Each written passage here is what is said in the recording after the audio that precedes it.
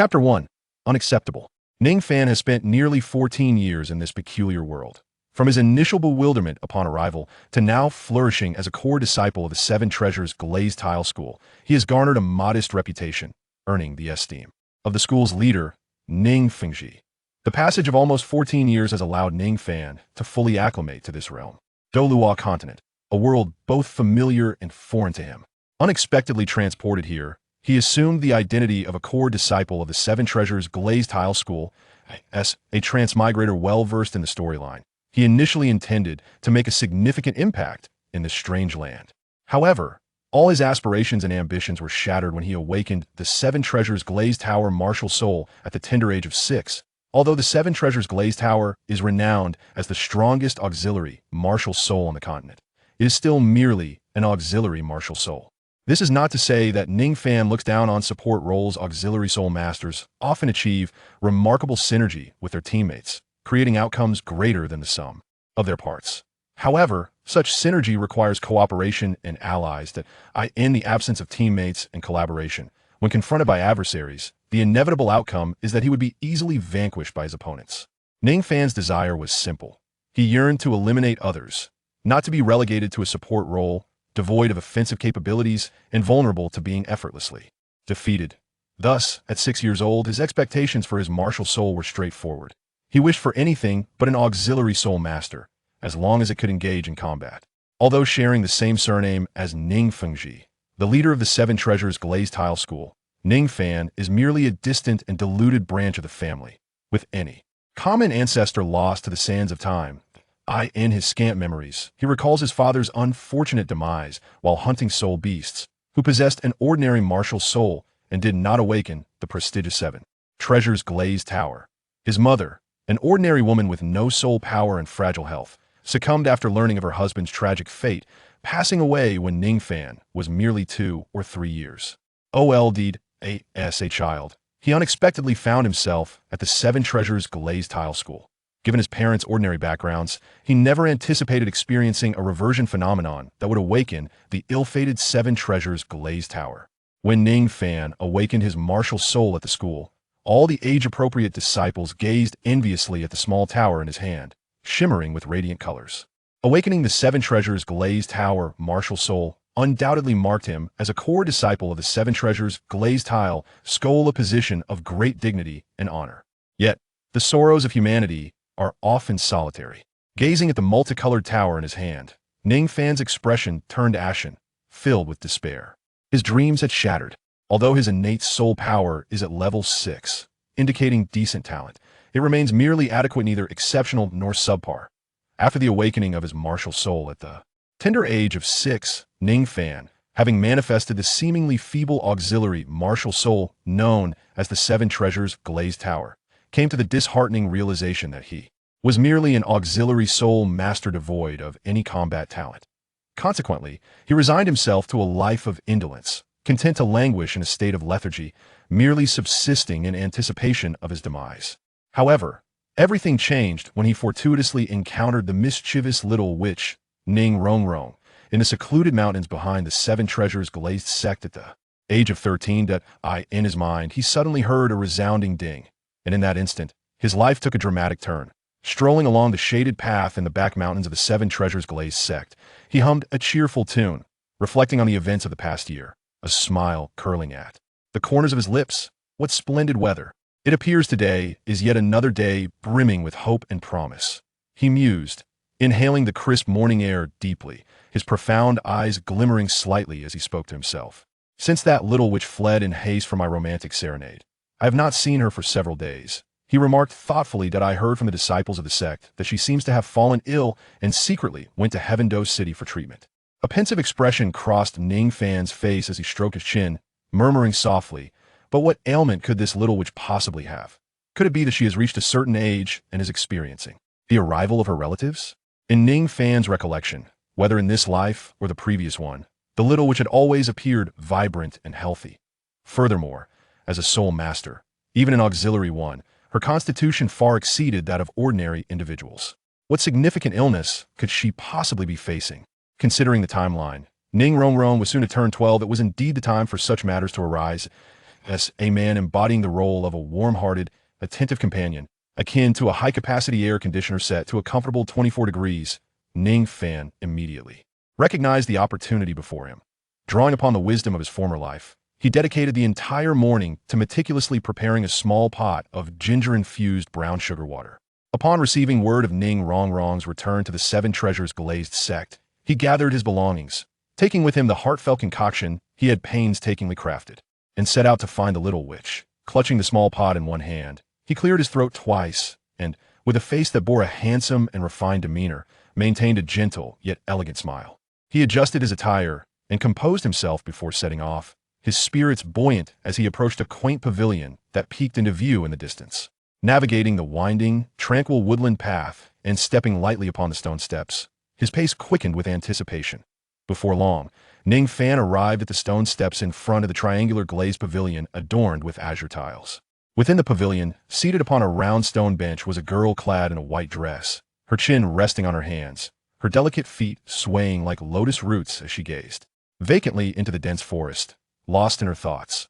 The girl appeared to be around 12 years of age, her shoulder-length hair framing a face that sparkled with mischief and cleverness, embodying the essence of a playful little sprite. Yet, after a year of relentless pursuit, Ning Fan was all too aware of her true nature. Beneath the seemingly adorable and innocent exterior of Ning Rongrong lies a temperament of considerable malice. Humph. Why have you come here again? Despite all the lessons I've imparted, you still show no signs of learning. Is there something amiss with your mind? The girl, who had been somewhat dazed in the woods, instantly brightened with a hint of bashfulness upon seeing Ning Fan's arrival. Ning Rongrong nimbly leapt down from her stone seat, standing with her delicate hands on her hips, and indignantly called out to Ning Fan in the distance. This little enchantress, with her notoriously difficult character, had often set traps and played pranks on Ning Fan during their initial encounters, causing him no small amount of distress. Now, as a result of Ning Fan's unwavering persistence, she had tacitly accepted his presence, yet her prideful demeanor still resisted acknowledgement. Seeing Ning Fan approach, she maintained her usual attitude, haughtily threatening him, embodying the petulance of a spoiled young lady. Perhaps this could be considered a form of charm? Though I must admit, it is not quite to my taste. Ning Fan shrugged nonchalantly, contemplating inwardly. As he observed the charming girl rebuking him, a gentle smile remained on his face. He stepped closer, holding a small pot filled with steaming soup, and positioned himself beside her. Inhaling the unique fragrance that enveloped Ning Rongrong, he beamed and spoke softly. Why should I not come? Rongrong, you are so beautiful as long as I can stay by your side.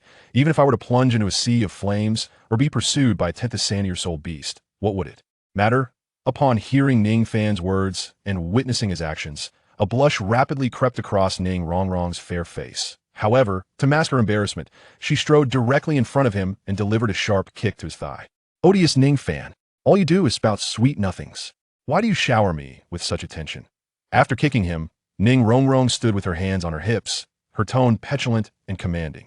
This sudden, vexed kick was delivered without mercy, and Ning Rongrong's momentum left no room for leniency. Although Ning Fan had grown accustomed to her spoiled demeanor over the past year, he felt the slight sting of pain in his right leg yet remained unfazed, his smile unwavering. While a series of notifications echoed in his mind, ding. Your soul power level experience has increased by 10%. Ding. Your musical talent has improved slightly. Ding. Your forging talent has improved slightly. Ding. You have earned 20 gold coins. The cold, mechanical voice resonating in his mind brought an unexpected sense of joy, contrasting with the sharpness of Ning Rongrong's kick. Is this the sensation of pain intertwined with pleasure? It is an experience that is simply irresistible. Chapter 2. A slight fondness for you. Oh, and what of that Dr. Luo? Is there no remedy he can provide? Ning Fan took a gentle sip from the tea prepared by the maidens of the Seven Treasures glazed tile school, who had already set out the cooled beverage. With a soft chuckle after their brief interaction, Ning Rongrong allowed Ning Fan to step into her restricted domain, inviting him to sit beside her. At this moment, after pouring the meticulously brewed ginger tea with brown sugar for Ning Rongrong, Ning Fan displayed a look of concern and inquired tenderly about her well-being. Although he was well aware that her earlier playful kick indicated no health issues, such expressions of care were still essential. Ning Rongrong rested her chin upon her hands, a faint blush gracing her cheeks for reasons unknown. Her beautiful eyes sparkled with a hint of intrigue as she spoke, her words slightly muddled. I'm uncertain what ailment I have that I've visited several apothecaries, and they all laughed and shook their heads, saying they could not prescribe anything. Oh, Ning Fan responded, nodding slightly, a knowing expression crossing his face. Just as he had surmised, this little enchantress was experiencing her monthly tribulations. Otherwise, how could so many renowned healing spirit masters in Heavendoe City be unable to provide a remedy? And what did Dr. Luo Shu say? Ning Fan inquired with a smile. Luo Shu was a well-known physician in Heavendoe City, renowned not only for his expertise in medicinal herbs, but also as a rare healing spirit master of the 48th rank. He said it is a matter of the heart, and that he cannot prescribe medicine, it requires a human touch. Ning Rongrong replied, her small hand cradling the bowl of ginger tea while the other traced the patterns on the stone table, her demeanor suddenly becoming shy. Ding. Your combat experience has increased slightly. Ding. You have acquired the blueprint for a revolver. A cold, mechanical voice echoed in Ning Fan's mind, indicating that the young lady before him was not at ease. However, he chose to focus on the bashful little enchantress, his gaze filled with curiosity. A matter of the heart? Ning Fan murmured to himself, then noticed the nearly empty bowl in Ning Rongrong's hands, surprise flickering in his eyes. This little enchantress had consumed the entire bowl of ginger tea he had prepared for her so swiftly. Astonished, he quickly resumed his role as a considerate companion. Nodding gently, he rose to refill her bowl once more. For matters of the heart, it is important to rest. Avoid jumping around all day and drink plenty of hot water, rather, hot soup. It seems you truly enjoy this. At least my efforts this morning were not in vain. As he bent down to refill her bowl, he continued to smile. Did you really brew this all morning? Ning Rongrong asked softly, her small hands cradling the bowl's rim as she savored its warmth.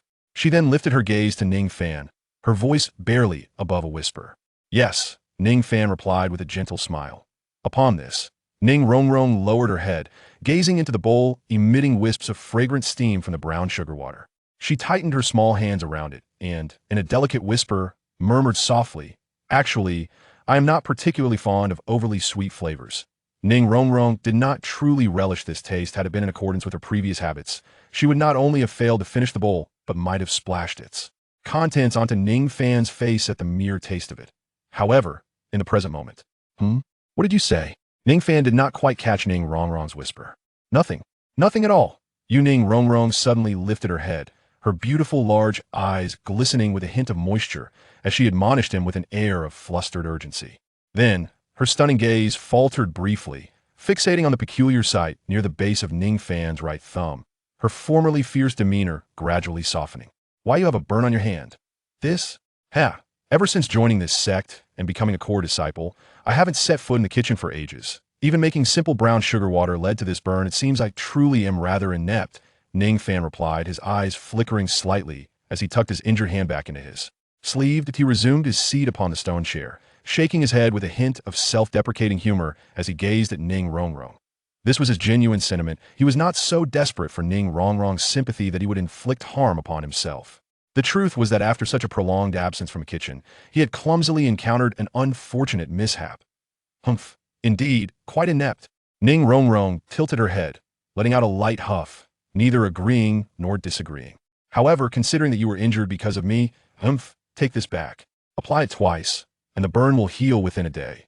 With a flick of her small hand, a flash of white light appeared, revealing a small jade vial upon the stone table. Ding! You have received 10 gold coins. At that moment, a voice echoed in Ning Fan's mind once more. Only 10 gold coins? Ning Fan stared vacantly at the jade vial, pondering silently. This was the first time Ning Rongrong had given him something logically. It should not be merely this little amount. What are you staring at? Hurry up and take it, Ning Rongrong exclaimed, slapping her small hand against the stone table in discontent. Right. Her admonition snapped Ning Fan back to reality, and he quickly accepted the jade vial, looking up at Ning Rongrong with an increasingly peculiar expression. For some reason, her fair complexion and ears were suffused with a rosy hue, making her adorable little head resemble a freshly boiled crab. Why does this little enchantress seem particularly odd today? It was indeed peculiar, as this lively little sorceress was typically full of energy, that a strange thought flitted through Ning Fan's mind, but he dismissed any further inquiry, clearing his thoughts. With a gentle smile that remained unchanged, he continued, Rongrong, I feel that you seem a bit off today. Could it be due to that heartache? If you are feeling down, perhaps it would do you good to relax. Would you like me to sneak you out for a little adventure? to help lift your spirits? Though a sense of unease lingered, Ning Fan chose not to dwell on it further. You are but a mere disciple. Do you truly believe you can deceive my father's gaze and allow me to slip away unaccompanied? Last time, when I attempted to sneak out, your confidence in assisting me only led to our discovery. You were sternly warned by father on that occasion. At this moment, the rosy hue on Ning Rongrong's face gradually faded, her petite hands folding across her chest as she regarded Ning Fan with disdain. Indeed, it poses a challenge, yet anything within my capability shall be entrusted to me, Ning Fan stated softly, his tone imbued with an undeniable certainty as he gazed into Ning Rongrong's eyes. Ning Rongrong's beautiful, large eyes momentarily averted their gaze, the blush that had previously faded resurfacing on her cheeks. She waved her delicate, fair hand at Ning Fan, speaking somewhat awkwardly as she did so. Forget it. If you sneak away this time and your father discovers it, your impression in his eyes will only worsen. Moreover, I am not feeling particularly down. Ning Rongrong buried her head, murmuring softly, seemingly lost in her thoughts. How peculiar, truly peculiar. Ning Fan couldn't help but raise his eyebrows in surprise. Hiss. When did this little demoness begin to consider his feelings and circumstances? However, was this heartache not merely a reflection of his melancholy? What could it possibly be? Moreover, it required human intervention? Could it be? At this moment, Ning Fan seemed to finally grasp the essence of his inner turmoil. He turned his head to glance at Ning Rongrong, a flicker of inscrutable emotion dancing in his eyes.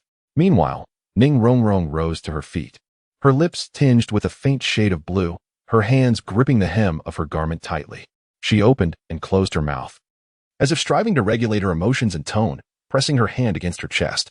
After taking several deep breaths, she stammered. In light of your special display during my last birthday, I was quite pleased. Therefore, I, miss, have decided to grant you an opportunity as a reward. Upon finishing her words, she lifted her proud and alabaster neck, closed her beautiful eyes, and her long eyelashes quivered gently, awaiting Ning Fan's response. Ning Fan exhaled softly, as Ning Rongrong's nearly explicit words made it abundantly clear what she truly meant. Does she desire me to confess my feelings? Ning Fan mused inwardly. However, while he understood her intentions, he opted to feign ignorance. The last time was merely an unexpected creation of mine. If Rongrong wishes to listen, I am more than willing to have her as my audience in the future. He chuckled softly, for I seek no reward. What? Ning Rongrong opened her beautiful, large eyes, filled with surprise and disbelief. She had never anticipated that her hints had been so glaringly obvious. How could he still be oblivious to her intentions? This foolish boy. This insufferable Ning Fan. Observing the unwavering gentle smile on the man's face, Ning Rongrong, in a fit of irritation, stamped her foot, internally berating Ning Fan. Meanwhile, Ning Fan, sensing the impending turmoil, exhibited an unusual demeanor. He cleared his throat and abruptly stood up, scratching the back of his head, and exclaimed, I just remembered something. My childhood friend's second aunt's third uncle's little brother is coming to see me today, so I must take my leave. With this flimsy excuse, the previously warm and harmonious atmosphere between them dissipated instantly. Ning Fan turned on his heel and fled. Stop right there. How dare you leave like this? I will summon Grandpa Bone to break your legs. Her tone remained as domineering as ever, but the slight tremor in her voice betrayed her heightened emotions. After all, even the little witch of the Seven Treasures glazed tile school had little experience with matters of the heart. After days of hesitation, she had finally summoned the courage to prepare herself, only to find her efforts met with such a result. Ning Rongrong, who had always enjoyed the favor of her sect, was unwilling to relent. Today, without a resolution, Ning Fan could not be allowed to depart. Upon hearing her words, Ning Fan's figure froze in place. He turned around, a look of helplessness on his face, and continued to feign ignorance with a teasing tone. Oh, Rongrong, you seem rather strange today. Are you truly reluctant to see me go? Based on past experiences, had Ning Fan uttered this line, the proud little witch would have certainly retorted with a flustered and indignant demand for him to leave. Yet today, Ning Rongrong was different. Her cheeks flushed as she huffed and nodded. You cannot leave. You must tell me. Tell you what? Did I not just say that everything I did before was out of my own volition? As long as you are happy, I require no reward. Ning Fan touched the tip of his nose, a look of bewilderment mingled with an unchanging light smile gracing his face, as he continued to feign ignorance. You. Ning Rongrong widened her eyes, entering a state where she wished to articulate something yet found herself at a loss for words. After a prolonged moment, she finally managed to grit her teeth and utter a single word. Observing this, Ning Fan could not help but smirk inwardly, knowing that as long as he feigned ignorance, she, with her proud and haughty demeanor, would never be the one to initiate that particular phrase. Over the course of a year spent with Ning Rongrong, Ning Fan had come to understand her temperament quite well. However, this time, he had evidently underestimated or overlooked Ning Rongrong's somewhat obsessive disposition, a trait born from being excessively pampered. At that moment, Ning Rongrong stood frozen, unsure of what to say. With her silver teeth clenched and stunning eyes wide open, she glared fiercely at the bewildered Ning Fan, resembling a willful little wildcat. "If there are no further instructions, I shall take my leave," he stated after a brief silence. "Do not leave." Ning Rongrong immediately stepped forward, her arms outstretched to block Ning Fan's path. In response, Ning Fan helplessly raised his hands in surrender and sighed deeply. "You foolish Ning Fan. You are nothing but a big dolt." Ning Rongrong suddenly shouted at him, her eyes closed, her voice tinged with a hint of desperation. Lifting her head, her delicate face flushed in hues of crimson, as if she were grappling with some inner turmoil. Her gaze then fell upon the burn scars on Ning Fan's right hand, which was revealed as he held his hands out. A peculiar glimmer danced in her beautiful eyes, shimmering with a captivating hue, imbued with a reckless determination.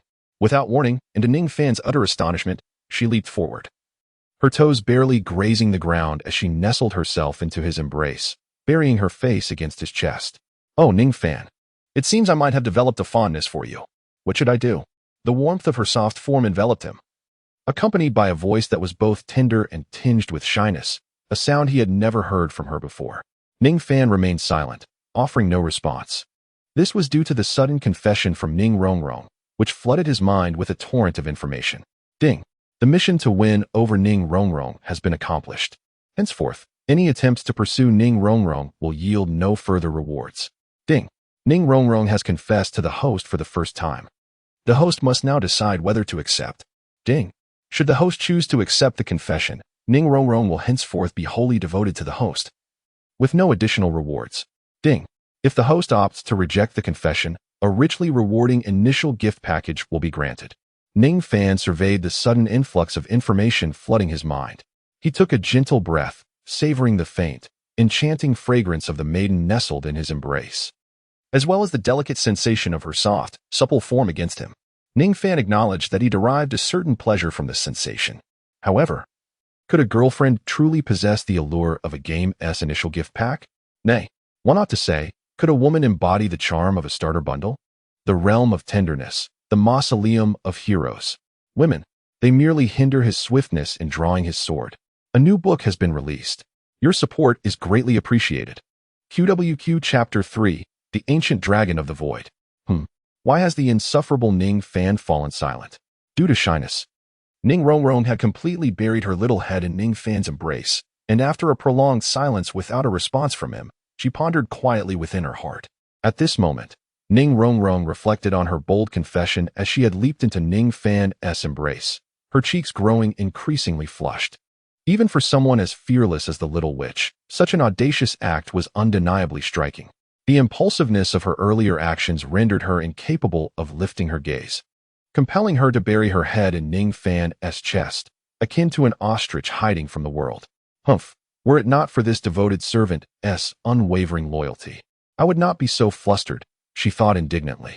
In the Seven Treasures glazed tile school, due to Ning Rongrong's charming appearance and noble status, many suitors sought her affection. However, under the manipulation of the little witch, most retreated in defeat, leaving only Ning Fan resolute in his pursuit. Throughout the past year, no matter how she teased or embarrassed him, he would invariably return the next day, refreshed and eager to bring her joy. Thus, Ning Rongrong was certain that Ning Fan harbored genuine feelings for her, an unwavering and steadfast love. With this realization, a spark of confidence ignited within her, accompanied by a swell of pride. It had been so long without a response. Surely, he must be overwhelmed with joy. Perhaps this was the happiest moment of his life? In her heart, Ning Rongrong felt a swell of pride. Suddenly, the shyness that had once enveloped her began to dissipate. She longed to raise her gaze and observe Ning Fan's reaction upon hearing her confession. Was he elated? Or was he so overwhelmed that tears threatened to spill? Contemplating this, Ning Rongrong regained her confidence, her petite face adorned with a smile of self-assured pride, as she lifted her head to behold Ning Fan's handsome visage. Yet, to her astonishment, there was no expression of joy or excitement on his face. Instead, he gazed down at her, and within his profound eyes lingered an emotion of poignant regret and helplessness that eluded her understanding. Ning Fan gazed at the girl in his arms, her head raised. With a rosy complexion and an endearing expression, he sighed and softly replied, "What else can I do? Naturally, I shall choose to remain friends." Ding. Congratulations, host. You have declined the confession of the A-grade target, Ning Rongrong, and have received the initial gift package. As soon as Ning Fan's voice faded, a message suddenly resonated within his mind. Oh, a friend? Ning Rongrong blinked her beautiful, large eyes in a somewhat silly manner. Although Ning Fan's statement was not particularly complex, she understood every word with clarity. However, it seemed she still failed to grasp its deeper meaning. Just as she was about to inquire further, a familiar huff echoed, causing Ning Rongrong to shiver slightly. Instinctively, she freed herself from Ning Fan's embrace and turned towards the source of the cold snort. Father? And Grandfather Jian? When did you arrive? Ning Rongrong gazed at the shaded path, where two silhouettes had mysteriously appeared. With a trembling voice, she covered her mouth and said, It was when my precious daughter intercepted someone, preventing them from leaving, that I and your grandfather Jian arrived. Who would have thought? My daughter, merely 12 years of age, has grown up so swiftly." A light, somewhat displeased chuckle echoed once more. Upon hearing this, Ning Rongrong's face flushed crimson, her hands covering her cheeks as steam seemed to rise from her head. To her astonishment, her father had witnessed everything from the sidelines. At that moment, Ning Fan turned to observe the two figures in the shaded path.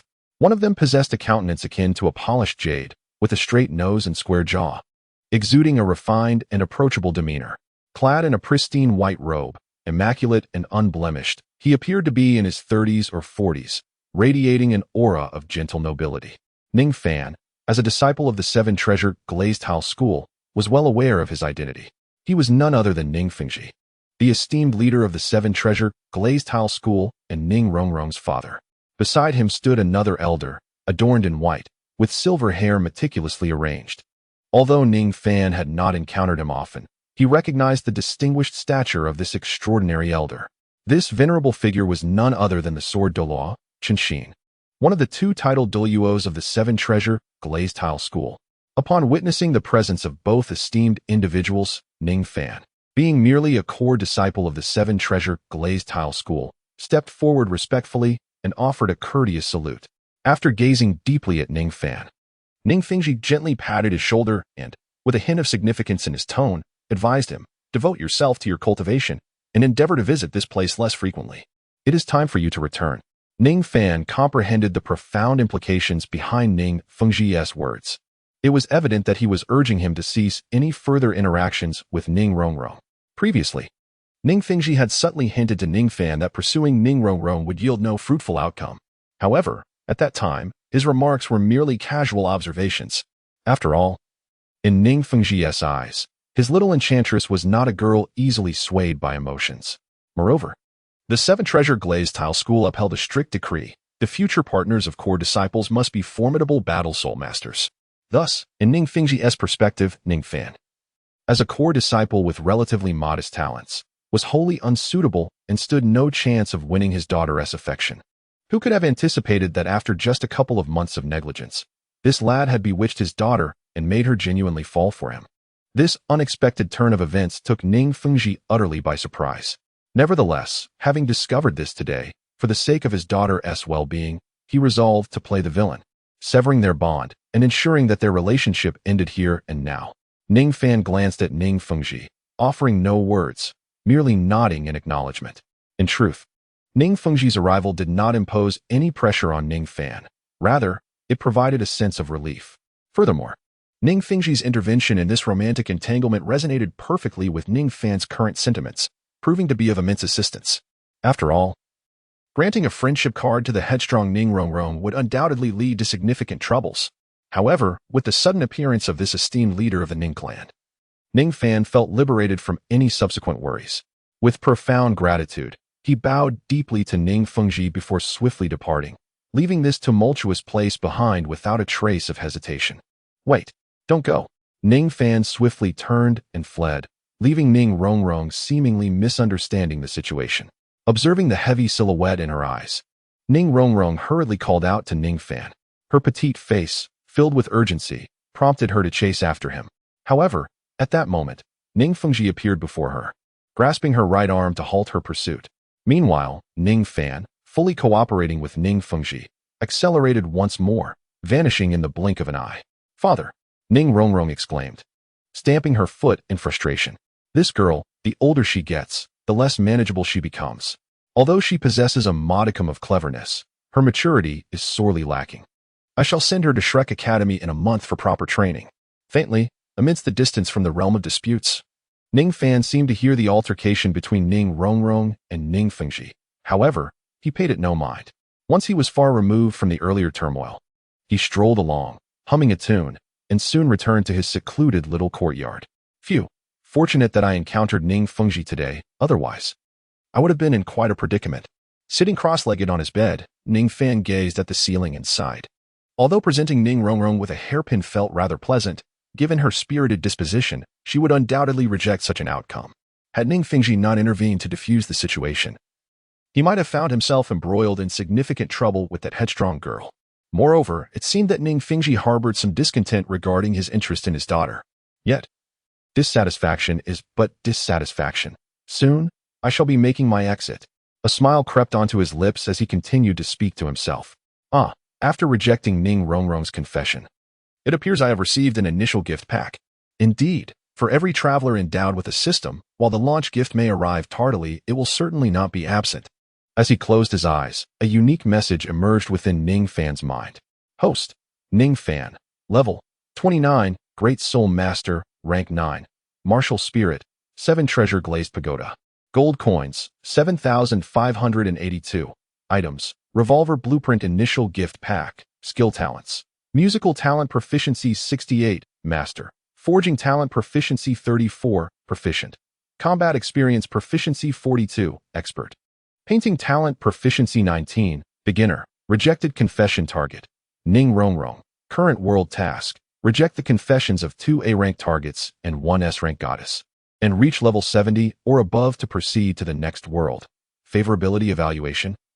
Ning Fan contemplated the information within his mind, a testament to the fruits of his endeavors since he acquired the goddess strategy system a year ago. Just a year prior, his soul power level was a mere 20. Placing him squarely in the middle tier of talent within the 7 Treasures Glazed Tile School. However, with the advent of this system, he ascended rapidly by 9 levels within that year. Now, among the younger generation of the 7 Treasures Glazed Tile School, he undeniably stood as the foremost in terms of soul power. Moreover, over the course of this year, he not only made significant strides in his soul power but also enhanced his skill talents remarkably. The strategy system within him appeared to be meticulously planning for his future, striving to cultivate his proficiency in various arts, including music, chess, calligraphy, and painting, thereby fostering his all-round development. Throughout the year, he successively awakened 4 talent skills. Except for music, which he had a modicum of familiarity with from his previous life, the rest of his skill talents began from scratch, gradually improving over time. As he glanced over the data that was already etched in his memory, he found himself pondering the 3 question marks regarding the affection ratings, which remained elusive to him. At that moment, Ning Fan chose not to dwell further on such thoughts, redirecting his focus to the substantial reward package before him. Ding!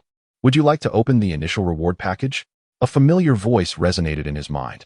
Open it. Ding! Congratulations. You have received 1 soul fruit, 2 experience capsules, 1 10,000-year soul ring, and 1,000-year soul ring. Wow, this initial reward package appears quite generous. Ning Fan gasped in awe upon witnessing the rewards unveiled from the initial package. Suddenly, his eyes widened, and a radiant joy illuminated his face as he erupted into laughter. Haha, I knew I could never be merely a support character in this life. With a flash of white light, a fist-sized, dark purple fruit adorned with peculiar patterns materialized in Ning Fan's hand. This was the soul fruit he had obtained, which held the remarkable ability to cultivate a second martial soul within him. The emergence of such an item was nothing short of a divine boon for Ning Fan, who had no desire to remain a mere support soul master. A smile that could scarcely be contained graced Ning Fan's face as he toyed with the soul fruit in his hand, his eyes glimmering with anticipation before he promptly consumed it. The fist-sized soul fruit dissolved instantly upon entry, and as Ning Fan swallowed it whole, an extraordinary energy began to surge and spread throughout his being. At that moment, with his eyes closed, Ning Fan sensed something within the depths of his soul, as if it were on the verge of manifesting. Ding! You have acquired the second martial soul, Ancient Void Dragon, Royal Family. As a voice echoed within his mind, Ning Fan's eyes flew open, blinking in disbelief as he murmured softly, Ancient Void Dragon? A dreamlike convergence? Chapter 4. A Dragon's Service. The Ancient Void Dragon, a being of unique nature, was both unfamiliar and familiar to Ning Fan. After all, according to his recollections, this entity was not supposed to belong to the pinnacle of beastly races in another world. How had it inexplicably transformed into his martial soul? This revelation was indeed unexpected for Ning Fan. However, the surprise swiftly dissipated, replaced by a visage of sheer delight. The Ancient Void Dragon Clan, inherently capable of mastering the mysteries of spatial laws, possessed formidable physical prowess and the ability to traverse various formations and peculiar voids at will. Such a powerful and extraordinary lineage as his martial soul would undoubtedly confer immense strength and bodily enhancements upon Ning Fan. First and foremost, with the successful awakening of his Ancient Void Dragon martial soul, he felt an overwhelming surge of power within him, reaching a terrifying magnitude. As he extended his hand to lightly grasp the edge of his metallic bed, he left a faint imprint without even applying force. This power was indeed fearsome.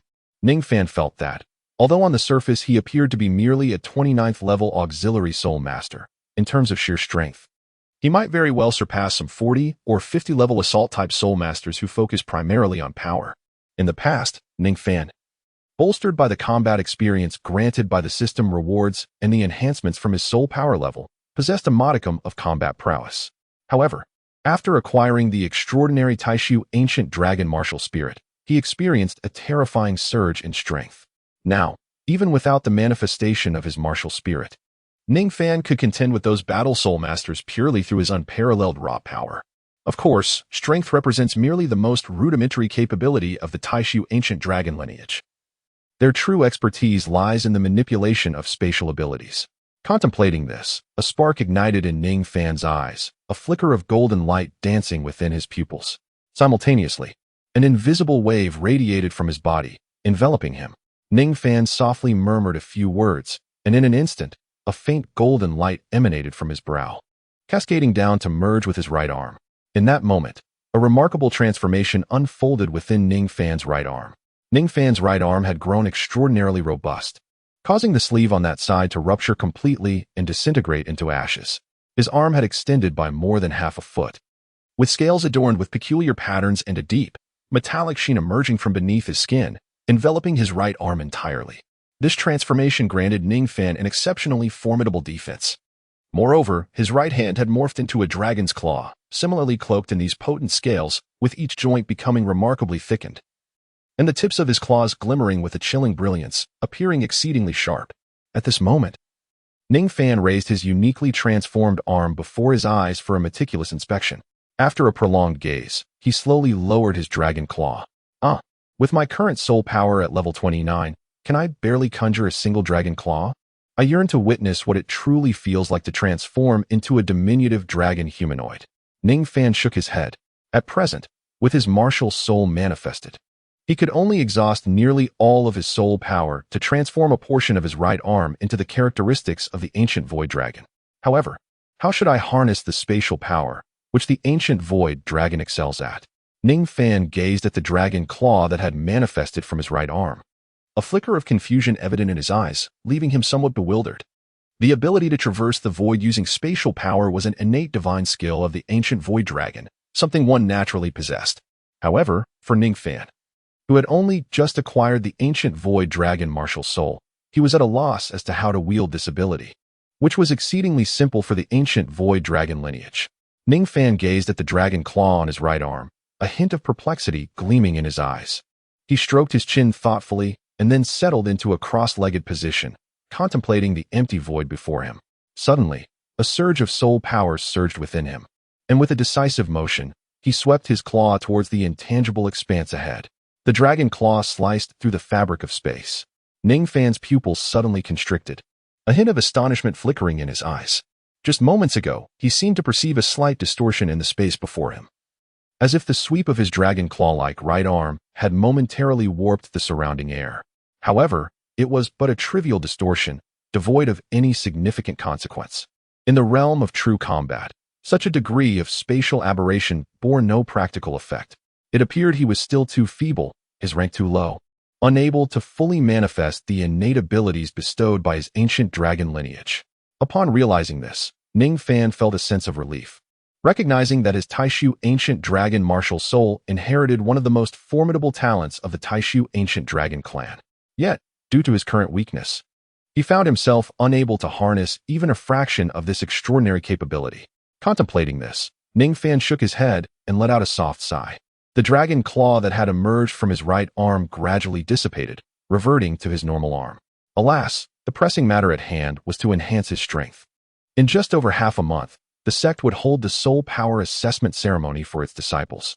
If he wished to orchestrate a seamless escape, he must elevate his soul power level to 30 within this brief period. Ning Fan sat cross-legged upon his bed, suddenly recalling something, and began to murmur to himself. Unlike the battle spirit masters among the outer and inner disciples, the core disciples of the Seven Treasures Glazed Tile School were entirely comprised of support-type soul masters, possessing little in the way of self-preservation abilities. Consequently, the Seven Treasures Glazed Tile School mandated that core disciples must attain a soul power level of 30 or above before they could venture out for training. Naturally, as a core disciple of the Seven Treasures Glazed Tile School, Ning Fan was no exception to this rule.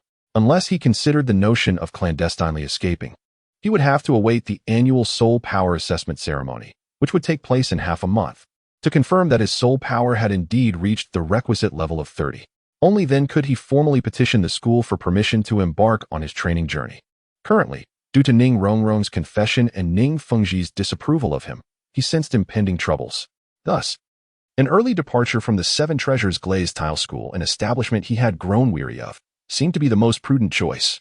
If he were to adhere to his previous pace of cultivation, he would not be able to achieve this in merely a fortnight. However, fortunately, this initial gift package contained something of great value. Ning Fan chuckled softly, reflecting on how, after Ning Rongrong's confession, he could no longer derive any rewards from her. However, fortuitously, the initial gift package had bestowed upon him a more effective solution. In his hand appeared a capsule, half red and half black, reminiscent of those commonly found in the apothecary of his previous life.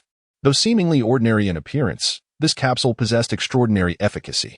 Experience capsule, applicable for levels below 40. Its consumption would directly elevate one's level by 1. After rejecting Ning Rongrong's confession, the system rewarded him with an exceptional gift package, which not only included the phenomenal soul fruit, but also yielded 2 experience capsules, a 1,000-year soul ring, and a 10,000-year soul ring. The experience capsules effectively alleviated Ning Fan's pressing predicament. Upon consuming one, he would ascend from level 29 to level 30, subsequently allowing the 1,000-year soul ring obtained from the gift package to be absorbed by his 7 treasure glazed tile. Within a single day, he would transform into a soul master with a soul power level exceeding 30. Moreover, the 10,000-year soul ring, with its commendable age, seemed suitable to serve as the first soul ring for his illusory ancient dragon.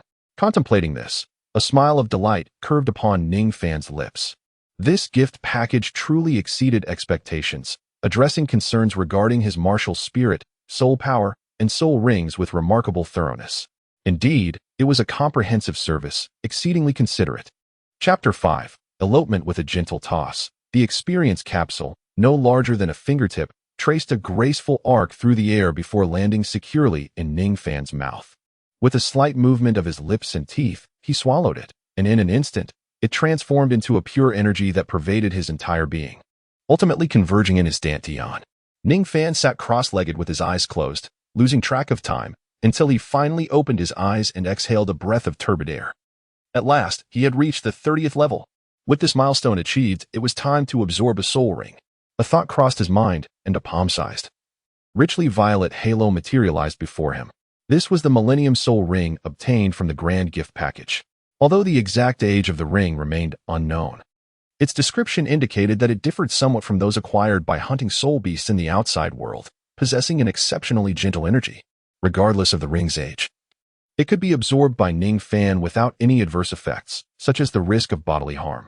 Thus, he resolved to designate this 10,000-year soul ring as the first ring for his second martial soul, the ancient void dragon.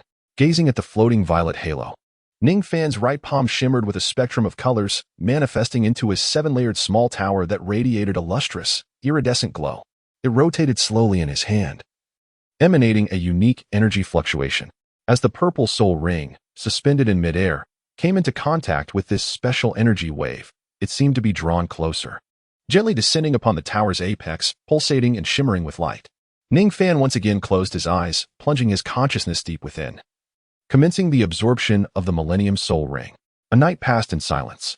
When Ning Fan finally opened his eyes, he was greeted by the bright sunlight streaming through the window. Almost an entire night had elapsed since he began the process of absorbing the Millennium Soul Ring. Now, without any surprise, Ning Fan had successfully absorbed the Soul Ring, breaking through the threshold of the 30th level, and had ascended to the rank of a 31st level Soul Master. He gently clenched his fist, reveling in the surging and abundant soul power coursing through his body. A smile unconsciously graced Ning Fan's lips. At just 13, nearing 14, he had already ascended to the esteemed rank of a 31st level Soul Master. Such a rapid advancement in power was undeniably comparable to that of the most exceptional prodigies. With this thought, the smile on Ning Fan's face broadened, though a hint of fatigue flickered in his eyes. Stretching his back and moving his somewhat stiff legs, he reflected on the Millennium Soul Ring, which, as described, possessed an extraordinarily gentle energy. However, the time required for its refinement was considerably prolonged. Throughout the refining process, he had not indulged in even a moment of rest or slumber. Thus, although his body brimmed with vitality from the breakthrough in soul power, his unrelenting spirit bore traces of weariness. As anticipated, his third soul skill pertained to enhancing soul power.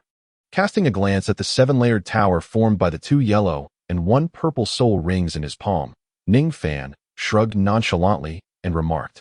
With a flick of his hand, he withdrew his martial soul into his being. To others, the 7-treasure glazed tower was a priceless treasure. However, for Ning Fan, it held little expectation. No matter how potent its auxiliary capabilities, it remained merely a support, devoid of any combat prowess. The sole advantage of being an auxiliary was the opportunity to remain in the background. After bestowing a couple of enhancement soul skills upon his teammates, he could retreat behind them and enjoy the unfolding spectacle in peace. An inexplicable thought brightened Ning Fan's eyes momentarily. After acquiring his second martial soul, he no longer harbored the same disdain for the 7-treasure glazed tower. Upon reflection, it seemed that in future skirmishes, he could feign the role of a helpless support-type soul master, hiding behind his allies while they valiantly fought. This appeared to be an exceedingly astute choice. He shook his head, clearing the chaotic thoughts swirling in his mind. The 7-treasure glazed tile, a support-type martial soul, was merely a source of amusement for him. The ancestral dragon of void, a martial soul that did not originally belong to this world, was, in Ning Fan's eyes, undoubtedly the strongest beast martial soul on the continent, without exception. As for the so-called blue electric Tyrannosaurus Rex martial soul and the like, Ning Fan regarded them with utter disregard. On the surface, all appeared to possess dragon-type martial souls, each name containing the word dragon. However, in the presence of his ancestral dragon of void, these dragon-type martial souls were nothing more than insignificant insects. Moreover, his ancestral dragon of void seemed to be more than just an ordinary one. It was distinctly marked by the system as a royal-grade ancestral dragon of void. Yet, Ning Fan was unaware of the differences between his royal-grade ancestral dragon of void and a typical one, nor did he comprehend any special significance it might hold. After all, he was likely the only individual in this world possessing such a unique martial soul. Taking a deep breath, he decided to take a moment to rest before proceeding to absorb and refine the 10,000-year spirit ring for his ancestral dragon of void. Ning Fan reclined on his bed, his body sprawled in a relaxed manner, preparing to indulge in a much-needed respite. After rejuvenating his spirit, he intended to absorb the first 10,000-year soul ring of his Taishu ancient dragon. Although he was eager to refine the soul ring immediately and witness the formidable soul abilities that would emerge from his martial spirit, he understood that haste would yield no fruitful results. Thus, he resolved to first enjoy a peaceful slumber, replenishing his mental fortitude before the arduous task of refining and absorbing the soul ring. After all, the process of assimilating the previous 1,000-year soul ring had consumed nearly an entire night. The time required for the absorption of this 10,000-year soul ring would undoubtedly be even more daunting. Given his current prowess, Ning Fan estimated that he would need at least 2 or 3 days to fully absorb the immense energy contained within it. Therefore, there was no need to rush. He would first take a restorative nap. With his eyes closed, he quickly fell into a deep slumber. After approximately 6 or 7 hours, Ning Fan awoke naturally, shaking off the remnants of sleep as he clapped his hands against his head and promptly sat up cross-legged. He gazed at the black soul ring that had materialized before him, a grin spreading across his face as a peculiar golden light flickered in his eyes, emanating an unusual energy wave. With his mind becoming focused, he closed his eyes once more and prepared himself to officially commence the absorption of the 10,000-year soul ring. In the Seven Treasures glazed tile school, hidden within the bamboo groves of the rear mountain and adjacent to a gentle brook, lay a courtyard of exceptional topography, serving as the resting place for the sect leader. Access to this sanctuary was strictly forbidden to all but those of exceptional status. Within the Seven Treasures glazed tile school, only a select few were permitted entry, apart from the sect leader Ning Fan and the 2 titled Douluos of the sect. Only Ning Rongrong had the freedom to come and go at will. However, the courtyard that had previously been a playground for Ning Rongrong had now transformed into a cage, confining her within its boundaries, rendering her unable to escape.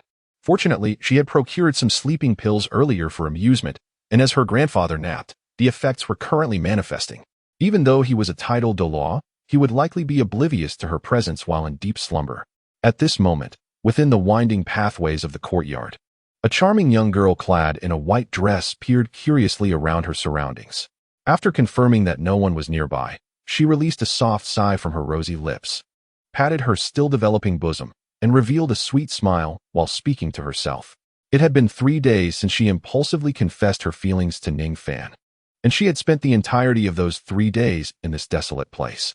Contemplating this, Ning Rongrong furrowed her adorable nose, and a flicker of dissatisfaction crossed her beautiful eyes.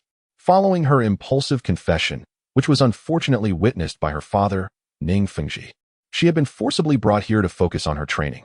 Furthermore, the 2 guardians of the Seven Treasure glazed tile school, the Sword Douluo and the Bone Douluo, were tasked with watching over her, ensuring her dedication to her training and forbidding her from venturing outside.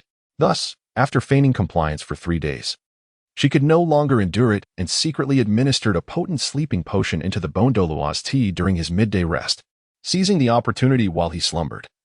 She planned to sneak out in search of Ning Fan. After all, she had mustered the courage to confess, only to receive a vague response from him. Therefore, she felt compelled to clarify his true intentions in person. In her heart, an undercurrent of worry lingered. Was Ning Fan being coerced or threatened by her father? She was well aware of the rules of the Seven Treasure glazed tile school, which dictated that her future partner must, at the very least, be a soul master.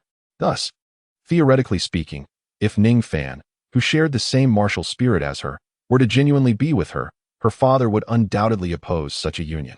In Ning Rongrong's view, Ning Fan's prolonged silence was surely a result of her father's warnings or threats, perhaps even punishment. Consequently, she felt an urgent need to escape this place and find Ning Fan. And then what would she do next? Ning Rongrong pondered this, her beautiful eyes reflecting a mixture of contemplation and distress. Suddenly, her gaze brightened, her hands clasped together in delight as she gently clapped, an uncontrollable excitement illuminating her fair little face. Surely, her father would never consent to her being with him. What if she eloped with him? Chapter 6. Unworthy as the cherished little princess of the Seven Treasure glazed tile school, after being confined by her father for a few days, she was struck by a whimsical idea to express her discontent with her father through elopement. Resolutely nodding her small head, having made up her mind, Ning Rongrong hastened through the winding corridor, taking care to make as little noise as possible. She yearned to leave this place immediately and find Ning Fan, embarking together on her first thrilling and exhilarating journey of elopement.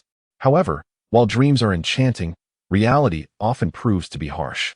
Silently passing through the front courtyard's passage, Ning Rongrong soon arrived at the sole exit of the courtyard. Spotting the slightly ajar door in the distance, she resembled a cunning little fox, a triumphant smile gracing her lips as her small hands rested behind her back. She skipped joyfully towards the grand door. Yet, at that moment, She inexplicably sensed a blur before her eyes, and a dark shadow emerged. Before Ning Rongrong could react, an exceedingly large and robust figure, with a gaunt face that appeared lifeless and devoid of spirit, akin to a desiccated corpse, suddenly materialized before her. Ah! Ning Rongrong let out a startled cry. However, her reaction was not one of fear towards the fearsome elder before her, but rather one of astonishment and disbelief. She had never anticipated that this old man would appear here. In her imagination, this sudden visitor should have been in a deep slumber, rendered unconscious by the potent sleeping medication she had administered. The terrifying figure before her was none other than another titled Douluo of the Seven Treasure Glazed Tile School, a rank 95 titled Douluo, Gurong, also known as Bone Grandpa. Bone Grandpa? How could you? Hehe, my dear girl, you must realize that your Bone Grandpa is indeed a titled Douluo. How could your little sleeping draft possibly affect me? Gurong, gazing at the charming girl before him, revealed a smile that was unexpectedly gentle and warm, a stark contrast to his fearsome visage. Come back with your Bone Grandpa. Focus on your cultivation, and refrain from thinking about anything else. Your father has made it clear that you are not to leave this place for an entire month. His voice, raspy like leaves blown by the wind, echoed in Ning Rongrong's ears. Lowering her head, she could feel the unusual glimmer in her jewel-like eyes. She understood that if she returned now, she would have no opportunity to escape in the month to come. Gazing at the door so close yet seemingly unattainable, she felt a surge of despair. Her eyes darted around, her delicate brows furrowed, and soon her beautiful eyes brimmed with tears as she buried her head, her shoulders trembling with soft sobs. Ning Rongrong wept. Yet her tears were but a facade. In the Seven Treasure Glazed Tile School, the one who cherished and indulged her most was not her father, Ning Fan, but rather the two titled Douluos of the sect. In the past, whenever Ning Rongrong caused trouble, even when Ning Fan was enraged and sought to discipline her, she could always leverage the affection of these two titled Douluos to evade punishment. It could be said that Ning Rongrong, a mischievous little sprite, had become a product of their indulgence. Therefore, upon realizing her escape was futile, she resolved to adopt a different strategy, a more roundabout approach. Upon witnessing Ning Rongrong silently sobbing, Gurong, though aware that this might be a ploy for sympathy from the whimsical little princess, found it difficult to remain unmoved. The sound of her weeping and the sight of her tear-streaked face compelled him to reach out, his large hand nervously brushing through the sparse strands of hair on his head before he stepped forward to comfort her. "Oh, my little princess, why are you crying? Do not weep. If you are weary of staying here, Grandpa Bone will take you out to play." "Really? Grandpa Bone, you mustn't deceive me," Ning Rongrong replied. Her head bowed, her sobs momentarily halting, a flicker of joy igniting within her. She then lifted her head, her eyes tinged with redness, gazing at the Bone Douluo, and softly cried, "Could Grandpa Bone ever lie to you? As long as you do not meet that boy, anything else is permissible." Seeing Ning Rongrong momentarily cease her sobbing, Gurong exhaled in relief and confidently patted his chest, assuring her. However, this assurance, in Ning Rongrong's ears, shattered the glimmer of hope she had just nurtured. After all, she had endured countless hardships and devised myriad plans to escape solely to seek out Ning Fan. If she were barred from meeting him, what meaning would her departure hold? In an instant, hope was extinguished once more, and Ning Rongrong, overwhelmed by sorrow, began to weep earnestly. Her delicate form trembled slightly, her crimson eyes overflowing with crystalline tears that cascaded down her fair cheeks. Gone was the spirited demeanor of the little witch. Instead, she appeared fragile and pitiable, evoking deep sympathy.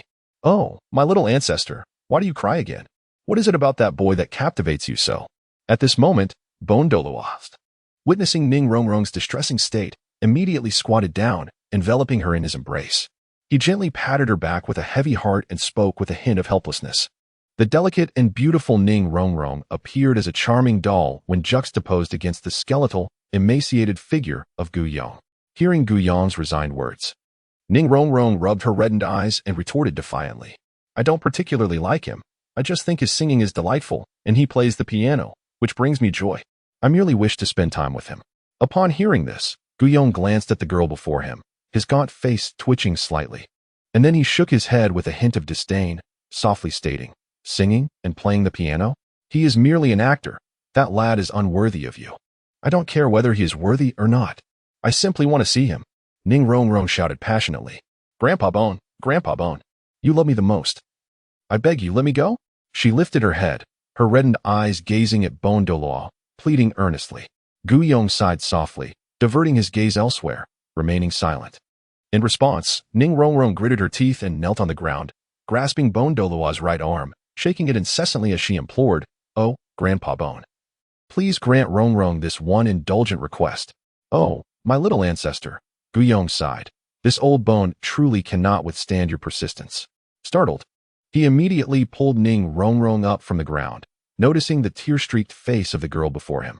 At that moment, a flicker of struggle appeared in Gu Yong's eyes, and he exhaled deeply before speaking slowly.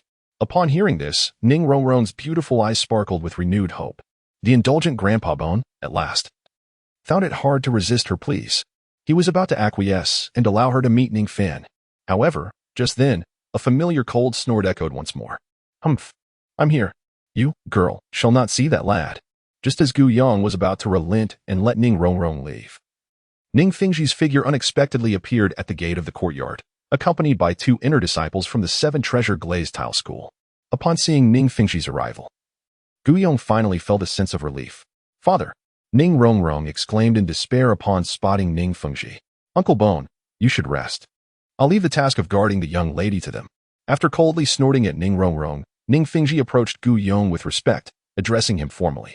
Gu Yong glanced at Ning Rongrong, hesitated for a moment, and then nodded slightly. "Very well, Grandpa Bone. You actually informed Father." In her desperation, Ning Rongrong seemed to realize something upon witnessing the scene before her. Addressing the ancient tree, she lamented, "Alas, Grandfather Bone, not only are you soft of bone, but your ears are also easily swayed. That young man is indeed not a suitable match for you." In response, Gu Rong sighed softly and began to explain. "Grandfather Bone, I loathe you. I shall never speak to you again." Ning Rongrong exclaimed, her emotions boiling over. "Take the young lady back. She is not to leave this place for a month." Ning Fengji commanded, witnessing the unfolding drama.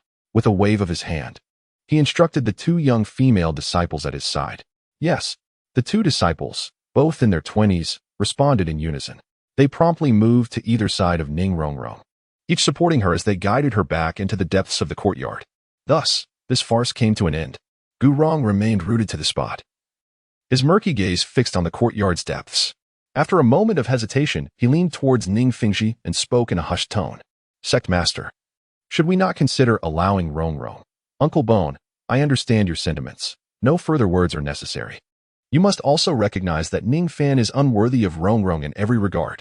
I believe it is best for them not to meet. And this course of action is for her own good."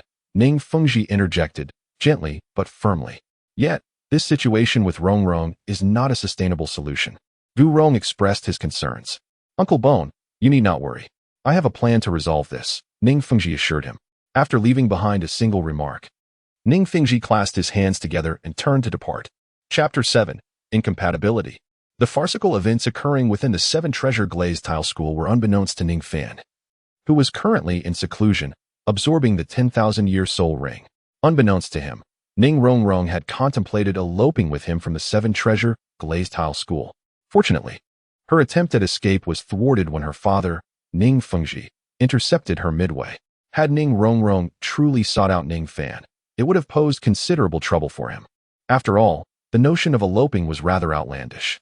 If Ning Fan had indeed run away with Ning Rongrong and subsequently been apprehended by the Seven Treasure Glazed Tile School, Ning Fengji would have certainly dismembered him for abducting his precious daughter. Thus, while Ning Fan quietly absorbed the 10,000-year soul ring, he remained blissfully unaware that he had narrowly averted a significant crisis. Upon opening his eyes, a peculiar golden light flickered within them. With a muffled grunt, an invisible wave emanated from his body. After 3 days, Ning Fan had finally completed the absorption of the 10,000-year soul ring. Feeling the vibrant soul power coursing through him, it was evident that, with the immense energy contained within this black soul ring, his strength had surged dramatically. Although he had only recently broken through to the Soul Master level, the monumental energy of the Soul Ring propelled his soul power from level 31 to 35. A remarkable ascent akin to the simplicity of eating and drinking. Moreover, his unique second martial soul, the ancient dragon of nothingness, had now acquired its first soul ring. A 10,000-year soul skill. The mere thought of this term ignited an uncontrollable excitement and exhilaration on Ning Fan's face. Is this truly my first soul skill? Indeed. As expected of a 10,000-year soul skill, it is simply terrifying. With his eyes closed, he examined the information regarding the first soul skill of his ancient dragon of nothingness. As he opened his eyes, inhaling deeply, he murmured softly. After speaking, he swiftly rose from his bed. Although 3 consecutive days of refining the soul ring had left him mentally and physically exhausted, yearning for a deep, uninterrupted slumber to restore his strength. Curiosity about the prowess of his first soul skill compelled Ning Fan to venture out immediately. He resolved to seek a secluded spot to witness the manifestation of his inaugural soul skill. Therefore, he swiftly arose, disregarding everything else, and briskly walked to open the door. At this moment, it was the morning hours. The sun hung high in the sky, casting a somewhat glaring light that streamed through the cracks of the door, directly illuminating Ning Fan's eyes. Although the sunlight was not particularly intense, it was enough to make Ning Fan, who had not stepped outside for 4 or 5 days and had not personally encountered the outside world, instinctively squint in discomfort. Ning Fingji? Ning Fan's heart raced in surprise. Soon, he regained his composure and glanced outside. Just as he was about to take a step to leave this place when he unexpectedly spotted a distinctive figure. There stood Ning Fingji, the esteemed leader of the 7-treasured glazed tile school, clad in an elegant white robe, with his hands clasped behind him. Positioned in the small courtyard of no more than 40 square meters. With a furrowed brow, his gaze was fixed upon Ning Fan, who was hastily preparing to exit. Noticing Ning Fengji's inexplicable presence, Ning Fan raised an eyebrow, temporarily setting aside his intentions and actions regarding the trial of his first soul skill. Ning Fan approached him with several strides and bowed respectfully. "Respected master, may I inquire if you have come here for any matters to instruct your disciple?" Ning Fengji, with a stoic expression, cast a profound glance at Ning Fan before nodding slightly. He gestured towards the ancient locust tree in the center of the courtyard, beneath which stood a square stone table crafted from blue stone, accompanied by 2 round stone stools for respite. "Let us proceed. I have matters of significance to discuss with you." Ning Fingji finally spoke softly to Ning Fan. "Indeed," Ning Fan replied, though his expression revealed nothing of his thoughts, which were already surmising the purpose of Ning Fengji's visit.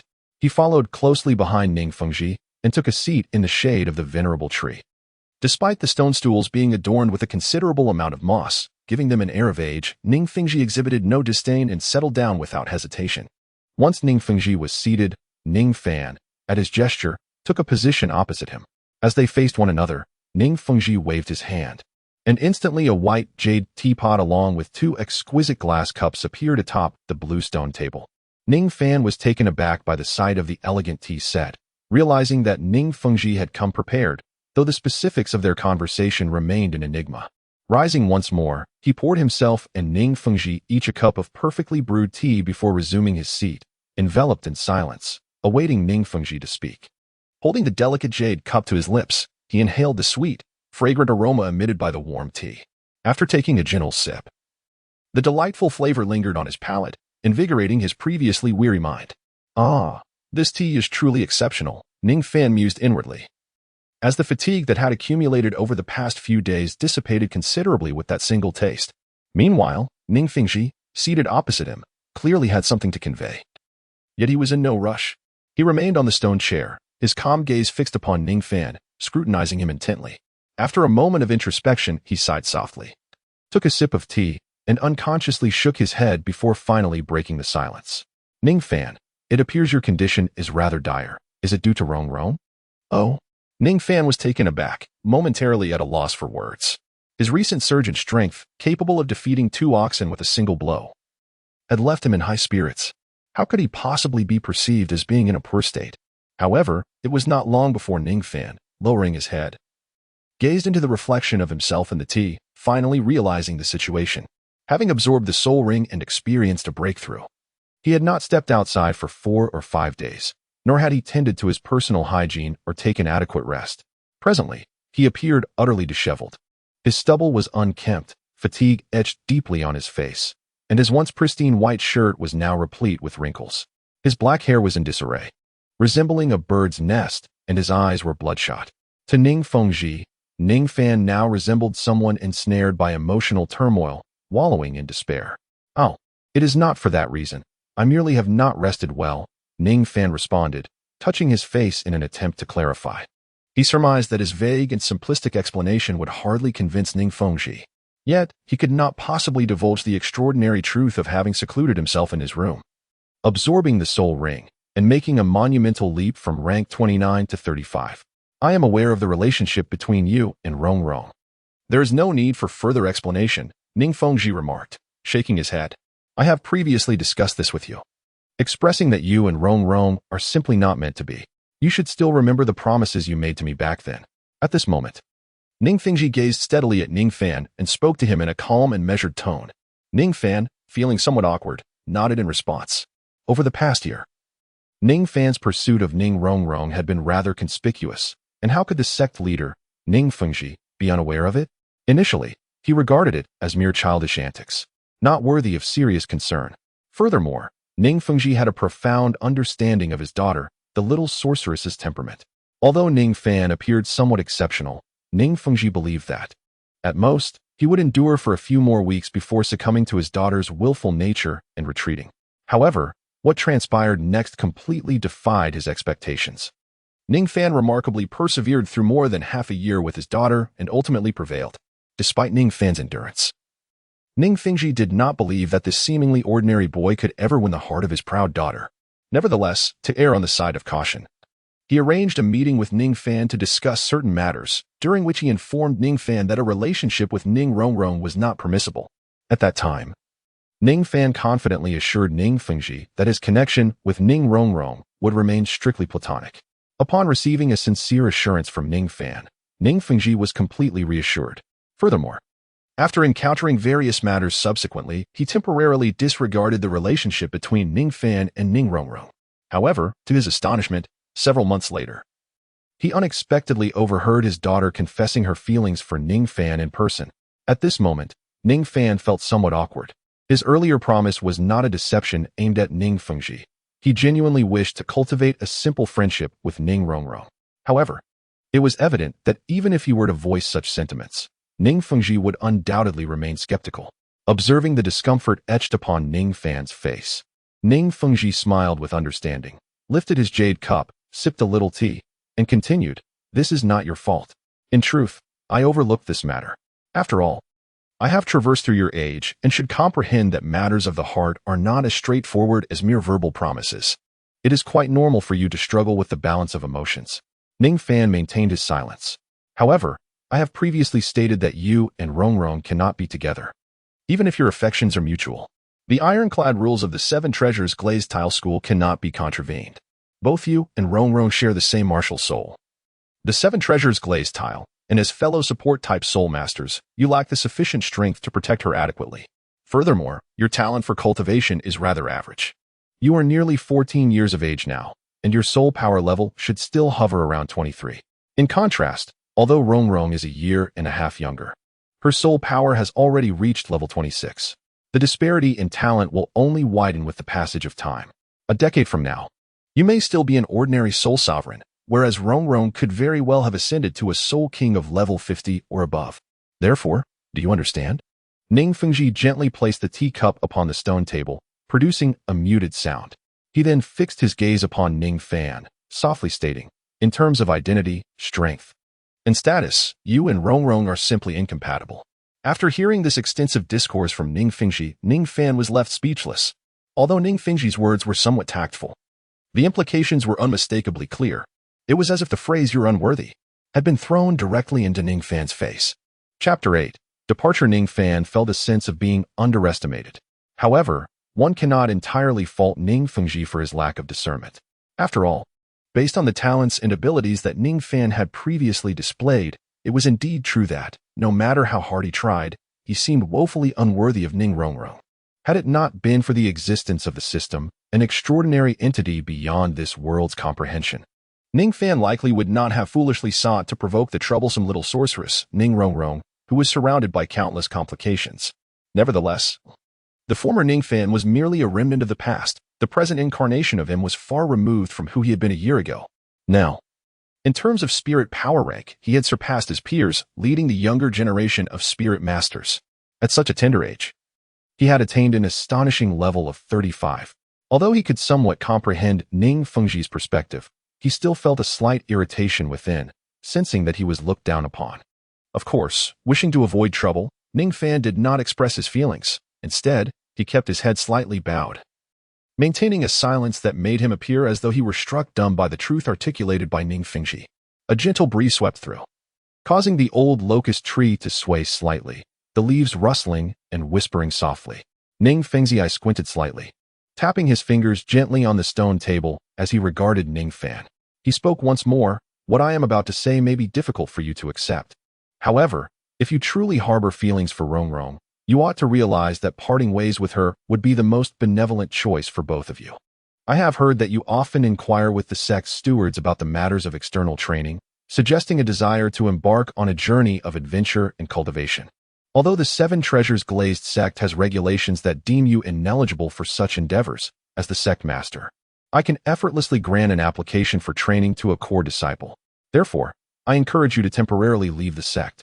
After Ning Fengji concluded his speech, he paused momentarily.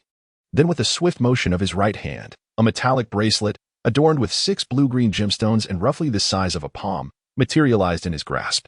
Ning Fengji placed the object upon the stone table and, with a gentle push, positioned it before Ning Fan. This is a spatial soul guide in the form of a bracelet that I have prepared for you. It encompasses a volume of 6 cubic units, within which are stored ample provisions, medicinal supplies, and various items, along with 20,000 soul coins. Accept it. Ning Fengji's voice resonated once more, calm yet profoundly authoritative. Ning Fan lowered his head, gazing at the metallic bracelet, the corners of his mouth twitching slightly. In an effort to extricate himself from the entanglements with Ning Rongrong, Ning Fengji had resorted to the pretext of allowing him to hone his skills, intending to banish him from the Seven Treasure Glazed Tile School. He had even prepared all the essentials for him.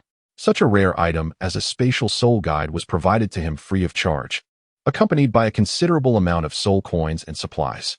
With merely a nod, he could depart with this invaluable spatial soul guide along with the soul coins and other provisions it contained. Yet, why did this scene feel so hauntingly familiar? Ning Fan gazed at the gem-studded metallic bracelet, a slight furrow forming on his brow. Was this not reminiscent of the classic tropes often portrayed in films and novels of his past life? The male protagonist falls for a female lead whose status and prowess are utterly mismatched with his own. Yet, the female lead's family disdains the male protagonist's humble origins and capabilities, deeming him unworthy. Fearing for their daughter's feelings, they confront the male protagonist, imploring him with both reason and sentiment to relinquish his pursuit. They even offer him a multitude of incentives to ensure he remains distant from their daughter. How had things suddenly devolved into such a melodramatic scenario? Ning Fan silently lamented. As he contemplated the bracelet, which served as a spatial soul guide, he exhaled slowly. What response should he offer Ning Fengji at this moment? Should he adhere to the archetypal narrative, adopting a countenance of indignation, casting the bracelet to the ground with great force and trampling it underfoot?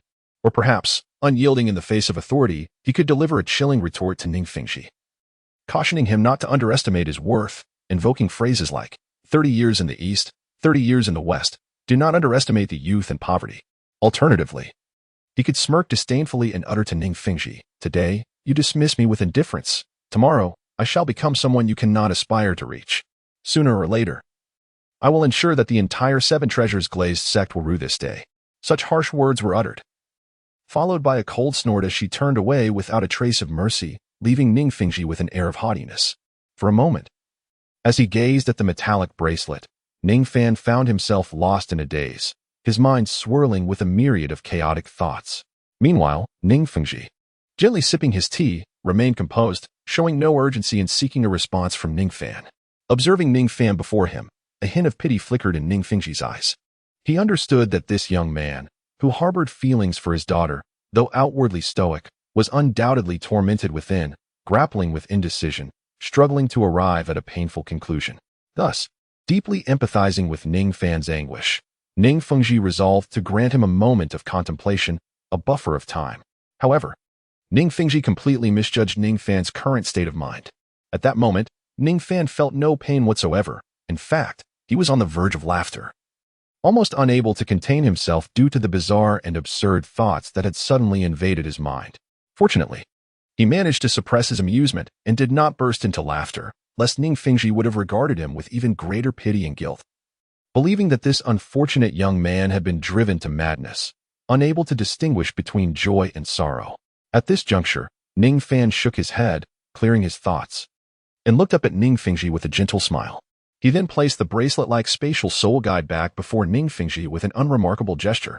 Though he longed to express a fervent declaration, perhaps something akin to 30 years in the East, 30 years in the West, or recreate the various scenarios that had played out in his imagination, he recognized that imagination was merely that imagination. Furthermore, while Ning Fengji might look down upon him, he was not a petty, aggressive man. Therefore, Ning Fan chose to respond in the most ordinary and conventional manner. Observing this, Ning Fengji's brow furrowed deeply, mistakenly believing Ning Fan was rejecting his offer and was about to speak. At that moment, Ning Fan, with a light smile, shook his head and softly said, "Respected sect master, I understand your concerns, and I shall depart from the Seven Treasures Glazed Tile School on my own. However, I will not be needing these items. As a soul master and a disciple of the Seven Treasures Glazed Tile School, I can rely on my own abilities to navigate the outside world." Upon hearing this, Ning Fengji's brow instantly relaxed, and glancing at the metallic bracelet, he replied, "Oh, as long as you agree, that is well.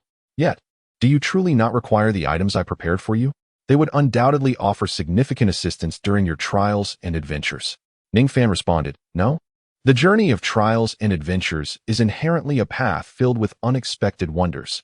If one is overly prepared, everything becomes too simple, which would be counterproductive." Ning Fan waved his hand, once again declining. Upon hearing this, Ning Fengji furrowed his brow, a hint of admiration gleaming in his eyes as he cast a deep glance at Ning Fan before retracting the metallic bracelet into his sleeve. He, though young, he possesses considerable pride. Since you cannot overcome that inner barrier and refuse to accept it, I shall not insist further. Listening to these words, Ning Fan felt a silent exasperation within. It was evident to him that Ning Fengji had likely misunderstood his intentions. He believed that Ning Fan's reluctance to accept the spatial soul guide he had prepared stemmed from a desire to preserve the purity of his feelings for Ning Rongrong, despite having agreed to part ways with her. In truth, Ning Fan's refusal was primarily due to the fact that throughout the past year, through his pursuit of Ning Rongrong, he had acquired a plethora of rewards, among which was a ring with a vast storage space. Hence, the precious spatial soul guide offered by Ning Fengji held no value for him whatsoever. Furthermore, Ning Fan already harbored a degree of disdain towards Ning Fengji's attitude, and in the absence of necessity, he had no desire to accept a favor from him. Thus, he chose to reject it. However, despite being misunderstood, he harbored no inclination to clarify. Misunderstandings would remain as they were, for they would not cost him anything. Ning Fan sighed with a hint of resignation, stifling a tedious yawn as he turned his gaze to Ning Fengji. "Esteemed sect master, though I am aware of your desire for my immediate departure, I implore you to grant me one final request. May I remain at the Seven Treasure Glazed Tile sect for just one more day?" As soon as Ning Fan's words fell, Ning Fengji furrowed his brows once more. "You remain undeterred, yearning to see Rong one last time? I regret to inform you that I cannot acquiesce to that request." Ning Fan's forehead was adorned with several dark lines. Ning Fengji appears to harbor a significant misunderstanding of him, perceiving him as some lovesick fool. In truth, all he desires is to rest for a while before departing, to rejuvenate his spirit before embarking on his journey. Ning Fan, with bloodshot eyes, gazes at Ning Fengji and articulates each word deliberately. Chapter 9. A chance encounter. The sun shines brightly, its warmth not oppressive, casting dappled light through the trees lining the roadside, creating a mosaic on the ground. Occasionally, a gentle breeze stirs, causing the foliage to sway, rendering the scene refreshingly natural. Beside this spacious thoroughfare, a youth clad in a blue robe, approximately 14 years of age and strikingly handsome, is making his way. However, rather than hurrying like the other passers-by, this young man strolls leisurely. This 14-year-old lad is none other than Ning Fan, who, after receiving a lecture from Ning Fengji, has chosen to leave the Seven Treasure Glazed Tile School. In truth, he is not overly concerned about Ning Fengji's insistence that he depart from the Seven Treasure Glazed Tile School. After all, he had originally planned to showcase his prowess at the upcoming Soul Power Assessment ceremony in half a month's time. With a soul power level exceeding 30, he aims to astonish everyone and earn the right to venture out for training. However, an unexpected turn of events has unfolded. In order to avoid further entanglement with Ning Rongrong, Ning Fengji invoked his authority under the guise of training and expedited his expulsion from the Seven Treasure Glazed Tile sect. Although this decision left him feeling somewhat discontented, Ning Fan remained largely unfazed. A minor setback had occurred, yet it aligned closely with his prior plans. After all, he intended to depart from the seven-treasure glazed tile sect regardless, and this was merely an advancement of several days due to Ning Fingji's intervention. Upon reflection, it seemed he had already been traveling for nearly a week. He appeared to have exited the Heaven-Do Empire, and according to passers-by, there was a place ahead known as Qingyan Town. He pondered his current location, hoping he had not veered off course yet again. Ning Fan squinted his eyes, gazing at a faintly discernible small town in the distance, murmuring to himself. He then leaned against a large tree by the roadside, retrieving a massive parchment map from his spatial ring. With both hands spread wide, he lowered his head to scrutinize it meticulously. At last, he located the tiny name of the town towards the west edge of the map. His lips curled slightly, and he folded the map, shaking his head with a sigh. Not only was he unfamiliar with the area, but he was also somewhat directionally challenged, coupled with the abysmal transportation system of this world. It was no surprise he had taken a wrong turn. According to the map, he had indeed departed from the Heaven-Do Empire. Yet he had not reached his intended destination, the Barak Kingdom. Instead, he found himself in a duchy named Lower, close to the Douluo Empire. Alas, he would need an additional 2 or 3 days to reach Soto City. Sighing once more, he glanced at the small town ahead and shook his head in resignation. He quickened his pace, soon arriving at the quaint Qingyan Town. Qingyan Town nestled against a dense, ancient forest teeming with spirit beasts. Consequently, many mercenaries and low-level spirit masters frequented this area. As Ning Fan strolled along the cobblestone streets of the town, he inadvertently attracted a number of curious glances. After all, the locals were predominantly rugged mercenaries and spirit masters, often seen banding together with arms crossed.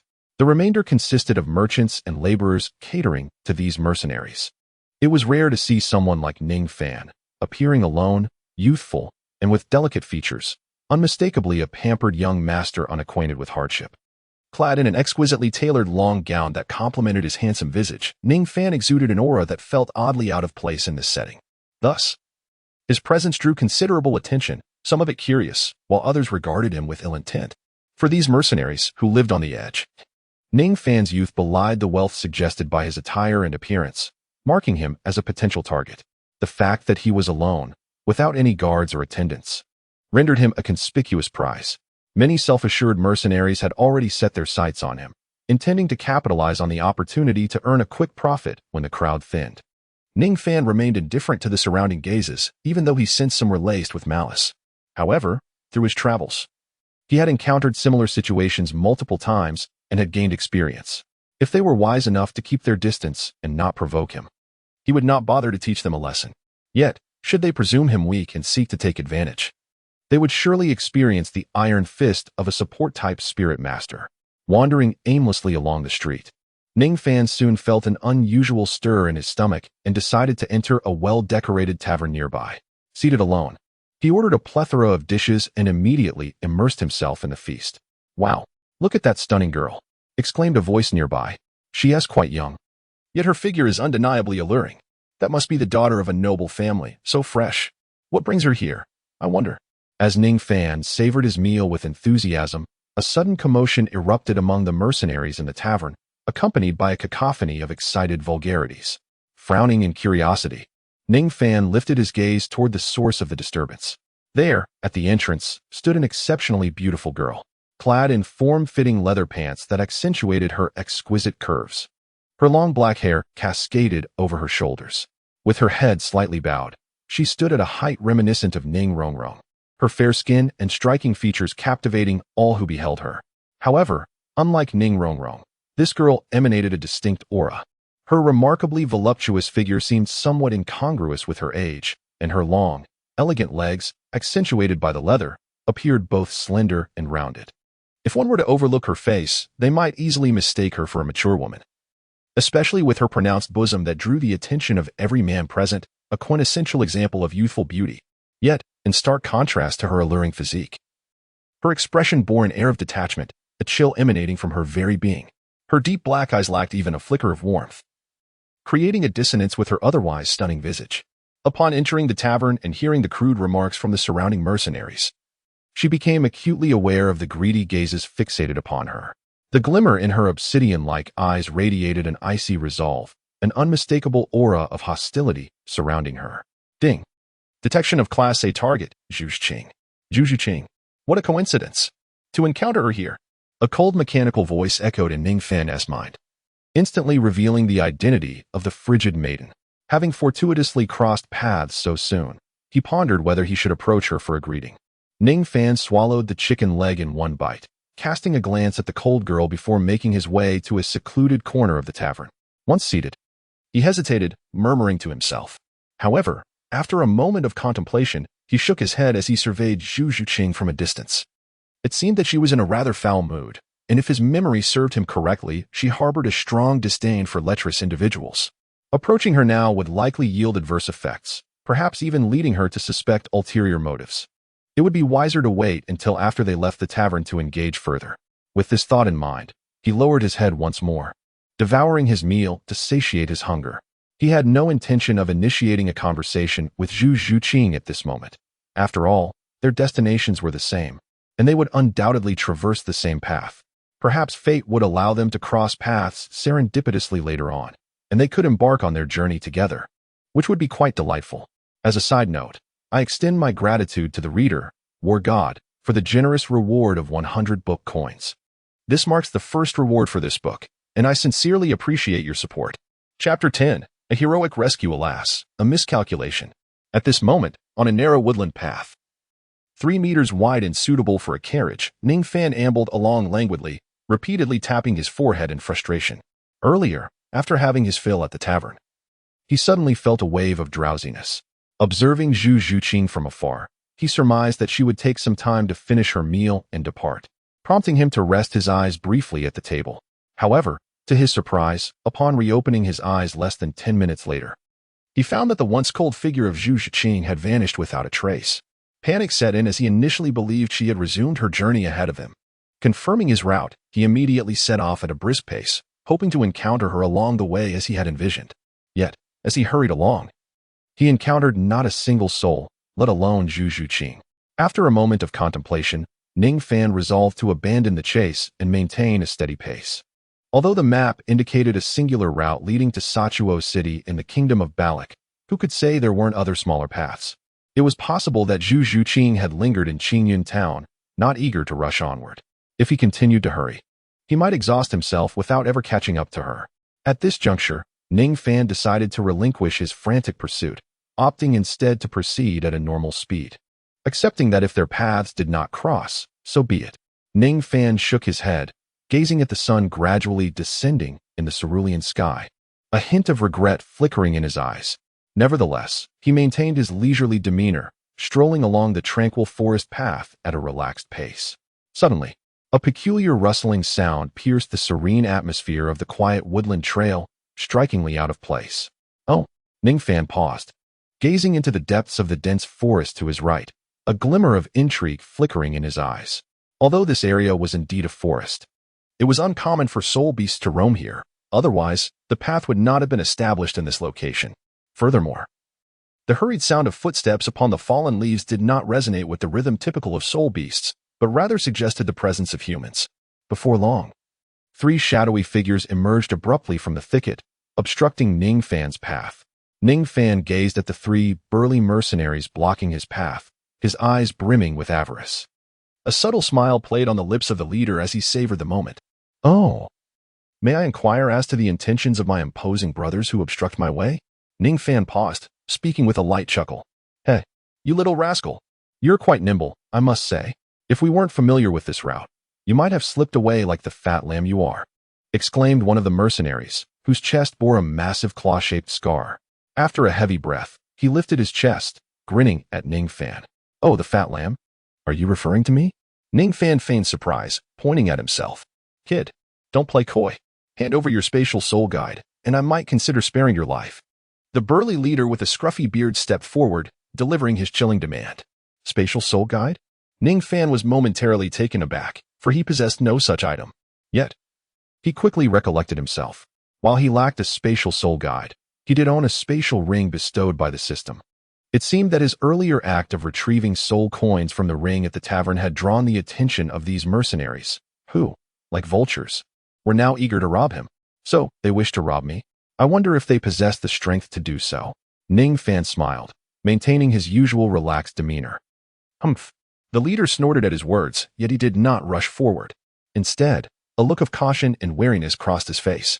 This young man, capable of utilizing a spatial soul guide, was undoubtedly a soul master, despite his youthful appearance suggesting he lacked strength.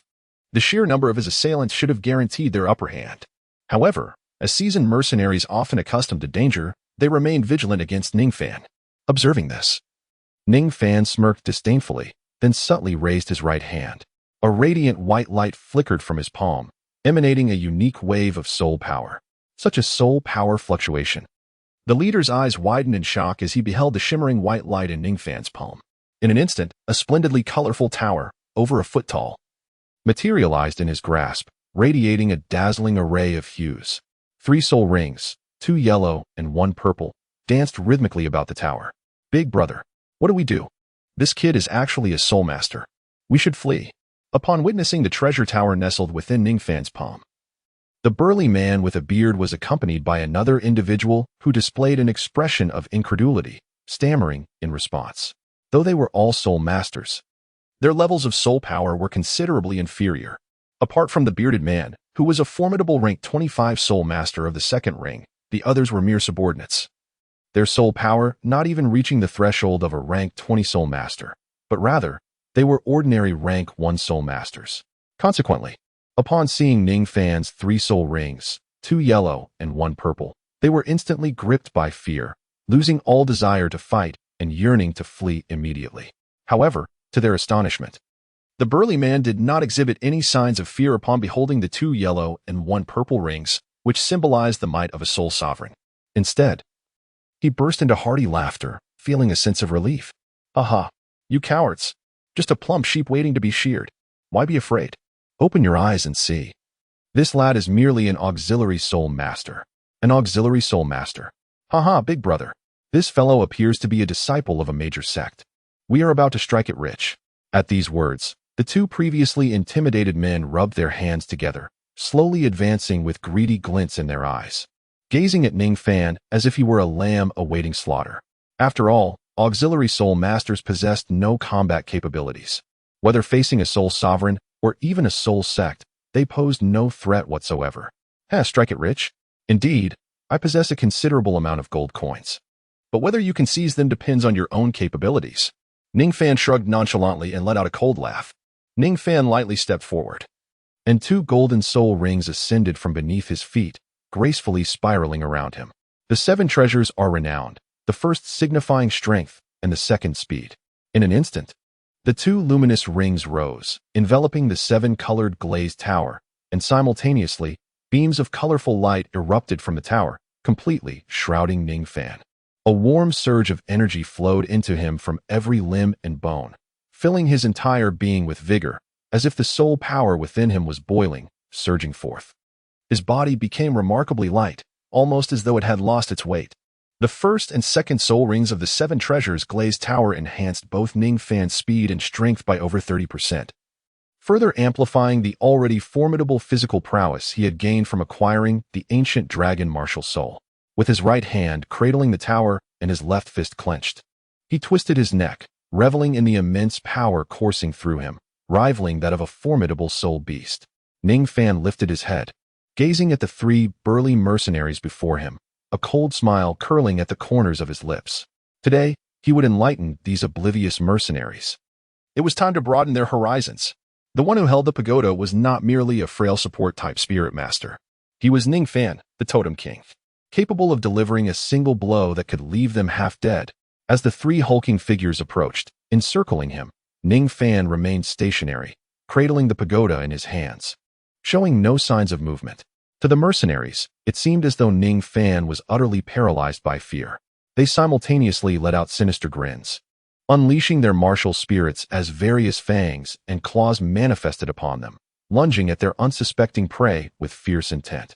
Ning Fan lowered his head and smiled faintly, poised to unleash a punch. However, at that very moment, a striking black silhouette appeared before him, compelling Ning Fan to halt his already charged fist. Surprised, he gazed at Zhu Qing, who stood in front of him, having intercepted the attack from the leading thug. His eyes widened in astonishment. He had not anticipated encountering Zhu Zhuqing at this peculiar juncture after her earlier disappearance. "Step back. Support me. I shall fend them off." Zhu Zhuqing commanded in a chilling tone without turning to face him, her back towards Ning Fan. Is she perceiving me as a defenseless soul master, utterly incapable of resisting a robbery? Ning Fan blinked, pondering silently. By the way, does this qualify as a scenario of a hero being saved by a damsel in distress? Chapter 11. Clinging to power? No. It should be considered a case of beauty rescuing a hero, perhaps. Ning Fan gazed at the frigid figure standing less than 2 meters before him, contemplating inwardly. Zhu Zhuqing stood there, clad in a form-fitting black leather outfit that accentuated her exquisite curves. A gentle breeze tousled her long ebony hair, rendering her all the more captivating. The slender silhouette appeared remarkably delicate when contrasted with the 3 brawny mercenaries, who resembled fierce soul beasts, yet she exhibited not a trace of fear. After effortlessly repelling the leading burly man with a single strike, Zhu Zhuqing quietly unleashed her martial soul. A colossal shadow of a black cat materialized behind her, and atop her lustrous hair, a pair of adorable black cat ears emerged, complemented by an ethereal black cat tail that appeared at her perfectly curved waist. Beneath her, 2 yellow soul rings pulsated rhythmically, emanating a distinctive aura of soul power. At this moment, the 3 mercenaries, upon beholding Zhu Zhuqing, displayed a flicker of palpable trepidation on their faces. Although they were all soul masters, their prowess was rather feeble. Otherwise, they would not have found themselves as mercenaries in this remote town. The sudden appearance of Zhu Zhuqing, with her aura perhaps comparable to that of the strongest among them, the burly man with a scruffy beard, was deceptive. The combat strength of a soul master is not solely determined by soul power level, but also by their martial soul and soul rings. Zhu Zhuqing's 2 yellow 100-year soul rings, coupled with her unique feline martial soul, rendered her combat capability far superior to that of the leading man's 1 white and 1 yellow soul ring, paired with an ordinary wolfhound martial soul. Yet, perhaps swayed by the numbers or blinded by greed, the trio hesitated after taking several steps back upon her emergence. They exchanged glances, their eyes once again alight with avarice. Observing this, Ning Fan's gaze darkened with contemplation. He then pointed with his left hand, and in an instant, 3 beams of resplendent light surged forth from the 7 treasures glazed tower, merging into Zhu Zhuqing's form. As the 3 radiant lights enveloped her, Zhu Zhuqing immediately sensed a monumental transformation within her. Turning around, she cast her dark eyes upon the figure behind her, and was met with the youthful visage that was only slightly older than her own, a profound and indescribable expression flickering in her beautiful eyes. The 7 treasures glazed tower? Unlike the unappreciative mercenaries, Zhu Zhuqing immediately recognized the extraordinary origin of the seemingly remarkable small tower in Ning Fan's hand, owing to its martial soul appearance and the terrifying enhancements brought by its soul abilities. A flicker of surprise crossed her cold, frost-like visage, as she seemed utterly unprepared to discover that the soul master she had casually rescued was, in fact, a disciple of the 7 treasures glazed tile school. However, upon noticing the 2 yellow and 1 purple soul rings adorning Ning Fan, indicative of a soul respect level of cultivation, her icy expression momentarily froze in disbelief. As the daughter of the Zhu family from the Douluo Empire, Zhu Zhuqing possessed insights that set her apart from ordinary mortals. She comprehended the sheer horror of the soul power level exhibited by this young man, who bore the 7 treasures glazed tile martial soul and was nearly of her own age. Indeed, she had never encountered a soul respect level support type soul master of such youth. Just as Zhu Zhuqing was observing this young man with a mix of curiosity and astonishment, he suddenly shouted at her, "Be careful." Upon hearing his urgent call, she snapped back to reality, quickly turning around to face the mercenaries advancing towards her from the front and both flanks, her gaze once again becoming frigid. Focusing her attention, she accelerated directly towards the most formidable of the assailants, a burly man with a bushy beard. As an agile attack-type soul master, and with the enhancement of Ning Fan's second soul skill, her speed reached its zenith. Like a shadow, she lunged at the bearded man, her fingers curling and her long nails glinting with a deadly gleam. As Zhu Zhuqing's claw struck at his vital points with all her might, her astonishing speed rendered the bearded man unable to evade her assault. A piercing scream echoed through the air as the bearded man bore several grievous wounds on his right arm, his eyes wide with terror as he regarded Zhu Zhuqing. Retreating step by step, under the potent amplification of Ning Fan's soul skill, Zhu Zhuqing, without even employing her own soul skill, had incapacitated the bearded man's right arm with a single close-range strike, despite their comparable levels of soul power. Witnessing their leader's grievous injury, the other two mercenaries were overtaken by fear and hastily retreated. The stark disparity in strength was unmistakable, and without hesitation, the two mercenaries hastily fled into the thickets on either side. Meanwhile, the bearded man, gritting his teeth, activated his second 100-year soul skill, suddenly accelerating and vanishing from sight in a desperate bid for escape. Zhu Zhuqing, with her cold, obsidian-like eyes, stood motionless, her ink-black hair dancing gracefully in the breeze. As she observed the retreat of the three individuals, her gaze remained devoid of any emotion. She had merely intervened to assist them in passing. And now that her purpose had been fulfilled, her tranquil disposition naturally precluded any thoughts of pursuit. As for Ning Fan, witnessing the hasty conclusion of the encounter and the fleeing figures, he stroked his chin, a flicker of regret flashing in his eyes. With a soft sigh, he marveled at the fortune that had befallen the trio, pondering how different the outcome might have been had Zhu Zhuqing not appeared so unexpectedly. Ning Fan personally intervened to teach a lesson to those reckless mercenaries.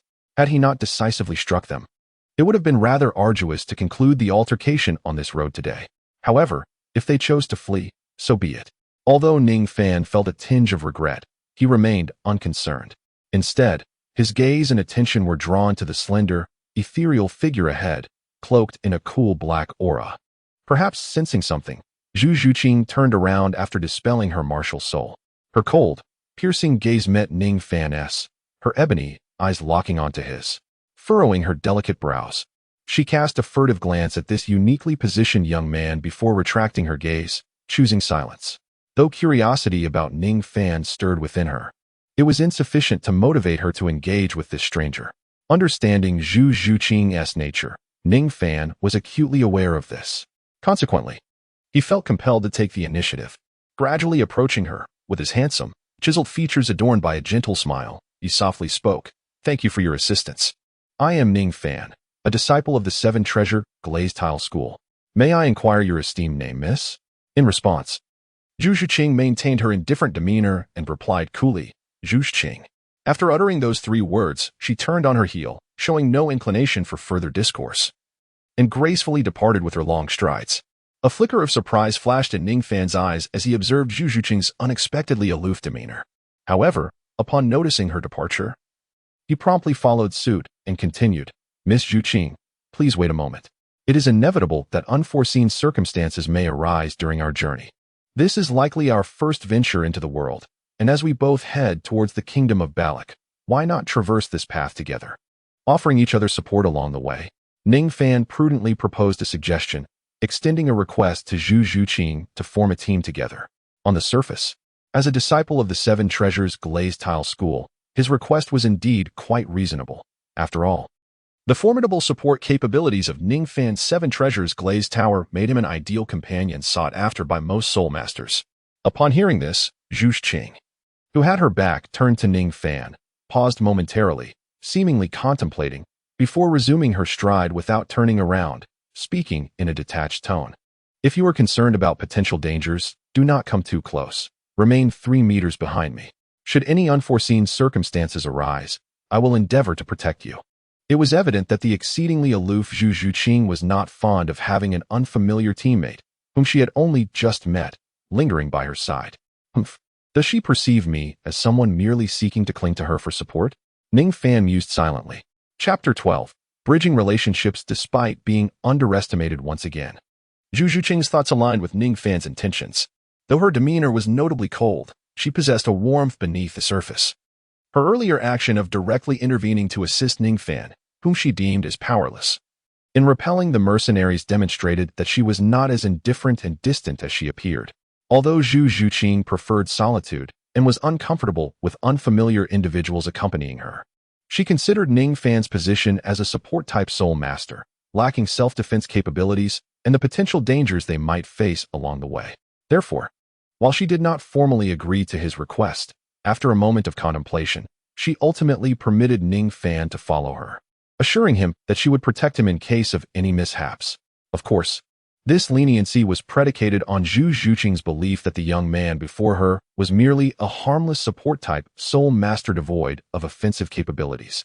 Had she been aware of the true strength concealed beneath his support class facade, she would likely remain vigilant and swiftly distance herself from him, vanishing without a trace.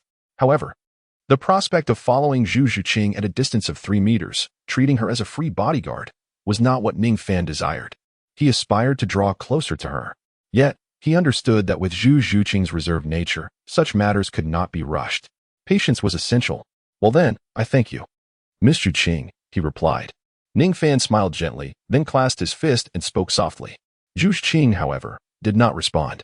With her long legs striding forward, she acted as if Ning Fan were non-existent, continuing on her path. Observing this, Ning Fan maintained his distance, trailing about 3 meters behind her, obediently following without a hint of trespass. Thus, the two of them walked in silence, bound by an unusual relationship, one in front of the other, side by side. As the sun in the sky gradually sank in the west, the silver moon emerged, twinkling stars appeared, and the nightfall slowly descended. Ning Fan and Zhu Zhuqing journeyed together, and nearly half a day had elapsed. Throughout this time, Ning Fan resembled a frail aide devoid of any self-preservation skills, trailing behind Zhu Zhuqing's silhouette. Meanwhile, Zhu Zhuqing strode ahead, seemingly oblivious to Ning Fan's presence, never glancing back or uttering a word, as if she had completely forgotten him. However, Ning Fan discerned from her unintentional slowing pace, seemingly to accommodate his delicate nature, that Zhu Zhuqing had been mindful of him all along. As he pondered, he cast a glance at the girl ahead of him, her figure exquisitely curvaceous, her skin as fair as snow, and her long, graceful legs. Although Zhu Zhuqing appeared like a shard of ancient ice, distant and unapproachable, this was merely a facade for protection. Beneath her frosty exterior lay a heart that was remarkably tender, a girl who genuinely cared for others. It must be said that after spending the afternoon together, Ning Fan had begun to develop a fondness for this silent, reticent, yet ever-watchful girl. Unbeknownst to them, the sun had completely set. As the night enveloped the world, a gentle moonlight cascaded from the heavens, illuminating Zhu Zhuqing's snow-like skin with a lustrous sheen. At this moment, Zhu Zhuqing halted her steps, raising her gaze to the sky above the forest, fixating on the round moon that resembled a silver disk, seemingly aware that the hour was late. In that instant, a flicker of hesitation appeared in her cool, aloof eyes as she turned away from Ning Fan. Despite having spent the day traveling without rest, for Zhu Zhuqing, as a sensitive attack-type soul master, this distance posed no challenge, and she felt no fatigue, ready to continue onward. Nevertheless, she remained acutely aware of the presence of the auxiliary soul master, Ning Fan, trailing behind her.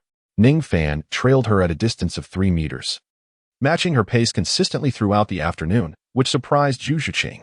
After all, although Zhu Zhuqing had intentionally slowed her speed considering Ning Fan's physique as an auxiliary soul master, the pace was still not slow. An entire afternoon of continuous travel would deplete the stamina of even a soul master of the auxiliary type. Upon realizing this, Zhu Zhuqing felt a sense of astonishment that Ning Fan, as an auxiliary soul master, could keep up with her for the entire afternoon without faltering. However, despite discerning from Ning Fan's steady footsteps and breathing that he still possessed considerable stamina, Zhu Zhuqing surmised that he was likely nearing his limit. Casting her beautiful gaze around the dense forest and finding no anomalies, she decided it was prudent to rest here temporarily, allowing Ning Fan to recuperate before they continued their journey. Having made up her mind, Zhu Zhuqing halted her steps, turned around, and looked at Ning Fan, uttering her second sentence since their encounter that day.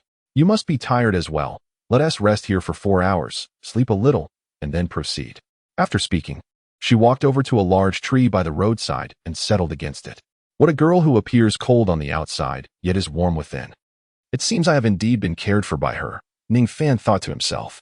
He then halted, his gaze drawn to the solitary and cool silhouette leaning against the tree, a faint smile playing on his lips, his eyes gleaming with a peculiar light. After an afternoon of companionship and adaptation, although they had exchanged no words, they had grown somewhat more familiar, and Zhu Zhuqing no longer regarded him with the complete strangeness she once had. Now, seizing the opportunity during this break, he resolved to deepen his relationship with Zhu Zhuqing. With thoughts racing through his mind, he observed her gentle smile and, for the first time, crossed the 3-meter boundary they had established, approaching her directly. Upon noticing Ning Fan's approaching figure, Zhu Zhuqing glanced at him, her delicate brows slightly furrowing, yet she refrained from saying anything. Just as Ning Fan had anticipated.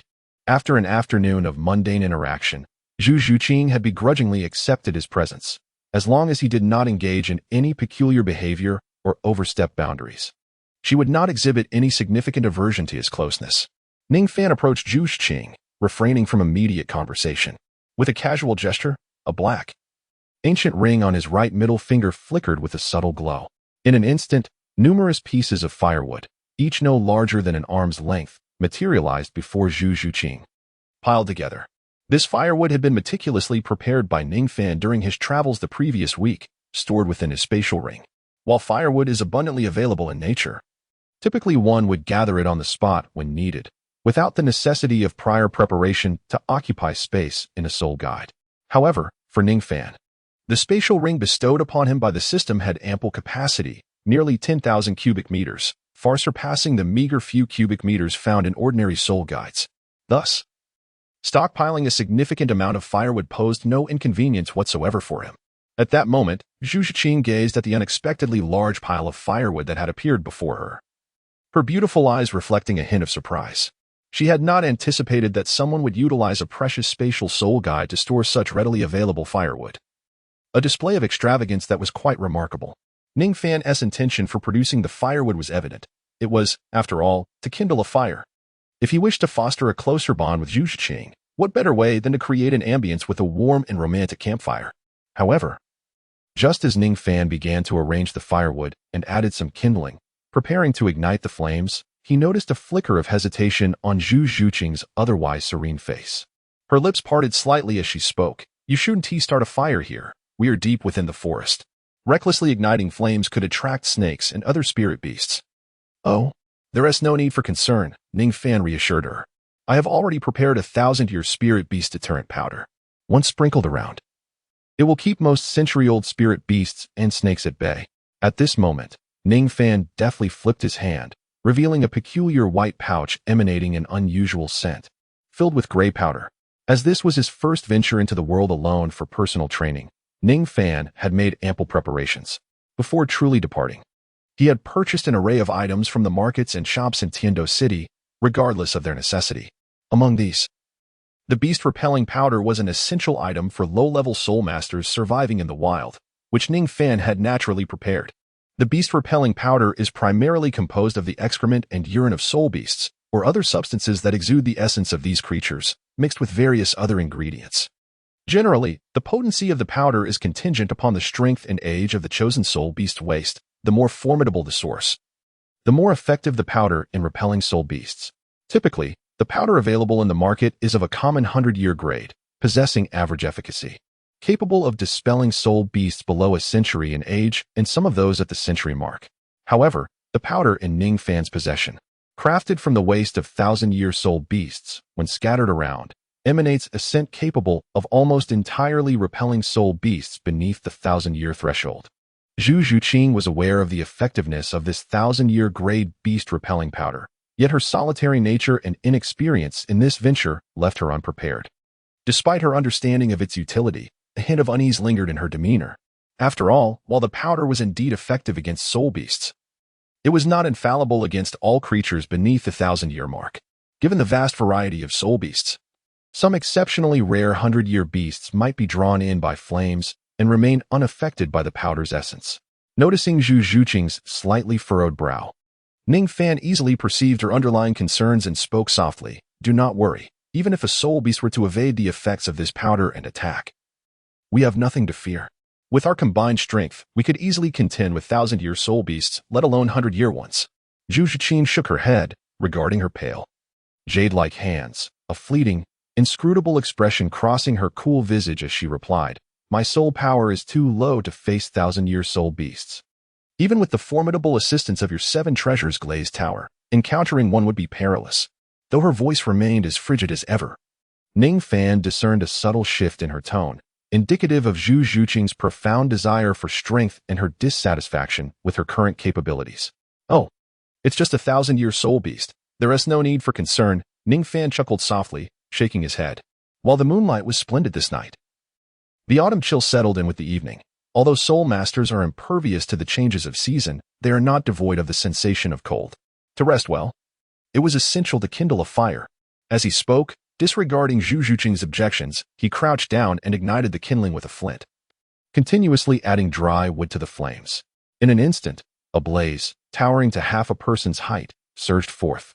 The warm glow of the fire radiated heat, dispelling the chill of the night. Observing this, Ning Fan smiled with satisfaction and then, turning to Zhu Zhuqing who was leaning against the tree trunk, he gently clapped his hands and said, "Come over, rest well, and do not be upset. If a Millennium Soul beast truly appears later, I shall confront it.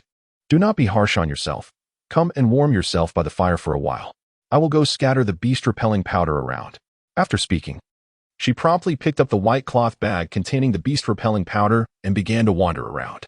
Observing Zhu Zhuqing lift her gaze to watch Ning Fan's departing figure, her delicate brows furrowed slightly. Indeed, she harbored a sense of dissatisfaction and anger within. She had journeyed alone from the Zhu family in the Douluo Empire, traversing thousands of miles to arrive here. Throughout the journey, Zhu Zhuqing had relied solely on herself, remaining vigilant against any potential dangers that might arise, fearful of encountering peril. Thus, she felt quite displeased at Ning Fan's disregard for the possible threat of a 1,000-year soul beast, yet he still chose to ignite a fire. However, despite her discontent, she did not intervene.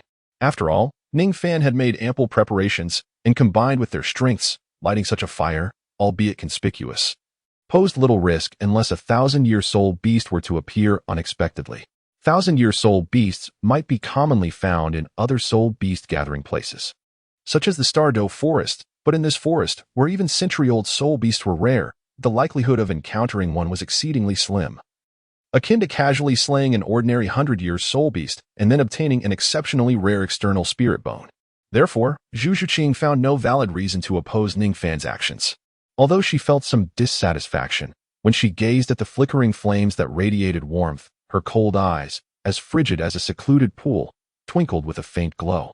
While she did not endorse Ning Fan's approach, she could not help but acknowledge that under his insistence, she would likely enjoy a pleasant night during their journey.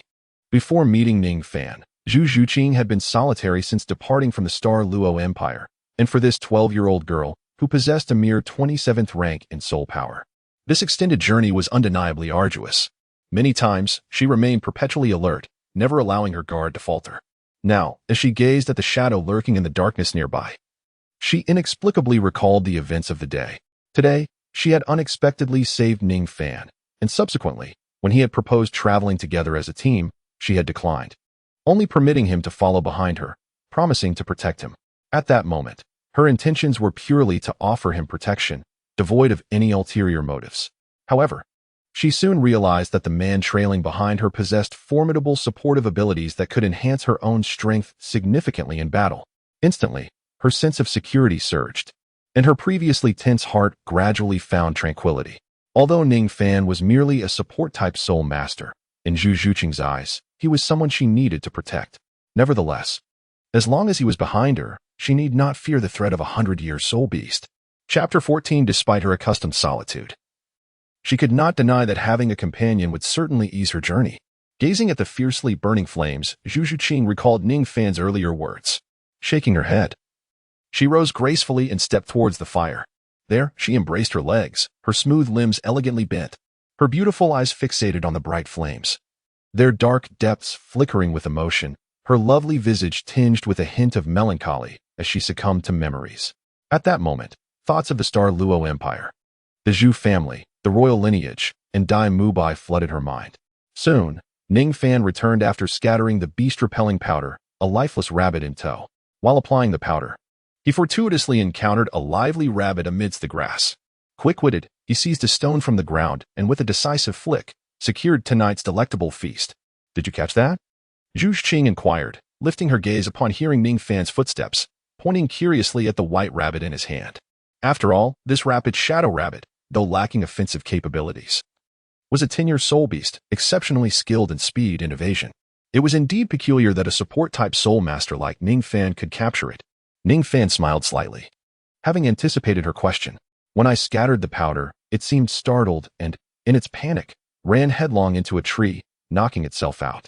I simply took care of it and brought it back. Zhu Zhuqing nodded in acknowledgement, trusting his explanation. Her curiosity satisfied, she refrained from further inquiry.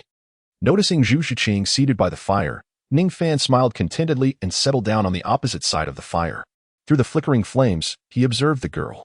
Illuminated by the warm glow, her arms wrapped around her knees, no longer the cold figure she once was, but rather a delicate presence that stirred a sense of compassion within him.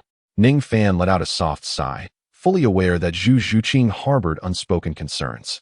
However, he refrained from inquiring further, recognizing that their relationship was merely one of chance acquaintance, having exchanged no more than 3 or 4 words as strangers.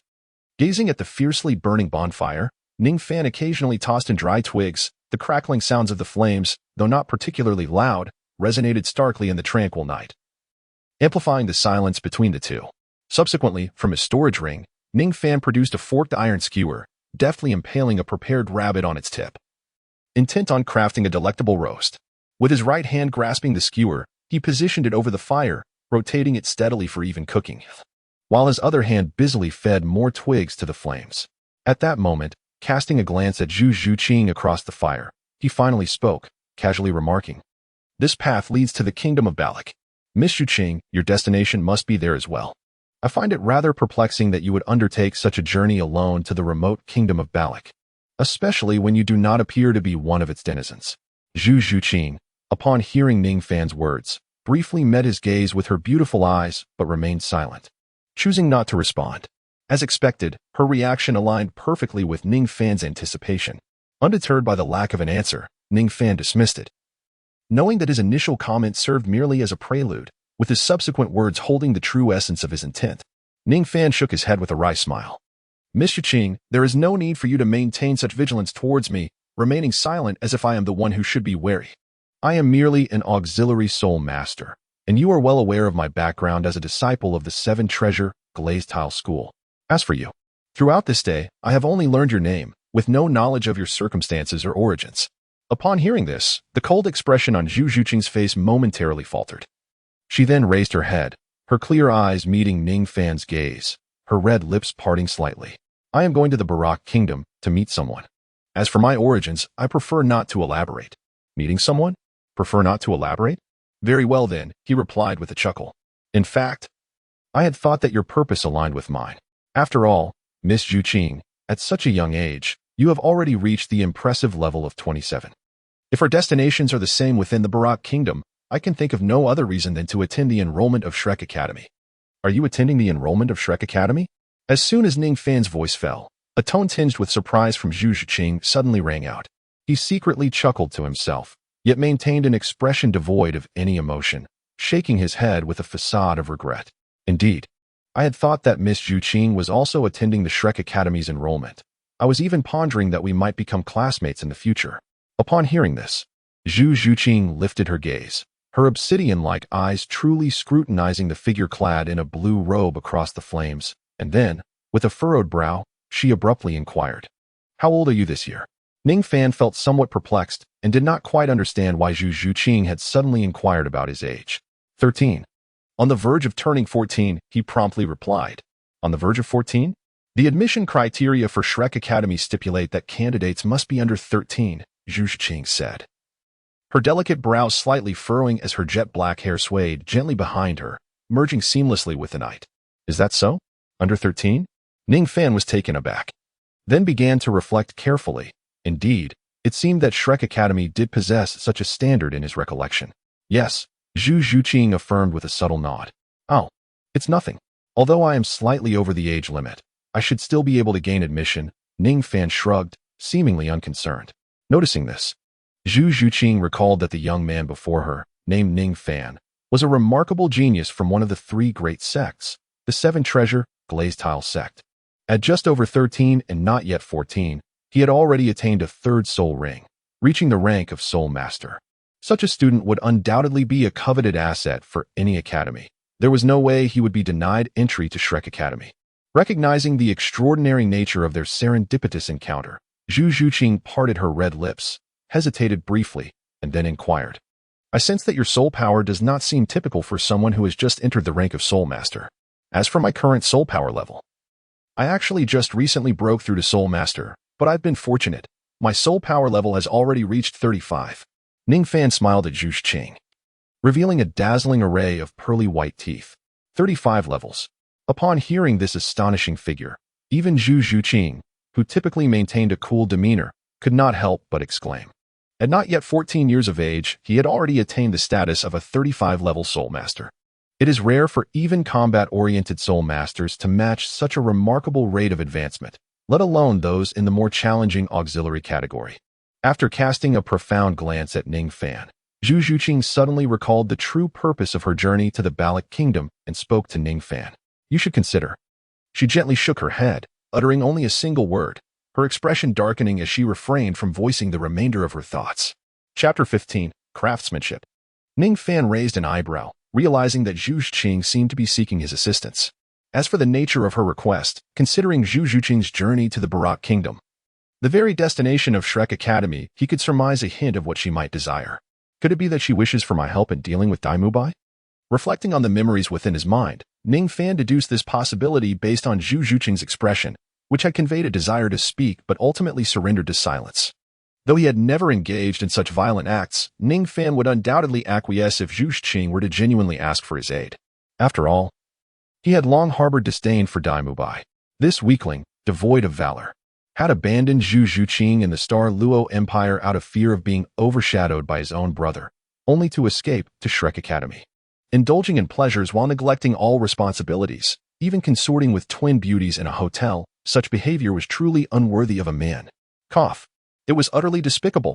At that moment, a sense of righteousness filled Ning Fan as he silently berated the situation.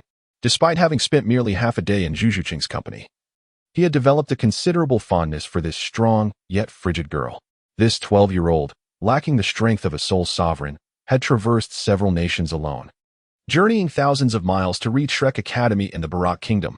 Coupled with her captivating beauty, one could only imagine the hardships she had endured during her travels. Everything Zhu Qing had done was motivated by her desire to meet her betrothed, Dai Mubai, to ascertain whether she could compete with his brother. Should she find herself unable to do so, she had resolved to take his life, and then her own. In Ning Fan's eyes, Dai Mubai was utterly inferior to his brother, were it not for the fortunate alliance with the protagonist Tang San. Zhu Qing, a girl of resilience with a cold exterior but a warm heart, would face a tragic fate because of Dai Mubai.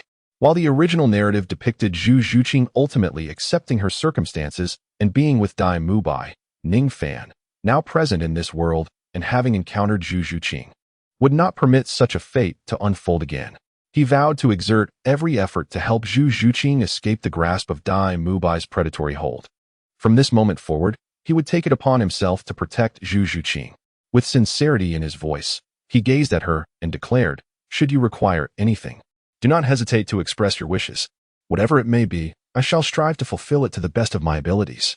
Under the flickering glow of the flames, Ning Fan's profound gaze shimmered like the stars in the night sky.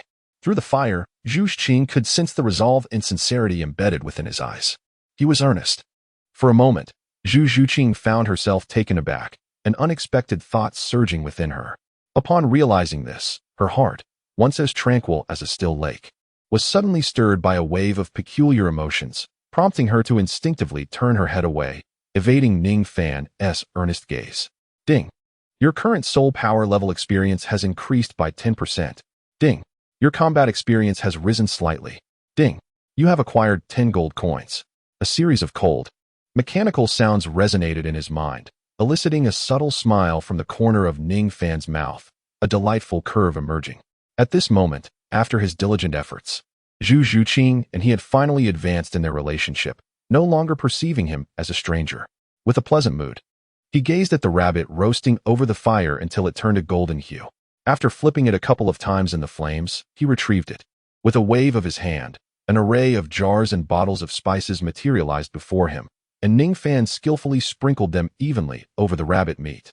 Once again, he placed the seasoned rabbit back into the fire, turning it several times as the fat dripped away, allowing the spices to fully infuse.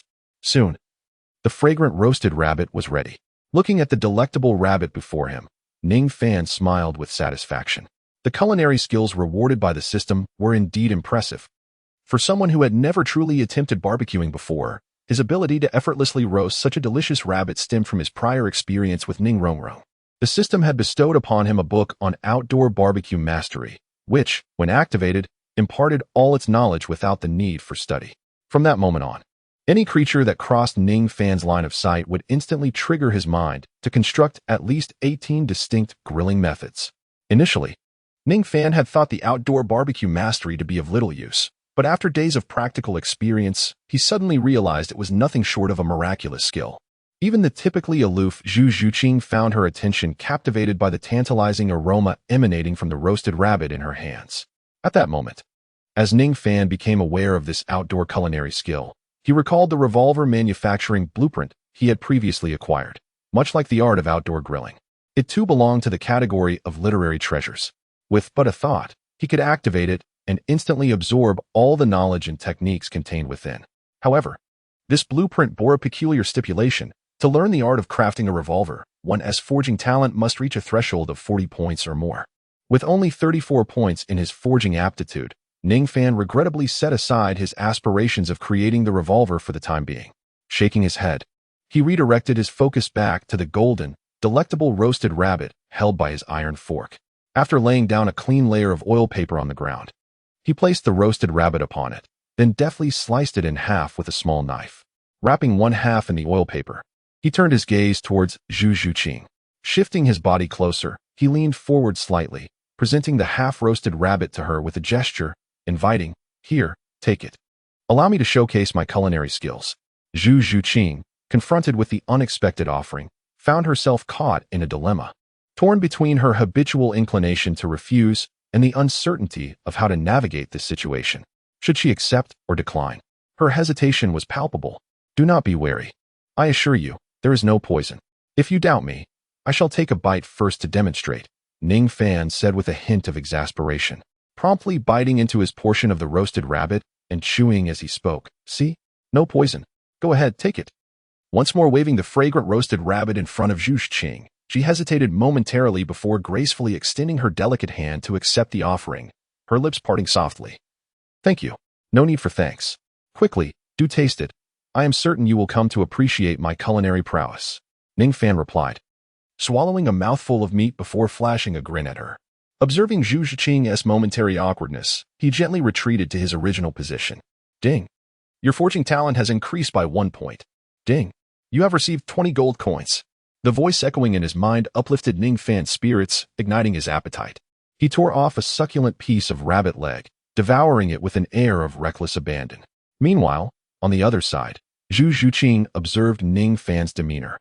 For reasons unknown, the icy facade of her countenance softened, a subtle smile gracing her lips. Subsequently, her delicate hand gently tore off a small morsel of rabbit meat, which she savored slowly, her enchanting eyes sparkling with delight. It was evident that the exquisite flavor of Ning Fan's roasted rabbit exceeded her expectations. Chapter 16. Deep slumber. The sounds of Ning Fan's ravenous eating drowned out the faint crunching of Zhu Zhuqing's delicate chewing. The flickering flames cast a gentle glow, and as both Ning Fan and Zhu Zhuqing finished their meals, they found themselves staring at the crackling fire, uncertain of what to do next. The atmosphere remained serene and untouched, much like before. However, it was Ning Fan who soon shattered the tranquility. Glancing at Zhu Zhuqing, who sat across from him with her arms wrapped around her legs, he added a couple of dry twigs to the fire and spoke softly. "Go ahead and sleep. I am not tired for the moment and will keep watch. If any unforeseen circumstances arise, I shall awaken you." "No," Zhu Zhuqing replied, shaking her head slowly. Yet, before she could finish her thought, Ning Fan interrupted her. "Enough of the formalities at this hour. You rescued me from the mercenaries today. I have yet to repay you. Let me handle this trivial task of keeping watch without concern. We shall resume our journey in 4 hours. I will wake you in 2. If you continue to delay, you will only squander your own rest. Rest now. Sleep," Ning Fan urged, reclining on the ground with his hands cradling the back of his head, his eyes fixed on the exceptionally bright stars above. Seeing this, Zhu Zhuqing seemed to want to say more.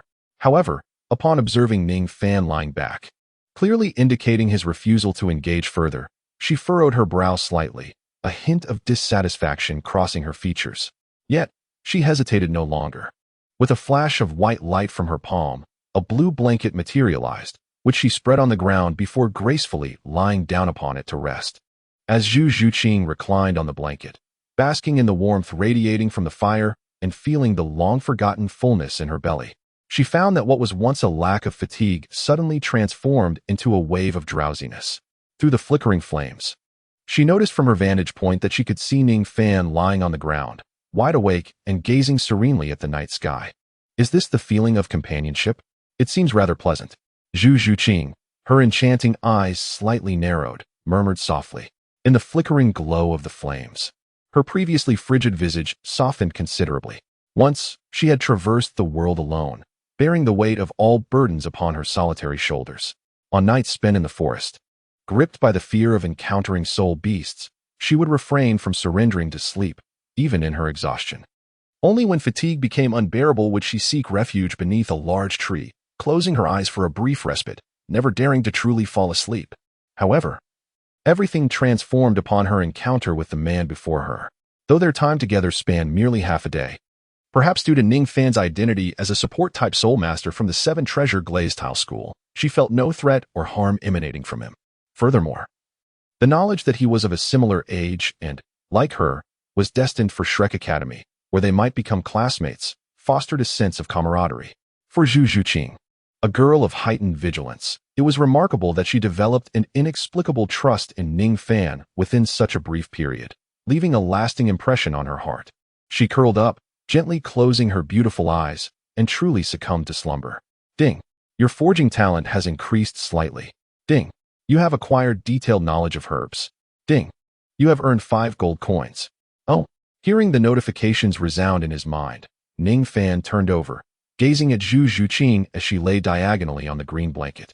Her usual cold demeanor replaced by a serene and gentle sleeping form.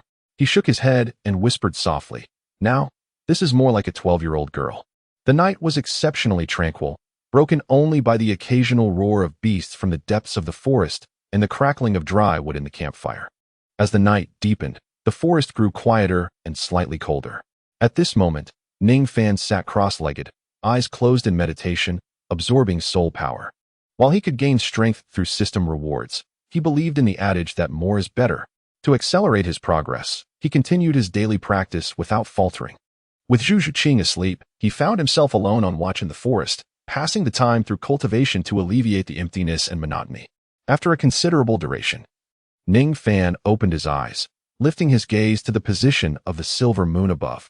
Oh, has nearly 3 hours already passed so swiftly? Ning Fan murmured softly to himself. He then rose to his feet, gazing at the flames that had dwindled due to his neglect in adding firewood. He promptly replenished the fire with several logs. His attention then shifted to Zhu Zhuqing, who lay on the blanket, breathing evenly and sleeping soundly. Although it was his turn to awaken her for the night watch, he hesitated, reluctant to disturb her peaceful slumber. After a moment's contemplation, Ning Fan shrugged and resolved to let her continue her rest. Despite the journey being framed as a trial, Ning Fan had navigated it with his adept wilderness survival skills, thorough preparations, and robust constitution. This experience, akin to Zhu Zhuqing's solitary journey from the Douluo Empire, felt more like a leisurely voyage than a rigorous test. For a 12-year-old girl like Zhu Zhuqing, traversing such distances was no small feat. Thus, he deemed it only fair to allow her the comfort of a restful sleep. Having made his decision, Ning Fan smiled gently at the sight of Zhu Zhuqing's serene face, choosing not to rouse her. However, at that moment, the shadows of the trees swayed, and a chilly breeze swept through the night, causing Zhu Zhuqing to shiver slightly. Her delicate brows furrowed instinctively, and she curled up, seeking warmth.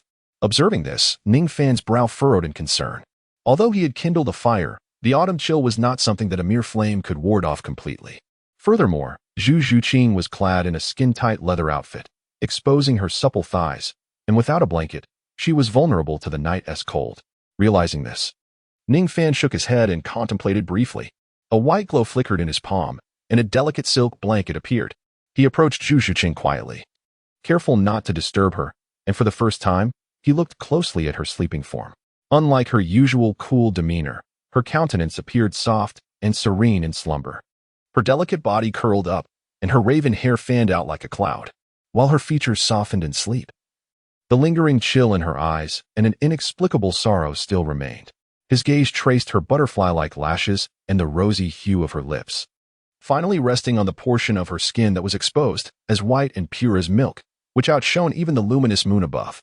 Zhu Zhuqing's beauty in sleep was enchanting, yet her body's curves were captivating. Her long and supple thighs, coupled with the tight leather that accentuated her devilish figure, juxtaposed with her youthful, delicate face, rendered Ning Fan breathless with trepidation as he feared waking her. Quickly shaking his head, he averted his gaze. Recalling the purpose of his approach, kneeling down, he spread the silk blanket with both hands and gently draped it over Zhu Zhuqing's curled form. However, it was clear that he had underestimated her vigilance, for even in deep slumber, Zhu Zhuqing's awareness was keen. The moment the silk blanket made contact with her skin, her eyes flew open, startling Ning Fan. Chapter 17. The flower-bellied python. For a prolonged period, the solitude of her existence, coupled with the intrinsic characteristics of Zhu Zhuqing's martial soul, rendered her instinctively vigilant, even in the depths of slumber, whenever something approached her. Regardless of how subtle the movement, her innate reflexes would rouse her from sleep in an instant. Suddenly, Zhu Zhuqing opened her obsidian-black eyes, and her first sight was of a figure half-crouched, arms outstretched towards her, unnervingly close. In that fleeting moment, she froze, as if realizing something, and a distinct disappointment flickered across her dark eyes. Her expression swiftly turned frosty, with unmistakable anger evident in her gaze. With her cherry lips parting slightly, she uttered a sharp command, "Get out." At her icy reprimand, Ning Fan quickly comprehended her misunderstanding. He waved his hands and pointed to the silk quilt draped over her, hastily explaining, "The weather is quite chilly, and noticing your rather light attire, I thought you might feel cold while asleep. I merely covered you with a quilt." Covering me with a quilt? Upon hearing this, Zhu Zhuqing's frigid demeanor faltered momentarily. She gradually sat up, realizing the silk quilt on her. Instantly, the chill in her aura dissipated, and a hint of embarrassment washed over her as she bowed her head. A delicate blush tinged her pale face, and although it was faint, in the darkness, it bloomed like a snow lotus, captivating and striking. Upon waking and seeing me, did you truly think I was the kind of person who would take advantage of a beautiful girl in her sleep? Observing the misunderstanding resolve, Ning Fan exhaled in relief. Upon noticing the blush on Zhu Zhuqing's face, he could not resist teasing her. Zhu Zhuqing remained silent, her gaze still lowered, unable to refute his words. Alas, why do you distrust me so? Could I possibly engage in such behavior? Even if I harbored ill intentions, I lack the courage. After all, I am but a mere support-type soul master. Ning Fan continued to jest. Enough, enough. The time has come for me to stand guard. You should rest now. Zhu Zhuqing lifted her head, her cool expression tinged with a hint of indignation at Ning Fan's words. Without further ado, she tossed the silk quilt onto Ning Fan's lap and swiftly rose, settling herself on the opposite side of the fire, wrapping her arms around her rounded thighs. Her head bowed as she gazed into the flames, silent and withdrawn, though her countenance remained as tranquil and icy as ever. Ning Fan sensed she might be harboring some irritation.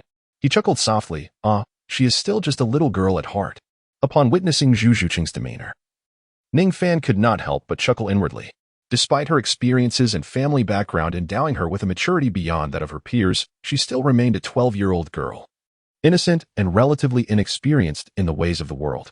After being playfully teased by Ning Fan, her true youthful essence was revealed. Very well. It is now time for me to take a respite. Please call for me in an hour. Ning Fan shook his head, then gazed at the moonlit sky, softly addressing Zhu Zhuqing. An hour? Zhu Zhuqing glanced up, realizing that she had overslept, seemingly by an hour, without Ning Fan calling her. She turned her cool gaze toward him, her delicate brows furrowed, a hint of inquiry in her eyes. Kiki, do not look at me like that. I lost track of time during my cultivation and forgot to wake you. To be honest, I have suffered a significant loss. Ning Fan stretched lazily and smiled at Zhu Zhuqing. Upon hearing his words, Zhu Zhuqing glanced at Ning Fan. Although she lacked experience and had a naive disposition, she was not foolish. She would not be swayed by such a reason. Indeed, while she was in deep slumber, Ning Fan might have been cultivating. However, the act of covering her with a blanket after finishing his cultivation was not an action that warranted waking her. Had it not been for her keen instincts that roused her, she would likely have slept soundly until dawn. After all, since leaving the Zhu family, it had been a considerable time since she had enjoyed such a peaceful sleep. Reflecting on this, she slightly turned her head and cast a glance at Ning Fan, who was seated on the other side of the fire. After finishing his conversation with Zhu Qing, Ning Fan immediately took out a blanket, placed his hands behind his head, and lay down to rest. Initially, he had intended to stay awake throughout the night, allowing Zhu Qing to rest a little longer. However, given the unforeseen circumstances, Zhu Qing had awakened and was certainly unable to return to sleep. Thus, he resolved to seize the last moments of the early morning to rest and maintain his energy, preparing to journey alongside Zhu Qing to Shrek Academy the following day. Yet, just as Ning Fan settled down, ready to indulge in a restful slumber, his expression abruptly changed. He opened his eyes and sat up swiftly, gazing at Zhu Qing, who was also looking at him. As their eyes met in the air, Zhu Qing quickly turned her head away, mistakenly believing that Ning Fan had noticed her gaze upon him, a delicate flush of crimson once again gracing her cheeks. Ning Fan observed the situation with keen interest. In the past, he might have teased Zhu Qing to strengthen their bond. However, at this moment, his thoughts were elsewhere. Rising to his feet, he gazed deep into the dense forest, his expression tinged with complexity. He let out a long sigh, realizing with unexpected astonishment that he had indeed struck a fortune. At that moment, Zhu Qing seemed to sense the anomaly as well. She promptly stood up, her beautiful eyes also fixed on the depths of the forest, where peculiar sounds emerged, hinting that something was about to spring forth from the shadows. Suddenly, a pair of ice-cold vertical pupils, the size of watermelons, emerged from the dark thicket, accompanied by a hissing sound.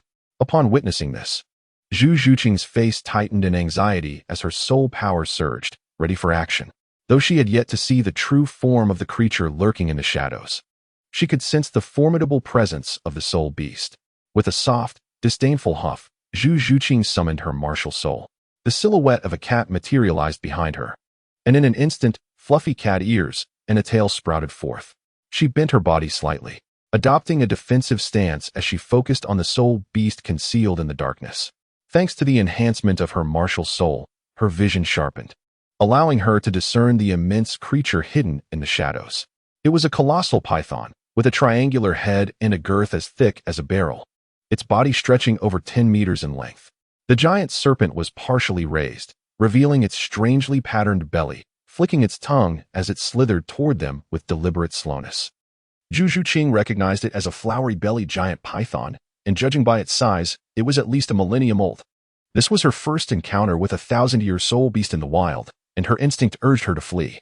Yet, despite its massive size and seemingly cumbersome movements, she knew that when it commenced its hunt, its speed would be astonishing. Though Zhu Qing felt confident in her ability to escape due to the characteristics of her martial soul, she realized that if she fled, Ning Fan, as a support-type soul master, would undoubtedly face certain death. Contemplating this, she quickly abandoned the thought of escape, her gaze fixed resolutely on the flowery-bellied giant python. Her silver teeth clenched. She resolved to confront the soul beast, not with the intent to kill, but at the very least, to drive it away. Ning Fan, release your soul skills, Zhu Qing commanded, her eyes icy and sharp as she turned to him. Seeing her determination, Ning Fan shook his head, aware of Zhu Qing's intentions. He looked at the 1,000-year soul beast, seemingly drawn by the flames of his power, and let out a helpless sigh. With a flick of his right hand, radiant white light flickered, and the 7-colored tower materialized before them. 7 treasures, 1 is strength, 2 is speed, 3 is soul. Go. With a flick of his left hand, 3 beams of colorful light instantly merged into Zhu Qing's body, greatly enhancing her strength. Chapter 18, Fierce Battle. Ning Fan recognized this massive flower-bellied python soul beast. Judging by its length, it was estimated to be between 1,500 and 2,000 years old. As a python-type soul beast, it was not venomous and lacked toxic secretions.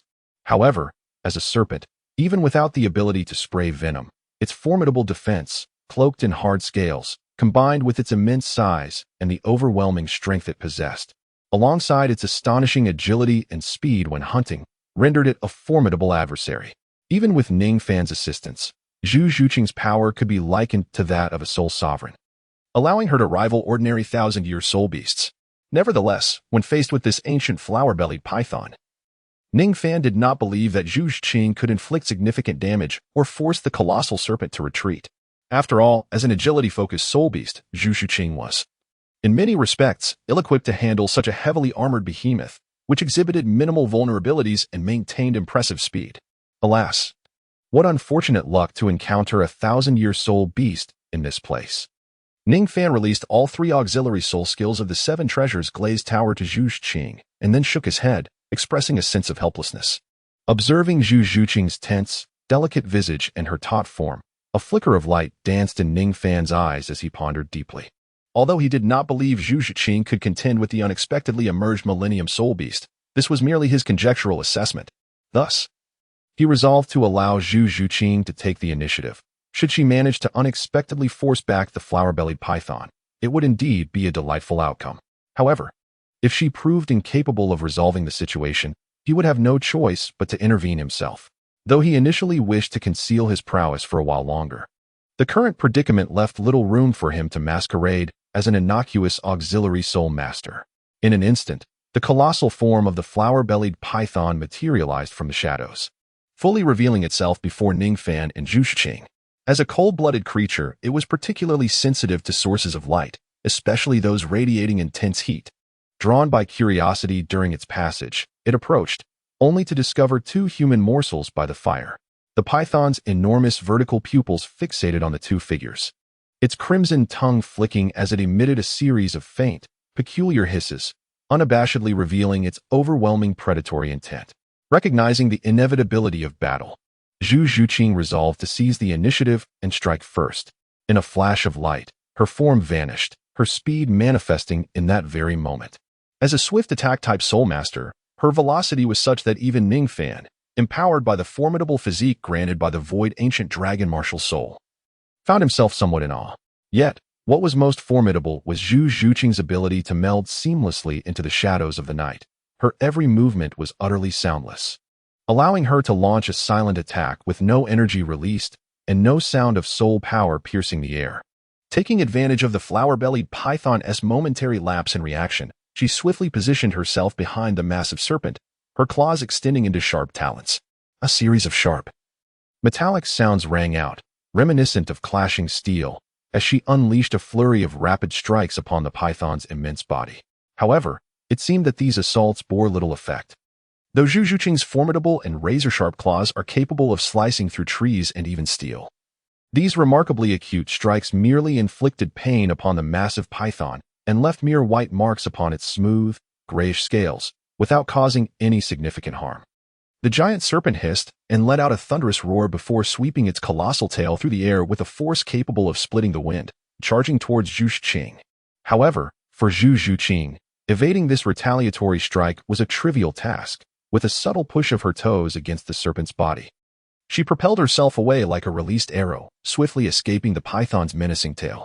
In an instant, her delicate form transformed into a fleeting shadow, akin to a swift swallow. With her claws glinting with a chilling light as she launched a series of relentless assaults from various angles against the python. Meanwhile, Ning Fan, positioned near the center of the battlefield, fixed his gaze intently upon the black shadow, his brow slightly furrowed. Zhu Zhuqing indeed possessed remarkable strength. Yet, in the face of this heavily armored serpent, she found herself entirely at a disadvantage. Her sharp claws, empowered by her martial spirit, were utterly ineffective against the python's formidable defenses. Her keen attacks could not even breach the surface of its hardened scales. It was clear that she needed to unleash her soul skills. Observing Zhu Zhuqing deftly evade the python's gaping maw and gracefully land on the ground, Ning Fan shook his head, contemplating that while Zhu Zhuqing's exceptional agility and reflexes allowed her to elude the ancient serpent, this situation was only temporary. Each dodge inevitably drained her stamina and soul power. Should this stalemate persist, there was a substantial risk that she would exhaust herself and ultimately reveal a flaw, falling into peril. Thus, for Zhu Zhuqing, the sole opportunity to break this deadlock lay in unleashing her first and second soul skills and taking a gamble. With this thought, Ning Fan readied himself in an instant. Upon Zhu Zhuqing's release of her soul skills, 2 outcomes were conceivable. One possibility was that, under the impact of her abilities, the python would be harmed and intimidated, ultimately retreating. However, in Ning Fan's eyes, this scenario seemed unlikely. The alternative was that, although Zhu Zhuqing's soul skills might breach the serpent's superficial defenses and inflict genuine damage, they could provoke the python's ferocity, plunging her into an even more perilous situation. Therefore, Ning Fan had to remain vigilant, prepared to intervene and protect Zhu Zhuqing from harm at any moment. At this moment, just as Ning Fan had anticipated, upon witnessing her numerous attacks fail to inflict any harm upon the colossal serpent, Zhu Zhuqing's delicate brows furrowed. Her dark, penetrating eyes suddenly narrowed as she resolved to employ her soul technique. With a swift step, she transformed into a fleeting shadow, her form elusive and difficult to capture, racing towards the serpent's most vulnerable underbelly. The additional soul rings adorning her glowed simultaneously, her pupils elongated into slits as she surged forward silently, her body lifting off the ground. Enveloped in soul power, she soared into the air, rotating as she charged towards the serpent's abdomen. In the midst of her spinning figure, her claws flickered like specters, manifesting her second soul skill, ethereal claws. Harnessing the rapid rotation of her body and the penetrating sharpness of her claws, she unleashed hundreds of strikes upon her foe in a remarkably brief moment, all aimed at the same spot, exhibiting extraordinary power. The sudden burst of speed caught the massive serpent off guard, allowing Zhu Zhuqing's ethereal claws to collide with its patterned underbelly. The ethereal claws, akin to a swiftly rotating serrated gear, rapidly sliced through the serpent's abdomen. A deafening roar erupted as the serpent's crimson eyes blazed with fury, its massive body twisting and thrashing in anguish. Chapter 19. The distinction between individuals. Although previous assaults had been entirely thwarted by the serpent's scales, inflicting negligible damage, the creature's failure to evade Zhu Zhuqing's onslaught resulted in a significant setback. The ethereal claws, transforming her entire being into a weapon, shattered the serpent's abdominal scales, sending blood and flesh flying and creating a gaping wound the size of a barrel, a truly terrifying sight. However, despite the injury inflicted upon the serpent, it did not substantially diminish its formidable strength. After all, the gaping wound, while alarming, was trivial in comparison to its massive length of several meters. Conversely, the intense pain radiating from its abdomen only served to provoke the serpent's ferocity. With a furious hiss, it opened its massive maw, lunging toward Zhu Zhuqing. Yet, she sprang into the air like a swift swallow, elegantly tracing an arc as she evaded the serpent's strike. At that moment, the serpent's gaze was filled with wrath. With a fierce roar, its colossal tail suddenly turned a shade of green and visibly swelled, swinging towards Zhu Zhuqing. Observing this, Zhu Zhuqing's calm eyes noted the change in the serpent's tail, mistakenly believing it aimed to strike her once more. She leaped into the air, transforming into a dark silhouette suspended above, dodging the anticipated attack. However, to her astonishment, the serpent's tail was not directed at her, but rather at the ground beneath her. Boom! The immense tail of the serpent struck the ground with tremendous force. In an instant, accompanied by a resounding crash akin to an earthquake, the earth trembled violently, radiating invisible shockwaves from the point of impact. Cracks resembling spider webs spread outward from the enormous crater created by the serpent's tail, causing the ground to sink and stirring up clouds of dust. At that moment, Zhu Zhuqing's expression shifted in alarm as her feet touched the ground. She felt the terrain become uneven and the air thick with dust, which left her somewhat disoriented. The powerful tremor transmitted through the serpent's tail destabilized her stance. And as she quickly regained her balance, a sense of impending danger surged within her. Instinctively, she bent her knees, preparing to flee from the scene. However, the colossal python would not let this opportunity slip away. With a sweep of its tail, akin to autumn winds scattering leaves, it lashed out at the ground. Zhu Zhuqing's countenance paled in shock, and with a swift leap, she propelled herself into the air. Just as she began to silently celebrate her narrow escape from the python's sudden strike, a foul wind assaulted her senses. A chill ran through her body as she glanced upward, only to see the serpent rearing its head above her. Its crimson eyes fixed intently on her as she soared through the air, propelled by inertia. In that moment, despair flickered in Zhu Zhuqing's eyes. It was evident that the cunning serpent had anticipated her instinctive leap to evade its sweeping tail. With its jaws agape, it had calculated her trajectory, waiting for the moment when she would be suspended in midair, unable to find footing, ready to swallow her whole and eliminate this troublesome human who had dared to evade its wrath. Was it still too impulsive to meet death here? When escape was clearly an option, Zhu Zhuqing gazed at the repulsive, scarlet maw drawing ever closer, murmuring to herself in resignation. In truth, perhaps this was for the best. She should have managed to flee. At that moment, the realization of her inevitable demise washed over her, yet instead of fear, she experienced a peculiar sense of liberation. The burdens of familial strife and the relentless pursuit of the throne, which had once weighed heavily upon her shoulders, vanished in an instant. In the fleeting moments before her demise, her mind remained astonishingly clear, and she recalled the figure of Ning Fan, whom she had encountered just yesterday. In the heat of battle with the colossal serpent, she had lost sight of him. Surely, she thought, after utilizing his supportive soul skills, he had found a safe haven to conceal himself. Now, a singular thought permeated Zhu Zhuqing's mind. She fervently wished for Ning Fan's escape after her passing. Slowly, she closed her eyes, resigning herself to the reality of her impending death. Indeed, this serpent proved to be a formidable adversary. Suddenly, a familiar yet helpless voice echoed in her ears. Huh? Instinctively, Zhu Zhuqing opened her dark eyes wide. Bang! A dull thud resonated. She beheld a scene before her that filled her with disbelief. Ning Fan, whom she presumed had fled, now soared into the air like a projectile, raising his right fist to strike the enormous head of the serpent. Just one punch. In comparison to the serpent's massive and ferocious head, this solitary blow appeared utterly insignificant. Yet, upon contact, it shattered the serpent's hardened, triangular scales, sending fragments flying. The very beast that had previously eluded Zhu Zhuqing's every attempt now seemed to be rendered unconscious by Ning Fan's seemingly mundane punch. The serpent's upper body, once upright, slowly collapsed with a thunderous crash onto the ground. Are you all right? Ning Fan's figure flickered, and he swiftly appeared beside Zhu Zhuqing in midair, gently wrapping his arm around her delicate waist as they descended to the ground. He spoke softly, expressing his concern. It's all right. Zhu Zhuqing, still in a daze, shook her head slightly, tilting it as her dark, expressive eyes gazed at Ning Fan in response. However, it was evident that she remained lost in thought. Her eyes devoid of focus, clearly still reeling from the impact of Ning Fan's earlier blow. She appeared somewhat dazed. And with her fluffy cat ears atop her head and the tail trailing behind her, she exuded an adorably endearing charm that starkly contrasted with her usual aloof demeanor. Hee. It's a relief that you're fine. Just rest here. I'll handle everything from now on. Ning Fan offered a gentle smile, reluctantly lowering his left hand that had been wrapped around Zhu Zhuqing's soft waist. He softly addressed her, and after speaking, turned his gaze towards the colossal python that was slowly rising from the ground, shaking its head.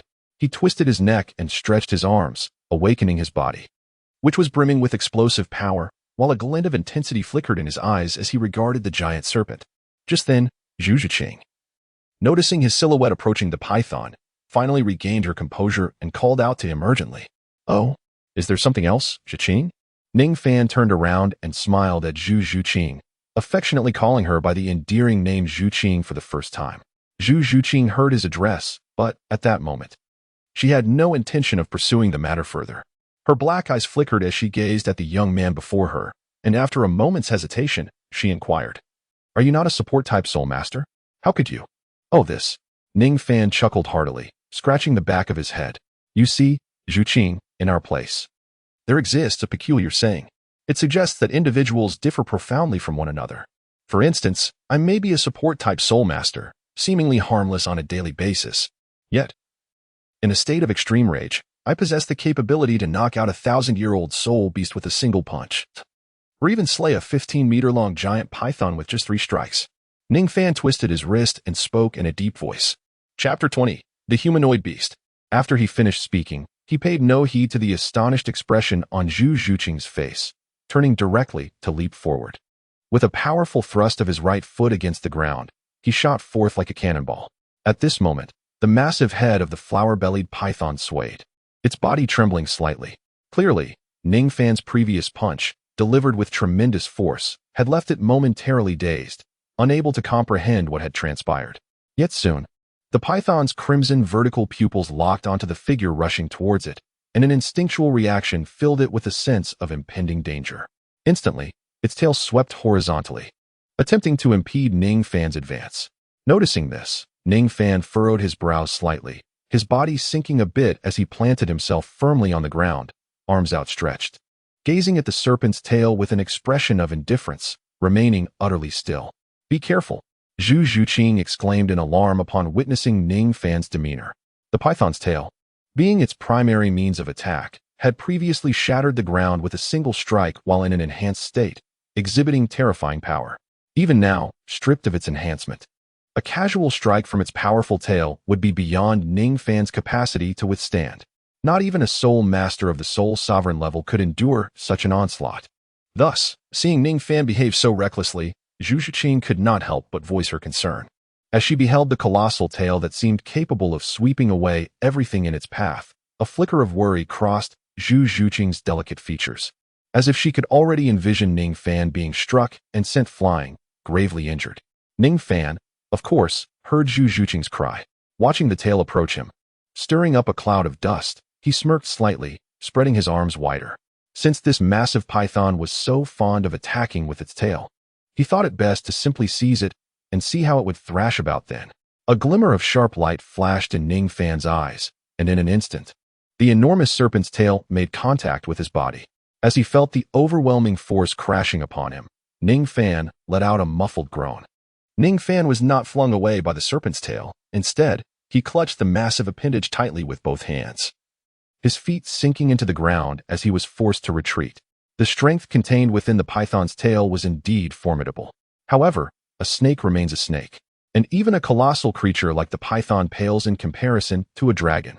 Ning Fan's arms tore through his garments, revealing the sinewy veins that coursed along his otherwise unremarkable limbs. At this moment, Ning Fan refrained from employing his martial soul, relying solely on his formidable physicality. Although the system referred to it as a martial soul, in Ning Fan's perspective, it resembled more of a unique constitution or perhaps a bloodline. With the elevation of his strength and the absorption of his first 10,000-year soul ring, he not only acquired an additional soul skill but also experienced an astonishing enhancement in his physical capabilities. Ordinary beast martial souls, upon breaking through, do influence the physical form, bestowing significant improvements in strength and defense even without activating the martial soul. However, such enhancements remain within the confines of human potential. In contrast, after Ning Fan's breakthrough and the absorption of the soul ring, his physical augmentations transcended human limits, subtly hinting at a transformation towards that of a soul beast. Presently, Ning Fan, while appearing much like an attractive ordinary human, possessed a physical strength that rendered him, should be described as a true humanoid beast. Even in a contest of raw physicality against soul beasts, he would not find himself at a disadvantage. This sudden realization brought to mind a little girl, also sharing the bloodline of the Taishu ancient dragon, reminiscent of his own situation. He pondered if their paths would cross again in the future. The fleeting thoughts vanished as Ning Fan focused his entire attention on the serpent tail before him. Ning Fan firmly grasped the tail of the colossal python, its surface impenetrable, unyielding even to the sharp claws of Zhu Shiqing. Yet, through the scales, his grip had inflicted 10 sanguine punctures upon the serpent. The python, feeling the sting of its tail, cast a terrified gaze at the human who dared to seize it, utterly perplexed by how such a diminutive creature could possess such formidable strength. In an instant, it exerted its might, twisting its body in an attempt to free itself from Ning Fan's grasp. However, it was met with a frightful realization. No matter how it struggled, its tail seemed as if it were affixed to the hands of this human, unable to escape. The python's crimson eyes brimmed with dread, both from Ning Fan's overwhelming power and the instinctive trepidation it felt emanating from deep within its own bloodline. It yearned to flee this confrontation. Without a moment's hesitation, the flower-bellied python turned its head, its body thrashing wildly as it sought to retreat from Ning Fan. Observing the python's evident struggle to escape, Zhu Shiqing felt a surge of relief wash over her, her icy gaze revealing a glimmer of joy at having survived the peril. Yet, her attention swiftly shifted back to Ning Fan, who still clutched the end of the serpent's tail. With hands clasped before her chest, her piercing eyes narrowed, questioning his next intent. At this juncture, Ning Fan maintained his grip on the python's tail, and as the creature desperately attempted to flee, he was nearly swept off his feet by its immense force. Fortunately, he managed to regain his balance, avoiding an embarrassing tumble. Nevertheless, the sheer force of the python's struggle left deep imprints of his feet in the ground as he was dragged along. Did it think to come and go at its whim? Such ease was not to be afforded. It must remain, with half of his legs nearly embedded in the earth. Ning Fan glared at the retreating serpent and let out a cold snort. He exhaled deeply, steadying himself as the veins on his arms stood out, and a subtle golden glimmer flickered in his nearly closed eyes. With a mighty roar, his face flushed, Ning Fan summoned the energy within him.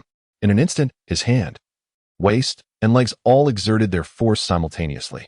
The python, which had been dragging Ning Fan along, suddenly came to an abrupt halt as if rooted to the spot.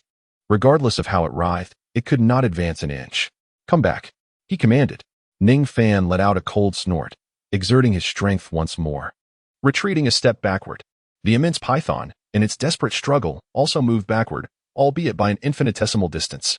Yet, this minuscule retreat provoked a surge of panic within the creature. It turned its colossal head, its crimson eyes fixated on the diminutive figure that clutched its tail, dragging it inexorably back to its original position, akin to a nightmare. The despair and terror in its gaze morphed into a frenzy, realizing there was no escape. It let out a furious roar, pivoted its body, and lunged at Ning Fan with its bloodied maw wide open, aiming to bite the one who held its tail. Ning Fan gazed at the menacing visage of the enormous python, a cold smirk gracing his lips, devoid of any trace of anxiety. "You wish to bite me? Huh. Allow me to demonstrate." With a disdainful chuckle, he summoned his strength, his arms coiling with vigor as he pivoted sharply around his own axis. Chapter 21. Soul bone. Before the fearsome, colossal head of the serpent could truly lunge at Ning Fan, the python sensed an unexpected lightness in its body. In that instant, its massive form was propelled, as if an unseen force had gripped it from its tail, causing it to be flung upright around Ning Fan. Reminiscent of the preparatory motion before hurling a sandbag, at this juncture, Ning Fan firmly grasped the serpent's tail, ceaselessly whirling with determination. Ning Fan's cheeks flushed crimson, and beads of sweat continuously dripped from his forehead. It was evident that for him, hurling the massive python, measuring over 10 meters in length, as if it were merely a sandbag, was no trivial feat. The terrifying centrifugal force generated by the serpent's colossal body posed a considerable challenge for Ning Fan, who resembled a fearsome beast in human form. Yet, at this moment, an extraordinary excitement illuminated his countenance. "Ha!" Ning Fan spun incessantly in place, his laughter resonating as he observed the colossal python sweeping through the ground around him, centered on his being. In that moment, he resembled a fan, while the python in his grasp acted as its blades, whirling wildly. Wherever the serpent traversed, clouds of dust erupted, and its massive form crashed into the surrounding trees, producing a cacophony of crackling sounds. The trees fell as if they were harvested wheat, severed at the waist and collapsing onto the ground, leaving chaos in their wake. Atop a tree, Zhu Zhuqing gazed down at Ning Fan, momentarily entranced, her rosy lips slightly parted. She watched him, exhilarated and laughing heartily, as he treated the python like a mere toy, twirling it with abandon. Strangely, she felt a flicker of sympathy for the very creature that had nearly devoured her moments prior. Simultaneously, she found herself questioning her own reality. Was he the ancient soul beast? Or was the python the true soul beast of millennia? Such thoughts swirled in her mind, echoing her confusion. Not only was Zhu Zhuqing consumed by these musings, but the unfortunate python likely shared the same sentiments. Shaking her head slightly, she realized she could no longer comprehend Ning Fan's actions. Suddenly, lost in contemplation, her expression shifted dramatically. With a swift motion, she leaped from the tree beneath her, suspended momentarily in midair. At that instant, the tree beneath her cracked with a resounding thud, splintering in two and slowly toppling over. In the air, Zhu Zhuqing surveyed the chaos around her, dust swirling, leaves and branches strewn about, and Ning Fan, despite his flushed face and trembling form, still reveling in his playful antics. Reflecting on how he had so thoroughly disregarded her presence, nearly causing her harm by severing the very tree she had been perched upon, she called out to him in exasperation. "Oh!" Ning Fan followed the sound and gazed into the sky, where he soon beheld Zhu Zhuqing descending from above. His expression shifted as he noticed the numerous trees around him, severed as if by some unseen force, and the faint trace of anger etched upon Zhu Zhuqing's face. In that instant, he comprehended that his earlier exuberance had nearly led to inadvertently harming her. "Aha! My apologies. Perhaps it's best to cease this game. Ascend. I implore you." Ning Fan cast a hearty laugh at Zhu Zhuqing, and in an instant, his body spun around with fervor before he released his grip. The enormous python, which had been toyed with by Ning Fan to the brink of unconsciousness, soared into the air, tracing a graceful parabola, accompanied by a resounding thud. The ground trembled violently as the massive serpent crashed heavily to the earth. Ning Fan bent forward, his right hand resting on his knee while his left hand wiped away the sweat that poured down his face like rain. Breathing heavily, he exhaled deeply before slightly raising his head to gaze at the distant giant python, a flicker of surprise crossing his eyes. "It is still alive?" Is this the essence of tenacious life? Truly remarkable. Ning Fan let out a sigh, marveling at the giant python's fierce will to survive. With renewed determination, he clenched his fist tightly. In a swift motion, he appeared before the struggling serpent, which was attempting to rise and flee, and mounted its head. With a single punch, Ning Fan struck down, accompanied by a faint crack of bones emanating from the giant python skull. He exhaled deeply, believing the creature to be dead. However, he soon discovered that the python beneath him was thrashing about even more violently. It's not dead. Quite resilient, indeed. After a moment of astonishment, he tightened his fist and struck once more. With a soft crack, the python's struggles diminished significantly, yet its pupils remained intact, still exuding a fierce vitality. Hiss, remarkably tenacious. It seems that it will indeed take 3 punches to bring it down. A look of astonishment deepened in Ning Fan's eyes. Although this flower-bellied python possessed no extraordinary abilities, its tough skin and robust flesh rendered it remarkably resilient. Despite having struck its head twice, it remained unscathed. Nonetheless, since Ning Fan had previously claimed to Zhu Zhuqing that he could slay a giant python with 3 punches, this would indeed be the final blow. Ning Fan took a deep breath, gathering his strength. Moments later, he unleashed his final punch. In an instant, a colossal indentation appeared on the flat head of the giant python. The creature's previously raised head fell abruptly, its crimson eyes shattering into emptiness, its breath fading away. At last, the agony had ceased. It was finally over. The resolution came as a surprise, as it had required considerable effort. Ning Fan sat atop the colossal serpent, gazing at the lifeless creature beneath him, muttering to himself. However, he soon twisted his neck and stretched his arms, a faint smile tugging at the corners of his mouth. Although slightly fatigued, this marked the first occasion he truly engaged his body, and he relished the experience. The flowery-bellied python, despite its formidable defenses and immense size, possessed no extraordinary powers. For a sensitive assault-type soul master like Zhu Zhuqing, it might pose a challenge. Yet, for Ning Fan, who outwardly appeared to be an auxiliary soul master but was, in essence, a humanoid behemoth, this python served merely as a durable punching bag, allowing him to unleash the terrifying force within him. Following this encounter, he gained a clearer understanding of his current strength. With sheer might alone, his combat prowess was already on par with that of a soul master at the soul zone level. Naturally, should he employ his second martial soul, the Void Ancient Dragon, the matter would be altogether different. In truth, Ning Fan need not have gone through such trouble. By summoning the Void Ancient Dragon and utilizing his first spirit ring, a Millennium Soul skill, he could have vanquished the thick-skinned serpent with a single strike. However, he deemed this level of soul beast unworthy of his Void Ancient Dragon martial soul, opting instead to play with the creature using his draconic physique and strength. Is there something of value? Suddenly, Ning Fan felt a peculiar sensation and, with a slight bend of his right hand, reached towards the head of the deceased python beneath him. Could it be a soul bone? Observing the small object in his hand, emanating a faint azure glow and resembling a skeletal structure, he was momentarily taken aback. Chapter 22. Deception. Upon laying eyes on the item he held, Ning Fan's spirit sword, he had unexpectedly encountered a Millennium Soul beast in this desolate place, and, even more remarkably, had obtained a soul bone from it. This was truly extraordinary. While soul bones, like soul rings, were acquired through the hunting of soul beasts, they differed significantly. The likelihood of a soul bone's emergence was a mere 1 in 1,000, if not lower. Typically, only exceptionally powerful soul beasts that experienced unique circumstances at the time of their demise could yield a soul bone. Unlike the more common occurrence of soul rings appearing with every soul beast, Ning Fan had not anticipated that this seemingly ordinary 1,000-year soul beast, which was the very first he had slain, would yield a soul bone. Could it be that this was the treatment reserved for protagonists? Ning Fan's eyes sparkled slightly as he recalled that the protagonist, Tang San, had seemingly obtained a soul bone while hunting the 1,000-year-old demon spider. However, Tang San was not akin to Ning Fan. The soul bone that Ning Fan uncovered appeared to be merely an ordinary Millennium right arm soul bone, unlike Tang San, who had obtained an exceedingly rare external soul bone. Upon realizing this, the excitement on Ning Fan's face gradually faded. Gazing at the soul bone, his interest waned. It was neither a soul bone of over 10,000 years nor a special external soul bone. Although its use could augment one's soul skill, for Ning Fan, it was somewhat beneath his regard, especially when considering the potential of a 10,000-year soul bone.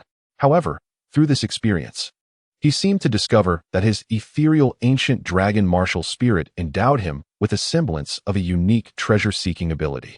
Zhu Zhuqing observed Ning Fan casually perched upon the deceased giant python, a flicker of hesitation crossing her cold, beautiful eyes. Recalling Ning Fan's earlier display, she found herself at a loss on how to confront him in his current state. In her perception, she had believed Ning Fan to be merely an exceptionally gifted support-type soul master, despite her higher soul power level. Yet, support-type soul masters lacked combat prowess, posing no threat to her, which is why the ordinarily cautious Zhu Zhuqing had permitted him to follow closely behind.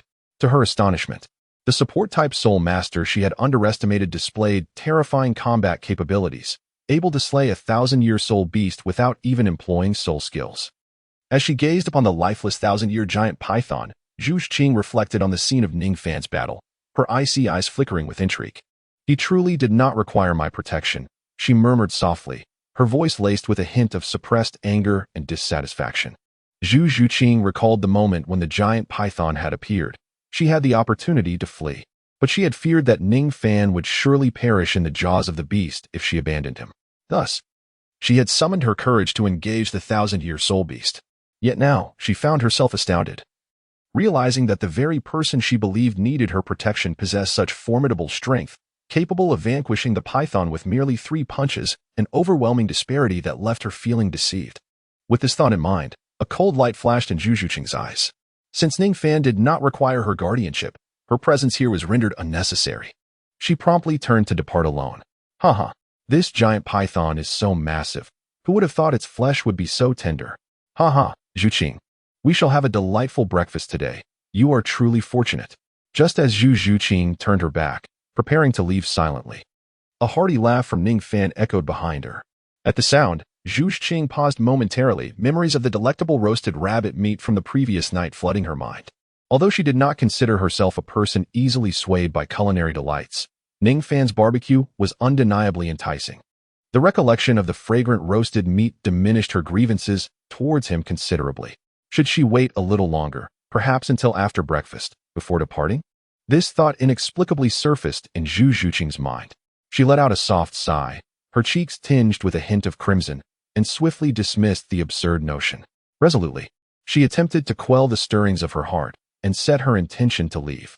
However, given that he had saved her life in a dire moment, would it be inappropriate to leave without a word? At this juncture, Zhu Zhuqing's emotions began to stabilize, and the graceful movement of her thighs came to a halt, a shade of hesitation flickering across her cool countenance. No, the gigantic python had been drawn by his incessant urging when she found herself in peril. His intervention was merely a matter of duty. Zhu Zhuqing slightly shook her head, despite Ning Fan's life-saving actions. The serpent that had placed her in danger was indeed lured by his insistence to light a fire. Thus, in a strict sense, although he had rescued her life, Zhu Zhuqing felt she owed him nothing. Having come to this realization, she cast a detached glance at Ning Fan, preparing to turn away. Just then, an exaggerated exclamation pierced the air once more. "Well, is that a soul bone? Zhuqing, look. I think I've unearthed a soul bone." Soul bone. Zhu Zhuqing halted again, her dark eyes instinctively seeking out Ning Fan. She soon beheld the object in his raised right hand, emanating a faint azure glow. The indifference on her cool visage was swiftly replaced by disbelief. She had never anticipated that Ning Fan would be so fortunate as to slay a millennium-old soul beast and obtain a soul bone.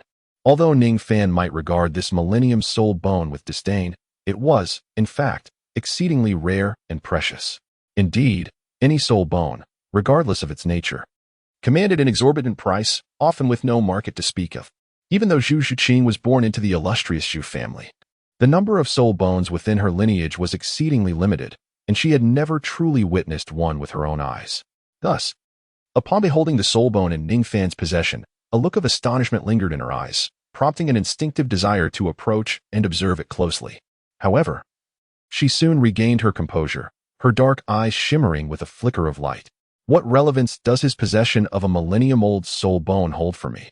Shaking her head and casting a fleeting glance at Ning Fan's retreating figure, she resolved to depart quietly. Is this not enough to entice Miss Zhuqing to take a closer look? It appears that I have truly incurred her displeasure.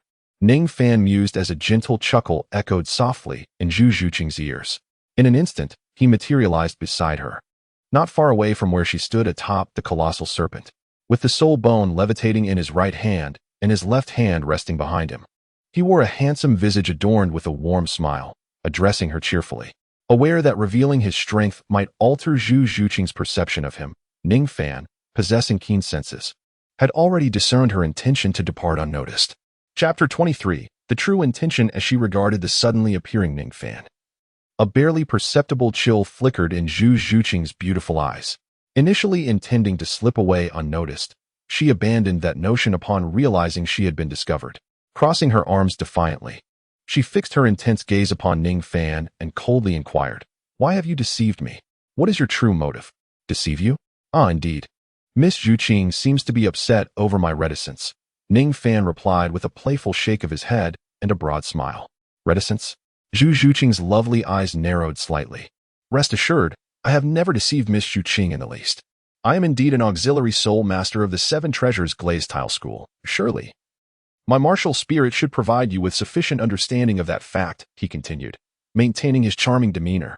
Ning Fan let out a bitter laugh, his right hand shimmering with radiant light, and soon a resplendent seven-colored tower began to hover in the palm of his hand. Zhu Zhuqing, upon noticing the seven-treasure glazed tower in Ning Fan's grasp, furrowed her delicate brows. According to the information she had gathered, the martial soul that Ning Fan possessed was indeed the seven-treasure glazed tower, and the soul skills he had previously demonstrated to her were also of the support type. However, recalling Ning Fan's formidable prowess displayed when he vanquished the giant python, Zhu Zhuqing coldly remarked, "Then why did you deceive me? You clearly yet."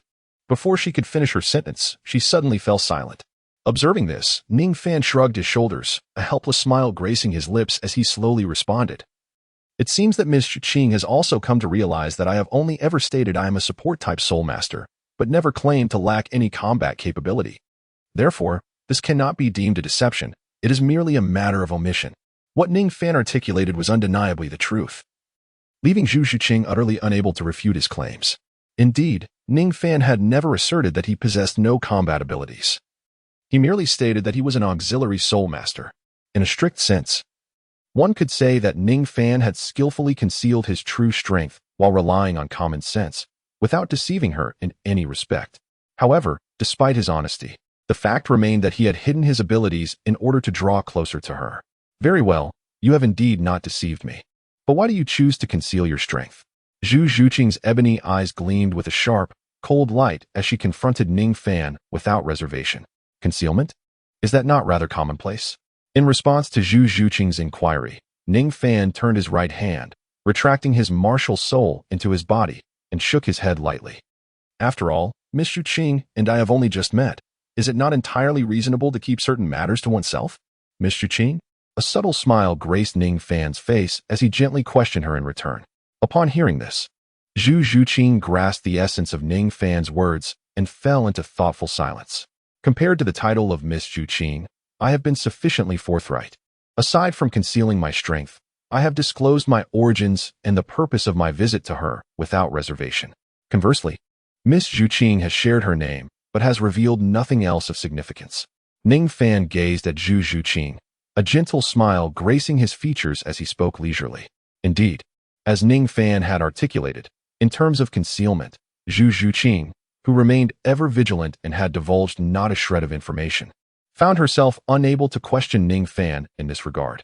After all, while Ning Fan may have concealed his true capabilities, she had not revealed a single detail to him. It was only their first day of acquaintance, and they were still strangers, thus discretion was the more prudent course of action. Zhu Zhuqing's dark eyes flickered with intensity, her cool visage shifting through various expressions. At that moment, she unexpectedly realized that all of Ning Fan's actions were entirely reasonable, leaving no room for doubt. Ning Fan gazed at Zhu Zhuqing, who was slightly bowing her head, a triumphant smile curling at the corners of his lips. After all, she was merely a 12-year-old girl, utterly incapable of matching my prowess in the art of persuasion, or rather, in the realm of reasoning. Ning Fan mused with a sense of pride. In just a brief exchange, he had rendered the previously aggressive Zhu Zhuqing completely silent. In terms of logical discourse, he had decisively outclassed her. "Then why do you approach me? What is your intention?" After a moment of silence, Zhu Zhuqing suddenly lifted her head and coldly questioned Ning Fan. Reflecting on their encounter, she recalled the moment they first met. Had it not been for Ning Fan's feigned demeanor as a seemingly weak support-type soul master, extending a request to form a team, she would not have so readily permitted him to follow her and accompany her on her journey. Oh, do you truly wish for me to articulate my thoughts? Upon hearing those words, Ning Fan approached Zhu Zhuqing with a few deliberate steps, a mysterious smile gracing his face as his deep-set eyes regarded her porcelain-like complexion. Noticing the intensity of Ning Fan's gaze upon her, Zhu Zhuqing, who had initially exuded an air of formidable authority, felt an unusual flicker of emotion in her typically icy eyes, compelling her to lower her head and shy away from direct eye contact. In truth, she had regretted uttering that question almost immediately. She was no naive girl, Ning Fan, a prodigious disciple of the Seven Treasures Glazed Tile School and a formidable support-type soul master, had concealed his true strength while appearing as a mere auxiliary soul master, caring for her throughout their journey. In retrospect, Zhu Zhuqing realized his intentions were quite evident. Zhu Zhuqing harbored a disdain for lecherous individuals and had always regarded her past suitors with indifference, including her betrothed, Dai Mubai, with whom she felt no affection and even a hint of aversion. Yet, for reasons unbeknownst to her, the simple, enigmatic smile upon Ning Fan's lips and the unabashed intensity of his gaze stirred something within her. Her heart, once as tranquil as a placid lake, now rippled with faint waves of emotion. Perhaps it was his timely rescue during a life-threatening moment, his demonstrated prowess, or the thoughtful care he had shown her along the way that led her to subconsciously acknowledge his presence. Consequently, Zhu Zhuqing found herself unable to dismiss Ning Fan's fervent gaze and inexplicable smile as she had with her previous admirers. Yet, this did not imply that she had developed feelings for him. The reason I approached you, Ning Fan said, a sly smile playing on his lips, his voice imbued with a magnetic quality that reverberated softly in Zhu Zhuqing's ears, is that I, Ning Fan, have come to your side. At that moment, Zhu Zhuqing felt a slight flutter in her heart, her rosy lips parting to exhale a breath before she regained her customary composure. Raising her head to meet Ning Fan's gaze, she shook her head, her cold eyes reflecting a hint of regret as she spoke softly. Is it not obvious? I believe you must be here for the same reason as I, to enroll in Shrek Academy, correct? Zhu Zhuqing's cool gaze widened in surprise as she stared blankly at Ning Fan. Although I mentioned my intention to attend Shrek Academy, you did not respond and only mentioned seeking someone in the Barak Kingdom. I still feel certain that you must be heading to Shrek Academy as well. Am I right? With an unwavering smile upon his face, Ning Fan lowered his gaze, observing Zhu Zhuqing's current state of bewilderment, secretly chuckling to himself. After a brief pause, a faint blush crept onto Zhu Zhuqing's delicate countenance, reminiscent of a delectable apple, exceedingly enticing. Indeed, I am heading to Shrek Academy, she murmured softly, her head lowered to conceal her flushed cheeks. Chapter 24. A petty temper, haha. It is just as I surmised. However, since we are both bound for Shrek Academy, what compels you to wish to depart alone? Hearing his words, Ning Fan smiled faintly and approached him, speaking gently. Even if we are to become classmates in the future, my departure now bears no consequence for you. After all, we are strangers, and with your current prowess, you need not my protection. Zhu Zhuqing quickly reverted to her usual demeanor, casting a cold glance at Ning Fan as she replied. Yet, concealed within her tone was a hint of dissatisfaction and awkwardness that she herself was oblivious to. Just moments ago, Zhu Zhuqing had presumed that Ning Fan's previous actions were motivated by an intent to pursue her. After a brief moment of panic, upon hearing Ning Fan's words, she was about to decline when unexpectedly she received such a response. This revelation brought her a sense of relief, but simultaneously, she felt a pang of embarrassment for her earlier assumptions. However, it wasn't long before Zhu Zhuqing found herself inexplicably annoyed with Ning Fan. Such is the nature of humanity. Regardless of gender, when one believes that another harbors affection for them, they often reject any declarations of love, typically opting for denial or maintaining a sense of superiority.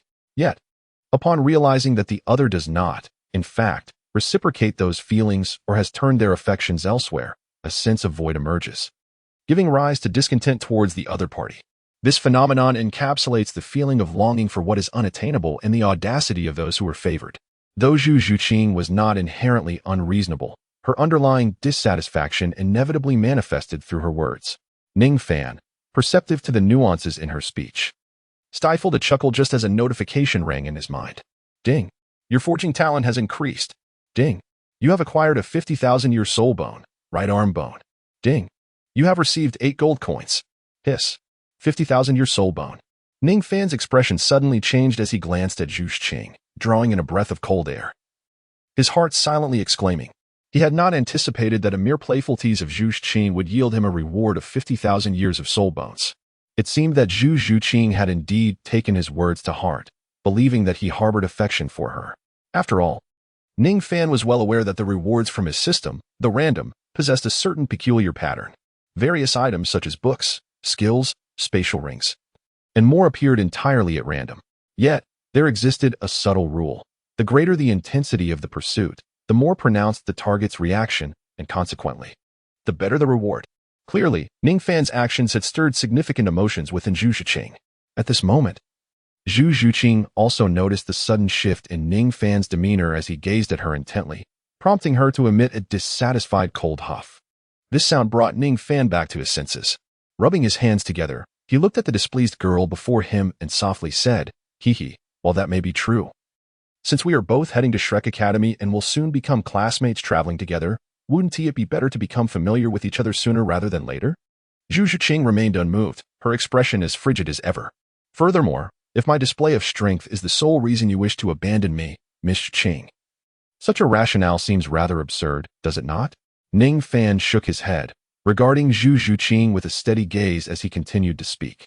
Although he had revealed his prowess, prompting Zhu Qing to seek an excuse to part ways, the underlying reason for his display was, in fact, to rescue her.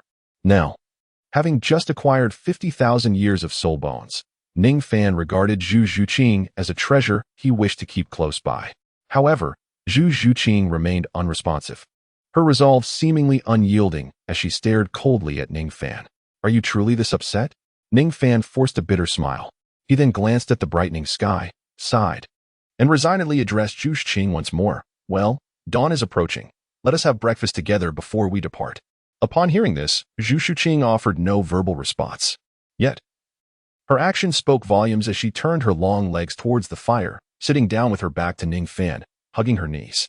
The fire pit had fared surprisingly well amidst the recent clash between Ning Fan and the massive serpent, suffering little damage.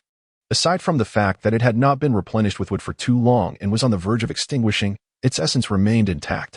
At that moment, Zhu Qing's icy, beautiful eyes were fixed on the flames. With her back turned to Ning Fan, the corners of her rosy lips subtly curled upwards, revealing that her mood was far from the cold demeanor she had previously displayed. "Hee hee, she truly is just a young girl," Ning Fan mused.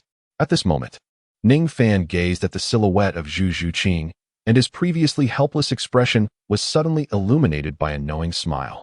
In truth, his earlier sense of helplessness and urgency had merely served to provide Zhu Qing with an opportunity to save face. After all, Zhu Qing had no substantial reason to distance herself from him, even if Ning Fan's strength were revealed, posing a potential threat to her. If he truly intended to harm her or harbor ill intentions, she would be utterly incapable of resisting, given his displayed prowess. Moreover, his prior actions, rescuing her from the jaws of a giant python and keeping vigil while she slept, attested to his lack of malice. This was something Zhu Qing could undoubtedly discern. Should she choose to depart alone, the primary motive would stem from her dissatisfaction with him, a mere display of a slight temper. Ning Fan had encountered such situations countless times while navigating his interactions with Ning Rongrong. Compared to Ning Rongrong's capricious temperament, Zhu Qing's little quirks were nothing more than minor grievances, easily manageable. By allowing Zhu Qing to express her frustrations and offering her a chance to save face, all would be well. Alas, it was unfortunate that he had not managed to sleep a wink. Sighing, he decided to start a fire and prepare breakfast. Ning Fan gently tapped his forehead, then leisurely strode towards the fire. 5 days later, in the Kingdom of Barak. The Kingdom of Barak is home to two of its most significant cities, one being the capital where the king resides, and the other, located in the heart of the bountiful Lima Plain, is the city of Soto, renowned as the Granary of Barak. Both cities are heavily guarded, serving as the focal points of the entire kingdom. Soto is a grand city, evident from the presence of a level 3 spirit hall within its confines. At this moment, just past noon, under the blazing sun, two young individuals entered through the western gate of Soto. They appeared to be merely in their teenage years, carrying no belongings, one male and one female. The young man, clad in a simple blue robe, seemed to be around 14, standing approximately 5 feet 8 inches tall. His attire was remarkably ordinary, yet it contrasted sharply with his strikingly handsome visage. His features were sharply defined, sculpted like a work of art. With a charming smile that seemed to be ever-present, drawing shy glances from numerous young women along the way. Despite his unassuming clothing, his alluring presence was undeniable, inciting the bold-hearted girls to stir with interest.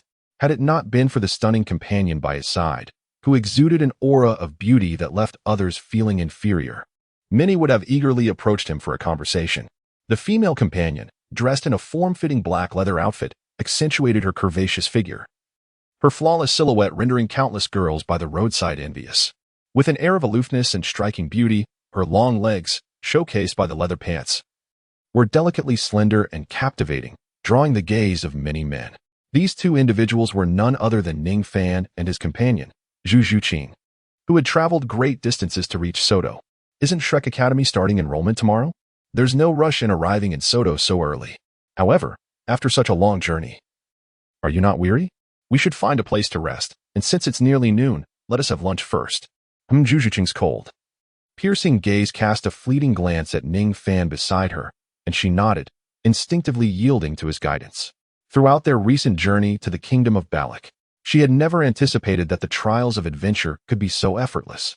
With Ning Fan by her side, his extensive wilderness skills and formidable strength liberated her from the burdens of concern regarding the journey and any lurking dangers. Moreover, the constant display of his genuine care enveloped her in a warmth she had never known, a stark contrast to the harsh upbringing within her merciless family. As Ning Fan often remarked, no matter how frigid Zhu Zhuqing appeared, keeping others at arm's length, or how resilient her demeanor seemed, she remained merely a 12-year-old girl. Humans are inherently social beings. Even those who retreat into solitude yearn for connection deep within their souls. They long for someone who can offer solace in moments of vulnerability and share in the joys of happiness. In this moment, Ning Fan embodied that very role for Zhu Zhuqing. His attentive care and concern over the past few days, while not yet dissolving the barriers around her heart entirely, have been gradually melting the icy facade she so diligently maintained. Ning Fan believed that it would not be long before he could completely win the heart of this girl, who was cold on the outside, yet warm within. After finding a restaurant and having a simple meal, Ning Fan set out with Zhu Zhuqing to search for a place to stay. Soto City was exceptionally lively, although it did not match the grandeur of Heaven-Do City. It was far more vibrant compared to other ordinary cities. On the streets, patrolling soldiers were a common sight, and the bustling crowd flowed incessantly. Ning Fan strolled alongside Zhu Zhuqing, his gaze continuously sweeping over the streets flanking them. Before long, he chanced upon a quaint hotel and came to a halt. The establishment boasted 3 stories. While its size was not particularly grand, its exterior was adorned in a vibrant rose red, and the architectural style resembled a colossal rose in bloom, effortlessly captivating the eye. The Rose Hotel, he mused. I recall this place seems to be. Ning Fan gazed upon the hotel before him, a flicker of recognition sparking within as if it held a unique significance to him. Yet, at that moment, the reason eluded his memory, and he murmured softly to himself. At this moment, Ning Fan finally recalled his memories regarding this hotel. In his recollection, this establishment was none other than the couple's hotel frequently visited by Dai Mubai, who often brought the twin beauties here. He was astonished to encounter it so swiftly within the vast city of Soto. Is this where we shall stay? Zhu Zhuqing inquired softly, her cool gaze fixed on the hotel's sign. The innocent Zhu Zhuqing seemed oblivious to the fact that this hotel catered specifically to couples, mistaking it for merely a uniquely decorated ordinary hotel. In response, Ning Fan nodded, his eyes flickering slightly. Let's go inside and take a look. Were it any other couple's hotel, Ning Fan would likely refrain from bringing Zhu Zhuqing along. However, given that it was the Rose Hotel, he felt compelled to enter, hoping for a stroke of luck that might allow him to witness Dai Mubai checking into her room with the twin girls. Wouldn't that provide Zhu Zhuqing with an immediate glimpse of Dai Mubai's true nature? Thus, Ning Fan stepped forward, entering the Rose Hotel alongside Zhu Zhuqing. Upon entering, they were immediately greeted by an enchanting aroma of roses, a fragrant embrace that was both inviting and comforting.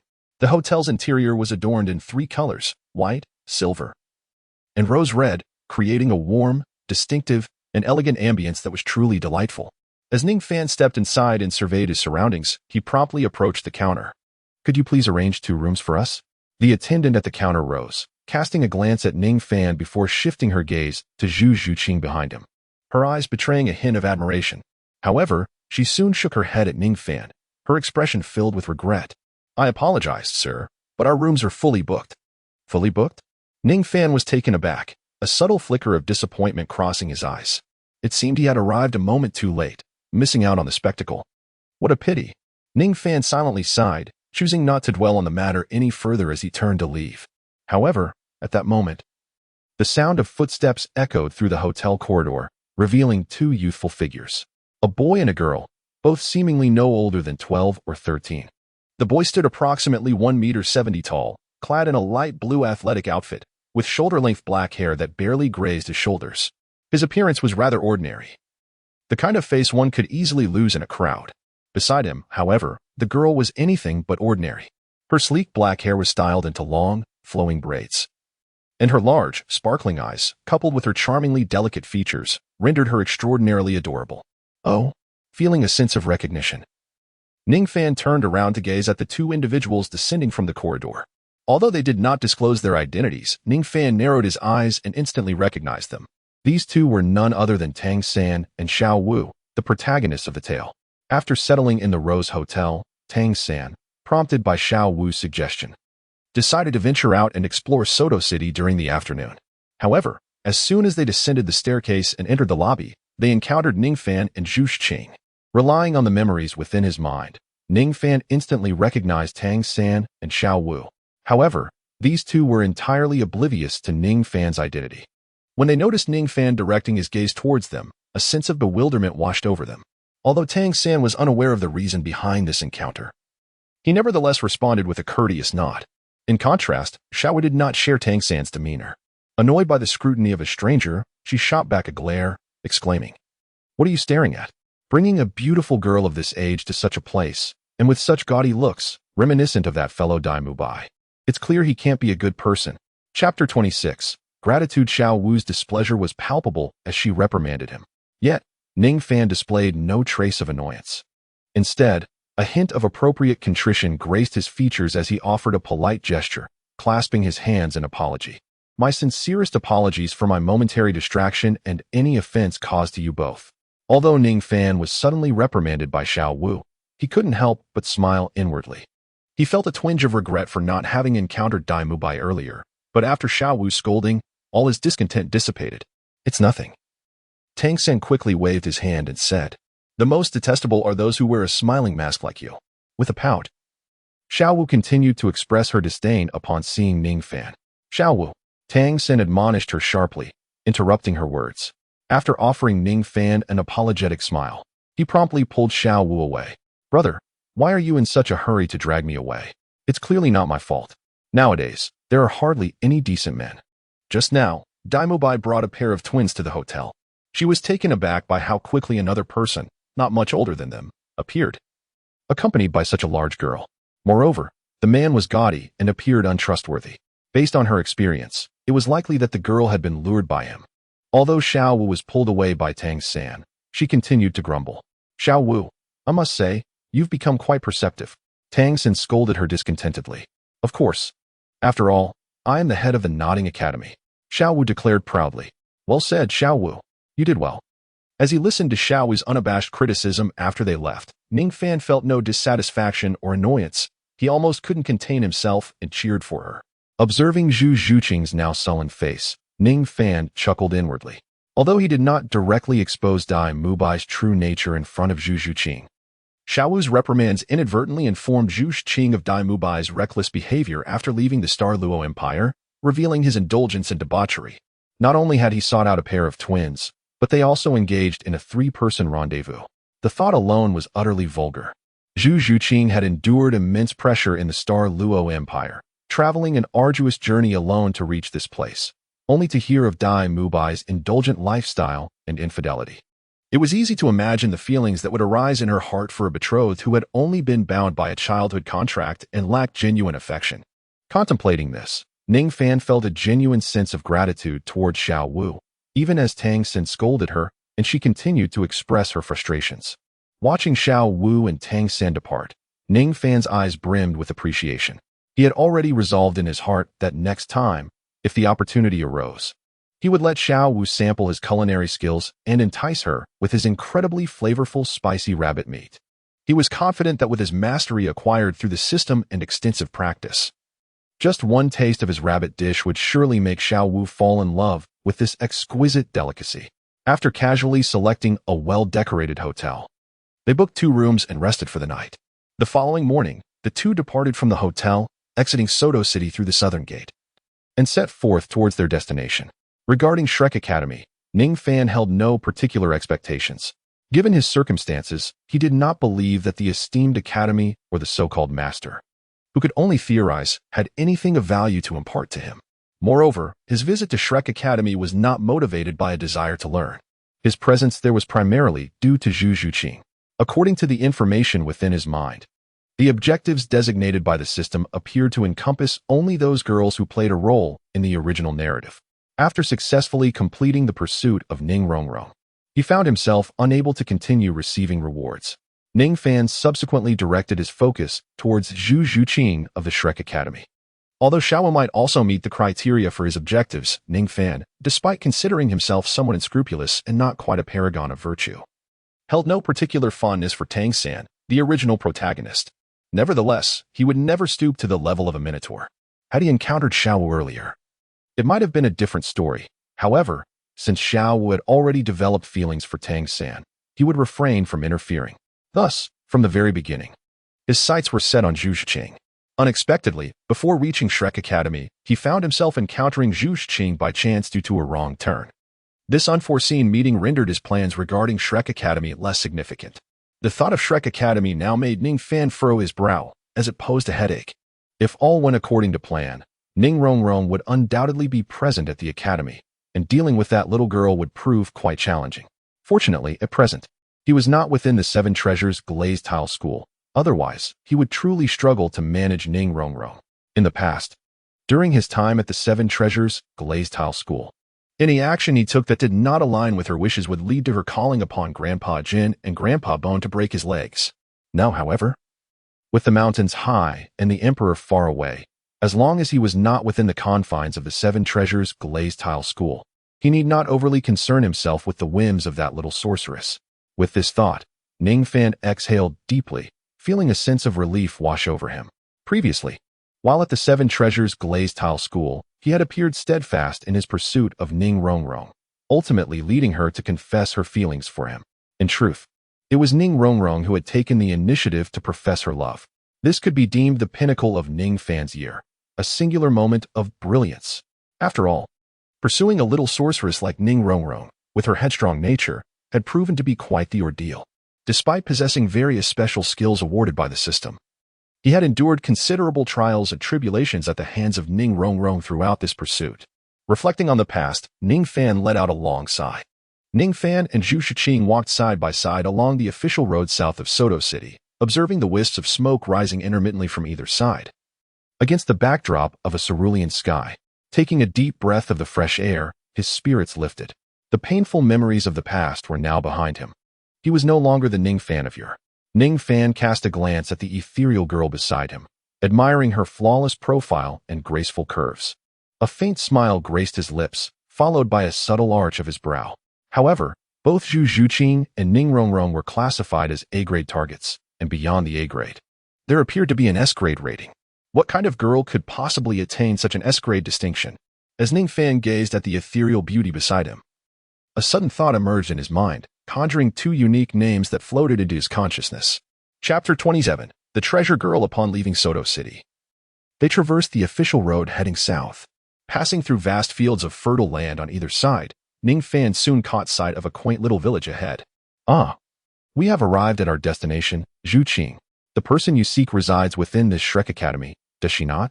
With a smile directed towards the modest village, which lay less than a kilometer away, Ning Fan spoke to Zhu Zhuqing. Their harmonious companionship over the past few days had deepened Zhu Zhuqing's trust in him.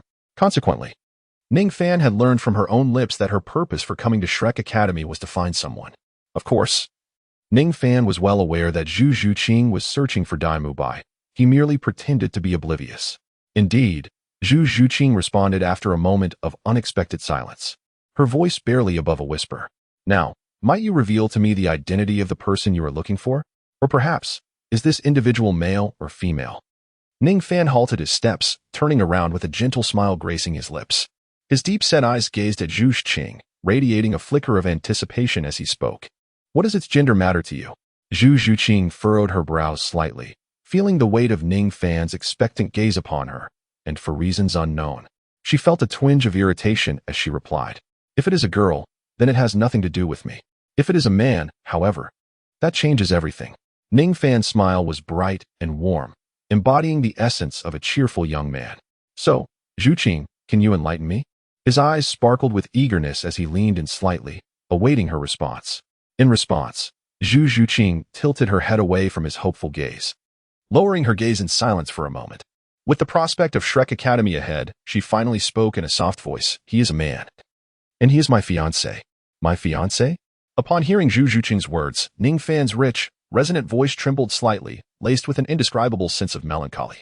Observing the sorrow that flickered in Ning Fan's eyes, Zhu Qing raised her head to meet his gaze. She noticed that his deep, star-like eyes had dimmed, and although he forced a smile, it was imbued with an endless sense of loneliness and helplessness. After a brief silence, he weakly moved his lips, managing a strained laugh as he said, "Hee, Mr. Qing, you have traveled such a distance. You must share a deep bond with your fiancé." "Mr. Qing?" For reasons unknown. Zhu Qing's heart fluttered at the change in his address. During the past few days, Ning Fan had affectionately called her by her name, except for the initial days of their acquaintance. Although she had protested slightly at first, she had soon grown accustomed to it.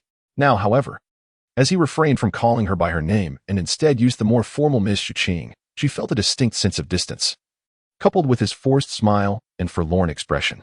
Strangely compelled, Zhu Qing found herself explaining softly, "I have no feelings for him. Our engagement was merely arranged by our elders." Upon hearing this, Ning Fan's previously despondent eyes instantly regained their spark.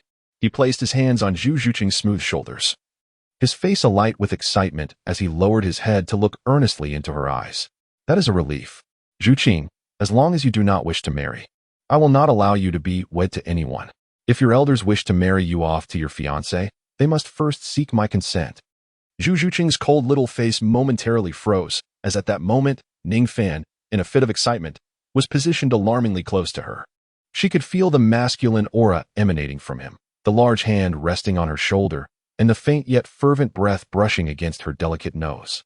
Encountering a man for the first time, Zhu Qing's heart involuntarily raced, and soon her small face was suffused with a deep crimson hue. With her eyes shut, she forcefully pushed Ning Fan away with her delicate hands, exclaiming in a mix of embarrassment and indignation, "Who I choose to marry is none of your concern." After pushing him away, she covered her face with her hands, her chest heaving with tumultuous emotions, and in a flurry, she hurriedly walked towards the village where Shrek Academy was located, her cool demeanor now betraying a sense of panic as she fled. "Ding. Your current experience level has increased by 20%. Ding. Your combat experience has increased by 1 point. Ding. Your forging talent has increased by 1 point. Ding. You have obtained the Phoenix Seeking Phoenix music score. Ding. You have acquired 50 gold coins." Just as Zhu Qing made her escape, a series of sounds echoed in Ning Fan's mind. "Hee, so cold on the outside yet warm on the inside. I am truly growing fonder of this treasure of a girl." Ning Fan paid little heed to the voice echoing in his mind. Instead, he clasped his hands together and reminisced about the shy demeanor of Zhu Qing from earlier, as well as the cool, jade-like sensation of his hands resting upon her fragrant shoulders. A smile unfurled at the corners of his mouth as he observed Zhu Qing's flustered silhouette ahead, murmuring to himself. Without further delay, he pursued her retreating figure. The village designated as the enrollment site for Shrek Academy was diminutive, comprising fewer than 100 households. Encircled by a wooden fence, ostensibly to ward off wild beasts, a considerable crowd gathered at the village entrance. Most of them were youths of similar age to Ning Fan and Zhu Qing, many accompanied by their parents. At the entrance of the village, a table was set up, behind which sat an elderly man in his 60s. Above him, a somewhat dilapidated sign hung from a wooden archway, inscribed with the simple 5 characters, Shrek Academy. Beneath these characters was a rudimentary green emblem resembling the head of a humanoid creature. A similar insignia adorned the elderly man's chest, clearly indicating that this rather unattractive creature was the symbol and emblem of Shrek Academy. Aside from Zhu Zhuqing and Ning Fan, the other attendees gazed at the weathered sign bearing the name of Shrek Academy with astonishment. Their eyes reflected a profound disappointment as they surveyed what was evidently a modest, rundown Soul Master Academy. Nevertheless, a flicker of hope lingered within their hearts as they queued, clinging to the notion that this was merely a temporary testing site for Shrek Academy, and that the true institution might lie elsewhere. Standing apart from the crowd, Ning Fan chuckled softly upon overhearing their discussions and shook his head. This shabby place was indeed Shrek Academy. Yet, their disdain and disappointment seemed unwarranted, for with their qualifications, none of them would be admitted to Shrek Academy. After all, the minimum requirement for admission was an age not exceeding 13 years and a soul power level above 20. However, for these aspiring students, being unable to enter Shrek Academy was of little consequence. In Ning Fan's eyes, the academy held no extraordinary merit, aside from its formidable faculty.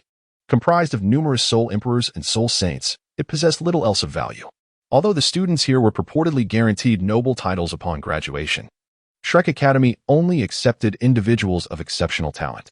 Even if they attended other academies, their innate gifts would likely secure them noble status upon graduation with ease. Were the students not all elite, but rather of average talent, Ning Fan might have regarded the institution with a modicum more respect. However, given the stringent admission criteria, he believed Shrek Academy was hardly deserving of its reputation. Chapter 28. The monster let us queue. Ning Fan gazed at the lengthy queue and, with a gentle smile directed at Zhu Zhuqing beside him, spoke softly. Zhu Zhuqing, however, paid no heed to Ning Fan, though her exterior remained calm and aloof. The turmoil within her heart had yet to subside. She resolutely proceeded to the end of the line, while Ning Fan, with a faint smile, followed closely behind her. In Ning Fan's eyes, Shrek Academy held no particularly captivating allure. Yet, perhaps due to the adept promotion by that cunning old fox, Flinder, the number of individuals registering here was considerable. The line for enrollment stretched long. Fortunately, due to the Academy's stringent admission criteria, nearly everyone in the queue was swiftly eliminated after a mere glance from the elder at the registration desk. Furthermore, as the elder displayed a hint of impatience, he openly revealed his formidable prowess and articulated the admission standards of Shrek Academy. In the blink of an eye, the original crowd of over 100 dwindled to merely a handful of hopeful candidates. Instantly, Ning Fan and Zhu Zhuqing found themselves at the forefront of the line. At such proximity, they were able to discern the elderly Soul Emperor overseeing the registration, as well as a strikingly handsome young man seated behind him, with cascading golden hair and captivating dual-colored eyes. This individual was none other than Daimu Bai, tasked with maintaining security during the enrollment process. Zhu Zhuqing, who stood just ahead of Ning Fan, had reached the elder and was preparing to register. She caught sight of Daimu Bai, who was also gazing at her. For reasons unknown, despite having traversed countless perils from the distant star Luo Empire to reach this juncture and finally encountering Daimu Bai, her heart remained devoid of any stirring emotions. Perhaps the tales of his extravagant lifestyle, relayed through Xiaowu, had thoroughly disenchanted her. Shaking her head, Zhu Zhuqing cast a fleeting glance at Daimu Bai before redirecting her attention to the elder at the registration desk, extending her exquisitely smooth right hand. The elder assessed the true age of the applicants through the structure of their palms. The bone age appears appropriate. Unleash your martial soul. The elder nodded, easily discerning that Zhu Zhuqing was around 12 years of age, not exceeding 13. Zhu Zhuqing responded with a nod and subsequently summoned her soul power, manifesting fluffy cat ears and a tail, accompanied by 2 yellow, century-old soul rings. A level 27, quite the little prodigy. You may proceed directly to the final stage. The elder cast a satisfied smile at Zhu Zhuqing, who politely nodded and withdrew her right hand. Though she had passed the initial assessment, she did not hasten her steps towards Shrek Academy, nestled within the quaint village. Instead, she lingered in place, turning to face Ning Fan, her cool and beautiful eyes lowered. Remaining silent, despite her lack of words, her demeanor conveyed a clear message. She was waiting for Ning Fan to complete his registration. This behavior momentarily halted Daimu Bai, who had been brimming with smiles and ready to welcome Zhu Zhuqing, as he suddenly regarded the young man behind her with a look of hostility. Oh, it appears we have a young couple here to register, the elder observed with a light chuckle, his voice not loud, yet clear enough for Daimu Bai, seated behind him, to hear. Upon hearing his fiancée he referred to as someone else's partner, his expression shifted dramatically as he scrutinized Ning Fan and Zhu Zhuqing. He then noted Ning Fan's non-committal smile, alongside Zhu Zhuqing's icy silence, which seemed to tacitly affirm the implication. Instantly, his handsome face flushed crimson, a vivid hue of anger. The elder chuckled softly before directing his gaze firmly at Ning Fan. However, it seems you have surpassed the age of 13. According to Shrek's regulations, your young lady may enter, but you must return. In response, Ning Fan's eyes flickered slightly, yet he revealed no sign of panic. He stepped forward confidently, a light smile gracing his lips, and said, "Indeed, I have surpassed 13, nearing 14. However, are not Shrek's regulations established for the recruitment of prodigies? I believe I am one such prodigy. Quite the confidence.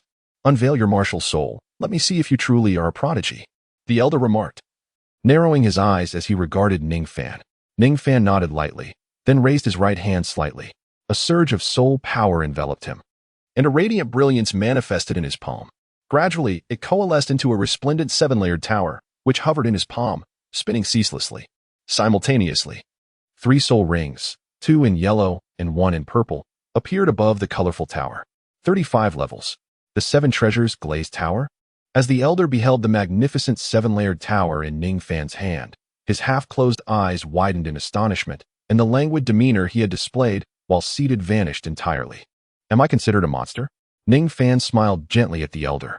Haha, indeed you are a marvel. However, does your sect know of your presence here? The elder chuckled heartily, then spoke softly to Ning Fan. They probably don't know. Since I have been indefinitely exiled by my sect and cannot return for the time being, Ning Fan shrugged casually. His words held a kernel of truth. It was clear that Ning Fingji had sought him out with a specific intent to prevent any chance of him reuniting with Ning Rongrong.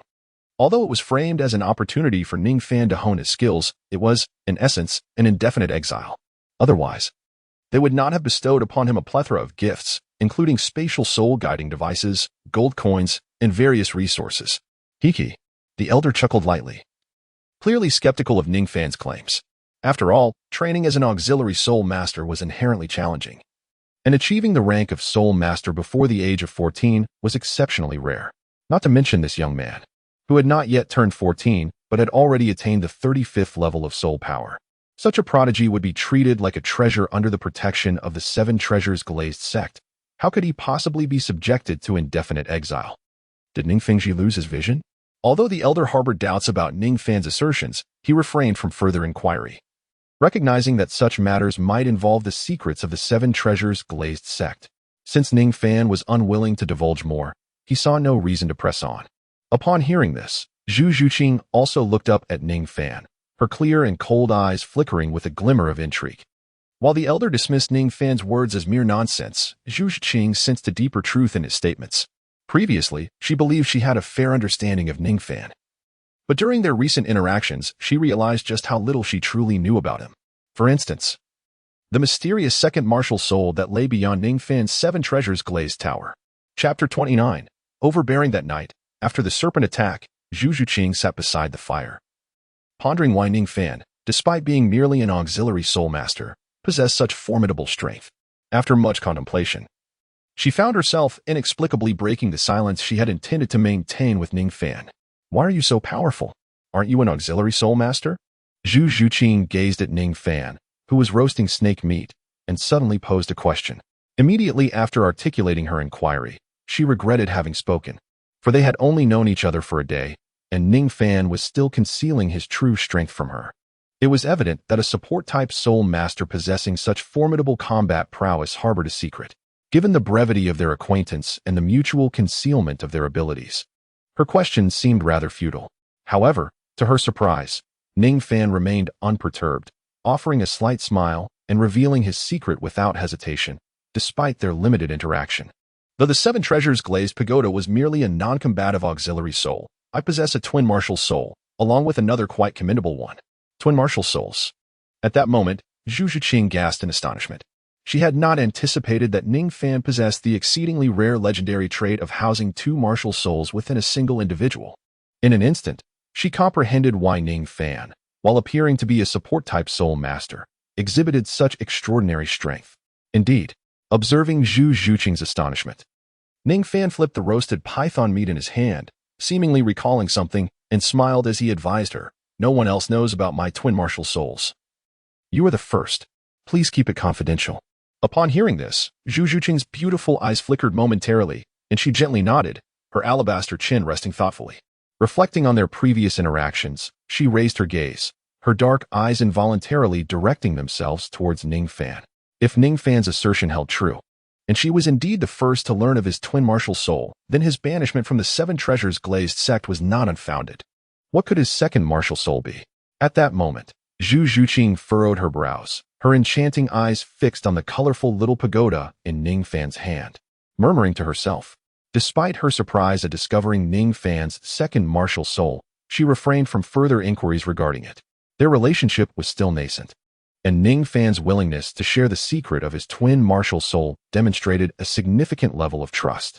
Although she was deeply curious about the nature of his second martial soul, which could bestow him such remarkable physical strength, enabling him to contend with thousand-year soul beasts without the use of martial souls or soul skills, Zhu Zhuqing, feeling their bond was insufficiently strong, chose not to press him for answers. Would he divulge it if she were to ask him now? Zhu Zhuqing gazed at the Seven Treasures glazed tower in Ning Fan's hands, and a sudden thought ignited in her mind. She recalled the scene moments ago on the official road outside the village, where Ning Fan, with an expression of fervent excitement, grasped her shoulders and vowed that he would never allow her to wed another. A tremor of emotion surged through Zhu Zhuqing's heart, and her serene face was tinged with a captivating blush, rendering her particularly alluring. However, Ning Fan was too engrossed in the elderly man's registration process to notice this change. In contrast, Dai Mubai, who had been observing Zhu Zhuqing intently, detected the unusual shift in his eyes. His betrothed's subtle flush while gazing at Ning Fan depicted a scenario of mutual affection. His expression darkened, and with a surge of agitation, his right hand crushed the armrest of the chair into fragments. Mubai, take them inside. Proceed directly to the fourth challenge. The elder commanded after verifying Ning Fan's soul power level and physical age, gesturing towards Dai Mubai. The enrollment criteria for Shrek Academy stipulated that applicants must be under 13 years of age and possess a soul power level above 20. However, once registered, several trials must be undertaken to gain entry into Shrek Academy. Fortunately for Ning Fan and Zhu Zhuqing, with their soul power levels exceeding 25, they could bypass the intermediate trials and proceed directly to the final challenge. Very well. Follow me, both of you. Dai Mubai, unable to contain himself any longer, stood up and flashed a rather unfriendly smile at Ning Fan as he spoke emphatically. Thank you. Ning Fan replied with a slight smirk, having already noted Dai Mubai's unfriendly demeanor. Nevertheless, he was indifferent. At this moment, Ning Fan felt compelled to advise Dai Mubai to reflect upon himself and consider whether he truly deserved Zhu Zhuqing. It was clear to Ning Fan that Zhu Zhuqing harbored no feelings for Dai Mubai, although Dai Mubai was a callous libertine, and Ning Fan disdained his abandonment of Zhu Zhuqing. He refrained from reprimanding him as long as Zhu Zhuqing remained silent. However, should Dai Mubai persist in his unwarranted pursuit of Zhu Zhuqing, he would soon learn the formidable strength of a support-type soul master. As Ning Fan contemplated, he and the perpetually impassive Zhu Zhuqing entered Shrek Academy, situated within this village. Upon entering, one could observe that the area was dominated by wooden structures, aptly described by four simple yet profound characters. The trio maintained a silence throughout their journey, and Ning Fan cast a glance at the chilly expression of Zhu Zhuqing, offering a faint smile as he placed his hands behind his back, leisurely trailing behind Dai Mubai. Before long, Dai Mubai guided them to a clearing encircled by wooden houses, spanning approximately 500 square meters, conveniently located at the heart of the village. Numerous individuals who had passed the preliminary examination were engaged in the second round of testing, where the quality of their soul power and martial souls was evaluated. However, as both Zhu Zhuqing and Ning Fan possessed soul power levels exceeding 25, they naturally bypassed this stage, advancing directly to the fourth challenge, which assessed practical combat experience. Continuing under Dai Mubai's guidance, they arrived at another clearing. At the edge of this space, a man and a woman were seated, seemingly resting due to a lack of engagement. Upon a swift glance, Ning Fan immediately recognized the two individuals before him, Tang San and Xiao Wu. At the center of the clearing sat a robust middle-aged man in his 50s, dozing in a chair. It was evident that this was the final hurdle, the practical examination. If Ning Fan's deductions held true, the slumbering man was none other than the practical examiner for this last challenge, the formidable Zhao Wujing. After Dai Mubai brought the two to this location, He noticed Zhao Wujin still in slumber, unperturbed.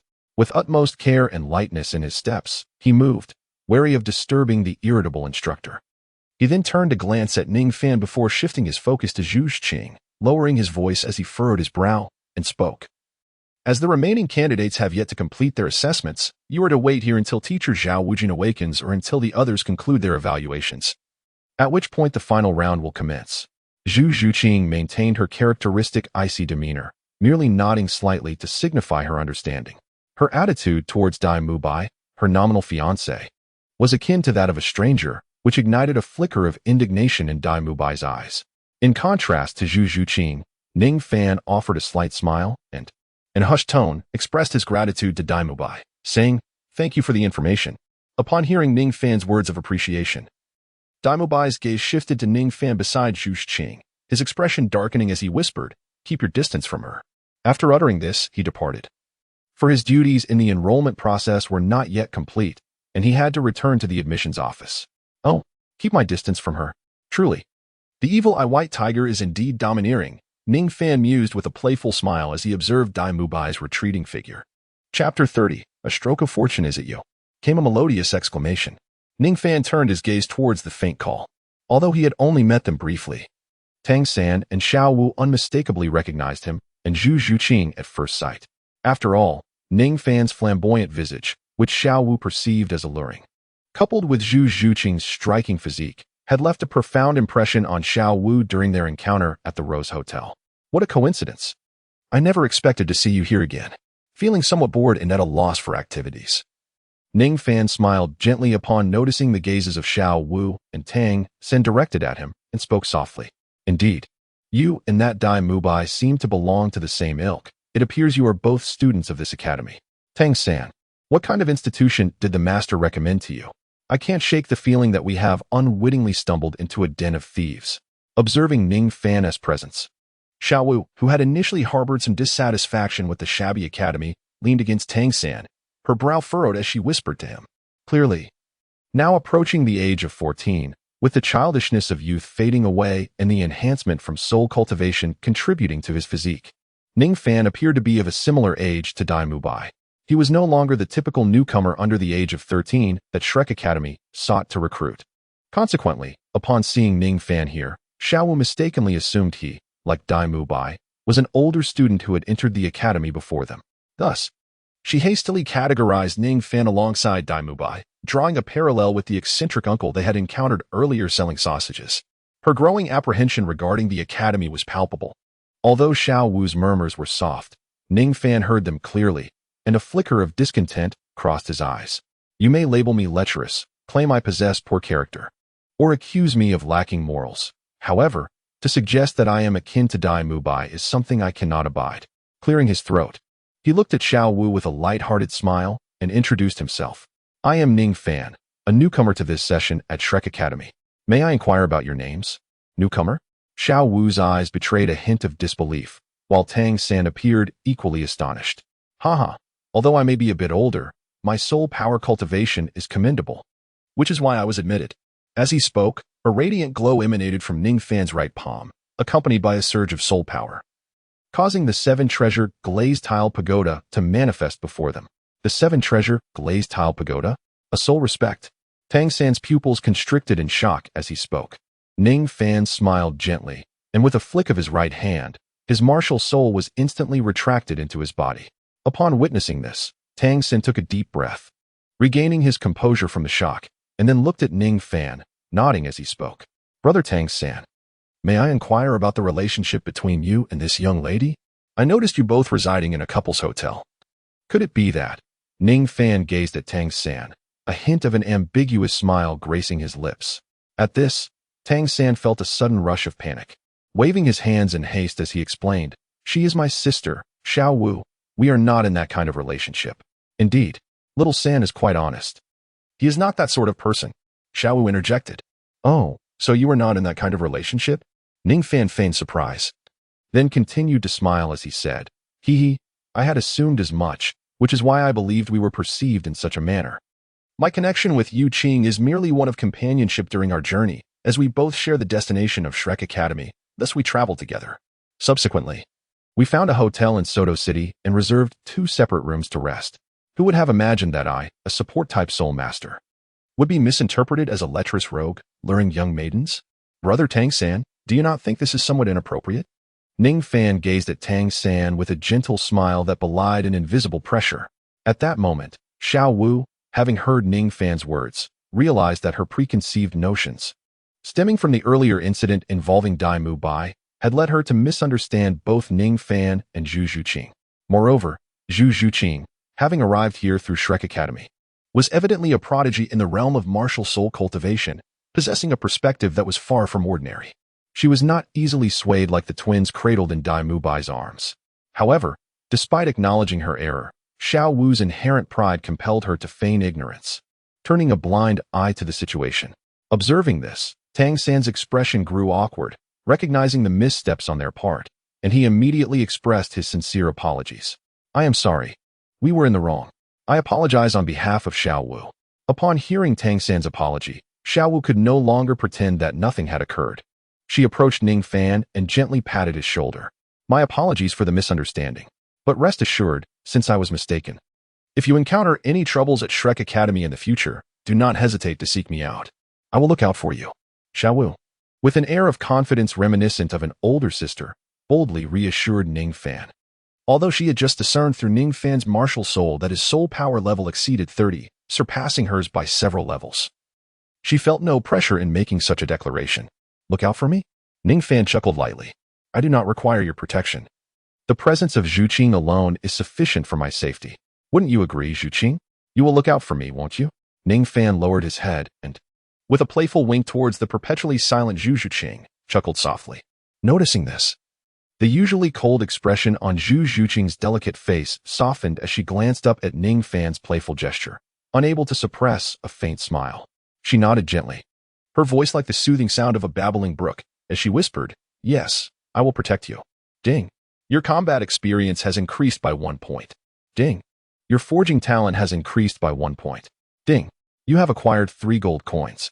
A series of voices echoed once more in Ning Fan's mind, causing a slight smile to grace his lips. Oh, it appears I wasn't entirely mistaken, he mused. Upon witnessing this, Xiao Wu pouted and softly remarked, Well, since Zhuqing is shielding me, and you have apologized, I shall forgive you for tarnishing my reputation. Ning Fan smiled gently, feeling quite pleased, and chose not to dwell on past grievances. By the way, during your extended stay here, aside from the 4 of us, have there been any other newcomers who have successfully passed the first 3 trials? At this moment, Ning Fan suddenly recalled something, and his expression became serious as he inquired of Tang-san and Xiao Wu. We arrived here not long ago as well. However, aside from us, there are no others. Tang-san replied, shaking his head. Oh, that is good. That is good. Ning Fan exhaled, a look of relief washing over his face. He had observed at the registration desk, and throughout his journey, he had not encountered any sign of Ning Rongrong. According to Tang-san, there were no other individuals present apart from their quartet, indicating that Ning Rongrong was indeed absent. Although, based on Ning Fan's recollection, Ning Rongrong was supposed to arrive at Shrek Academy under Ning Fengji's orders. The lack of her presence both inside and outside left him with a burgeoning thought in his mind. Ning Rongrong had not been seen for quite some time, perhaps due to Ning Fengji's sudden change of heart, preventing her from attending Shrek Academy. Reflecting on this, Ning Fan gazed at the ethereal girl beside him, a surge of relief washing over his eyes. Truly, fortune favors me. However, just as Ning Fan was secretly reveling in his good fortune at the village entrance, the elder responsible for age verification, noticing the line at the table dissipating, was about to rise and leave when a crisp voice suddenly rang out. Teacher, wait a moment. I'm still here. Chapter 31. Sister with her short hair framing a remarkably fair and delicate face, Ning Rongrong may not possess the voluptuous figure of Zhu Zhuqing. Yet her appearance is harmoniously enchanting. She emanates an ethereal aura, resembling a well-educated noble maiden. Moreover, her smile is sweet, akin to a warm spring breeze. Her gentle demeanor uplifting every young soul master disheartened by the stringent admission requirements of Shrek Academy. She is none other than the little princess of the 7 Treasure Glazed Tile School, Ning Rongrong. Initially, Ning Rongrong had no intention of attending Shrek Academy. Her desire was solely to seek out the mysteriously vanished Ning Fan. A week prior, upon her release from confinement by Ning Fengji, she discovered that Ning Fan had inexplicably disappeared from the seven-treasure glazed tile school. Inquiring about her father, she learned from him that during her confinement, Ning Fan had left the school to embark on a journey of cultivation. Of course, her father claimed that Ning Fan had departed of his own volition. However, being perceptive and well acquainted with her father, Ning Rongrong was not inclined to believe his words. How could Ning Fan, who holds such deep affection for her, possibly abandon her and depart from the Seven Treasures Glazed sect without a word, merely to venture out for training? It must be that his father employed some despicable means to coerce him into leaving. The thought of Ning Fan being compelled by his father to forsake the Seven Treasures Glazed sect fills her mind. In a moment of urgency, Ning Rongrong found herself embroiled in a heated argument with her father, Ning Fengji, desperately seeking to uncover the whereabouts of Ning Fan. However, Ning Fengji remained resolutely tight-lipped, informing her instead that upon the conclusion of her confinement, she would proceed to Shrek Academy to engage in her studies and training. Thus, Ning Rongrong departed from the Seven Treasure Glazed Tile School, making her way towards Shrek Academy. Yet, throughout her journey, the fiercely rebellious Ning Rongrong was reluctant to embrace her destination, repeatedly seeking opportunities to escape in pursuit of Ning Fan. Alas, under the vigilant protection of the Seven Treasure Glazed Tile School, her attempts proved futile.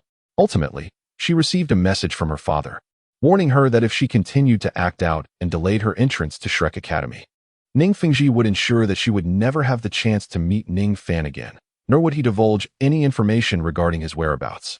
Ning Feng threatened with such words, causing Ning Rongrong to instantly become subdued. However, this only deepened her aversion towards Shrek Academy. Thus, as the enrollment period for Shrek Academy was drawing to a close, she arrived fashionably late, meandering along the way. Extend your right hand. Allow me to ascertain your bone age, and then unleash your martial soul. The elder in charge of the testing gently instructed Ning Rongrong. All right. Ning Rongrong replied with a sweet smile, her lively and radiant demeanor capturing the attention of numerous young onlookers. It must be noted that although she was a rebellious little witch within the Seven Treasure Glazed Tile School, her exterior, if observed without understanding her character, presented her as an exceedingly charming neighborly girl. Indeed, at around 12 years of age, her martial soul level exceeded 25. The testing elder nodded in satisfaction, then turned his gaze to the martial soul resting in the palm of Ning Rongrong's hand, a flicker of astonishment crossing his eyes. Another little genius from the Seven Treasure Glazed Tile School? Another one? Upon hearing the elder's words, Ning Rongrong blinked her beautiful eyes, a look of confusion passing over her countenance as she struggled to comprehend. However, her doubts were soon dispelled as she directly passed the first 3 stages of the enrollment tests, arriving at the 4th stage where Ning Fan, Zhuxing, Tang San, and Xiao were situated. Upon catching sight of the familiar figure of the young man who lingered in her thoughts, her confusion was resolved. Ning Fan. Tears sparkled in her beautiful eyes as she covered her mouth with her hands and exclaimed in delight. Yet, this exuberant cry caused Ning Fan to shudder. Swiftly turning to face her, looking at the girl clad in a white dress, with a fair and exquisite appearance, her eyes shimmering with excited tears as they met his, Ning Fan let out a long sigh. Ultimately, there was no escaping this moment. He watched as the girl dashed towards him like a fledgling swallow's returning to its nest. With no choice left, he resignedly opened his arms. With a soft thud, the ecstatic Ning Rongrong leaped into Ning Fan's embrace, the force of her impact causing him to stagger back 2 steps to cushion her, ensuring she remained unharmed. Hee. You made it here too. Did Daddy send you here? But isn't Daddy supposed to? Oh, could it be that Daddy? Ning Rongrong nestled her head in Ning Fan's embrace, inhaling deeply before lifting her gaze to blink her beautiful eyes at him, her eyes sparkling with curiosity. Upon hearing her words, Ning Fan's expression changed in surprise, and he hastily interrupted her, stating, "The sect master did not summon me here. I have been temporarily exiled by the Seven Treasures Glazed Tile School, and I have no connection to the sect. I arrived at this academy for various reasons, and I never anticipated encountering you here." "Oh, I see," Ning Rongrong replied, her lovely eyes dimming at the revelation. She had initially believed that Ning Fan's presence was orchestrated by her father. The news of Ning Fan's exile and severed ties with the sect filled her with a deeper sense of guilt, leaving her silent. Ning Fan let out a long breath of relief. Fortunately, he had interrupted Ning Rongrong before she could divulge any critical information, narrowly avoiding disaster.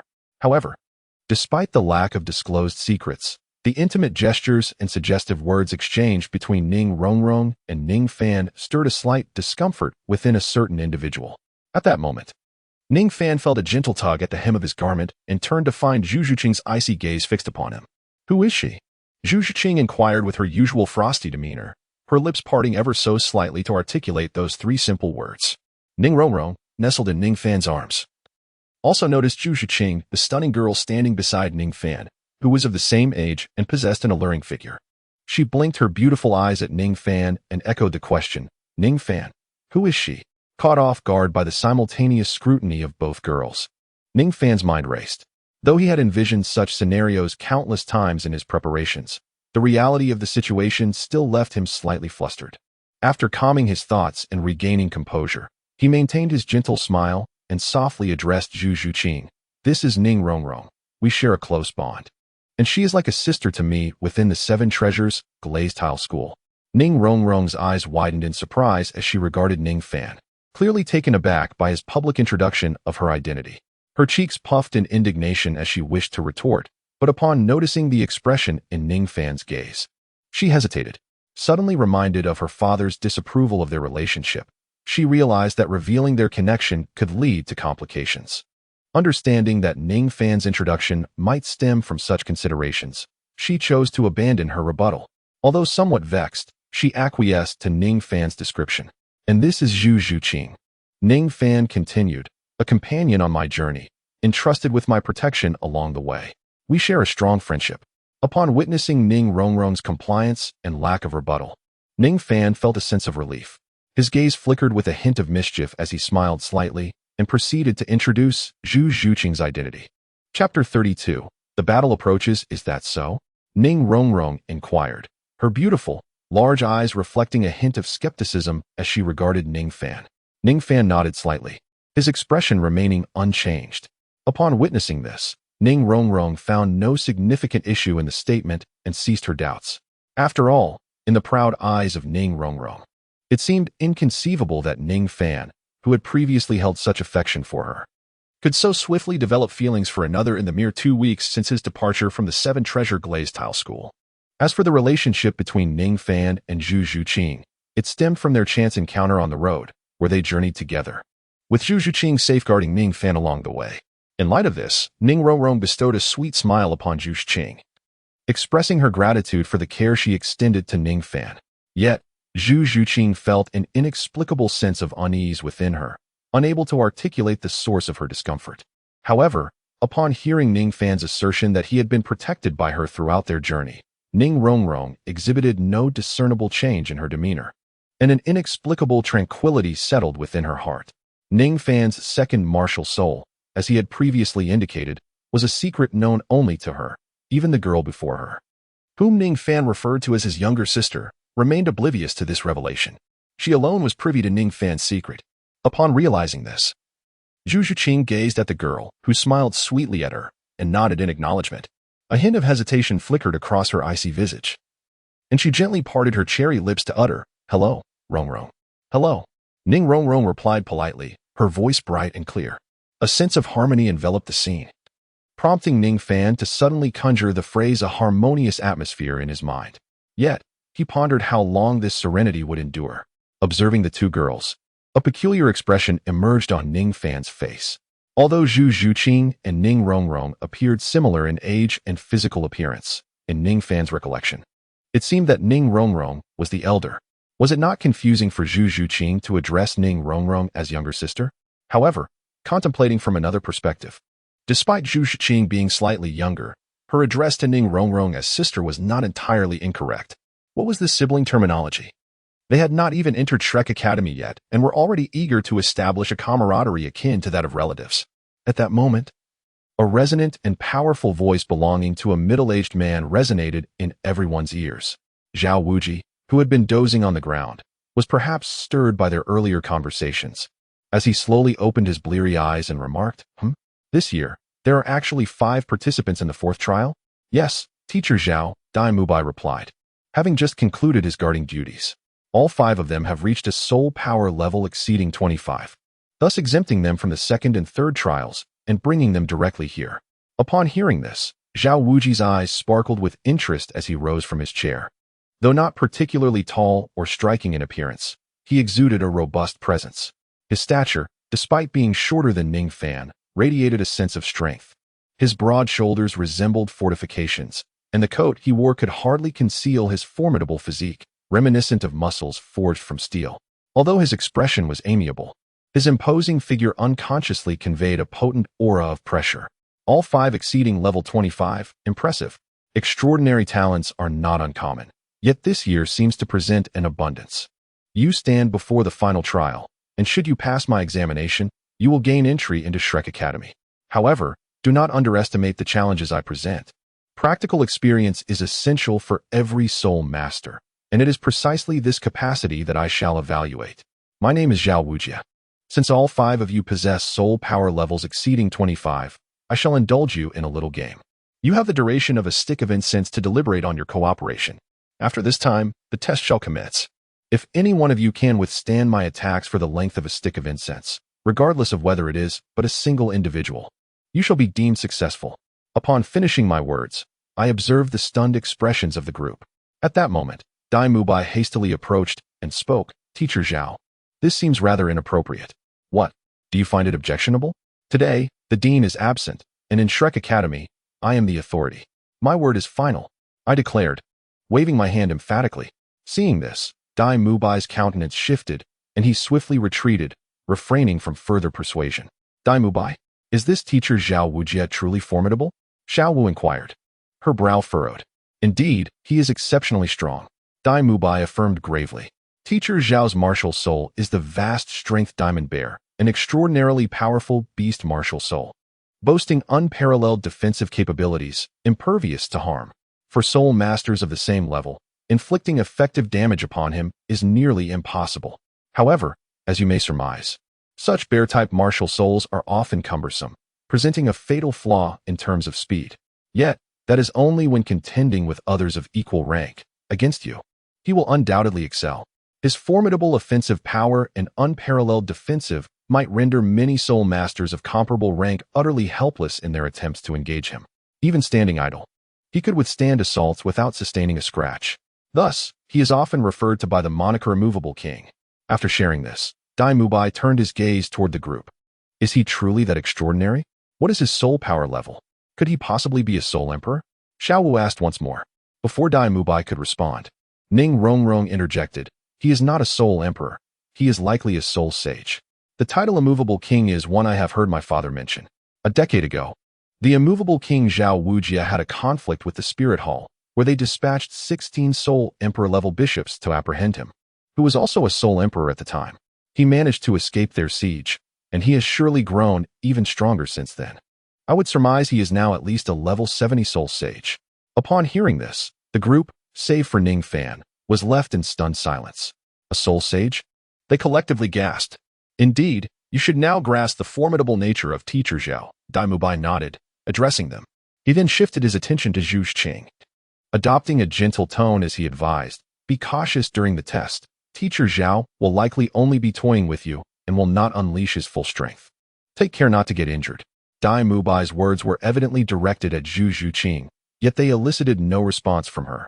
Her delicate face remained cold, as if she had not heard him at all. Observing this, a flicker of anger flashed in Dai Mubai's eyes. He was not a patient man by nature. Sensing the palpable tension, Tang San, who was nearby, swiftly intervened to ease the atmosphere. With a smile, he suggested, "All right. Brother Dai has already shared a wealth of useful information with us. Let us take a moment to introduce ourselves. I shall go first. My name is Tang San, and my martial soul is the blue silver grass. I am a level 29 control system soul master. This is Xiao Wu, whose martial soul is the rabbit. She is also a level 29 assault system soul master. Zhu Qing, with her martial soul being the spectral cat, is a level 27 agility system soul master. Lastly, Ning Rongrong, whose martial soul is the 7 treasure glaze tile, is a level 26 support system soul master. Upon hearing Ning Rongrong's introduction, Tang San looked at her in astonishment. Your martial soul is also the 7 treasure glaze tile? That makes sense, given that you both share the surname Ning. A hint of concern flickered in Tang San's eyes. Although the Seven Treasure Glazed Tile was renowned as the strongest support martial soul across the continent, the effects of identical martial souls and soul skills could not be duplicated on a single individual. Earlier, Tang Xin had also noted that Ning Fan possessed the same martial soul, the Seven Treasure Glazed Tile.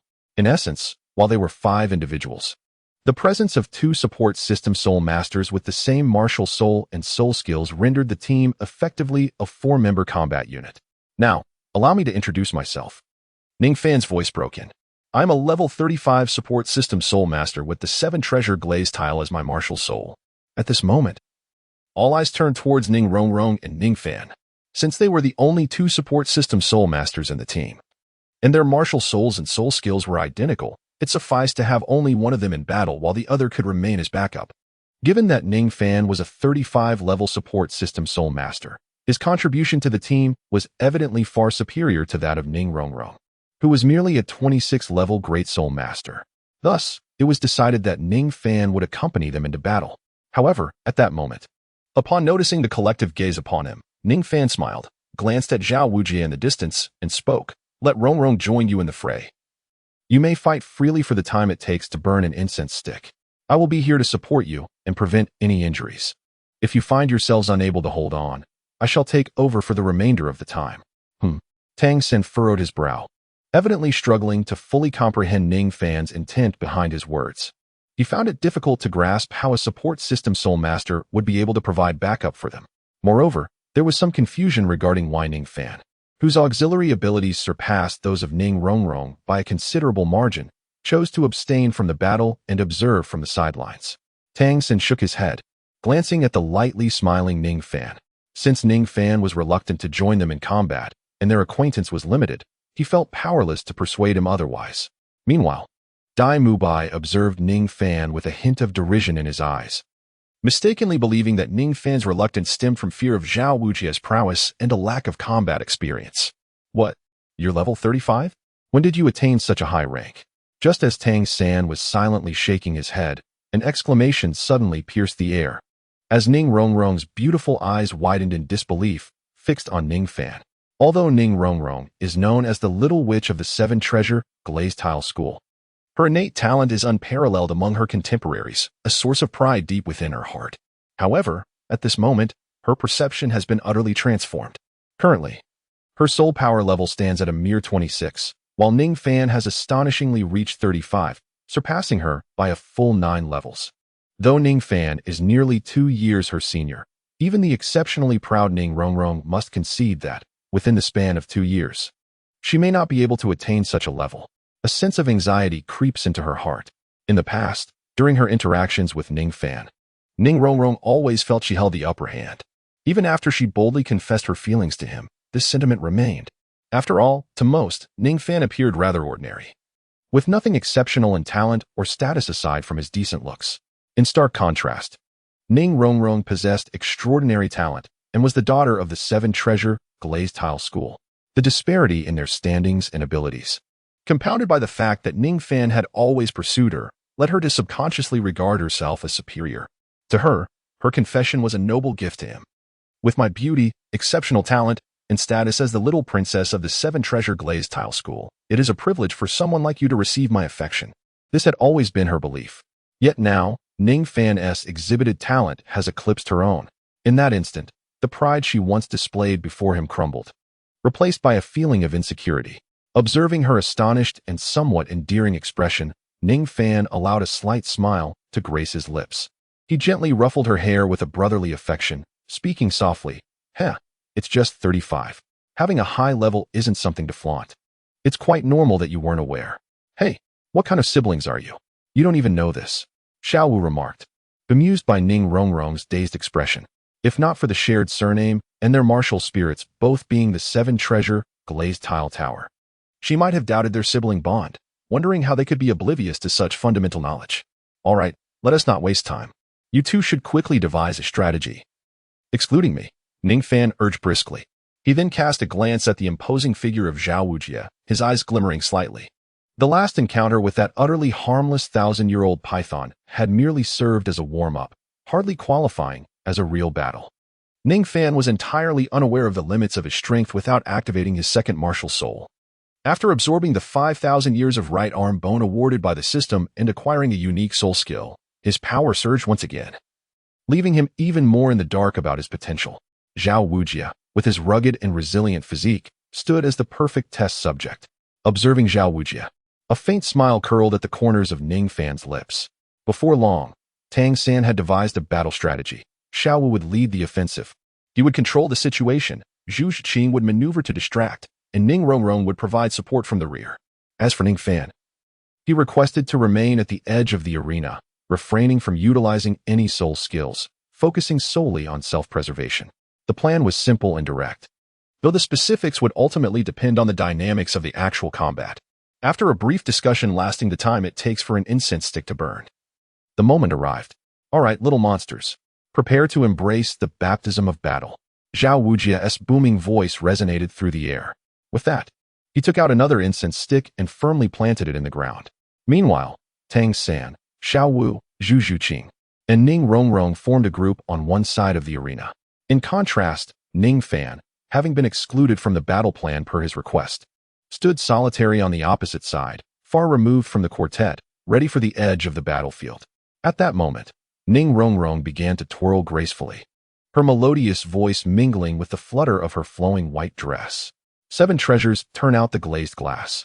As her words faded, a resplendent 7-colored pagoda emerged in her palm, radiant hues illuminating her figure, akin to a celestial being descended from the heavens. Witnessing this sight, Ning Fan couldn't help but click his tongue in admiration. Indeed, individuals differed greatly. For instance, when Ning Rongrong delicately held the 7-colored glazed tower to unleash her soul skill, she resembled a fairy, breathtakingly beautiful.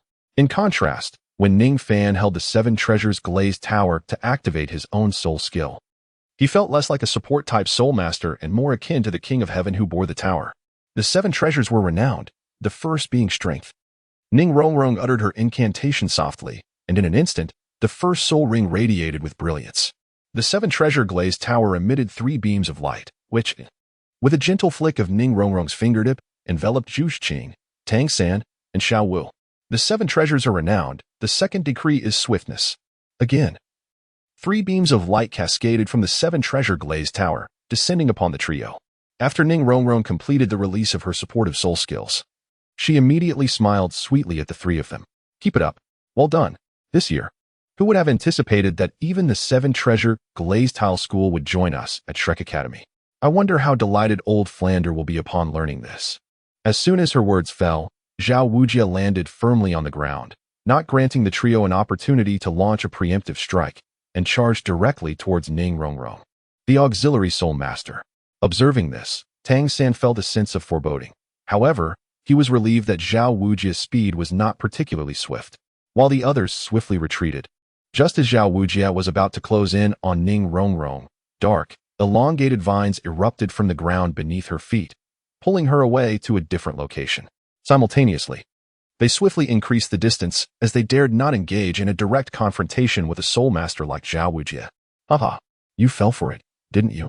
Zhao Wujie, noticing Tang San and the others retreating with great caution, felt a surge of delight. After forcing the 4 back, he pivoted and accelerated towards Ning Fan on the other side. Upon witnessing this scene, Ning Fan was momentarily taken aback. He had never expected that Zhao Wujie's first target would be himself. Why is he coming for me right away? This is illogical. I had kept a low profile, not even releasing my martial spirit or uttering a sound, yet Zhao Wujie has singled me out. In truth, had it not been for Ning Rongrong's earlier exclamation, Zhao Wujie might not have deemed the previously inactive Ning Fan worthy of notice. Just moments ago, Zhao Wujie and his companions had spent a brief period strategizing their tactics. Being a soul saint with a beast martial spirit, Zhao Wujie possessed keen senses and acute perception. However, he had no intention of eavesdropping on Tang San and his group's tactical discussions. It was only Ning Rongrong's astonished shout that unexpectedly revealed Ning Fan's impressive soul power level of 35, which, coupled with his initial surprise, led Zhao Wujie to perceive Ning Fan as the strongest among the newcomers. At that moment, seeing that the highest level Ning Fan was not grouped with the other 4, but instead standing on the periphery without releasing his martial spirit was rather peculiar. Thus, in Zhao Wujie's eyes, This young man was undoubtedly suspicious. His subtlety indicated that he must be dealt with first to prevent unforeseen complications from arising later. As Zhao Wujie charged toward him, Ning Fan found himself somewhat bewildered. Initially, he had intended for Tang San and the others to make the first move against Zhao Wujie, allowing them to feel a sense of participation in this assessment while also gauging their capabilities. Although Ning Fan believed that he could withstand Zhao Wujie's genuine assault without releasing his martial spirit for a brief period, he felt that if he took the initiative alone, it would lead them effortlessly through the assessment, depriving them of any opportunity to showcase their skills. Such an approach would be rather presumptuous. However, plans are often thwarted by unforeseen changes. Who could have anticipated that Zhao Wujie would set his sights directly on him? Although Ning Fan felt some confusion as to why Zhao Wujie would target him so immediately, the current circumstances left him with no choice but to take action. Chapter 34. Mastery of Space. Ning Fan. Be careful. Be careful. Suddenly, two exclamations pierced the air, those of Zhu Zhuqing and Ning Rongrong. At that moment, Ning Rongrong's eyes were filled with concern as she watched Zhao Wujie charge towards the motionless Ning Fan. As the distance between them diminished, Ning Rongrong, having never witnessed Ning Fan's true prowess, instinctively closed her beautiful eyes in fear, envisioning the horrific sight of Ning Fan being violently struck by the ferocious Zhao Wujie. His bones shattered in a gruesome display. Outside the fray, Dai Mubai observed this scene with a hint of schadenfreude. Ning Fan, who had shied away from battle, retreating to the margins without even summoning his martial spirit, had unwittingly become Zhao's primary target. In Dai Mubai's view, it was a consequence of his own actions. On the other side, Zhu Zhuqing's icy gaze also betrayed a trace of worry. Although she had witnessed Ning Fan's tenacity against a thousand-year spirit beast and possessed some understanding of his capabilities, seeing him stand there immobile made her heart flutter with anxiety. After all, the thousand-year spirit beast they had encountered previously, while formidable, was merely an insignificant insect in comparison to a soul sage. Ning Fan was effortlessly capable of vanquishing the Millennium Serpent. However, in the presence of Zhao Wujie, a formidable soul saint, maintaining such a nonchalant demeanor was exceedingly perilous. At this moment, Ning Fan stood resolutely in place, his brow slightly furrowed, gazing intently at Zhao Wujie. Although he had previously yearned for a direct confrontation with Zhao Wujie, engaging in a contest of physical prowess akin to a vigorous battle between men, the sight of Zhao Wujie's imposing and increasingly ferocious presence, reminiscent of a rampaging bull, instilled a sense of caution within him. Ning Fan discreetly swallowed, opting for a more subtle approach rather than confronting Zhao Wujie head-on. He intended to employ a clever trick to impede Zhao Wujie's relentless charge. A gleam of golden light quietly emerged from Ning Fan's right arm, accompanied by a faint wave of soul power that created barely perceptible ripples in the space around his arm. This phenomenon was a manifestation of the soul skill attached to the right arm bone he had acquired from 50,000 years past.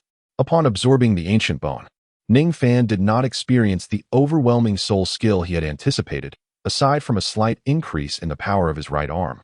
The soul skill it bestowed was not particularly formidable, yet it was precisely the soul skill he had long yearned for, the one most suited to him at this moment: space manipulation. The innate divine ability of the ancient void dragon was to traverse the void and command the forces of space, and theoretically, as a wielder of the ancient void dragon martial spirit, Ning Fan should possess such capabilities. However, due to his current weakness, he was unable to fully manifest even a single dragon's arm. At present, Ning Fan could merely sense the existence of spatial power, completely incapable of utilizing it or understanding how to do so. The soul skill of space manipulation granted by the 50,000-year-old right arm bone significantly enhanced his grasp of the spatial forces inherent to his ancient void dragon's innate powers, elevating his control to a remarkable degree. Yet, due to his low level of soul power, he found himself unable to employ this ability in direct combat. For instance, he could not yet condense a spear of space to silently strike down an opponent, nor could he instigate a collapse of space to unleash a chaotic storm that would ensnare his enemies. Even a simple gesture to create a spatial portal to banish foes to another realm was beyond his current capabilities. Such magnificent and awe-inspiring techniques remained tantalizingly out of reach for him as a mere soul master. These arcane arts felt far too distant. Nevertheless, although the space manipulation soul skill could not be used for direct confrontation, this remarkable power, despite its limited strength, was exceptionally agile. If employed cleverly in battle, It could catch adversaries completely off guard. Teacher Zhao, be cautious, Ning Fan whispered, with a slight bend of his right palm. Small silver sparks flickered in his palm as he tightened his grip toward the void. Suddenly, Zhao Wujia's expression changed drastically, charging fiercely toward Ning Fan.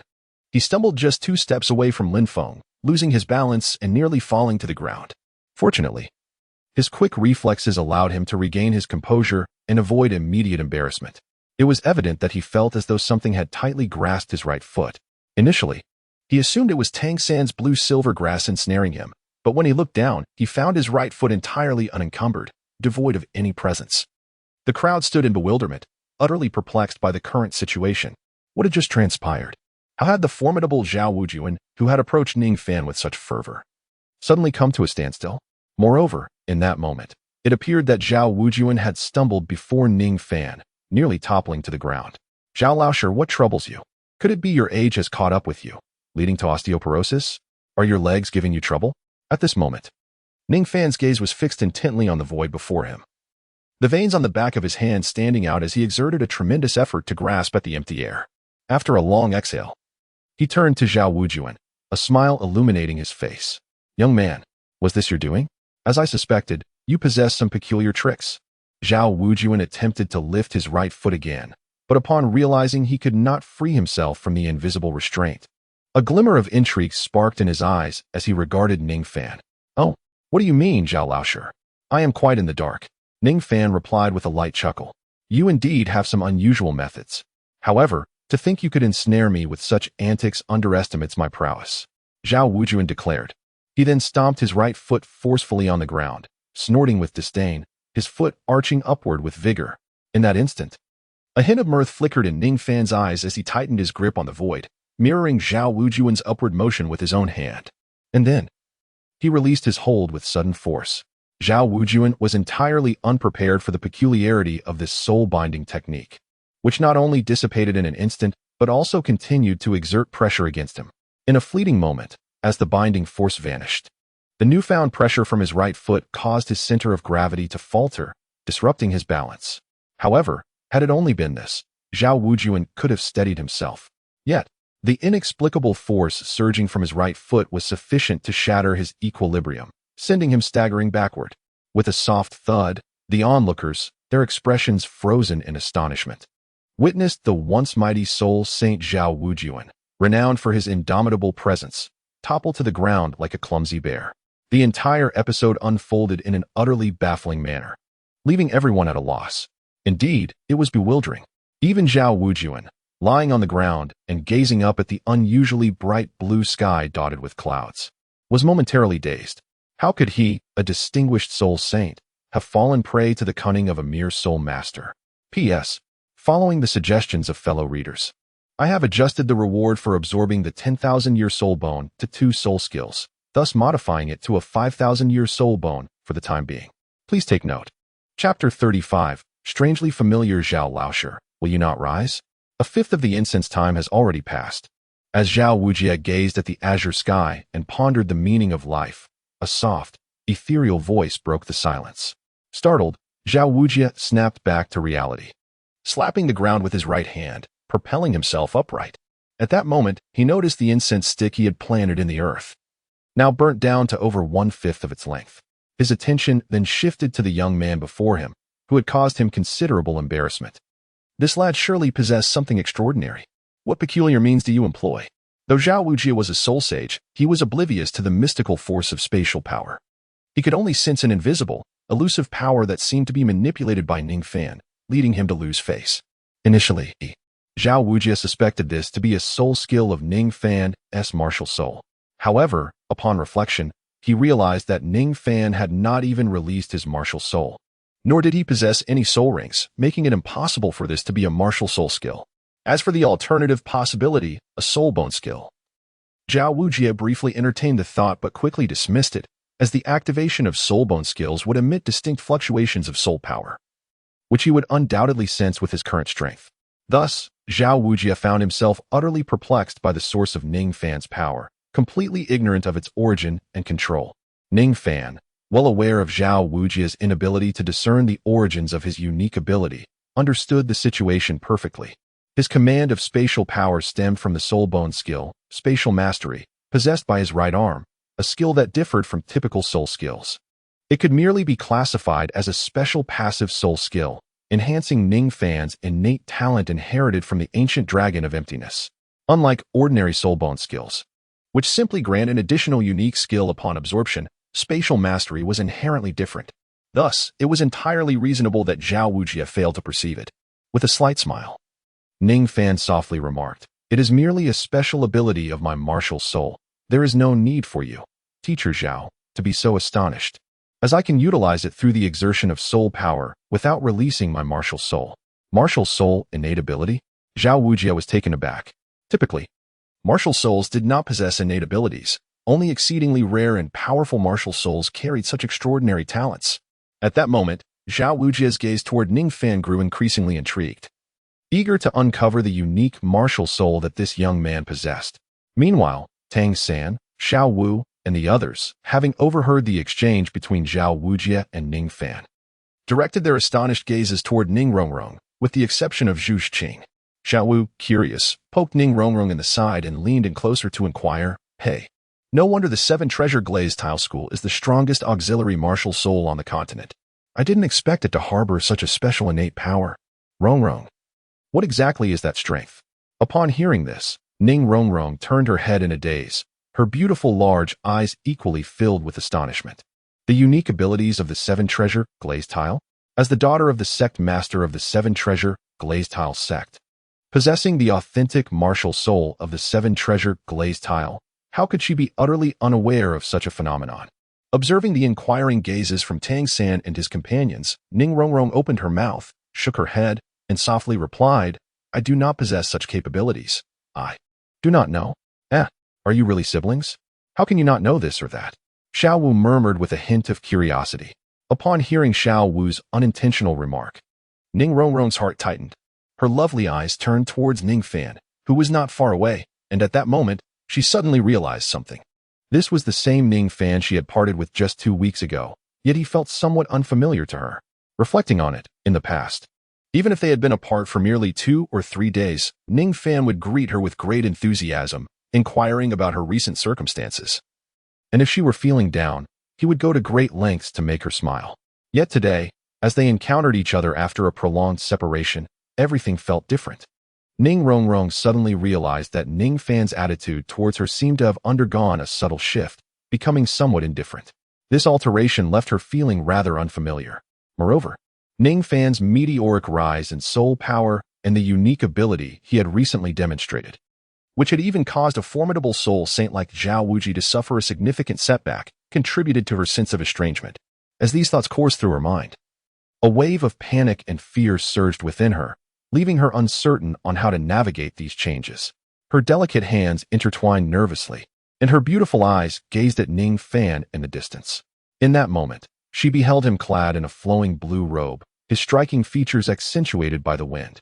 Even when confronting Zhao Wujie, a soul saint, his demeanor remained calm and composed, a smile gracing his lips, exuding an aura of strength and confidence. Abruptly, it felt as though she had been struck by lightning. Her heart raced uncontrollably, akin to a startled deer, and a charming blush adorned her cheeks. Although Ning Fan had become somewhat unfamiliar to her after their 2-week separation, she now found herself realizing that she had developed a deeper fondness for him. "Hey, aren't you going to unleash your martial spirit? Although your innate abilities are rather peculiar, having just faced a blow from me, it won't be so easy for you to catch me off guard again." Zhao Wujie turned his head, flexing his wrist, and smiled at Ning Fan. "Oh, Teacher Zhao is eager to see my martial spirit? While I would love to fulfill your wish immediately, I still wish to play a little longer," Ning Fan replied, his right hand flicking his middle finger. Instantly, a fist-sized black stone leapt from the ground, hovering within his palm. "Go." As Ning Fan gazed at the stone in his hand, a faint smile graced his lips, and with a soft utterance, the stone silently transformed into a swift black line, shooting forth with remarkable speed.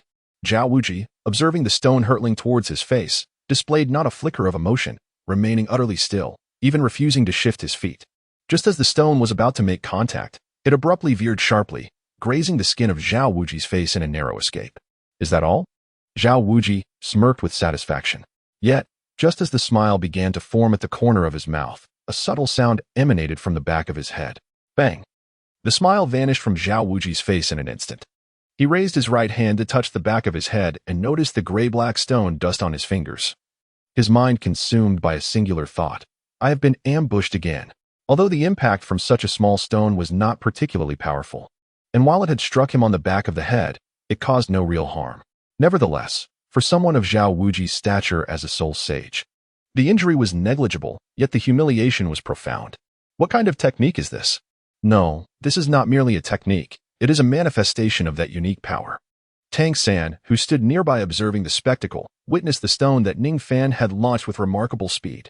After Zhao Wuji evaded the initial strike, instead of following the conventional trajectory of a projectile, it executed a sharp turn in midair and, with a resounding smack, struck Zhao Wuji on the back of the head. Chapter 36. A bit of fun. This peculiar flight pattern instantly led Tang San to instinctively consider it a form of specialized hidden weapon technique. However, he quickly corrected himself. He had seen Ning Fan launch the stone without employing any conventional hidden weapon techniques, as it had simply floated in the air, though it was not a traditional hidden weapon maneuver. The stone's bizarre trajectory in mid-air exhibited an effect comparable to some of the intricate and refined techniques of the Tang sect. Moreover, under the scrutiny of his purple extreme magic eyes, Tang San discerned an additional unique aspect. The fragments casually launched by Ning Fan soared through the air with remarkable speed and an extraordinary quality. Wherever they traversed, they elicited no sound whatsoever, moving in utter silence. This revelation left Tang San profoundly astonished.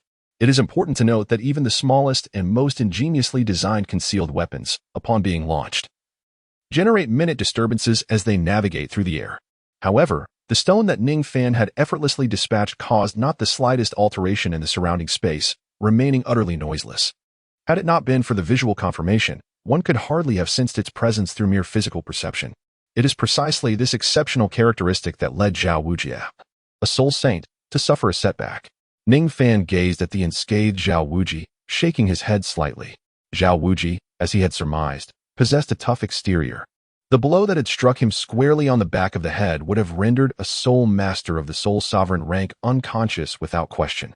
Yet, Zhao Wuji had withstood the impact without so much as a flinch, suffering no discernible harm whatsoever.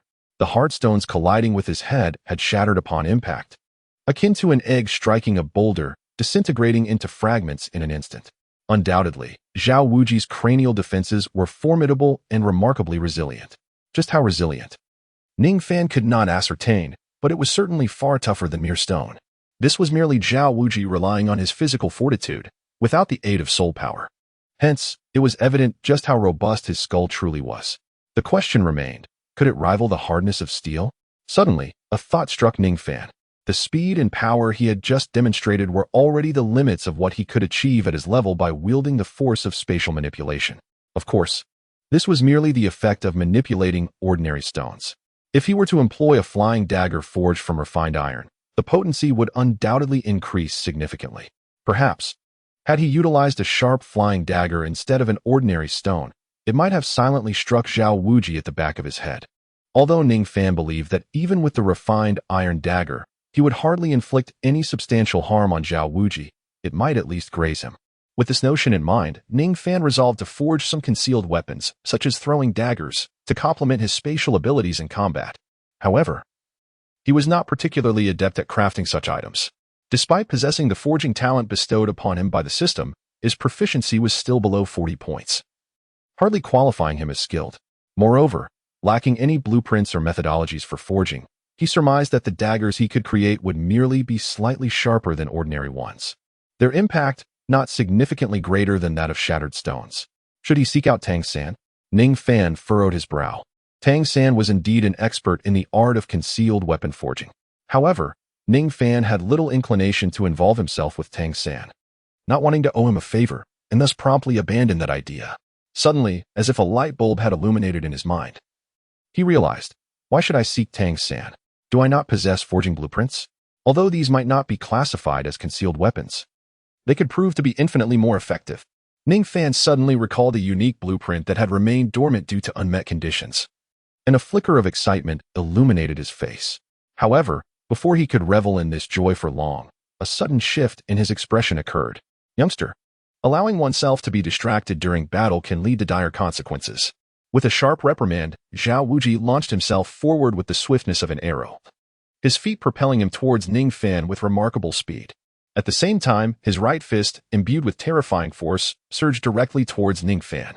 At this moment, Zhao Wuji was alarmingly close, and in the haste of the moment, it was too late to employ spatial power to impede his advance. There was no avenue for escape.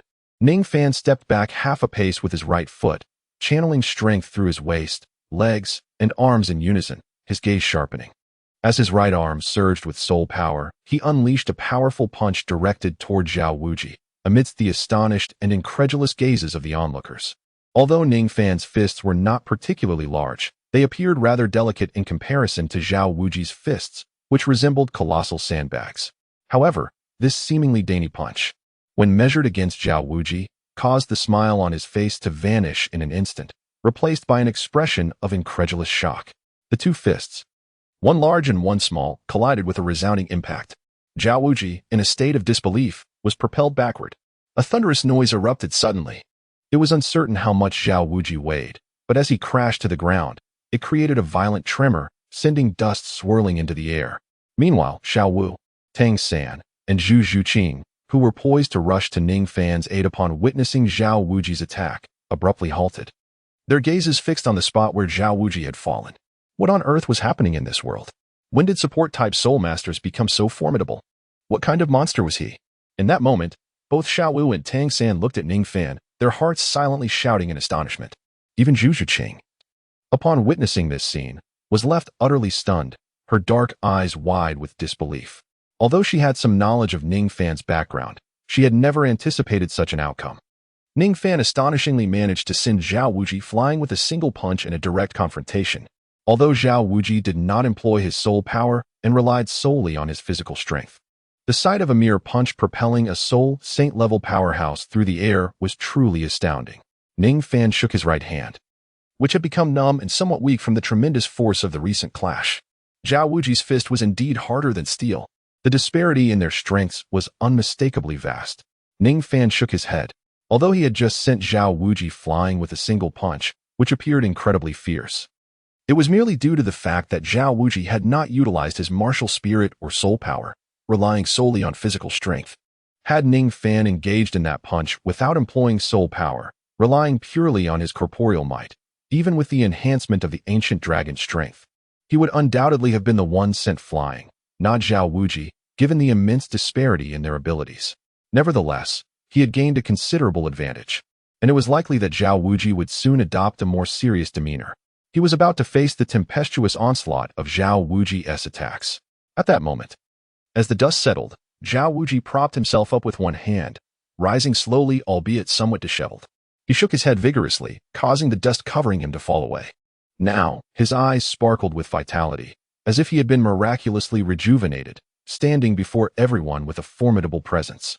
Just as Dai Mubai had initially stated, Zhao Wuji's Soul Sage level defenses made it exceedingly difficult to inflict any damage, even if he were to stand still and allow them to strike him. Zhao Wuji glanced at the nearly half-burned incense on the ground, then brought his two fist-sized hands together in front of his chest, producing a resounding thud. He turned to Ning Fan and spoke in a deep voice. "You are merely a soul master, yet you possess such terrifying power. Truly a genuine monstrosity. Young man, your martial spirit has piqued my curiosity even further. Come, the sun shines brightly today, and it has sufficiently dispelled my earlier drowsiness. It is time for me to engage with you properly." Chapter 37. Is everything all right?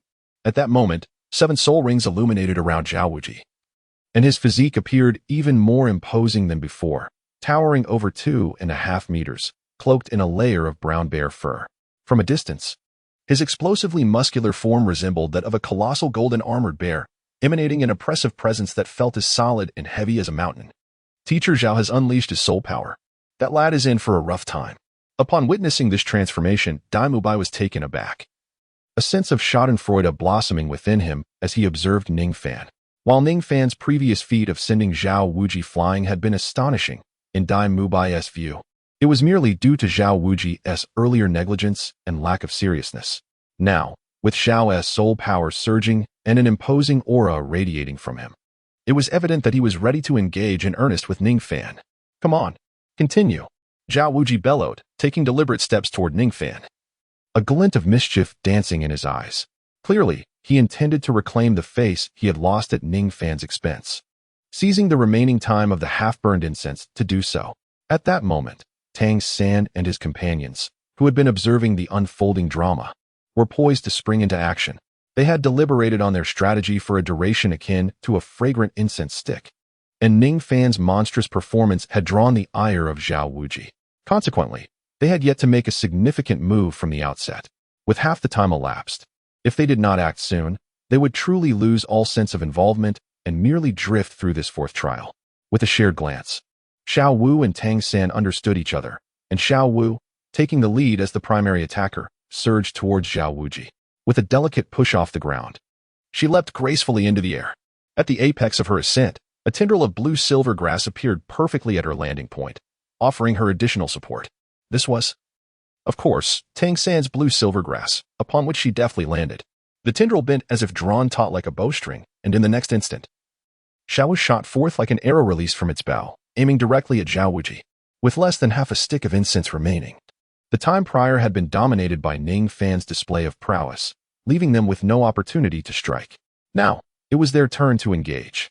Sensing Xiao Wu's approach, Zhao Wuji remained utterly unperturbed, neither dodging nor retreating, standing firm as if he were a wooden post, awaiting her arrival.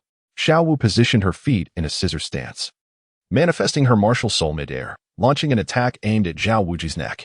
A series of light thuds resonated as her strength, capable of severing a small tree, landed on Zhao Wuji's shoulder, yet it inflicted no harm whatsoever. In fact, he remained completely unmoved. The coordination was commendable, but the power was insufficient. Were you to possess that boy's strength, I might have had to exercise some caution. Yet this force is hardly more than a tickle, Zhao Wuji remarked with a calm smile. Xiao Wu was taken aback, and just then, without a sound, a ghostly figure materialized behind her. Zhu Zhuqing, having activated her martial soul, possessed eyes of emerald green and orange blue, with claws resembling blades, radiating a chilling glimmer. A flurry of strikes ensued as Zhu Zhuqing's razor-like claws transformed into mere shadows, launching attacks from behind Zhao Wuji. However, these assaults were utterly insufficient to breach his defenses. Here we go again? Your attempts at tickling me are devoid of any real strength. Zhao Wuji laughed heartily, then suddenly trembled, shaking off both Zhu Zhuqing and Xiao Wu, and continued his relentless advance towards Ning Fan. Yet at that very moment, several tendrils erupted from the ground, ensnaring Zhao Wuji's feet. Astonishingly, the spikes on these tendrils managed to penetrate his defenses, injecting their toxins into his legs. Instantly, Zhao Wuji felt a numbness in his feet, rendering him somewhat powerless. A commendable tactic. It appears this academy has indeed recruited some formidable little monsters. I am beginning to take an interest in you all. Zhao Wuji glanced down at the vines beneath his feet and smiled faintly. However, my current objective does not involve you. With that, Zhao Wuji summoned his soul power, instantly expelling the toxin. He then stomped down fiercely, causing the resilient vines to snap into several pieces. Having shattered the obstructive vines beneath him, Zhao Wuji redirected his attention to Ning Fan. Yet at that moment, he furrowed his brow and murmured with a hint of impatience, "Another one?" Originally leaping away from Zhao Wuji, Xiao Wu was suddenly ensnared around the waist by Tang San's vines mid-air. Under Tang San's deft manipulation, the blue-silver grass ensnared her like a hammer bound to the tip of the vines, hurtling toward Zhao Wuji. This was a collaborative technique employed by Tang San and Xiao Wu. With Tang San's exquisite control, Xiao Wu launched an aerial assault against Zhao Wuji, who found it difficult to counter her. However, despite the ingenuity of this technique, it proved largely ineffective against the remarkably resilient Zhao Wuji, serving only to create distractions. After all, Xiao Wu was not only light of body but also possessed insufficient strength. Ning Fan delivered a solid kick to Zhao Wuji, inflicting genuine damage upon him. However, even if Xiao Wu exerted all her strength and struck Zhao Wuji at the vulnerable point of his neck, the effect would be exceedingly limited. At the same time, a cold silhouette surged towards Zhao Wuji once more. Two soul rings ignited from this figure, and Zhu Zhuqing, launching a flanking assault, moved with unparalleled speed. After her previous attack had failed to inflict any harm on Zhao Wuji, Zhu Zhuqing immediately activated her soul skill as she approached him. Her body spun into a series of afterimages, within which countless chilling glimmers flashed, coalescing into a spiral. This was Zhu Zhuqing's second soul skill, the ghostly 100 Claws. In a fleeting moment, she unleashed a barrage of attacks, striking the same spot on her foe over 100 times with her razor-sharp claws. Previously, when confronting the ancient giant python, Zhu Zhuqing had employed this very technique, tearing through the creature's formidable scales and inflicting considerable damage. Its might should not be underestimated. At this moment, Zhu Zhuqing's target was the vulnerable area at the nape of Zhao Wuji's neck. The incessant harassment from Zhu Zhuqing and Xiao Wu heightened Zhao Wuji's irritation. To him, they were akin to pesky mosquitoes, though they posed no real threat. Their incessant buzzing was undeniably vexing. I have already stated, you are not my targets. Zhao Wuji uttered these words nonchalantly, his gaze flickering with golden light as he regarded Xiao Wu and Zhu Zhuqing. In the next instant, his first soul ring blazed to life. A powerful roar erupted from Zhao Wuji's mouth. A brilliant golden light radiated forth. An invisible sound wave, infused with chaotic energy, spread outwards. In the following moment, Zhu Zhuqing emitted a cry of distress, sent hurtling through the air by the force of the roar. A trickle of blood escaping from her lips as her body was propelled backward in a state of weakness. Zhuqing. Dai Mubai's eyes widened in alarm upon witnessing this. He had never anticipated that their mentor, a soul sage, would resort to using a soul skill offensively. Although anxiety gripped him, he dared not recklessly intervene in this trial. In the next instant, seeing Zhu Zhuqing's frail silhouette flying helplessly through the air, Ning Fan swiftly stepped forward, one hand encircling her delicate waist, while the other supported her icy, jade-like leg. He cradled Zhu Zhuqing in his arms, concern etching his features as he looked at her pallid face and the blood at the corner of her mouth. With a gentle and soothing voice, he inquired softly, "Are you all right?" Chapter 38. Twin Martial Souls. I'm fine. Zhu Zhuqing gently cleared her throat. Her cold black eyes fixed on Ning Fan as she shook her head and softly spoke. She then delicately extricated herself from his embrace, landing gracefully on her feet. Moments earlier, when Zhao Wuji unleashed his first soul skill, Zhu Zhuqing had been positioned on the sidelines. Thus, only a fraction of the power from Zhao Wuji's sonic attack had impacted her. Consequently, she merely felt a surge of energy within her and sustained minor injuries. Overall, she remained unharmed. In stark contrast, Xiao Wu fared far worse, having taken the full brunt of Zhao Wuji's sonic assault. The violent waves of energy penetrated her body, causing her to spit out a mouthful of blood, and the vines that had bound her shattered, sending her tumbling to the ground. Observing this, Tang San hurriedly summoned his blue-silver grass to catch Xiao Wu. At that moment, Zhao Wujia let out a cold snort, irritated by Tang San's persistent interference with his blue-silver grass. Upon noticing Tang San's movements, he swung his hand like a fan, aiming a powerful strike at him. Just then, Xiao Wu opened her eyes, a flash of red gleaming within them as she gazed at Zhao Wujia. This was Xiao Wu's second soul skill, Charm. However, the effectiveness of her charm technique diminished against opponents whose soul power was comparable, and against someone like Zhao Wujia, this mental assault had no effect. Instead, Xiao Wu found herself rebuffed by her own skill. A glint of golden light flickered in Zhao Wujia's eyes as he met Xiao Wu's gaze. In an instant, she let out a pained scream and collapsed into unconsciousness. Seizing this opportunity, Zhao Wujia executed his ghost shadowly steps to evade Zhao Wujia's attack. Zhao Wujia chose not to pursue further, remaining steadfast in his position. Xiao Wu! Xiao Wu! Tang San called out with urgency and anxiety. Yet, Xiao Wu was entirely unconscious, offering no response.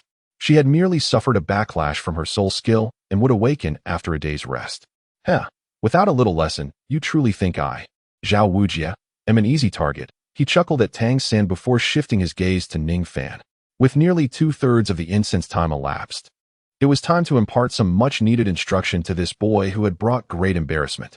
Upon noticing Zhao Wujia's ominous gaze directed at Ning Fan, Zhu Zhuqing's expression turned frosty as she assumed a combat stance. Witnessing this, a flicker of gratitude flashed in Ning Fan's eyes. He gently patted Zhu Zhuqing's shoulder and spoke softly. "All right, Zhuqing, you should rest well. Leave the rest to me. With so little time left, I can manage to protect myself." Ning Fan let out a soft chuckle, his gaze narrowing as he turned his eyes toward Zhao Wuji. In response to Zhu Zhuqing's astonished expression, he exerted force through his legs, propelling himself toward Zhao Wuji like a cannonball. What a splendid approach. This is the essence of true combat. Zhao Wuji bellowed, followed by a hearty laugh as he unleashed a powerful punch aimed at Ning Fan. Unfazed, Ning Fan mirrored the action, throwing a punch of his own. With a resounding impact, the scene resembled the earlier encounter almost identically, two fists of varying sizes, yet imbued with extraordinary power, collided, creating an invisible shockwave. However, unlike before, Zhao Wuji had not harnessed his soul power during their initial clash, relying solely on his physical strength, which resulted in him being sent flying by Ning Fan's punch. In stark contrast, at this moment, Zhao Wuji, having summoned his martial soul, exhibited a power that was worlds apart from their previous encounter. In an instant, Ning Fan found himself hurled back, just as Zhao Wuji had been earlier. Anticipating this outcome, Ning Fan sought to avoid the same level of humiliation as Zhao Wuji. Channeling the power of space, he deftly tapped his toes against the air, executing a graceful flip that allowed him to stabilize his form and land firmly on the ground, his hands elegantly clasped behind his back, exuding a sense of nonchalance. "Ah, you managed to withstand 4/10 of my power without sustaining any internal injuries. Quite impressive," Zhao Wuji remarked, observing Ning Fan's composed demeanor and steady breath with admiration. "But I suspect this is your limit, is it not? Mere reliance on that won't suffice to endure the remaining third of the time against me, especially without unleashing your martial soul." Zhao Wuji slowly advanced, his brownish-yellow eyes narrowing as he regarded Ning Fan with a grave tone. Despite having lost face at Ning Fan's hands, he could not deny the formidable prowess of this young man, whose strength and that peculiar, intangible force surpassed the ordinary. Even without utilizing soul techniques or his martial soul, his capabilities were comparable to those of a soul master at the soul sect level. Thus, Zhao Wuji grew increasingly intrigued by Ning Fan's martial soul, eager for him to reveal it. Moreover, as a level 76 soul sage who had already manifested his martial soul, the fact that Ning Fan, a mere soul master, had yet to do so in their confrontation cast a shadow on Zhao Wuji's prestige. However, he found himself at a loss. Should he refrain from using his martial soul, he risked further embarrassment at the hands of this enigmatic youth. Upon hearing this, a flicker of hesitation crossed Ning Fan's eyes. He then raised his head to gaze at Zhao Wuji, exhaling softly, shaking his head, and smiling as he spoke.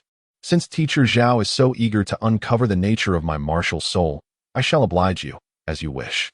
Upon hearing this, Zhao Wuji's gaze sharpened as he regarded Ning Fan, his eyes brimming with anticipation. The essence of Ning Fan's martial soul eluded his understanding entirely.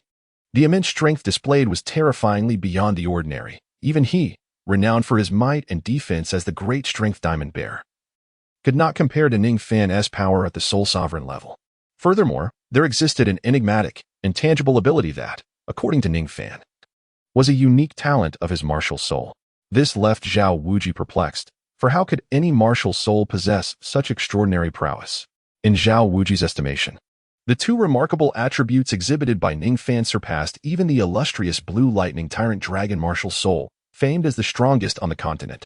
Thus, when Ning Fan prepared to unleash his martial soul, Zhao Wuji instinctively halted, eager to discern the peculiarities of this young man's martial essence. Simultaneously, Tang San, who had been quietly observing the proceedings, shifted his gaze towards Ning Fan. Although Ning Fan had previously revealed his 7-treasure glazed tile pagoda martial soul, leading Tang San to initially perceive him as merely an exceptionally gifted support-type soul master. The extraordinary combat prowess Ning Fan subsequently displayed prompted Tang San to question whether Ning Fan might, like himself, possess a twin martial soul. Twin martial souls were exceedingly rare, and many had never even heard of them. Thus, most would not connect Ning Fan's performance with such a phenomenon. However, with his own twin martial soul, Tang San instinctively associated Ning Fan's unusual manifestations with the notion of dual martial souls. Consequently, as he cradled the unconscious Xiaowu, his gaze remained fixated on Ning Fan, eager to discern whether Ning Fan indeed possessed a twin martial soul, and, if so, what his second martial soul might be. This question echoed in the minds of both Tang San and Zhao Wuji.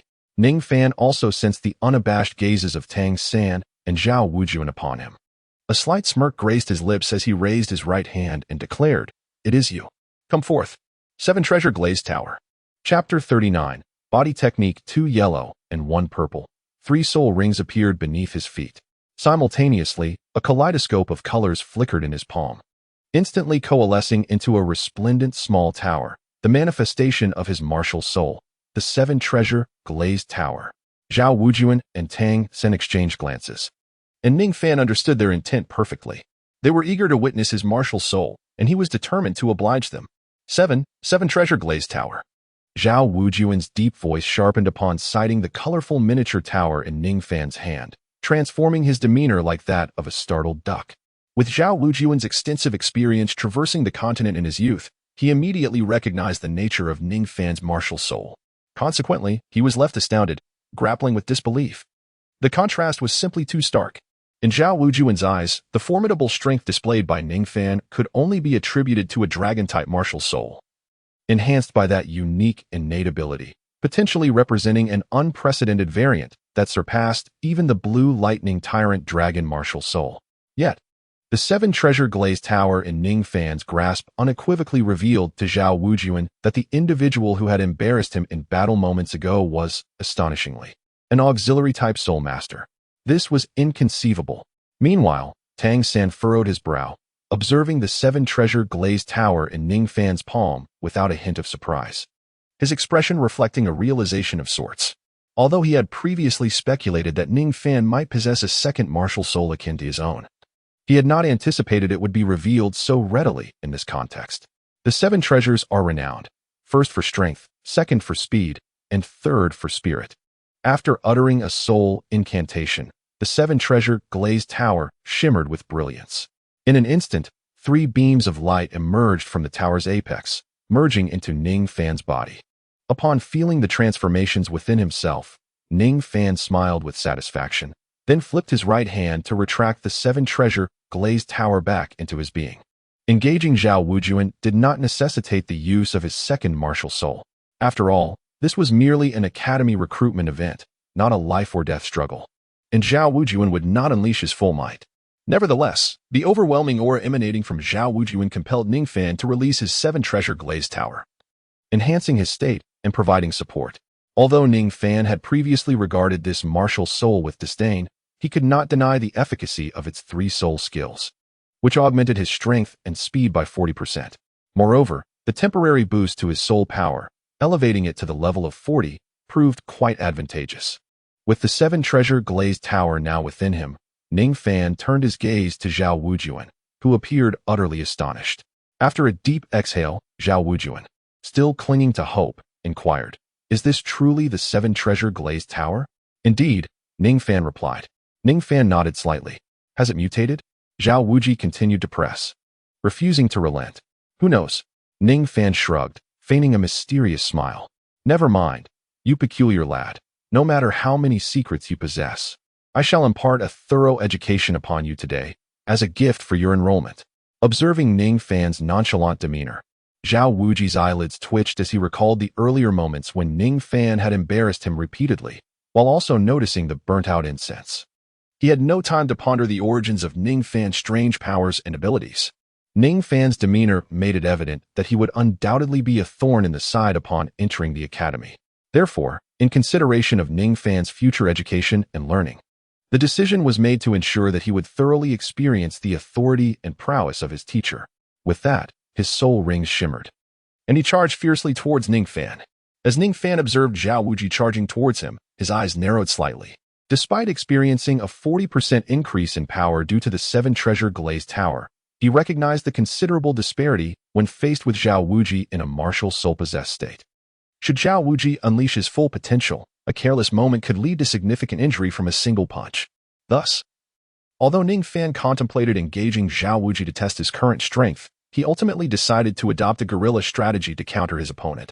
Zhao Wuji launched a punch, but Ning Fan did not confront it head-on. Instead, he swung his right arm, striking Zhao Wuji's punching arm directly, causing a slight deviation in the trajectory of Zhao Wuji's attack. With a surge of soul power coursing through him, he subtly gathered his energy, lightly tapping his toes on the ground without making a sound, moving with a swift and delicate grace that kicked up no dust.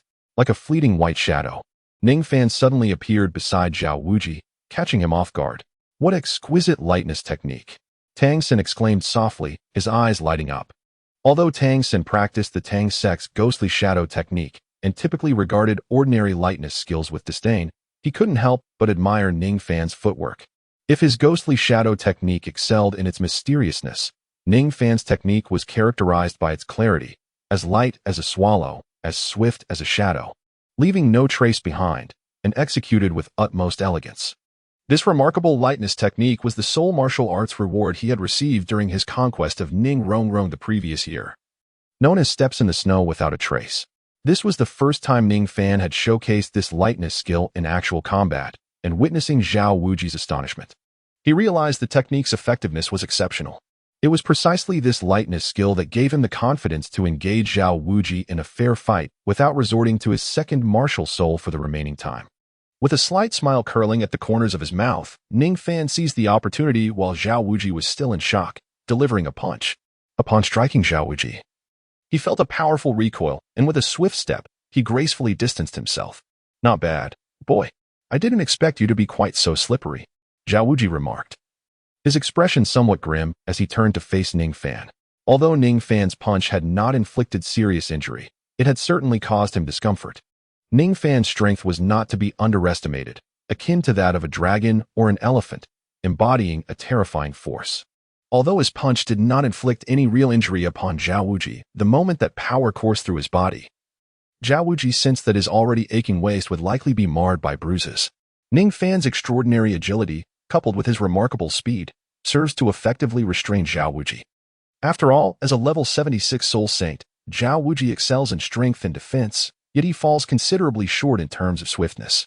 Due to the presence of the primordial ancient dragon martial soul, Ning Fan possessed an exceptionally formidable physique, exhibiting remarkable speed as well. Under the enhancement of the Seven Treasures glazed tile and the unique technique of silent snow, it became exceedingly challenging for Zhao Wuji to land a hit on Ning Fan. However, as a soul sage, Zhao Wuji was acutely aware of his shortcomings and had devised countermeasures. Did he think he could simply delay time? It would not be that effortless. With a commanding voice, Zhao Wuji declared, "Third soul skill, gravity enhancement." His third soul ring, a purple millennium ring, suddenly expanded, not to infuse his own body with power, but to descend gracefully, directly merging with the ground beneath. In an instant, Ning Fan felt as though his feet had sunk into a quagmire. His body became unexpectedly heavy, as if his weight had doubled. Witnessing this, Zhao Wuji charged towards Ning Fan with large strides, a faint smile gracing his lips, as if to say, "This time, let us see how you can escape." Yet, just as Zhao Wuji believed victory was within grasp, he planted his feet firmly and unleashed a powerful punch. Ning Fan lightly tapped his toes, his azure robe fluttering as he soared away once more, seemingly unaffected by the gravitational field, effortlessly evading Zhao Wuji's assault. Indeed, Zhao Wuji's gravitational field severely restrained agile attack-type soul masters, significantly limiting their speed. However, for Ning Fan, whose physical prowess was formidable and who possessed the ancient dragon's power, this sudden increase in gravity had only a marginal effect. His velocity remained largely intact. Moreover, Ning Fan discerned that although this gravitational field was exceptionally peculiar, it could not rival the uniqueness of spatial power. Given sufficient soul power, a mere expenditure of energy to manipulate spatial force would enable him to negate the gravitational influences altogether, rendering it ineffectual. Therefore, for Ning Fan, the gravitational field posed no real threat should he choose to disregard it. Upon witnessing Ning Fan's seemingly unchanged speed, Zhao Wuji was taken aback, gazing at him from a distance in confusion. Suddenly, realization dawned upon him as he smacked his forehead, a flicker of enlightenment crossing his eyes. He recognized that his gravitational field had little effect on Ning Fan, though Ning Fan exhibited remarkable speed and agility, leading Zhao Wuji to instinctively categorize him as an agile attack-type soul master. He had inadvertently deployed the gravitational field. While such a field indeed impeded agile attack-type soul masters, for those with resilient physiques and immense strength, like Ning Fan, the constraints imposed by gravity were far less significant. Zhao Wuji perceived Ning Fan as a hybrid of both strong and agile attack-type soul masters, possessing a trifecta of speed, power, and defense. No, it was more than just three attributes. His gaze flickered as he recalled Ning Fan's enigmatic and unique abilities. Such binding powers and remote manipulation were undoubtedly the hallmarks of control-type soul masters. This meant that the young man before him had assimilated the merits of strong attack, agile attack, and control types, rendering him an exceptionally versatile battle soul master with virtually no weaknesses. Zhao Wuji couldn't help but gasp in astonishment. The sheer terror of it all was overwhelming. Then, a thought struck him, causing his expression to contort slightly with discomfort. From Zhao Wuji's perspective, the most infuriating aspect was that this young man, who seemingly amalgamated the strengths of all battle soul master types without any weaknesses, possessed a martial soul that was the seven treasures glazed tower. In other words, this extraordinary individual could, by strict definition, only be classified as a support-type soul master. Utterly absurd. With this realization, Zhao Wuji suddenly felt a sharp pain in his waist, likely bruised from the earlier blow dealt by Ning Fan. And he couldn't help but inwardly lament. After exhaling a long, heavy breath, he cast a glance at the incense that had nearly burned out, his heart surging with urgency. The level of talent displayed by Ning Fan surpassed even his wildest expectations. Yet, he remained merely a child of 13 or 14 years. As the illustrious king of Unmoved, it was astonishing to find himself exerting such effort against a mere adolescent. Should this news reach the ears of his fellow instructors, they would surely be left in fits of laughter. With this thought in mind, the fourth soul ring of Zhao Wuji began to glow anew. A radiant purple light shone forth, and the fourth soul ring swiftly darted out, as if endowed with sight, directly pursuing Ning Fan's form and encircling him. This was the skill of Zhao Wuji's fourth soul ring, tracking. As long as his target remained within 100 meters, he could instantly close the gap with his leaping power. Consequently, his strength and offensive capabilities expanded to their utmost potential. In a bid to swiftly conclude the battle, he unleashed his fourth soul technique. Observing Zhao Wuji's sturdy legs suddenly exerting force, he propelled himself into the air. No matter how Ning Fan maneuvered, Zhao Wuji would pivot in tandem with his movements, continuing to descend in his direction. Noticing this, Ning Fan furrowed his brow, realizing that evasion was futile. He shrugged as he gazed at the descending Zhao Wuji. The latter believed that merely closing the distance would suffice to resolve the conflict, but was it truly that simple? Flickering shadows danced as a fist was unleashed, producing a muffled thud accompanied by a surge of turbulent air. In this moment, Zhao Wuji had exhausted all 5 of his soul abilities, yet he remained utterly incapable of overcoming Ning Fan. The peculiar talent of Ning Fan's martial soul, in Zhao Wuji's eyes, was inexplicably enigmatic. It not only caused his attacks to miss their mark, but also allowed Ning Fan to evade strikes by harnessing the power of the void. Coupled with his exquisite agility and commendable combat awareness and reflexes, Zhao Wuji increasingly realized that he had nearly exhausted all his means. Even his fifth soul ring's 10,000-year soul skill, gravitational compression, had been deployed.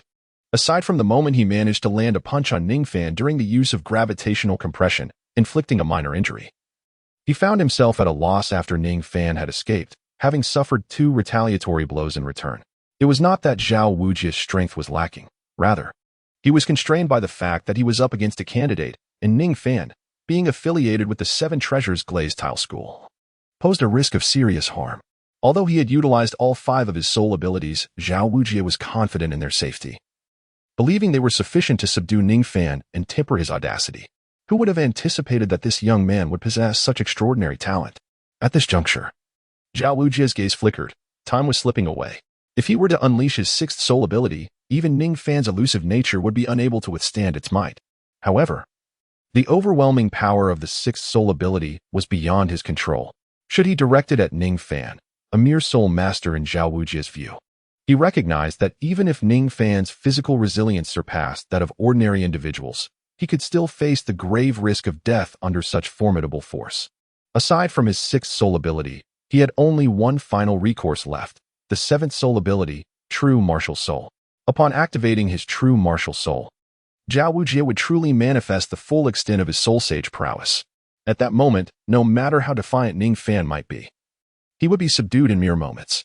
Yet, should he resort to activating his True Martial Soul to capture Ning Fan, it would not merely be a matter of strength. The crux of the issue lay in the fact that he had already suffered considerable humiliation, enduring significant losses at the hands of this 13 or 14-year-old boy. After an arduous battle, failing to subdue him without resorting to his true martial soul would be a severe blow to his reputation.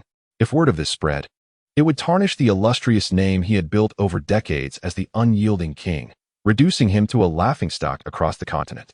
This was an exceedingly terrifying situation for Zhao Wujie. After all, failing to subdue Ning Fan within the span of a single incense stick might lead to ridicule. Yet, in the eyes of the majority, Zhao Wujie, as a soul sage, was seen as someone who cherished his students and showed mercy, deliberately allowing Ning Fan to pass the test.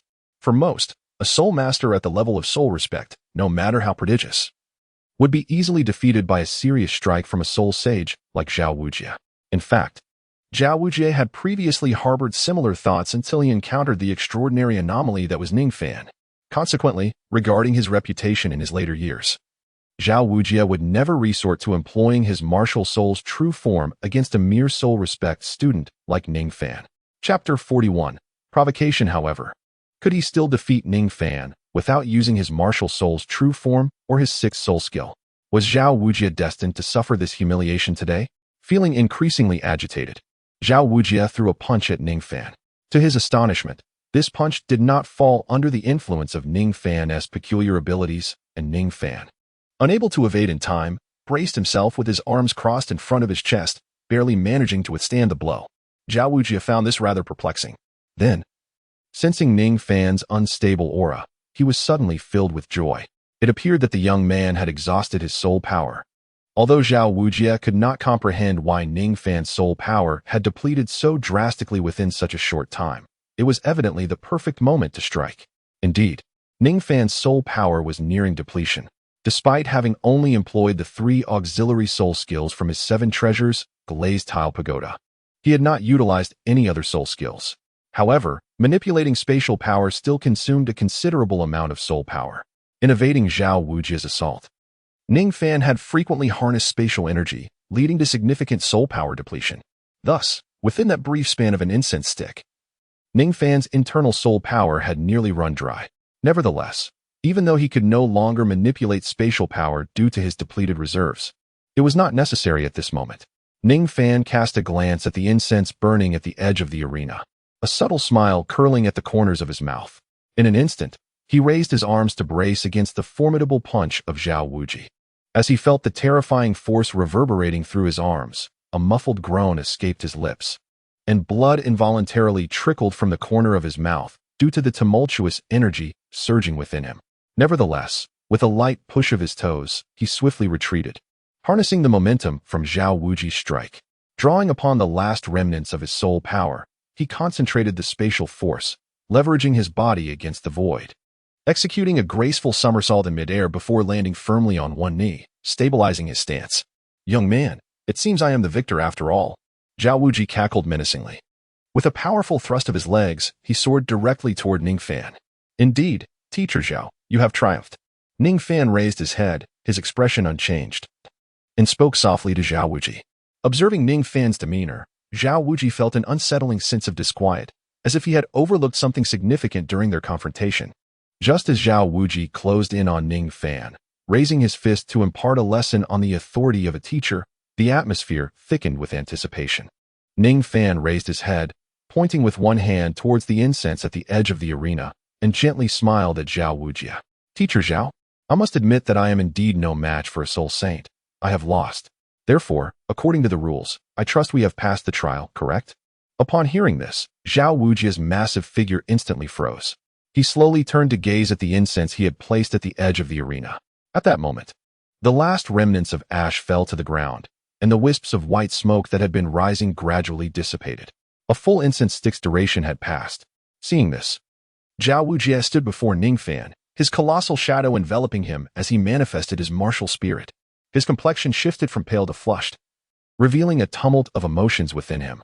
Yet, Ning Fan exhibited no trace of fear. He dusted off his garments, stood up slowly, and looked at Zhao Wujie with a faint smile. "Did you plan all of this, young man?" "Haha.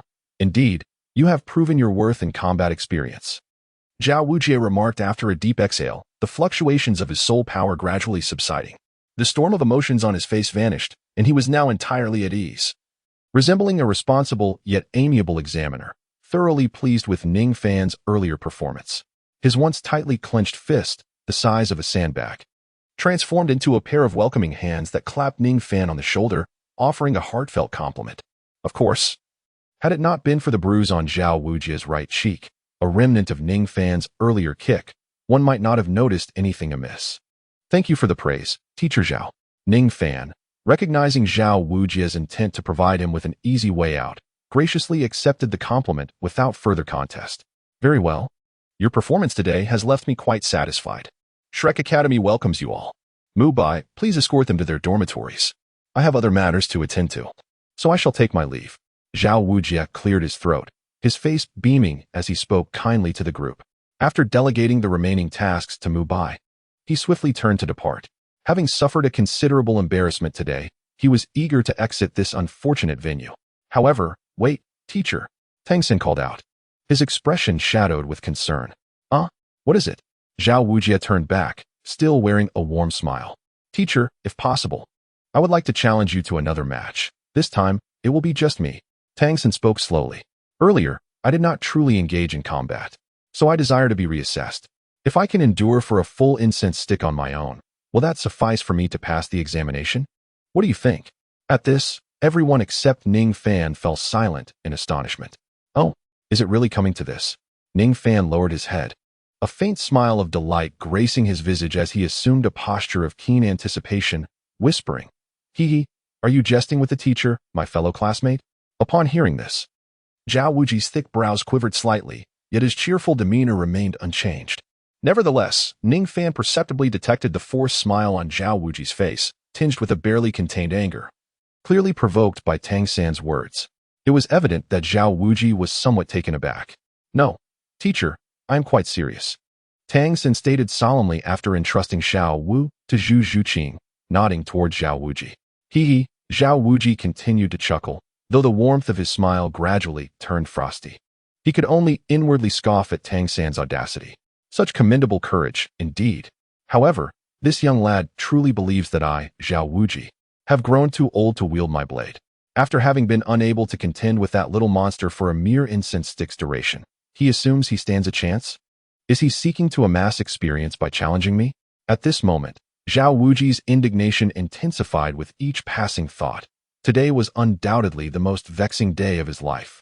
Originally, he had been simmering with frustration due to Ning Fan, but Tang San's provocation ignited that ire instantaneously. Very well, since you wish to test your mettle, then let us proceed, Zhao Wuji declared, his right foot forcefully striking the ground, causing the earth to tremble and quake, showcasing his formidable presence as he coldly admonished Tang San. With that, Tang San and Zhao Wuji returned to the square. Ning Fan stifled a yawn and, feeling somewhat bored, wandered to the side, well aware of the outcome of the battle. Even though his presence might have caused some deviation, he surmised it would not diverge significantly. At that moment, Ning Fan, disregarding the dust on the ground, sat down cross-legged. The brief skirmish, lasting merely the time it takes to burn a stick of incense, had left him utterly exhausted. Without the aid of his second martial soul, it was indeed the pinnacle of his capabilities. Through his confrontation with Zhao Wujia, Ning Fan had discerned the approximate extent of his own strength. Although his combat talent, as assessed by the system, was merely classified as proficient, his combat reflexes and experiential acumen were nothing short of remarkable. In the recent clash with Zhao Wujia, he had demonstrated prowess equal to that of seasoned soul masters. It was undoubtedly his proficient level of combat talent that enabled him to endure during the last third of the incense stick's burn time. The battle with Zhao Wujia had yielded significant insights for Ning Fan. While seated on the ground to recuperate his soul power, he suddenly sensed a notable vitality in his soul energy, which filled him with elation, as it signified an impending breakthrough. Having barely a month since his last advancement, he was on the verge of progressing from level 35 to 36. Typically, even those with commendable cultivation talent among soul masters require 3 to 4 months to elevate a single level, yet Ning Fan, in under a month, was poised to achieve the same, his cultivation speed akin to that of a prodigy. His remarkable progress could be attributed to both his innate aptitude for cultivation and his unwavering daily practice. Furthermore, his recent interactions with Zhu Zhuqing had bestowed upon him a wealth of experience points from the system, accelerating his advancement several-fold compared to ordinary individuals. With this thought, the pain in Ning Fan's chest lessened somewhat.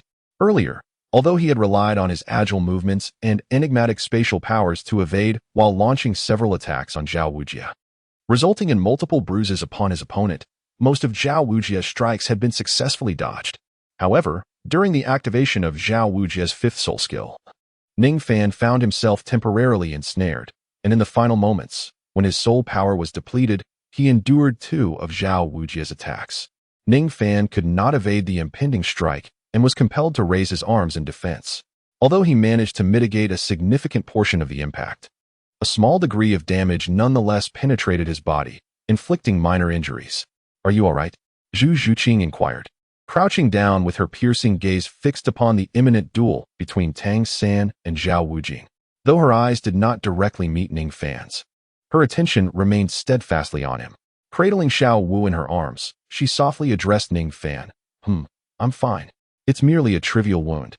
Ning Fan gradually restored a modicum of soul energy within him, and after a brief adjustment to his physical condition, he rose from the ground once more. He turned to Zhu Zhuqing, offering a gentle smile. However, Zhu Zhuqing remained fixated on the horizon, merely nodding her head without uttering a word. Observing this, Ning Fan smiled faintly.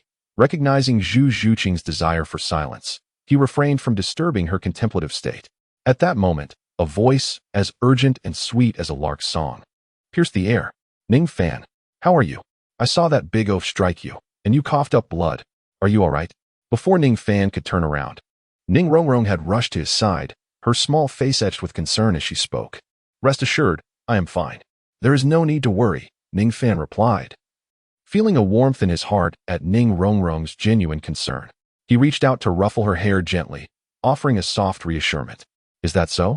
You truly won't be harmed? Did that Zhao Wujie strike your chest?" "Let me see," Ning Rongrong inquired, her beautiful eyes gazing up at Ning Fan. Without hesitation, she stood on her tiptoes, disregarding any modesty, and extended her small hands to tug at the fabric covering his chest. Startled by her boldness, Ning Fan quickly grasped her tiny hands with his right palm. "I have already assured you that I am fine. There is no need for worry. Look, I am perfectly well. Surely you can believe me now." Ning Fan grasped Ning Rongrong's delicate hands with his right hand, while his left hand firmly patted his own chest. With a smile, he reassured her. "Is that so? Phew, it's a relief to hear that." Ning Rongrong blinked her beautiful eyes and returned his smile sweetly, softly replying, "If anything were to happen to you, I would immediately return to summon Grandfather Jian and Grandfather Bone to dismantle this dilapidated Shrek Academy." She pouted playfully. Casting a glance at the distant Zhao Wujie, her tone tinged with a hint of arrogance. Ning Rongrong's remarks left Zhu Zhuqing feeling somewhat perplexed. Initially, when they first met, Ning Rongrong had struck her as a vivacious and exceptionally polite young lady. However, the current Ning Rongrong, with her recent brazen act of tugging at Ning Fan's attire and her audacious claim to dismantle Shrek Academy, starkly contrasted with Zhu Zhuqing's previous impressions and understanding of her. Similarly, Ning Fan, who also noticed Zhu Zhuqing's reaction, could only manage a wry smile. He had never anticipated that this little sorceress, in her concern for him, would so swiftly shed her fade and reveal her true nature. At that moment, Tang San and Zhao Wujie officially commenced their duel. Instantly, the plaza erupted with a cacophony of sound. Tang San's hidden weapons seemed to be inexhaustible, raining down upon Zhao Wujie from every conceivable angle. Zhao Wujie, employing 5 soul skills as he had against Ning Fan, found himself unable to subdue Tang San. The bone-piercing spike, floral crossbow, ghostly shadow, and the mysterious jade hand. All the myriad hidden weapons and techniques of the Tang sect were executed with remarkable finesse by Tang San, leaving the onlookers, save for Ning Fan, in awe. Ultimately, Tang San unveiled his second martial soul, the Haotian hammer, delivering a staggering blow that left Zhao Wujie dazed. In the final moments, Zhao Wujie retaliated, sending Tang San sprawling to the ground, utterly spent. A profound silence enveloped the arena. Zhao Wujie, his countenance grim, rose to his feet, blood streaming from his nose, accompanied by the bruises inflicted by Ning Fan's earlier kick. At that moment, he felt that this day was the most arduous of his life. "Daimubai, take them back to the academy. I'm leaving." Zhao Wujie glared with bloodshot eyes, turning to Daimubai with a fierce command. Daimubai trembled. He had never witnessed Zhao Wujie's fury to such an extent, and, fearing that it might be directed at him, promptly replied, "Yes." As soon as the words left his mouth, Zhao Wujie leapt into the air, his massive figure vanishing in an instant. Chapter 43. The Invisible Strategy. Is this the true might of hidden weapons? Indeed impressive. Even Zhao Wujie has suffered considerable losses. As Ning Fan observed the furious silhouette of Zhao Wuji departing, he mused quietly to himself. Though the hidden weapons were formidable, they posed no threat to Ning Fan. With his ability to manipulate spatial power and his impressive agility, the projectiles launched by Tang San were easily influenced by Ning Fan's spatial control, causing them to deviate from their intended trajectory and rendering them ineffective against him. It could be said that Ning Fan's mastery over spatial power was the most effective counter to Tang San's array of concealed armaments. Thus, aside from an initial moment of astonishment, Ning Fan paid little heed to Tang San's weapons. At that moment, Zhu Zhuqing gazed down at Tang San, who lay slumped on the ground, her cold eyes filled with astonishment. She was awestruck not only by Tang San's seemingly endless arsenal of hidden weapons, but also by his frenzied determination to confront Zhao Wuji, a soul sage, in defense of his sister. As Zhu Zhuqing slightly lowered her head, her icy gaze fell upon Xiao Wu, who lay unconscious in her embrace, and a flicker of envy glimmered in her eyes. The notion that Xiao Wu had someone willing to fight fiercely to protect her stirred something within Zhu Zhuqing, who, despite her accustomed solitude, found herself yearning for a similar figure, someone who would go to such lengths for her. It was not only Zhu Zhuqing who envied Xiao Wu. Even Ning Rongrong, having witnessed the earlier confrontation between Tang San and Zhao Wuji, felt a pang of sympathy, her beautiful eyes also reflecting a tinge of envy as they regarded Xiao Wu. Consequently, both women instinctively shifted their gaze toward Ning Fan. For Zhu Zhuqing, the ideal candidate for someone willing to risk their life for her protection was not her deeply disappointing fiancé, Dai Mubai, but rather Ning Fan, the man she had known for less than a week, who had accompanied her throughout. Having never contemplated reliance on a partner before, Zhu Zhuqing now looked at Ning Fan with her lovely eyes gleaming with a unique light. Ding. Your forging talent has improved slightly. Ding. You have acquired a piece of deep-sea fine iron. Ding. You have received 22 gold coins. What just happened? Has Zhu Zhuqing developed feelings for me? But I haven't done anything. Ning Fan, lost in thought about the spoils of battle and his understanding of spatial power, was momentarily bewildered by the sudden voice in his mind. They say a man is most handsome when he is deep in thought. Could it be that the aura I exuded while contemplating inadvertently captivated Zhu Zhuqing? Ning Fan felt somewhat perplexed. However, at that moment, Ning Rongrong gracefully approached and nestled beside him, her delicate hands encircling his arm and giving it a gentle shake. What's the matter? Ning Fan lowered his gaze, observing the faint blush on Ning Rongrong's cheeks and her somewhat bashful demeanor. If I were to be bullied by Zhao Wuji like Xiao Wu, would you, like Tang San, bravely confront that brute for my sake? Ning Rongrong blinked her beautiful eyes, infused with palpable anticipation and hope, as she gazed at Ning Fan. Surprised by this sudden inquiry from the young girl, Ning Fan faltered momentarily, his expression frozen. He quickly raised an eyebrow, soon regaining his composure. Casting a sidelong glance at Zhu Zhuqing, he redirected his attention to Ning Rongrong, lifting his right hand to tousle her silky shoulder-length hair. With a faint smile, he responded, "Hee, you are the young lady of the 7-treasure glazed tile school. It is only you who bullies others. How could anyone dare to bully you? I'm speaking hypothetically. What if someone were to bully me?" Ning Rongrong vigorously shook Ning Fan's arm, her voice sweet yet insistent. "That scenario is highly unlikely. Besides, with Bone Douluo and Sword Douluo guarding you, even if you were bullied, it wouldn't be my place to intervene." Ning Fan shrugged, softly explaining to her. What if both Grandpa Jian and Grandpa Gu were not around? If it were just you beside me, what would I do if someone bullied me?" Ning Rongrong stamped her foot, her frustration evident as she addressed Ning Fan. "Ah, I see," Ning Fan said, realization dawning upon him. "If you were bullied and I could overpower that person, I would certainly stand up for you. If not, I suppose I would have to seek help from the 7-treasure glazed tile school." He stroked his chin thoughtfully, and after a prolonged moment of contemplation, he spoke slowly, under the expectant gaze of Ning Rongrong. "You, Ning Fan, you scoundrel, you have disappointed me terribly. Boo-hoo." Ning Rongrong's beautiful eyes flared with indignation, her small fists repeatedly pounding against Ning Fan. "Haha, it was merely a jest. Do not worry. As long as I am by your side, you shall not be bullied." Ning Fan let out a hearty laugh, gently patting Ning Rongrong's head while softly offering words of comfort. Upon hearing this, the anger in Ning Rongrong's eyes diminished considerably. She huffed lightly, lifting her alabaster neck and turning her head away. "Humph, that's more like it."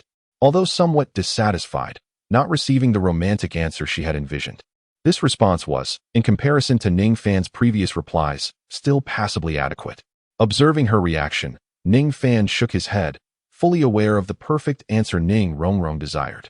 If Zhu Zhuqing were not present, he could easily indulge Ning Rongrong's romantic whims.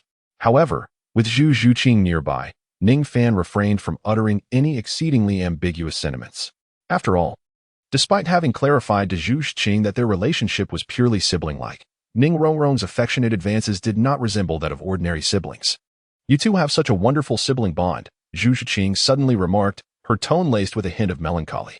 In response, Ning Fan maintained his composure, chuckling lightly as he gazed into Zhu Zhuqing's pair of icy, beautiful eyes. "Indeed, our relationship is quite good. Aside from her somewhat capricious nature, she is rather delightful." "What? Ning Fan, what did you just say?" Ning Rongrong exclaimed, her anger flaring as she lifted her foot and stomped down hard on Ning Fan, reprimanding him loudly. With a hearty chuckle, Ning Fan remained silent, exuding an air reminiscent of a weary older brother tending to a headstrong younger sister. Observing this, Zhu Zhuqing felt her own emotions gradually stabilize. This year, a considerable number of attractive female students had enrolled, only to find that they were all taken. Such is the challenge of remaining single. A distinctly soft male voice interjected, belonging to a short-haired man adorned with a scruffy beard, who was leisurely pushing a cart towards the center of the venue. As he gazed enviously at the scene of Ning Fan surrounded by admirers, he remarked, "How unfortunate." "Be quiet, Oscar. I didn't call you over just to hear your chatter." Dai Mubai shot a dark glance at Ning Fan and Zhu Zhuqing before turning to Oscar with a cold tone. "Hey Dai, why do you seem so irritable today? What did you summon me for?" Oscar set aside his cart filled with sausages, approaching Dai Mubai with a playful rub of his hands. "Can't you see? Hurry and fetch some sausages. They're injured," Dai Mubai said, supporting the weak Tang San. "Sure thing, 5 copper soul coins each. Just don't forget to settle up with me afterward." Oscar grinned, then recited a rather peculiar soul incantation, summoning sausages formed from soul energy into his hands. Chapter 44. Enrollment. Although Oscar's sausages could hasten recovery from injuries, the thought of the dubious incantation made Tang San's stomach churn at the mere sight of them. No, I believe my injuries are not severe. A moment of rest will suffice. Please, let him offer the sausages to others." Tang San weakly waved his hand, then settled into a meditative position to recuperate. "What should we do, Boss Dai? Aren't you putting me at a loss here?" Oscar lamented, gazing helplessly at the sausages in his grasp. "Not at all. Oscar, come here and hand me one of those sausages." At that moment, Zhao Wujie reappeared in the square. After his earlier humiliation, he had sought to remedy the injuries inflicted by Tang San's hidden weapons. However, he was taken aback to find that he could not expel the concealed weapons lodged within him using his soul power, and the toxins they carried made him feel exceedingly unwell. Despite the embarrassment, Zhao Wujie composed himself and returned to the scene. "You?" Oscar squinted at the battered figure of Zhao Wujie, whose face was marred with bruises. "Who are you? Teacher Zhao? What happened to you?" It took Oscar a moment to recognize Zhao Wujie, prompting him to exclaim, "Damn it, do you want a beating? Just bring me the items." In a fit of rage, Zhao Wujie struggled to catch his breath as he glared at Oscar, although Oscar yearned to inquire about the unfortunate state in which Zhao Wujie found himself. The fury etched upon Zhao's face compelled him to feign ignorance. With a sense of urgency, he eagerly proffered the sausages he held. Zhao Wujie, devoid of any hesitation, consumed the sausages, and his countenance visibly brightened. Yet, the hidden projectiles within his body, which had formed painful swellings, continued to inflict excruciating agony upon him. At that moment, a feeble voice broke the tension. It was Tang San, who was seated in a meditative posture. "Teacher Zhao, please wait. I acted impulsively just now. Allow me to extract the projectiles from your body. Otherwise, it may adversely affect your health," Tang San said, his pallor evident as he struggled to rise. Leaning heavily upon the ground, Zhao Wujie's expression softened slightly upon hearing this. However, observing Tang San's weakened state, he shook his head and replied, "You should rest for now. Regain your strength before assisting me with these matters. I can endure for the time being." "It's all right, Teacher Zhao," Tang San insisted through gritted teeth. "You should rest. I will help remove the projectiles." At that moment, Ning Fan appeared beside Tang San, addressing him in a calm manner. Having witnessed Zhao Wujie's substantial losses today, and recognizing that he lacked the formidable father figure that Tang San possessed, Ning Fan resolved to assist Zhao Wujie, hoping to enhance their teacher-student relationship. After all, he anticipated spending a significant amount of time at Shrek Academy, and maintaining a positive rapport was undoubtedly important. You? Tang Xin looked at Ning Fan in astonishment. It was crucial to note that the projectiles embedded in Zhao Wuji's body were the unique dragon beard needles of the Tang sect. Upon entering the body, they curved and intertwined with the muscles, rendering them exceptionally difficult to remove without specific Tang sect techniques. The only alternative would be to excise the affected area entirely, along with the surrounding flesh. Indeed, it is I, Ning Fan replied softly to Tang San. You, a monster, have encountered such things? Zhao Wuji glanced from Tang San to Ning Fan, uncertainty clouding his expression. Having previously tested the limits of his soul power against the projectiles within him, Zhao realized that mere soul energy was insufficient for their removal. Only specialized methods could yield success. Thus, seeing Ning Fan's confident demeanor led him to believe that he too had experience with the peculiar instruments in Tang San's possession. I have not encountered these objects before, but that is inconsequential. Extracting them from your body is merely a straightforward task for me. Ning Fan shook his head and spoke softly. Upon hearing this, Tang San frowned. Feeling somewhat displeased with Ning Fan's seemingly dismissive remarks about the Tang sect's hidden weapons, even harboring a hint of mockery. The intricacies of the Tang sect's concealed weapons were not to be underestimated, for they were far beyond the comprehension of ordinary individuals. Ning Fan also sensed Tang San's incredulous gaze, yet he paid it no heed. He approached Zhao Wuji, observing the swollen lump on Zhao's right arm, a result of the dragon whisker needle penetrating his flesh and intertwining with the muscle. After a brief glance, Ning Fan's expression remained tranquil as he placed his palm barely an inch above the swelling, where a faint silver radiance flickered and the power of space surged forth. In an instant, a golden needle tip emerged from beneath Zhao Wuji's skin. Upon witnessing this, Zhao Wuji's face lit up with joy, astounded that Ning Fan was indeed able to extract the troublesome object. Meanwhile, Tang Xin stood agape, his expression one of disbelief. It was entirely beyond his expectations that Ning Fan could so effortlessly remove the notoriously difficult dragon whisker needle. Ning Fan flicked his fingertip upwards, and in an instant, the dragon whisker needle transformed into a straight, slender thread, shooting forth from beneath the skin. How is it? What do you think? Ning Fan lifted his head, a gentle smile gracing his lips as he softly addressed Tang San and Zhao Wuji. Tang San appeared utterly bewildered, remaining silent in response.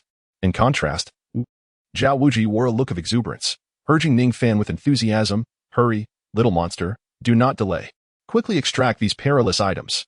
Ning Fan chuckled softly, unhurriedly assisting Zhao Wuji in extracting the remaining dragon whisker needles. Although these needles posed a formidable challenge to others, the profundity of spatial power is far beyond the ordinary imagination. After meticulously removing each of the dragon whisker needles, Zhao Wuji erupted into hearty laughter, rejuvenated. His formidable strength meant his injuries were merely superficial. With the needles removed, he had nearly fully recovered. Meanwhile, Tang San had succumbed to unconsciousness. He had nearly depleted his physical and soul energy, persistently forcing himself to endure. Well aware of the lethal nature of the dragon whisker needles and intent on aiding Zhao Wuji, upon witnessing Ning Fan's success in extracting the needles from Zhao Wuji, he finally succumbed to slumber. At this moment, Zhao Wuji, in high spirits, cast a grateful glance at Ning Fan before his brow furrowed as he observed Tang San, cradled in Oscar's arms. "Daimubai, Oscar, you two are responsible for arranging accommodations for the 5 of them. There are no other plans for today. Tomorrow marks the official commencement of the school year." With that, he waved his sleeve and departed. "Ah, so we have finally entered Shrek Academy? It has been somewhat eventful, I suppose. I hope the Shrek Academy isn't too dull," Ning Fan mused, shrugging. He then turned to face the brooding Daimubai, a smirk playing on his lips, silently concluding that it likely would not be overly tedious. Chapter 45. The moonlight is truly beautiful. The enrollment matters were resolved by midday. Under Oscar's guidance, Ning Fan arrived at a modest wooden cabin. The room was small, approximately 10 square meters, containing little more than a bed and a mahogany cabinet, devoid of any embellishments. The floor itself was simply paved with bluestone, with cracks revealing patches of grass and moss. While it provided a shelter, the overall conditions were exceedingly rudimentary. It was, in fact, Ning Fan's first experience residing in such a Spartan setting. Nevertheless, despite its simplicity, he was not one to be overly finicky. Moreover, These accommodations were certainly an improvement over the hardships faced during his outdoor training. This unadorned wooden cabin would serve as Ning Fan's dormitory at Shrek Academy. After entering the cabin and briefly acquainting himself with Oscar, he awaited Shrek's departure. Ning Fan closed the door and seated himself cross-legged on the bed, embarking on a meditative journey to cultivate his spirit energy. Following the conclusion of his recent battle, he sensed the imminent signs of a breakthrough. With the afternoon free, he resolved to dedicate this time to elevate his spirit energy level to 36. With his eyes shut, he began to meditate, absorbing spirit energy for his cultivation. As the waves of spirit energy emanated around him, Ning Fan successfully transcended from level 35 to 36, drawing closer to the realm of the spirit master. The sky outside gradually darkened, and after exhaling a deep breath of stale air, the fact that he had achieved this milestone in less than a month uplifted his spirits. Gazing through the simple wooden window at the night sky, he rose slowly from the bed, feeling invigorated after his recent success. However, he found himself neither inclined to sleep nor to resume his cultivation. At that moment, the sole option for passing time seemed to be a leisurely stroll through the village surrounding Shrek Academy, while also familiarizing himself with the environment. He opened the door and looked up at the beautiful moonlight of the night, taking a gentle breath.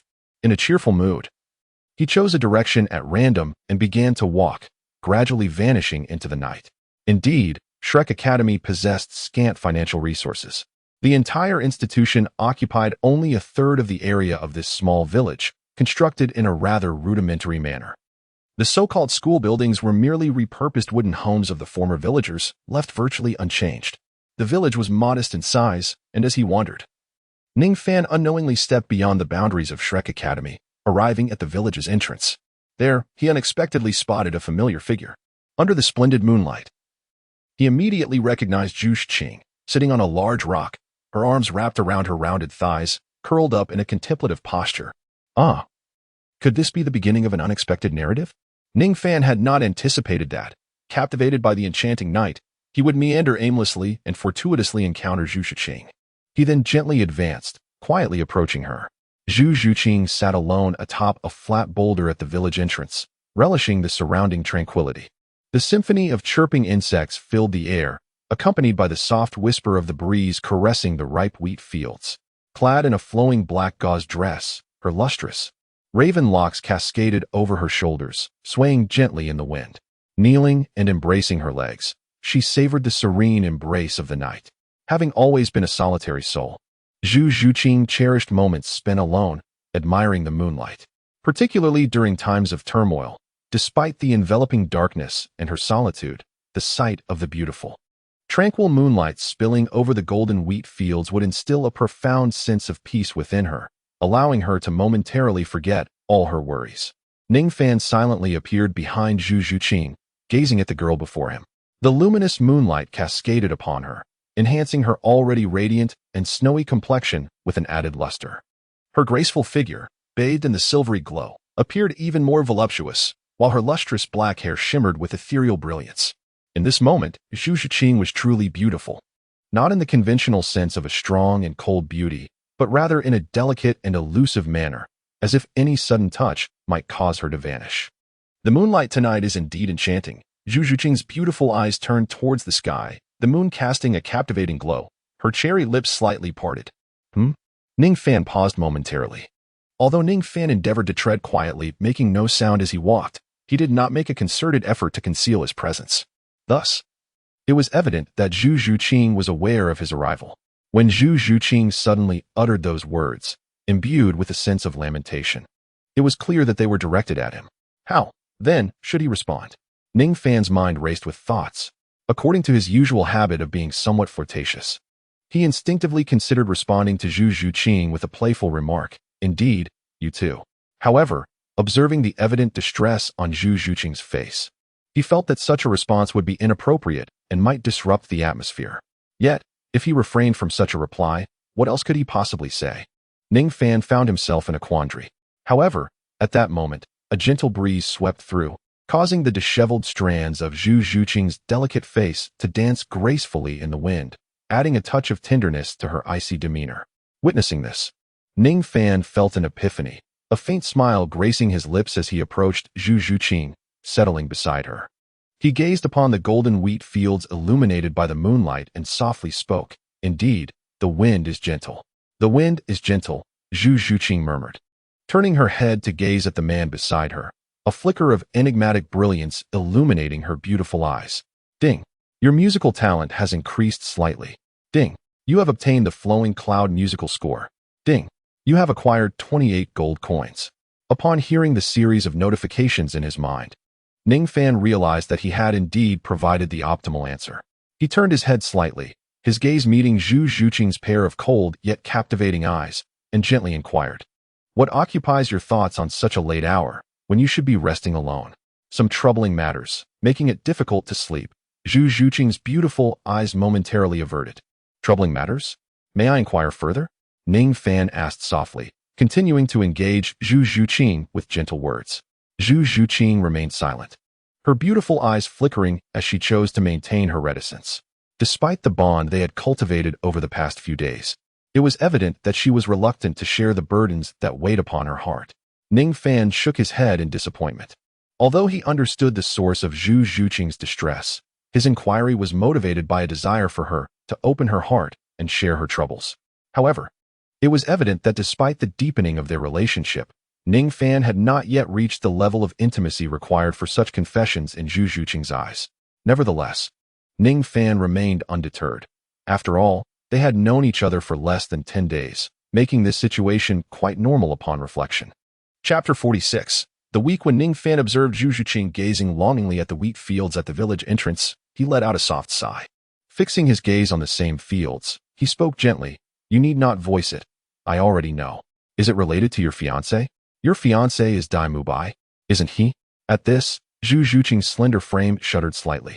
She lowered her head, remaining silent, but offered a subtle nod. "However, from my observations, it seems you harbor no feelings for Dai Mubai. You do not like him. In fact, you appear utterly disillusioned. Given your character, I suspect your troubles lie elsewhere." Ning Fan continued. Zhu Zhuqing did not respond. She did not even nod in acknowledgement. Yet, Ning Fan perceived a flicker of emotion in her cold visage. "Thus, I surmise that your concerns stem from the families behind you," Ning Fan stated solemnly, locking eyes with Zhu Zhuqing. "Do not speak further." Zhu Zhuqing suddenly interjected, interrupting him. "It appears my conjecture holds merit. Zhuqing, as I have previously asserted, should you wish it, I will spare no effort to assist you, ensuring that you never marry anyone against your will. No matter how mysterious or powerful your family may be, I shall not cower," Ning Fan declared, turning to face Zhu Zhuqing with earnest resolve. "Therefore, if you feel troubled, confide in me. I will do everything in my power to help you." Ning Fan's deep gaze met Zhu Zhuqing's, emanating determination. Her beautiful eyes reflected a moment of bewilderment as she sensed the sincerity of his words. Instinctively, she whispered, "Actually, I." Seeing this, a smile finally graced Ning Fan's face. Zhu Zhuqing was about to open her heart to him. However, just as her lips parted to utter 4 words, she hesitated, gazing at Ning Fan's earnest and youthful countenance, her eyes flickering with uncertainty. "Well then what?" Ning Fan blinked in anticipation. "Forget it, this is my matter. Although I share no feelings for him, I will resolve this myself. You need not interfere." Zhu Zhuqing shook her head, redirecting her gaze to the wheat fields illuminated by the moonlight, and spoke softly. Upon hearing this, Ning Fan furrowed his brow. Just moments ago, Zhu Zhuqing was about to reveal her lineage to him, and now, so abruptly, she hesitated. Was it merely the Zhu family of the Starfall Empire and the imperial royalty of the same empire? What was there to conceal?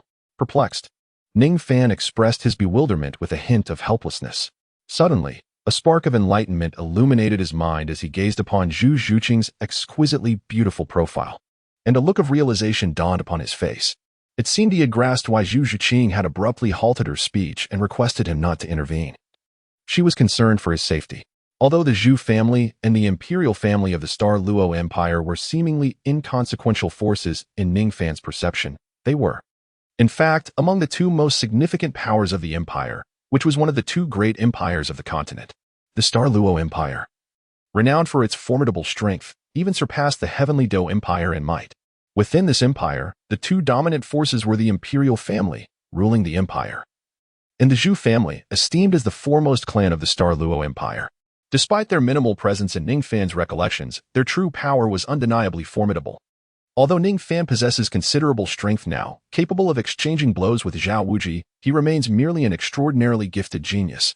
In the future, he may stand against the Zhu family and the royal family of the Douluo Empire, but that is a prospect yet to unfold, not the present reality of Ning Fan. Therefore, should he involve himself in the struggle for the throne, Zhu Xing perceives that Ning Fan could be in grave danger. This understanding led Zhu Xing to hesitate for a long while before ultimately deciding against revealing her family background with Daimu Bai.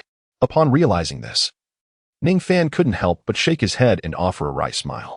His strength is still insufficient, although his soul power level far exceeds that of his peers, and his true combat ability could rival even a second martial soul or contend with a soul king. He undeniably falls short when faced with those formidable powers. Zhu Xing, who overheard Ning Fan's resigned chuckle regarding his own limitations, misinterpreted his expression as disappointment towards her secrecy. Lowering her head, she softly apologized to him. "I'm sorry." Ning Fan shook his head in response. "There is no need for apologies. I understand your predicament." He continued, "I have an inkling of your concerns.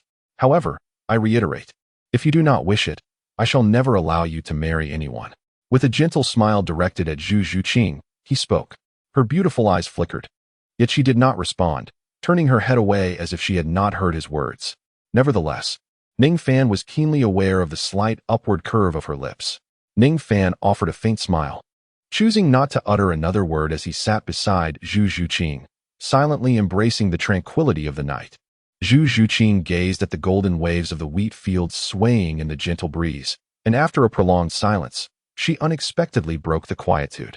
"Ning Rongrong, she harbors affection for you. You cannot truly be siblings, can you?" she inquired softly. Despite her frosty exterior, her sensitive heart had long discerned that Ning Rongrong's feelings towards Ning Fan transcended the simplistic brother-sister bond described by Ning Fan himself. In truth, Zhu Xing had always held a profound regard for Ning Rongrong, the sister whom Ning Fan spoke of. This evening, Zhu Xing's worries differed from the usual. Beyond the familial strife and uncertainties of the future, she was also troubled by the relationship between Ning Rongrong and Ning Fan. Upon hearing Zhu Xing's words, Ning Fan, having anticipated this, revealed no signs of discomfort. Indeed, Rongrong is the daughter of the sect master of the Seven Treasures Glazed Tile School. While I am but a humble disciple of the same sect, we are not blood siblings. After a brief pause, he continued, "In truth, I am aware of Rongrong's feelings for me." At this revelation, Zhu Xing's heart skipped a beat, flooded with an inexplicable sense of loss and fear. Although she wished for Ning Fan to maintain some distance, apprehensive that he might be ensnared by her troubles and suffer as a result, she could not help but feel a surge of a different emotion upon hearing his words, a fear that he might one day depart, leaving her forever alone. After all, through the years marked by the cruelty of noble families and the turmoil of royal rivalries, her elder sister, who once cared for her deeply, had suddenly ceased to love her. As one drinks from water, one alone knows its temperature. Over the years, she had borne the weight of her family's burdens in solitude, with no one to converse with, no one to confide in. Yet now, Ning Fan's unexpected presence undeniably provided Zhu Xing with a source of support and companionship that she had long yearned for. Although she hesitated to let him draw too close due to her family's circumstances, a selfish fear gnawed at her that Ning Fan might develop feelings for another, ultimately leaving her behind. Chapter 47. A midnight meeting. Ning Fan discerned the subtle unease within Zhu Xing. He extended his hand and gently patted her back, speaking in a soft tone, "In my eyes, Rongrong resembles more of a mischievous little sister, quite unlike you." Ning Fan's words were not uttered merely to placate Zhu Xing with deceit. To Ning Fan, although Ning Rongrong was undeniably charming and delightful, he could hardly tolerate the spoiled behavior of the little sorceress from the Seven Treasures Glazed Tile School. In the past, he approached Ning Rongrong for the sake of system rewards, only to endure considerable hardship and humiliation at her hands. Once, due to the torment inflicted by Ning Rongrong's mischievous tactics, Ning Fan even resolved to regard her as nothing more than a heartless target for reward collection. However, as he gradually grew closer to her, he began to perceive her endearing and playful qualities beneath her still capricious demeanor. Today, seeing Ning Rongrong's anxious concern for him brought warmth to his heart. Consequently, his dissatisfaction with her previous arrogance and actions had significantly diminished. Now, As he had been expelled from the Seven Treasures glazed tile school, Ning Rongrong appeared to him more like a mischievous and adorable younger sister. Really? Zhu Zhuqing gazed at Ning Fan with her beautiful, autumn-like eyes, uncertainly prompting him for confirmation. Indeed, Ning Fan replied with a slight smile and a nod. Upon hearing his assured response, a radiant light blossomed in Zhu Zhuqing's enchanting eyes. Suddenly, a blush crept onto her face, her gaze drifting shyly towards Ning Fan. Her cherry lips parted slightly, as if she wished to voice something, yet hesitation rendered her silent. After a prolonged moment of indecision, Zhu Zhuqing curled up, burying her small head into her own bosom, and in a faint, delicate whisper, she stammered, "Then, if I were to be bullied, would you recognizing the familiar prelude?" Ning Fan instantly discerned what Zhu Zhuqing intended to convey. With a resigned smile, he acknowledged that despite her typically frigid exterior, she remained, at heart, a young girl. He shook his head gently, stroking her long, delicate hair with tender care, feeling the subtle tremors of her youthful form, and softly reassured her, "Do not worry. As long as I am by your side, no one shall bully you. I will protect you with all my might." His gaze held an air of determination. Upon hearing these words, a rare glimmer of joy illuminated Zhu Zhuqing's icy eyes. She lifted her head slightly and whispered, "Is that true? But I do not deserve such treatment from you." Though elated, Zhu Zhuqing's heart was tinged with insecurity. Ning Fan was a prodigy of the Seven Treasures glazed tile school, possessing dual martial spirits, while Ning Rongrong, the daughter of the sect's leader, harbored feelings for him. In contrast, Zhu Zhuqing considered herself merely the second daughter of the Zhu family, a pawn in political machinations, with no comparison to the boundless potential of Ning Fan. "Deserving is not for you to determine. It is I who decides," Ning Fan asserted. Ning Fan sighed lightly, gently patting Zhu Zhuqing's head, hoping to dispel the tangled worries and thoughts swirling within her mind. "It's quite late. You should return and get some rest. Do not dwell on these chaotic thoughts. Tomorrow marks the first day of school. It would be wise to retire early," he said softly, gazing at the girl beside him. You go ahead. For the moment, do not wish to sleep," Zhu Zhuqing replied, nodding gently as she gazed at the luminous night sky, softly murmuring her thoughts. Ning Fan looked at the girl beside him with a sense of helplessness, shaking his head.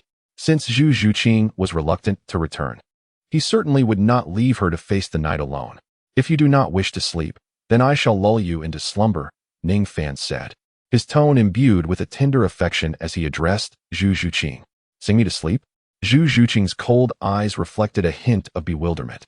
Ning Fan offered a faint smile, gesturing gracefully as a black wooden guqin, approximately 4 feet in length, materialized before him. Zhu Zhuqing, with her delicate fingers gently gliding over the ancient instrument's surface, turned to Ning Fan with a look of curiosity. Despite her noble lineage and familiarity with various musical instruments, she had never encountered a guqin of this particular style. This guqin belonged to Ning Fan from his previous life, and its appearance in this realm was undoubtedly a reward bestowed upon him by the system. "Since you are troubled and unable to sleep, I shall use this instrument to lull you into slumber." Ning Fan cast a gentle smile at Zhu Zhuqing, uttering no further words. He settled onto the ground, closed his eyes, and began to caress the strings of his zither. With a delicate flick of his fingertips, a melodious note resonated through the air. At that moment, a sacred radiance emanated from Ning Fan, and as his fingers danced upon the strings, the enchanting notes stirred Zhu Zhuqing's heart, causing it to tremble involuntarily. Ning Fan's eyes were tightly shut, his entire being seemingly merged with the guqin, as his fingers glided across its strings, producing melodies imbued with a soulful essence, as if each note had been bestowed with life. Beneath the moonlight, the young man's handsome visage exuded tranquility and contemplation, his hands seemingly enchanted, inviting one to dance along with the rhythm of his fingertips. The music flowed like a crystal-clear spring, gently infiltrating the depths of the heart, refreshing, lucid, and serene. He concentrated deeply, banishing all distracting thoughts.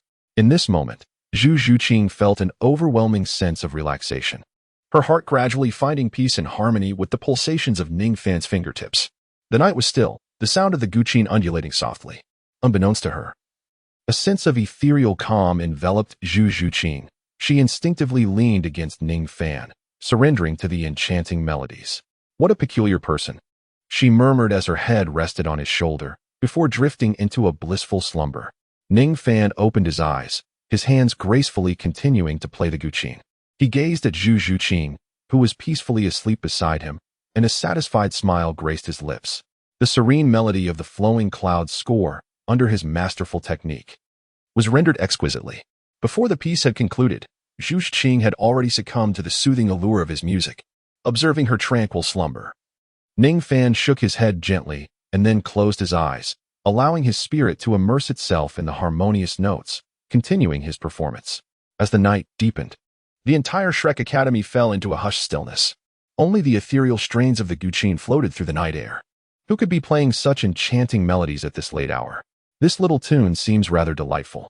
At that moment, Zhao Wujie, in his quarters, was intrigued as he heard the faint sound of the guqin drifting into his ears.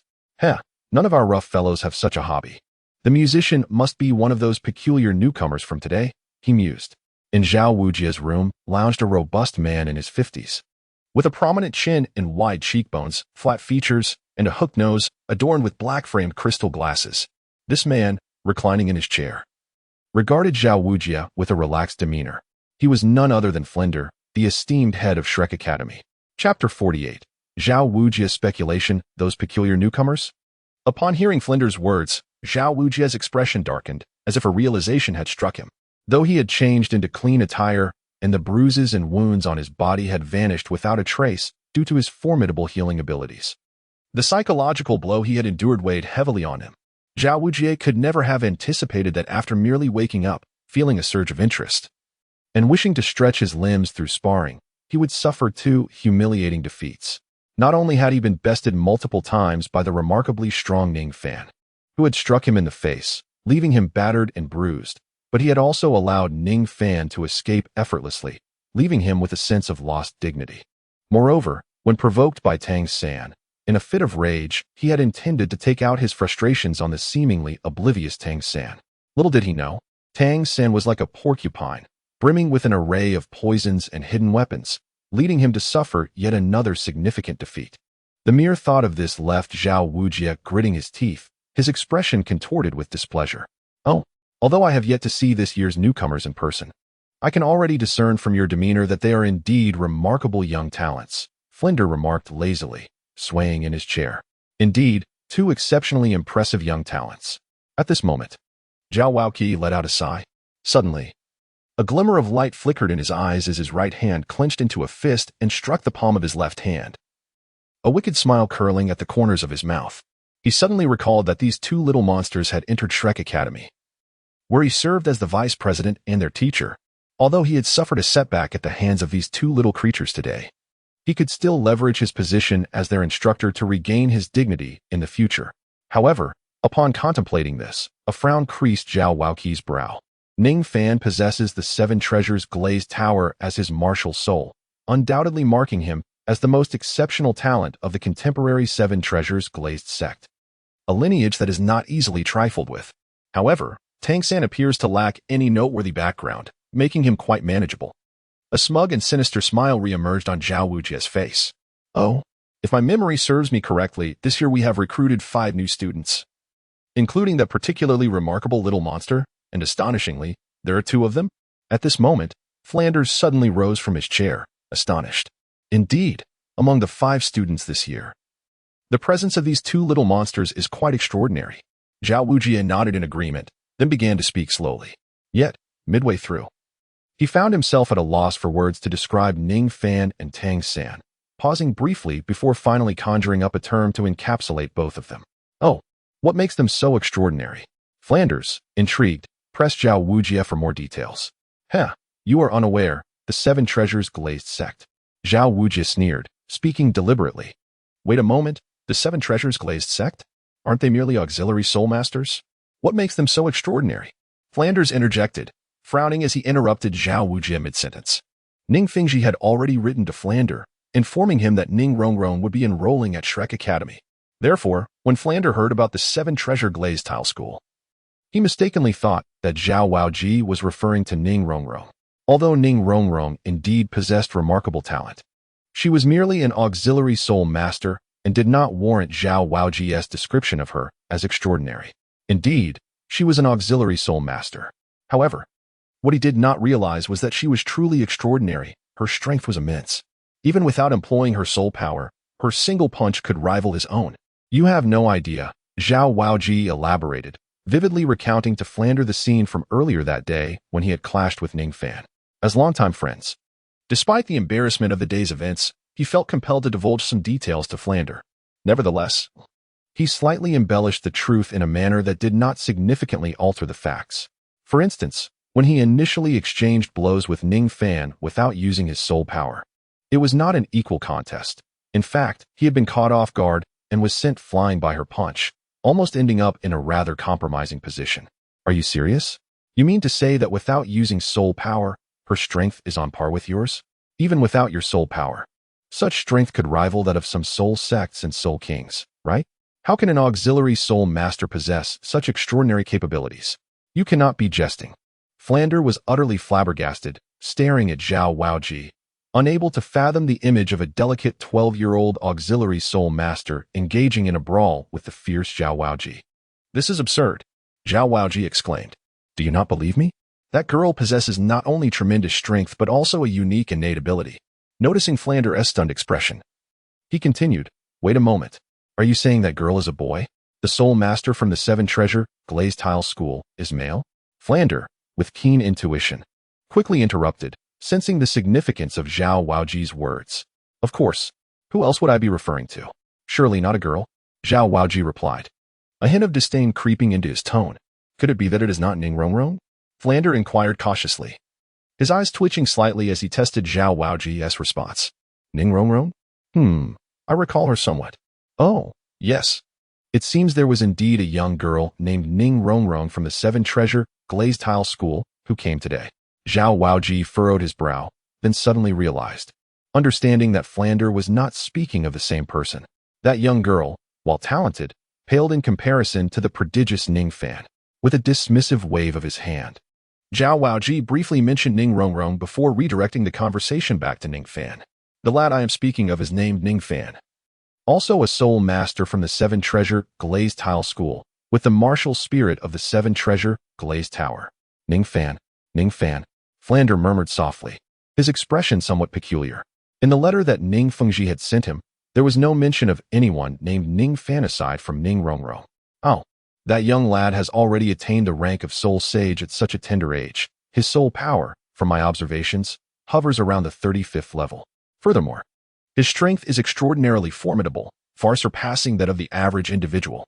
He possesses a unique martial soul talent that allows him to manipulate and control objects invisibly, which is quite uncanny. His prowess is comparable to that of a soul king-level battle soul master. Zhao Wujia continued to speak earnestly to Flander about Ning Fan's abilities. Such a prodigy? Is he truly an auxiliary-type soul master? Have you witnessed his martial soul? Upon hearing this, Flander's lips twitched slightly in disbelief. Yes, I have seen his Seven Treasures Glazed Tower. It undoubtedly belongs to the Seven Treasures Glazed sect. However, I suspect that the Seven Treasures Glazed Tower is merely his primary martial soul. He must possess another, which is the legendary twin martial soul. At this moment, Zhao Wujia rubbed his chin thoughtfully and spoke slowly.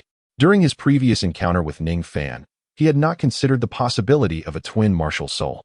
Yet, when he battled Tang San, the latter's original blue-silver grass martial soul had abruptly transformed into a small hammer, revealing to Zhao Wujia the existence of Tang San's twin martial soul constitution. Thus, following Tang San's example, Zhao Wujia speculated that Ning Fan, being such an extraordinary talent, must also possess a twin martial soul. The formidable power and enigmatic talents possessed by Ning Fan are likely derived from an undisclosed, formidable martial soul. Chapter 49. The Illegitimate Child of Dual Martial Souls? When did the Seven Treasures Glazed Tile School give rise to such an extraordinary genius? Upon hearing this, Flander gasped in astonishment.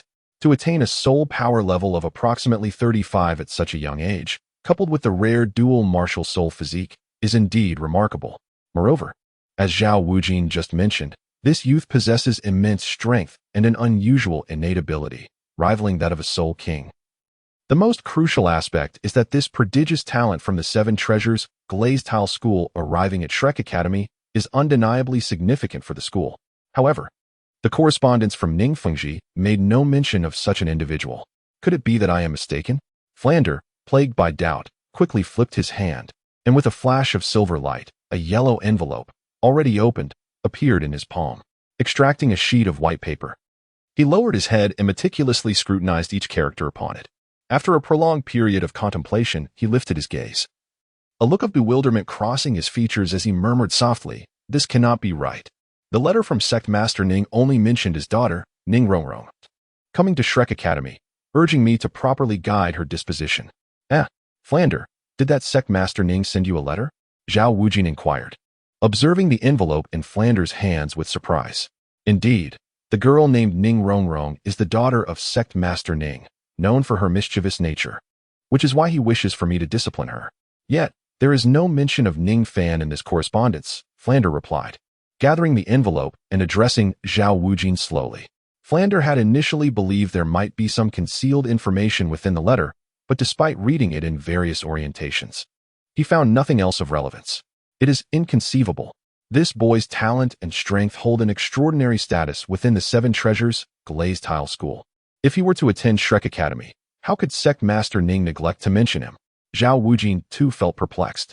Having traversed the continent for so many years, he had never encountered a being of such exceptional talent before. In the context of the Seven Treasures Glazed Tile School, with proper cultivation, Ning Fan would undoubtedly ascend to the ranks of a titled Douluo, becoming a pillar of strength for the school in the years to come.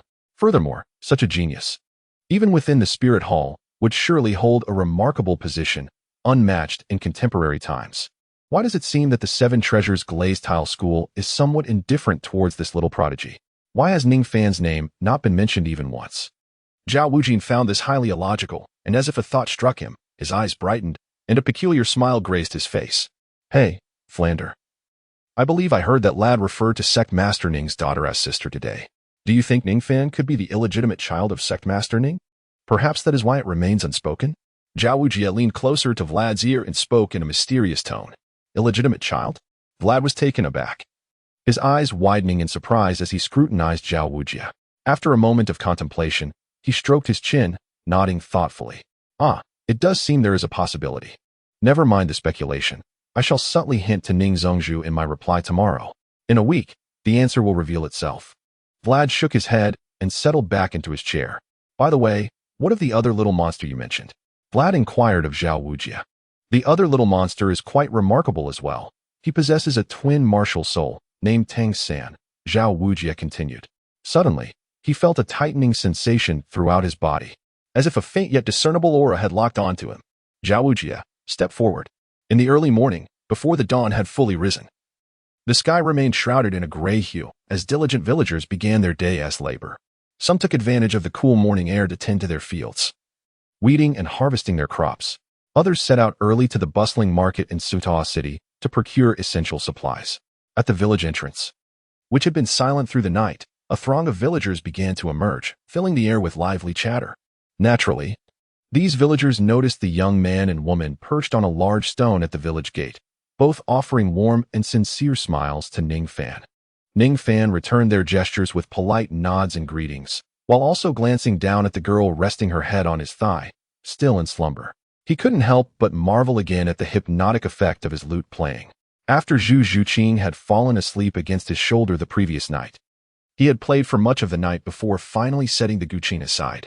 Gently, using his spatial abilities, he had repositioned Zhu Zhuqing's head onto his thigh and covered her with a blanket. Ning Fan has been engrossed in meditation and cultivation until now. Meanwhile, Zhu Zhuqing has been in a deep slumber, occasionally shifting in her sleep, undisturbed by the gradually increasing clamor at the village entrance. Despite having been easily awakened by Ning Fan's slightest touch before, she now remains unaffected by the surrounding noise, breathing steadily and sleeping with remarkable tranquility. Ning Fan gazed at the girl nestled in his embrace, completely devoid of any guard, and with a light chuckle, he shook his head. Zhuqing actually spent the night here? What on earth transpired between you two last night? Indeed, Sister Xiaowu's judgment is never wrong. I always suspected your relationship was more than simple. At that moment, a startled exclamation pierced the air. Following the sound, Ning Fan's gaze fell upon Xiao Wu and Tang San, who had just risen. Feeling a pang of hunger, the two, unfamiliar with their surroundings, wandered through the village in search of sustenance. Unbeknownst to them, their aimless exploration led them to this spot, where they discovered Ning Fan and Zhu Zhuqing on the large stone at the village entrance. With Xiaowu's sudden cry, Zhu Qing, still lost in slumber, seemed to have heard her name. She let out a soft murmur, her long eyelashes fluttering gently before she slowly opened her beautiful eyes. As her gaze met Ning Fan's, who was looking down with a smile in his profound eyes, she felt a rush of emotions. "Good morning," Ning Fan greeted with a slight smile. A fleeting hint of shyness flickered in Zhu Zhuqing's eyes as she gently nodded in response. "Ding. You have gained 10% experience at your current level. Ding. You have acquired the herbal compendium. Ding. You have received 21 gold coins." The familiar chime echoed in Ning Fan's mind, stirring little more than a mild ripple in his emotions, as he continued to smile at Zhu Zhuqing, seemingly oblivious to Xiao Wu and Tang San's presence.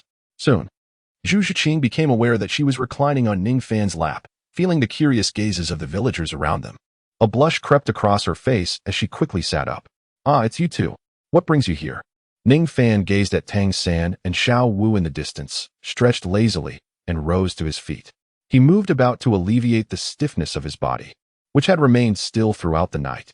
Soon after, he leaped gracefully from the boulder and strolled towards them, a smile gracing his lips. "We seek something to eat to remedy our breakfast dilemma, yet despite our efforts, we remain unaware of the location of the Academy's cafeteria. By the way, do you know where it is?" Xiao Wu inquired of Ning Fan. "Oh, I believe I have a general idea of the cafeteria's whereabouts. Follow me. I find myself a bit hungry as well," Ning Fan replied, nodding. He then began to walk towards the village. Last night's leisurely stroll afforded Ning Fan a wealth of information regarding the Shrek Academy, including the location of its dining hall.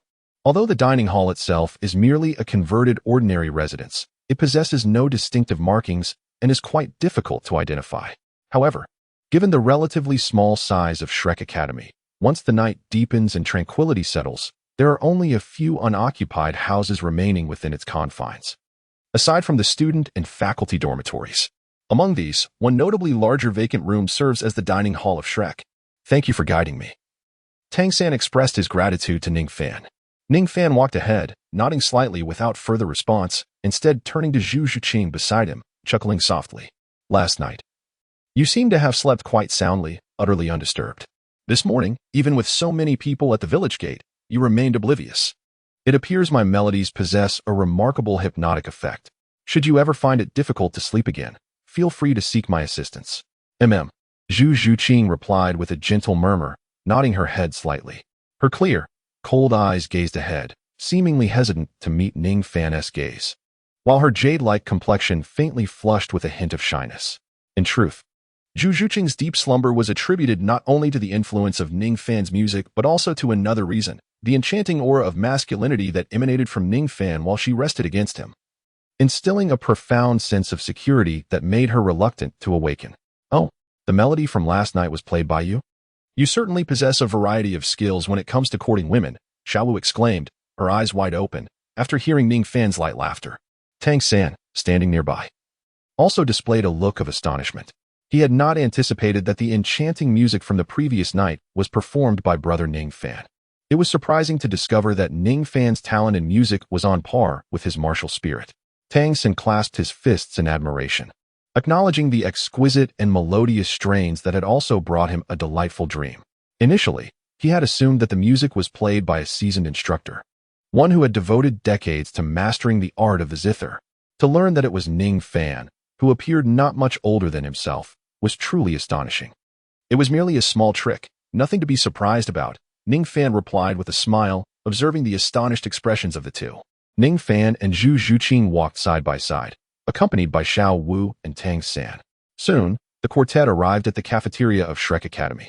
The cafeteria, much like the institution itself, exuded an air of simplicity, constructed from earthen bricks. The building was staffed by local villagers who prepared meals using traditional clay stoves and large iron pots. Although the cuisine was rather mediocre in flavor, its generous portions were commendable.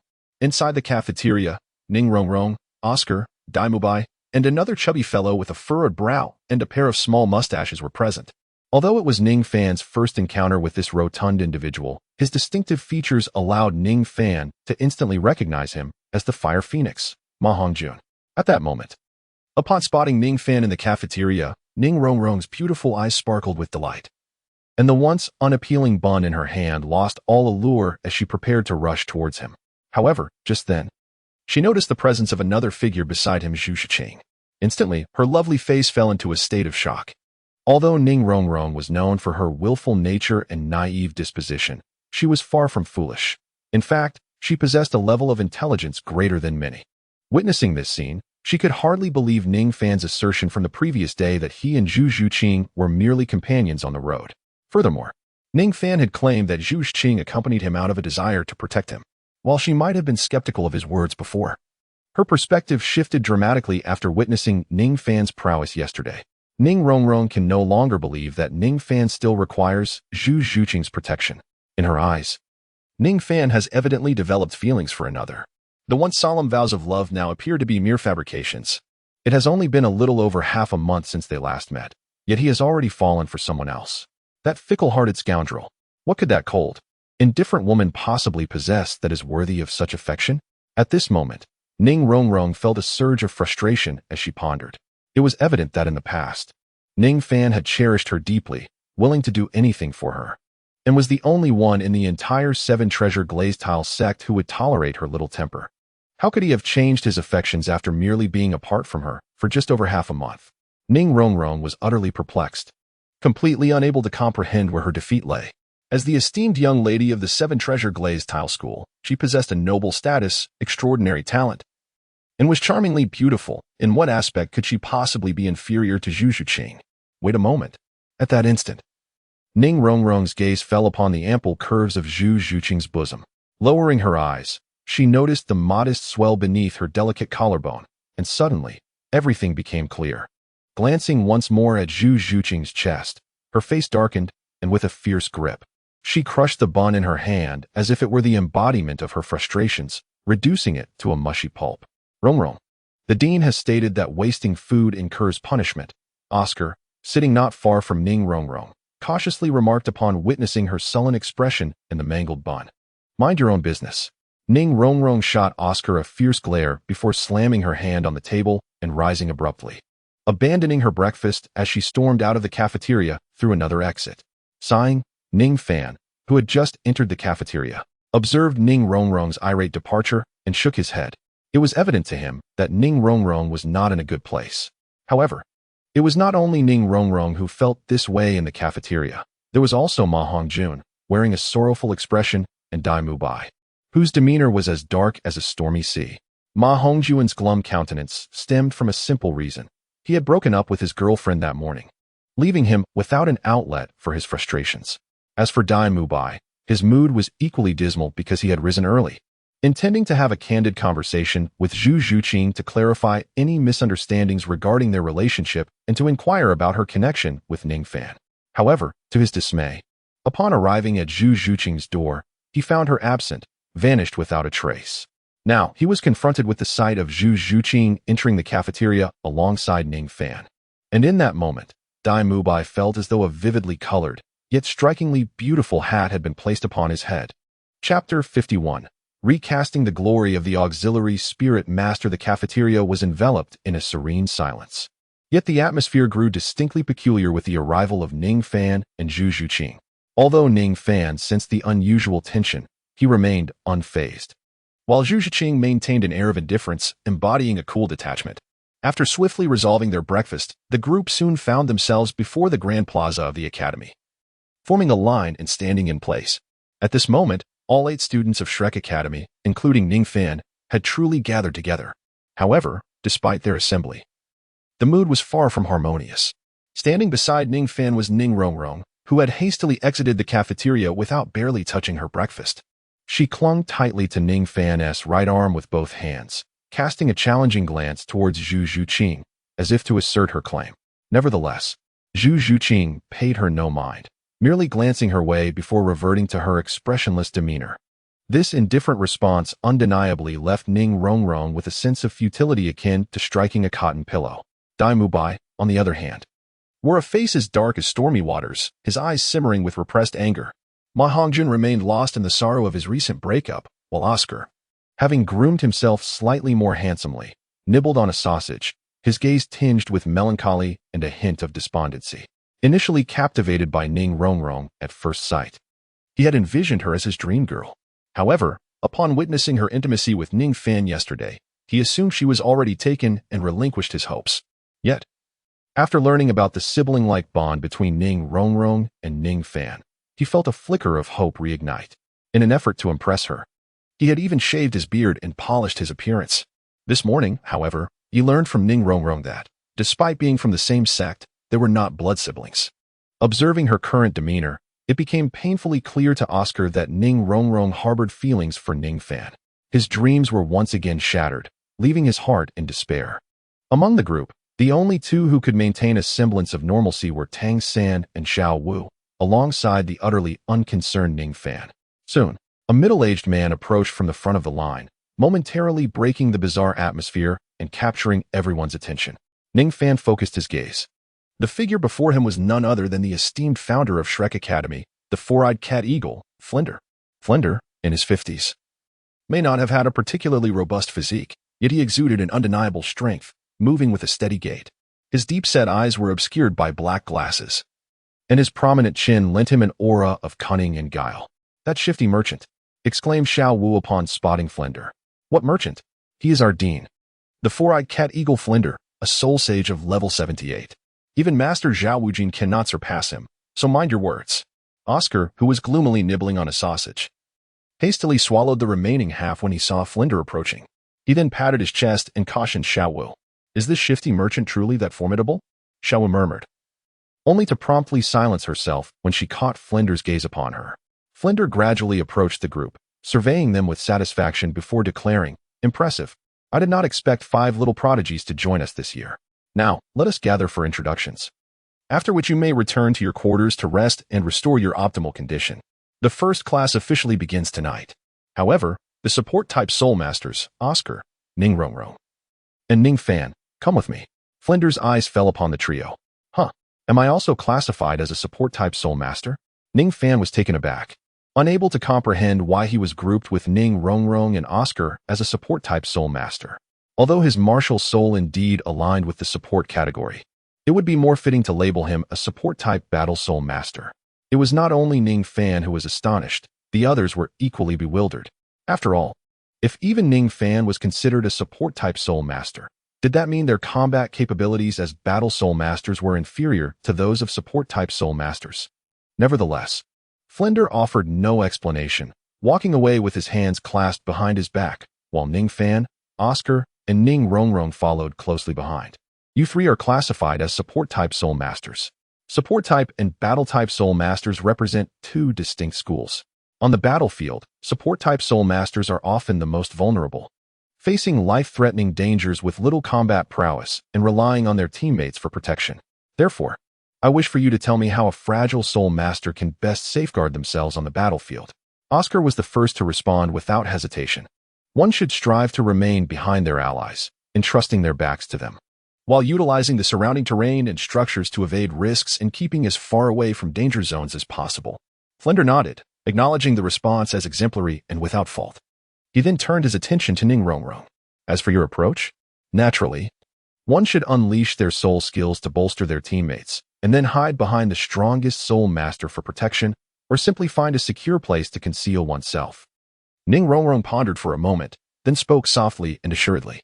Upon hearing her, Flanders couldn't help but chuckle, and Oscar joined in the laughter as well.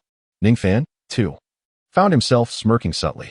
For Ning Rongrong, the little princess of the 7-treasure glazed tile school, her response was undoubtedly the epitome of correctness. "What about you?" Flanders turned his gaze toward Ning Fan, although he was well aware that Ning Fan was not merely a support-type Soul Master. Given his formidable combat prowess and enigmatic innate abilities, the supportive capacity of Ning Fan's 7-treasure glazed tower seemed to pale in comparison. Nevertheless, Flanders felt compelled to inquire. For this peculiar young man, regardless of his oddities, was still classified as a support-type Soul Master. At this moment, both Ning Rongrong and Oscar directed their attention toward Ning Fan, seemingly eager to hear his response. Ning Fan smiled and remarked, "A competent support-type Soul Master should not solely focus on self-preservation. Such self-centeredness is unbecoming. I believe that a support-type Soul Master must prioritize the protection of their comrades. They ought to diligently hone their skills and grow formidable, enabling them to lead the charge in battle and decisively vanquish the adversary, safeguarding their allies in the process. By eliminating all foes, no one will sustain injuries, thereby ensuring both the safety of teammates and oneself. To me, this epitomizes the essence of a truly qualified support-type Soul Master. Of course, I recognize that throughout history, not all support-type Soul Masters have achieved this ideal. Perhaps it is precisely for this reason that my emergence is warranted. It is our solemn duty to restore the glory of the support-type Soul Masters. Ning Fan clenched his right fist and struck it forcefully into the palm of his open left hand, exclaiming passionately. Flander, upon hearing this, fell into a state of utter disbelief. Chapter 52, Obsession. It was not only Flander who was rendered speechless. Even Oscar and Ning Rongrong regarded Ning Fan with peculiar expressions. As a support-type Soul Master, despite the enhancement of his physical abilities due to the infusion of soul power, he was still only comparable to an ordinary person lacking such powers. In a direct confrontation with a Battle Soul Master, the inevitable outcome would be a complete rout, devoid of any surprises. However, despite Ning Fan's outrageous characterization of support-type Soul Masters, for reasons unknown, the confident and somewhat audacious demeanor he exuded dissuaded them from voicing any dissent. After all, Ning Fan was indeed an extraordinary anomaly, transcending their usual perceptions, a support-type Soul Master of an unusual caliber. Ahem, impressive indeed. I had no idea you harbored such grand aspirations. Far beyond the reach of mere mortals like us. The task of restoring the glory of support-type Soul Masters is entrusted to you, Brother Ning Fan. Oscar remarked softly after clearing his throat and casting a glance at Ning Fan. He possessed a keen self-awareness and understood that no amount of diligence could bridge the innate gap between support-type and Battle Soul Masters. Thus, while he refrained from openly opposing Ning Fan's understanding of support-type Soul Masters, he also did not naively believe that he could truly contend with Battle Soul Masters. By the way, Ning Fan, I seem to be unaware of how your strength has suddenly surged. Aren't you just an ordinary support-type Soul Master like me? At this moment, Ning Rongrong, captivated by Ning Fan's audacious declarations and his confident demeanor, leaned her soft form against him, her beautiful eyes sparkling with curiosity. The sudden enhancement of Ning Fan's strength, reaching levels even she found formidable, intrigued her. After initially grappling with uncertainty, seeing Ning Fan's confident and somewhat arrogant demeanor now filled her bright eyes with delight. After all, if Ning Fan's strength rivaled that of a Battle Soul Master, their association would not contravene the strict regulations of the Seven Treasure Glazed Tile School. Moreover, her father would surely approve of their relationship, and Ning Fan would be able to protect her. Well, the truth is, it stems from a unique training regimen that I have adopted. Ning Fan cast a glance at Ning Rongrong. In truth, if Ning Rongrong truly wished to know, he could have easily divulged a hint about his second martial soul without much consequence. However, since both Flinder and Oscar were present, he chose not to reveal this detail and instead fabricated a reason. Ning Rongrong's beautiful eyes brimmed with indignation as she repeatedly pounded her small fists against Ning Fan. Ahem, enough, Flinder interjected, clearing his throat to interrupt their playful exchange. Your summaries regarding support-type Soul Masters are commendable. A support Soul Master must not only safeguard themselves, but also protect their teammates as much as possible. However, before mastering the art of shielding others, the ability to flee is an essential lesson for a support Soul Master. Therefore, today, Oscar and Ning Rongrong, you are to run 20 laps around the village. If you do not complete this by noon, you shall forfeit your lunch. Ning Fan, your physique is unique, so you need not participate in the training. Your role is merely to supervise their progress, Flinder remarked, a glimmer of insight flashing in his eyes. With that, he turned and walked away leisurely. Oh, Ning Fan observed Flinder's retreating figure, furrowing his brow in perplexity. He then turned to Ning Rongrong beside him and instantly understood why Flinder had summoned him. Ning Rongrong's identity is exceptional. Although she possesses the letter from Ning Fengji that assures her of his confidence in her guidance, Flinder, with his cunning and cautious nature, dares not overstep, fearing entanglement and complications. However, the emergence of Ning Fan presents Flinder with an impeccable solution, to utilize Ning Fan's hands to oversee and manage Ning Rongrong.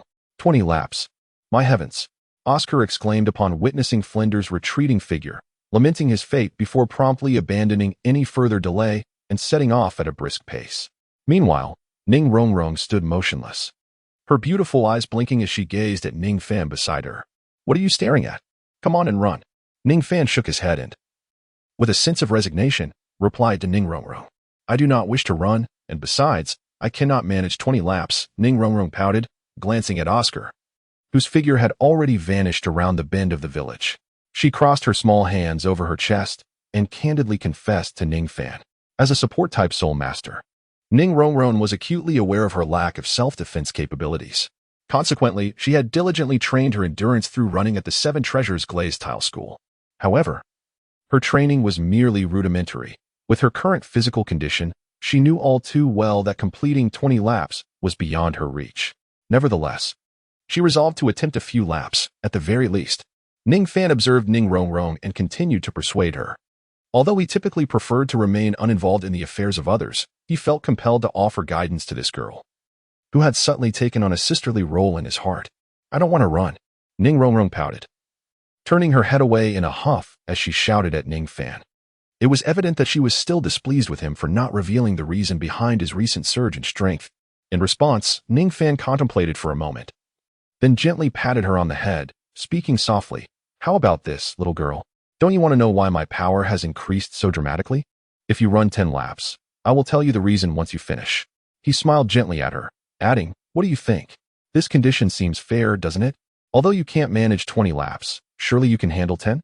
Ning Rongrong turned her head to face him, her bright eyes fixed on him as she huffed. Really? You will tell me after I complete 10 laps? Of course, it's not exactly a secret, Ning Fan responded with a light laugh. Not a secret, Ning Rongrong murmured, her beautiful brows slightly raising as she keenly sensed the peculiar undertone in his words. Could it be that she already knew? She lifted her gaze, her striking eyes locking onto Ning Fan's as she softly inquired.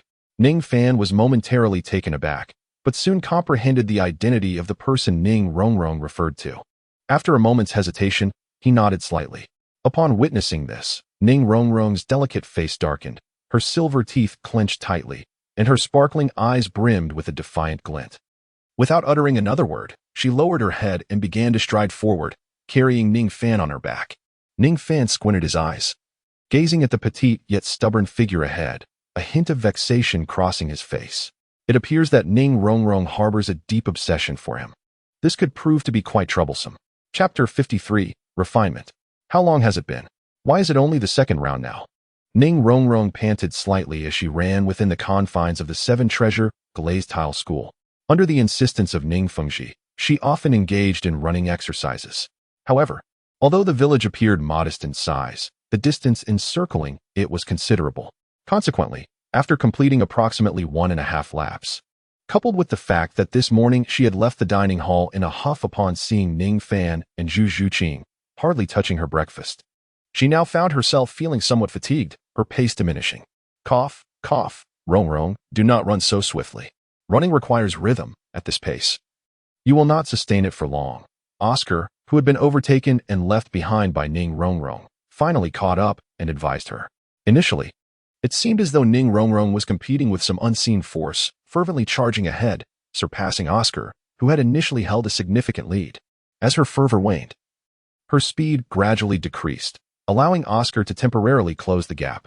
Though Oscar's counsel was well-intentioned, Ning Rongrong, feeling profoundly vexed, was in no mood to heed any advice. As she continued to run, her thoughts lingered on Ning Fan's earlier response, a wave of bitterness swelling within her. Why was it that Zhu Zhuqing learned Ning Fan's secret before her?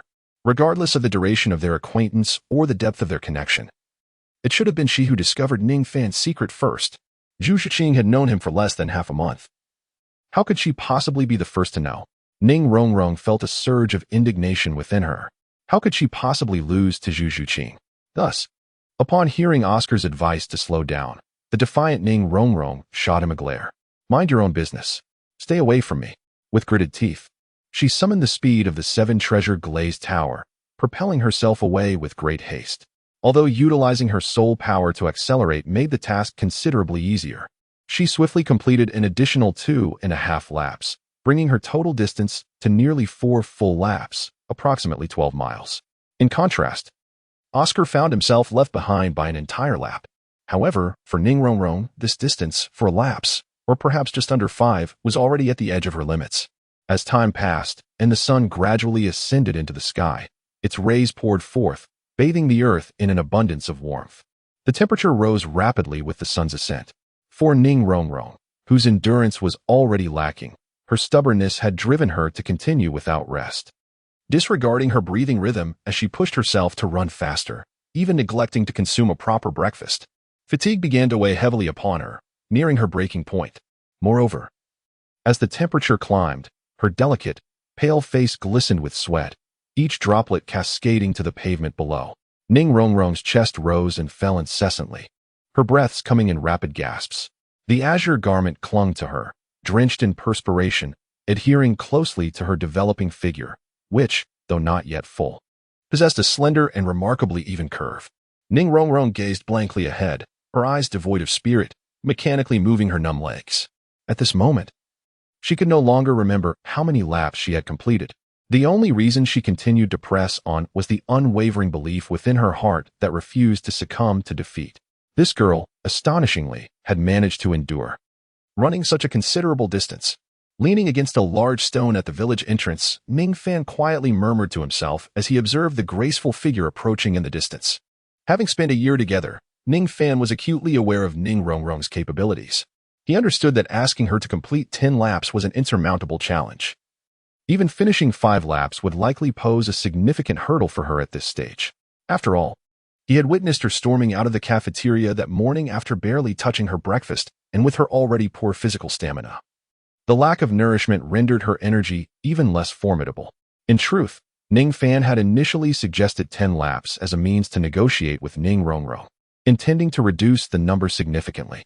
However, in a fit of defiance, she had taken off running. Now, watching her uneven strides as she gradually made her way towards him, a faint smile crept onto Ning Fan's lips. Although Ning Rongrong had not completed 10 laps, nor even half of that, having only managed just over 4 laps, it was still a testament to her limits. Ning Rongrong trudged forward, her steps labored, until she stood before Ning Fan. Inquiring with a voice that was somewhat hoarse and frail, Ning Fan responded softly, remarking that they had only completed 4.5 laps. Upon hearing his words, Ning Rongrong's sweat-drenched face displayed a flicker of surprise. Gritting her teeth, she pressed on, breaking into a run. Observing her unwavering determination, Ning Fan smiled gently. Reaching out to tenderly grasp her slender shoulders.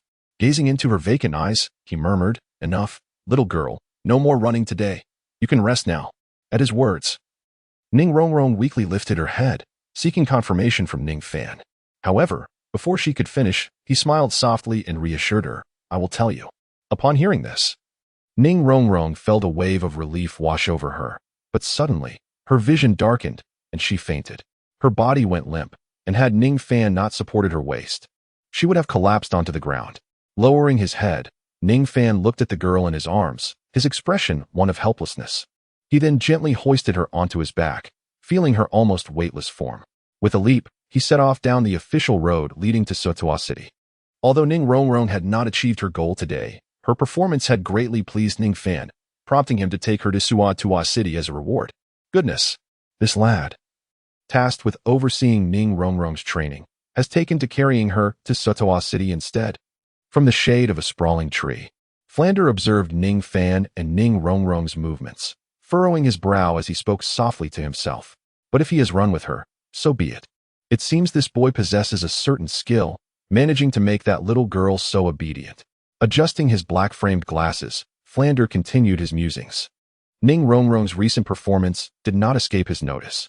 Although she failed to accomplish even a quarter of the goal he had set, Vlad understood that this target was inherently unattainable for her.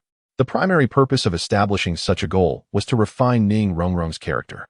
Evidently, her recent display indicated that this objective had been successfully achieved. Thus, he mused, why did the lord of the Ning clan still insist on having me further cultivate this girl's temperament? Surely, this young lad suffices. How perplexing, he pondered, stroking his chin in confusion. In Chapter 54, your people take your time eating. No one is competing with you. The way you look, like a famished ghost, is hardly befitting of the little princess of the 7 Treasure Glazed Tile School, Ning Fan gently remarked, observing Ning Rongrong, who was voraciously indulging in her meal at a tavern in Soto City. After the training session, Ning Fan had brought Ning Rongrong directly to the city, where he found a reputable bath and massage establishment. He arranged for a female attendant to help Ning Rongrong wash and massage away the fatigue from her strenuous exertion before dressing her in a fresh outfit. Following this, They ventured to the tavern, where a table laden with delectable dishes awaited them. Starved and ravenous, Ning Rongrong disregarded her noble demeanor, seizing her chopsticks to eagerly shovel food into her mouth without concern for her capacity. Upon hearing Ning Fan's words, Ning Rongrong's cheeks swelled even more, her beautiful eyes gazing at him as if she wished to articulate a response.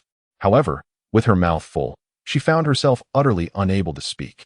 Realizing this, she attempted to swallow the food in haste so she could debate with Ning Fan. Yet, perhaps due to her urgency, she choked on her meal. Cough. Cough.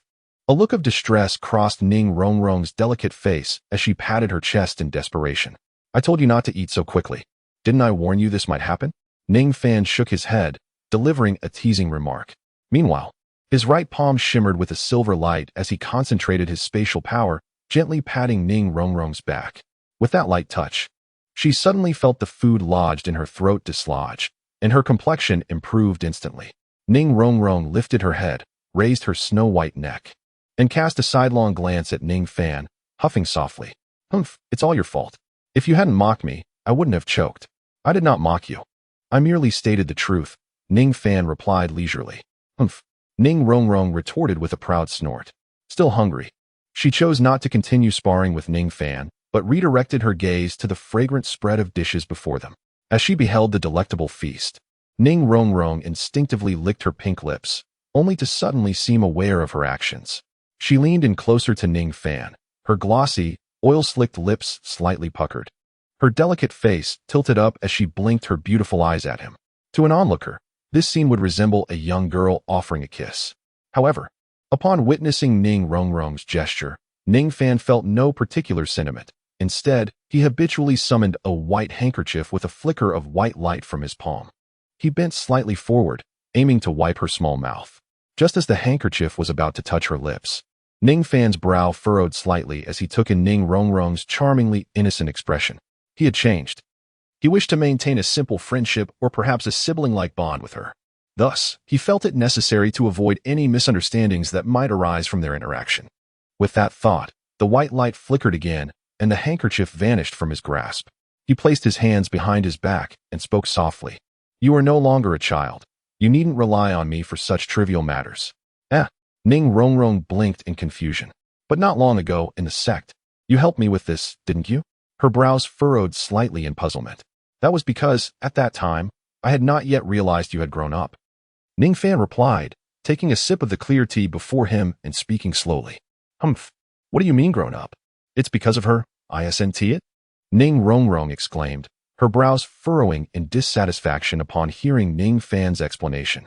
It has nothing to do with Zhu Zhuqing, Ning Fan replied softly. You say it has nothing to do with her, yet you haven't named anyone else. You're just admitting it. Ning Rongrong stood up, pouting at Ning Fan with indignation. Humph, you must wipe my mouth today. She leaned in closer, her slender finger pointing at her lips, her striking eyes fixed on Ning Fan with an air of stubbornness. Though wiping her mouth was merely a trivial matter, Ning Rongrong's unyielding nature would not allow her to easily relent, especially when it involved Zhu Zhuqing. Absolutely not. Ning Fan replied nonchalantly. At this moment, he sat upright in his chair, unfazed by Ning Rongrong's advancing visage, exuding an air of calm confidence. At this moment, Ning Rongrong's stubborn little face was merely a couple of inches away from Ning Fan. Ning Rongrong gazed at the seemingly indifferent Ning Fan, her heart brimming with exasperation. She bit her silver teeth lightly, her delicate brows furrowing momentarily before her eyes shifted to observe him. Humph. If you refuse to wipe it away from me, I shall do it myself. Ning Rongrong huffed softly. Upon hearing this, Ning Fan mistakenly believed his resolve had triumphed, and he turned to offer a faint smile. However, at that moment, a gentle waft of fragrance enveloped him, and he felt a moist softness at the corner of his lips, accompanied by a peculiar slick sensation.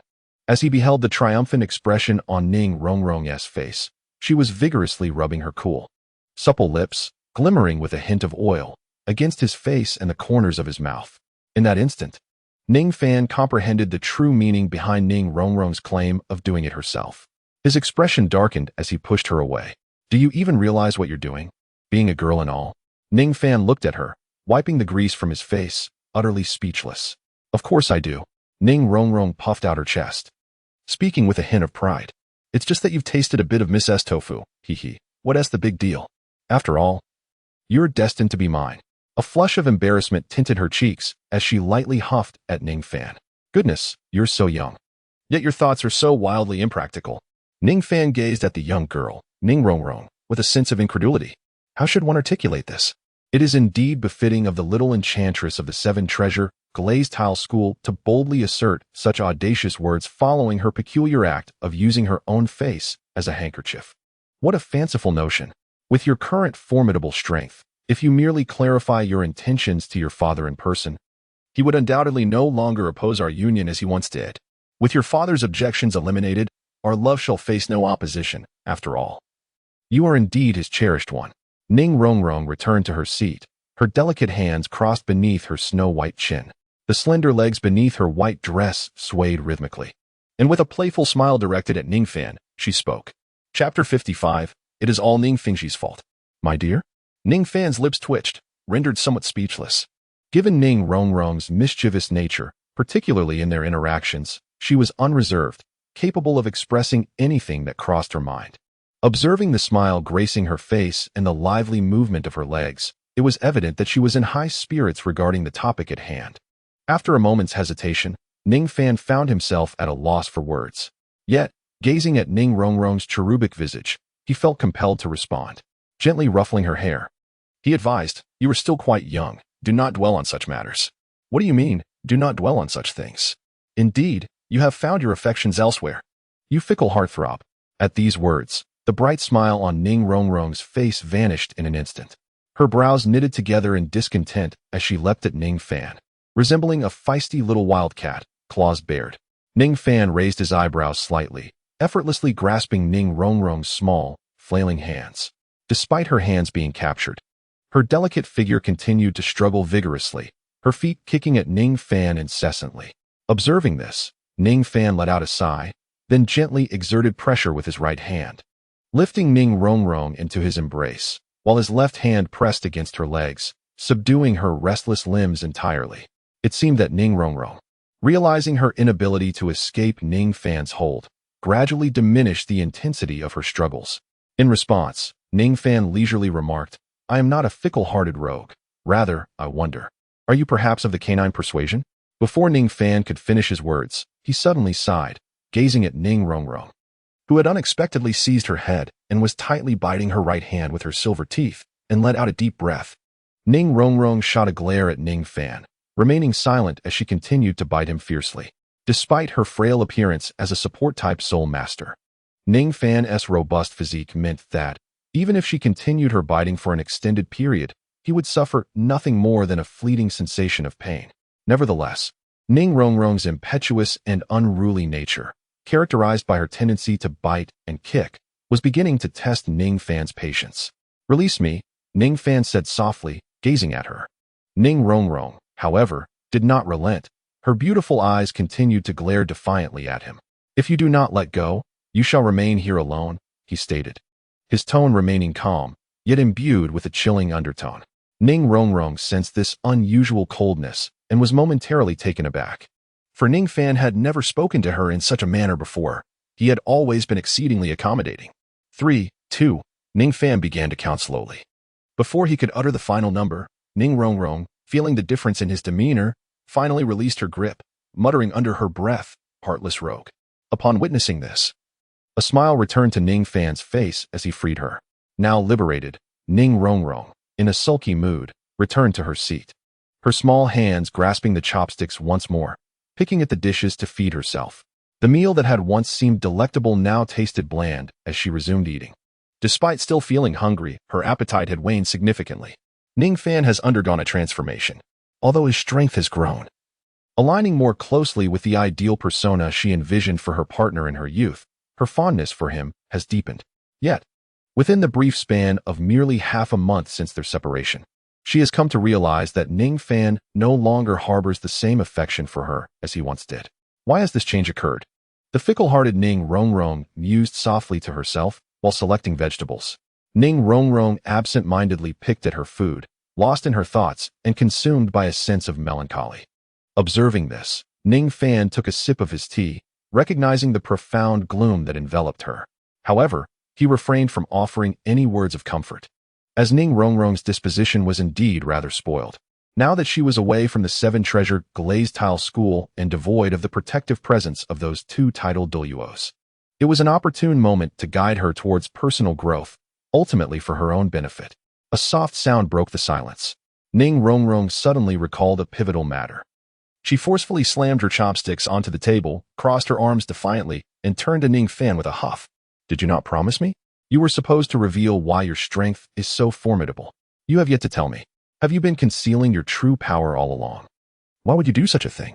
Upon hearing Ning Rongrong's inquiry, Ning Fan did not hesitate and replied directly, as for my soul power level, I admit I have indeed concealed some aspects in the past. However, during my time at the seven-treasure glazed tile school, I did not hide any of my capabilities. Ning Fan spoke nothing but the truth. During his time spent at the seven-treasure glazed tile school with Ning Rongrong, although his soul power advanced rapidly, he had not yet awakened his second martial soul and remained merely an auxiliary soul master. Is that so? How did you suddenly become so powerful? You were just like me before, merely an auxiliary soul master, Ning Rongrong remarked, her bright eyes filled with skepticism. Indeed, I was like you in the past. But during my time away from the seven-treasure glazed tile school for training, I awakened a formidable second martial soul. My current special abilities and strength stem from this additional martial soul within me. Is that true? Ning Rongrong's eyes widened, brimming with disbelief. You mean, after your father expelled you from the seven-treasure glazed tile school, you awakened your second martial soul? She exclaimed. Keep your voice down. And could you refrain from saying I was expelled? Could you not phrase it more kindly? Ning Fan replied, a frown crossing his face, deeply displeased with Ning Rongrong's unabashed revelation of his predicament. Although he had intended to leave the seven-treasure glazed tile school, it seemed that, under those circumstances, he had indeed been looked down upon by Ning Fengxi and had left in a rather ignominious manner. Is that really how it happened? You mustn't be deceiving me. Ning Rongrong reiterated, her incredulity evident as she sought further confirmation from Ning Fan. While some details may not align perfectly, the essence of the situation is largely accurate. Ning Fan nodded in response to Ning Rongrong.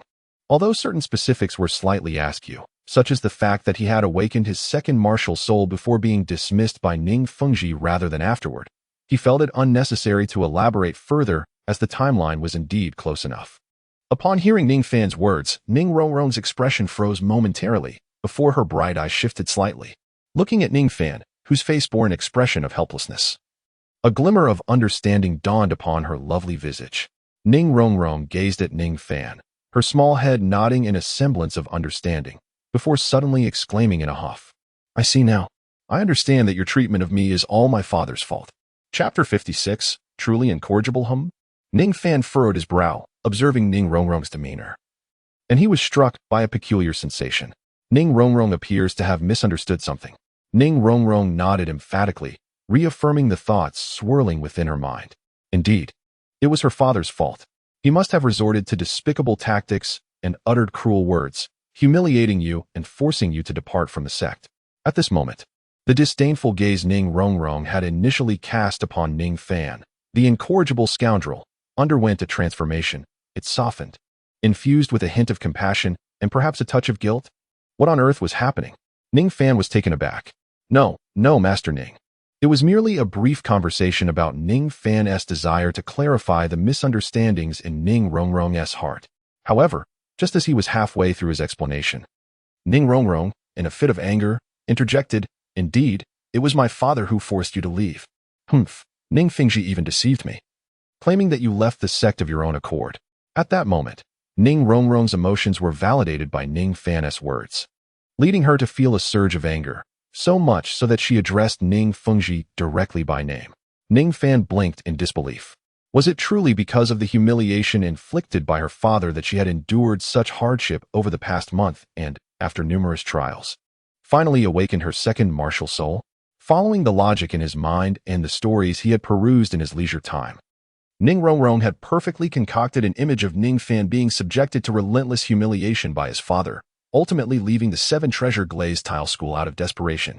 After overcoming countless challenges, he had unexpectedly awakened his second martial soul under the most tragic circumstances, gaining immense power in the process.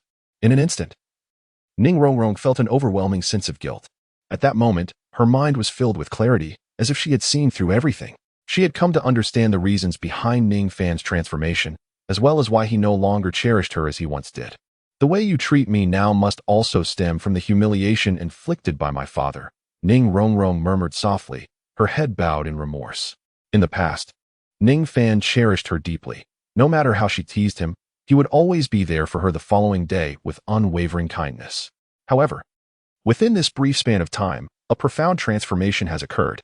It is evident that the humiliation inflicted upon Ning Fan by her father has led him to project his resentment onto her, resulting in a palpable sense of estrangement. It is not as you perceive, Ning Fan said, resting his forehead upon his hand and shaking his head in exasperation. The reason you hold affection for Zhu Zhuqing is simply because she was by your side during that time, offering you a glimmer of hope.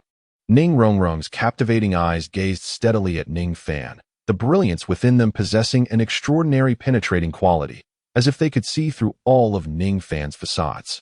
It was evident that Ning Rongrong had completely grasped the situation at hand. The imaginative nature of a young girl was indeed boundless. With just a few words, she could conjure an entire grand drama in her mind. Ning Fan couldn't help but feel a sense of helplessness at this realization. Observing Ning Rongrong's confident demeanor, which suggested she believed she had everything under control, left Ning Fan utterly speechless. However, in Ning Rongrong's eyes, his silence and lack of response were perceived as a tacit acknowledgement of her assertions. So it was like this. I had been wrong in my assumptions about you and Zhu Qing. Ning Rongrong's eyes flickered as she slightly lowered her head, a look of guilt etched upon her face. Upon witnessing this expression, Ning Fan, who had initially intended to offer explanations, suddenly grasped something profound, and his eyes brightened. Although Ning Rongrong's imaginative narrative left him at a loss for words, it also presented a splendid opportunity, a chance to redefine his relationship with her.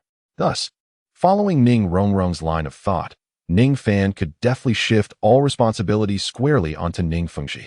While this tactic might be deemed somewhat unscrupulous, he resolved to embrace this moment of cunning. With a firm decision made, Ning Fan composed his thoughts, allowing his body to relax into the chair. He exhaled deeply, raising his head to reveal a wry smile that suggested he was entirely at her mercy. How embarrassing. I had hoped to keep these painful memories as my own secret. Yet here you are, having guessed it all. Alas, he sighed, his expression a tapestry of complex emotions as he gazed at Ning Rongrong. Ning Fan's words undoubtedly conveyed to Ning Rongrong that all her previous conjectures were indeed facts, an assertion she had believed, and one that Ning Fan wished her to accept. I am sorry, she expressed, filled with a sense of guilt. Although, during her father's confinement of Ning Fengji, she had contemplated the potential actions he might take against Ning Fan, she had never anticipated that her father's words and deeds could inflict such profound harm upon him. I apologize. Father, in truth, acted out of concern for me. It is entirely his fault. Could you possibly forgive him just this once? Ning Rongrong approached Ning Fan, wrapping her delicate hands around his right arm, gently swaying as she spoke.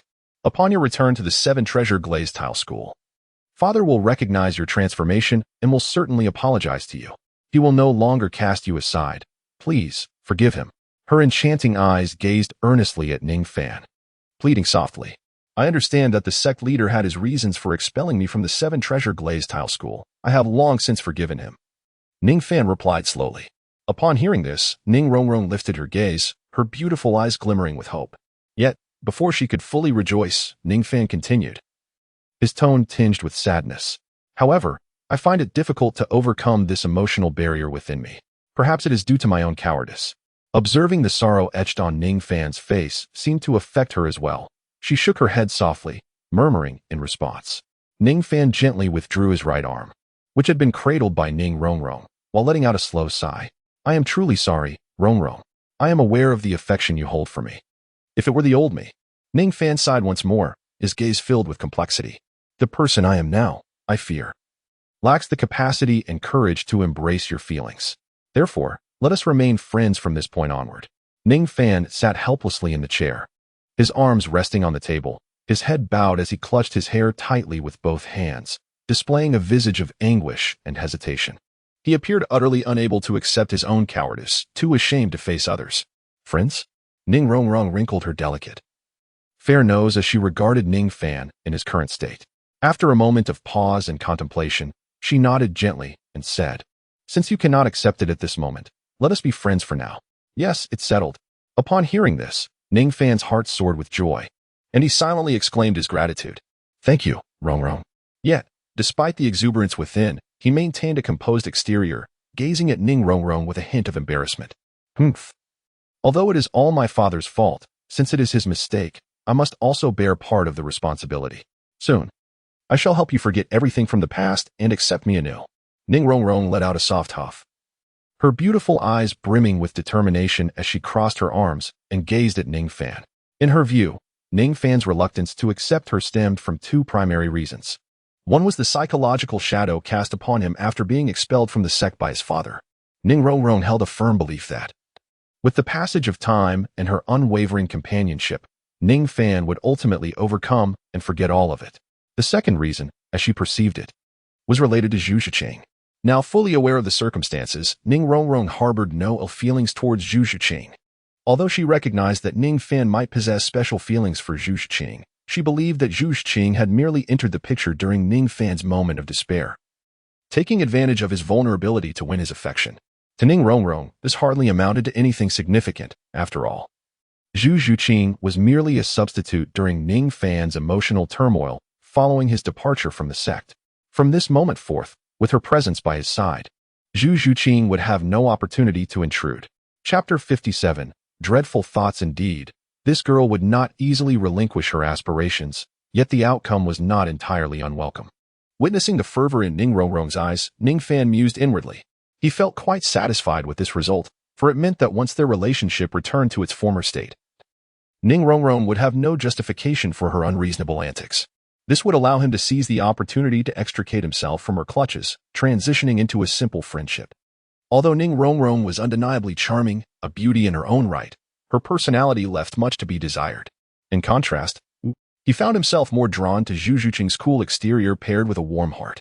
Nevertheless, considering Ning Rong's temperament, Ning Fan opted for caution and added, "Rong, I appreciate your understanding. However, I believe that even if those memories fade from my mind, I may not be able to treat you as I once did." Ning Fan resolved to prepare Ning Rong psychologically, allowing her to understand in advance that certain matters cannot be forced. "Is that so? Well, it matters not. I am confident that you will come to adore me once more, just as you did before, with an insatiable fondness. Humph, you cannot escape this fate." Ning Rong's delicate face was adorned with a sweet smile as she gently waved her small hand, proudly lifting her newly developed chest, and confidently spoke to Ning Fan. Observing Ning Rong's self-assured demeanor, Ning Fan furrowed his brow slightly, but chose not to voice any further thoughts. He had done his utmost. If Ning Rong remained unaware at present, she would inevitably come to understand in due time. Aspirations and reality often stand in stark contrast. Some individuals are not simply those whom you desire to possess or can effortlessly attain. When that moment arrives, this experience shall serve as the inaugural lesson in the life of this girl who has always sailed smoothly through her endeavors. And he, Ning Fan, would become the first misguided figure, or rather, the life mentor in Ning Rong's journey, imparting to her the invaluable lessons of growth and the profound philosophies of life. Ning Fan's gaze was intricate as he observed the self-assured Ning Rong, subtly shaking his head. At that moment, Ning Rong's spirits lifted, dispelling the previous gloom that had marred her countenance. Seated comfortably in her chair, she indulged heartily, her appetite restored. Ning Fan couldn't help but smile. Just moments ago, this little girl had worn an expression of deep resentment, yet now she seemed to have forgotten all that had transpired. It was unclear whether her memory was fleeting or if her confidence led her to genuinely believe she had secured his affection. As Ning Rong relished her meal, all her worries evaporated, and a smile returned to her face. Indeed, they had vanished completely. Although her relationship with Ning Fan had not reverted to its former state, she was confident that her charm would soon win him over again, allowing them to regain their previous intimacy. However, Ning Rong was not a naive, carefree girl. She was a clever little enchantress. While she held firm confidence in her allure, she was also acutely aware of the potential that Ning Fan could be captivated by Zhu Zhiqing or other women. Thus, her confidence was bolstered by a secret weapon, the affection of her beloved Grandpa Bone and Grandpa Sword, who would help her reclaim Ning Fan and ensure that their bond was irrevocably solidified. By bearing his child, he would have no escape. After all, As the little enchantress of the seven-treasure glazed tile school, she had never failed to obtain what she desired. With her growing affection for Ning Fan, she was resolute in ensuring he would not slip away from her grasp. Ning Rongrong's beautiful eyes gently shifted as she gazed at the profile of Ning Fan, who was lost in thought and remarkably handsome. Her fair, delicate face broke into a playful smile, her eyes curving with delight. At that moment, Ning Fan had no inkling that he was unwittingly becoming the life mentor for Ning Rongrong, reflecting on the profound connection between them. In Ning Rongrong's heart, there lingered such terrifying thoughts about him. After meandering through the streets of Soto City, Ning Fan returned to Shrek Academy with Ning Rongrong. As night fell, the dean of Shrek Academy, Flinder, stood in the playground, gazing at the 8 students before him. Dai Mubai, Tang San, Xiao Wu, and the others were all neatly prepared for their evening class, brimming with vitality. However, despite their spirited demeanor, certain individuals bore expressions that were less than favorable. Ning Fan observed Dai Mubai, whose expression was shrouded in darkness, with a fierce glint flickering in his eyes, alongside Zhu Zhuqing, who appeared utterly indifferent. He distinctly sensed that earlier that afternoon, during his leisurely stroll in Soto City with Ning Rongrong, Dai Mubai seemed to have exchanged words with Zhu Zhuqing. Judging by Dai Mubai's demeanor, it was evident that the outcome of their discourse had been decidedly unfavorable, resulting in a discordant parting. However, witnessing Dai Mubai's current disposition filled Ning Fan with a sense of unease. What if, in his absence from Zhu Zhuqing's side, Dai Mubai, in a fit of anger, were to lash out and harm her? Zhu Zhuqing was merely a 27th level soul master, and her soul power and strength paled in comparison to Dai Mubai's formidable prowess. Should a confrontation arise between them while he was not present, it was inevitable that Zhu Zhuqing would suffer injury. Ning Fan had previously vowed to protect her at all costs. Yet, he could not remain by her side at all times. Perhaps it was time to provide her with a means of self-defense, he contemplated, as Ning Fan pondered. At that moment, Flinder's gaze fell upon him. Ning Fan, have you and Oscar completed your training tasks? Flinder's sharp eyes scrutinized Ning Fan intently. In response, Ning Fan lifted his head, a hint of exasperation evident on his face. Was this a question posed merely for the sake of asking? Flinder, the voyeur, had clearly observed everything that transpired earlier that morning. While others may not have noticed, Ning Fan, with his keen eyesight, had unexpectedly seen Flinder perched in a tree at a distance, watching them. Well, Oscar has likely completed all 20 laps. As for Ning Rongrong, she managed only 4.5 laps before reaching her limit, at which point I took her to Soto City to rest, Ning Fan reported, stepping forward. Oh, 4.5? Did I not specify 20 laps? Not even a quarter of the required distance. How did you supervise her training, Ning Fan? Flinder's expression darkened as he reprimanded him. Seeing Ning Fan being scolded, Ning Rongrong immediately bristled, ready to speak out. But Ning Fan swiftly interjected with a hand to stop her. Director, I believe training should be progressive. Given Rongrong's condition at the time, completing 4.5 laps was already her limit, which is why I took her to rest. If you feel I have erred in my judgment, feel free to impose any punishment. However, whether I choose to accept it is an entirely different matter. Ning Fan stood tall, gazing up at Flinder with an air of nonchalance, completely unfazed by Flinder's formidable soul sage prowess. With a light chuckle, he spoke. Flinder, slightly furrowing his brow, adjusted his black-framed glasses which glimmered faintly under the moonlight. He had initially intended to use this incident as a pretext to temper Ning Fan's arrogance and disposition. After all, earlier that morning, when Ning Rongrong, unable to endure any longer, had carried Ning Fan away, he had acted entirely on his own volition, neglecting to even seek out the dean, showing no regard for Flinder's admonitions. Thus, Flinder thought to leverage this situation to refine Ning Fan's character in preparation for future training. However, to Flinder's surprise, it seemed that Ning Fan was entirely impervious to his tactics. Flinder squinted slightly, observing Ning Fan in silence as the atmosphere grew tense. Chapter 58, The Great Soul Arena. Indeed, he was a prodigious talent from the Seven Treasures glazed tile school, showing no signs of faltering. Flinder observed the faint smile on Ning Fan's face, his eyes narrowing as he muttered to himself. Although he felt disgruntled as the dean of Shrek Academy, it was somewhat embarrassing that he could not manage even a single student. However, recalling the dismal state in which Zhao Wujia had found himself after being thoroughly trounced by that titled Douluo last night, Flinder hesitated. The crafty old fox did not wish to incur the wrath of the two titled Douluo from the Seven Treasures Glazed Tile School. Despite possessing a letter from Ning Fan, which could serve as a protective talisman, the missive only mentioned Ning Rongrong, leaving Flender still in the dark regarding the enigmatic Ning Fan. Thus, he resolved to endure Ning Fan's presence for the time being. A smile crept onto his face as he regarded Ning Fan with commendation. Haha, indeed, I have overlooked this. However, it appears that your ability to adapt and formulate a reasonable training plan is commendable. I was right to entrust the supervision to you. Flender nodded at Ning Fan.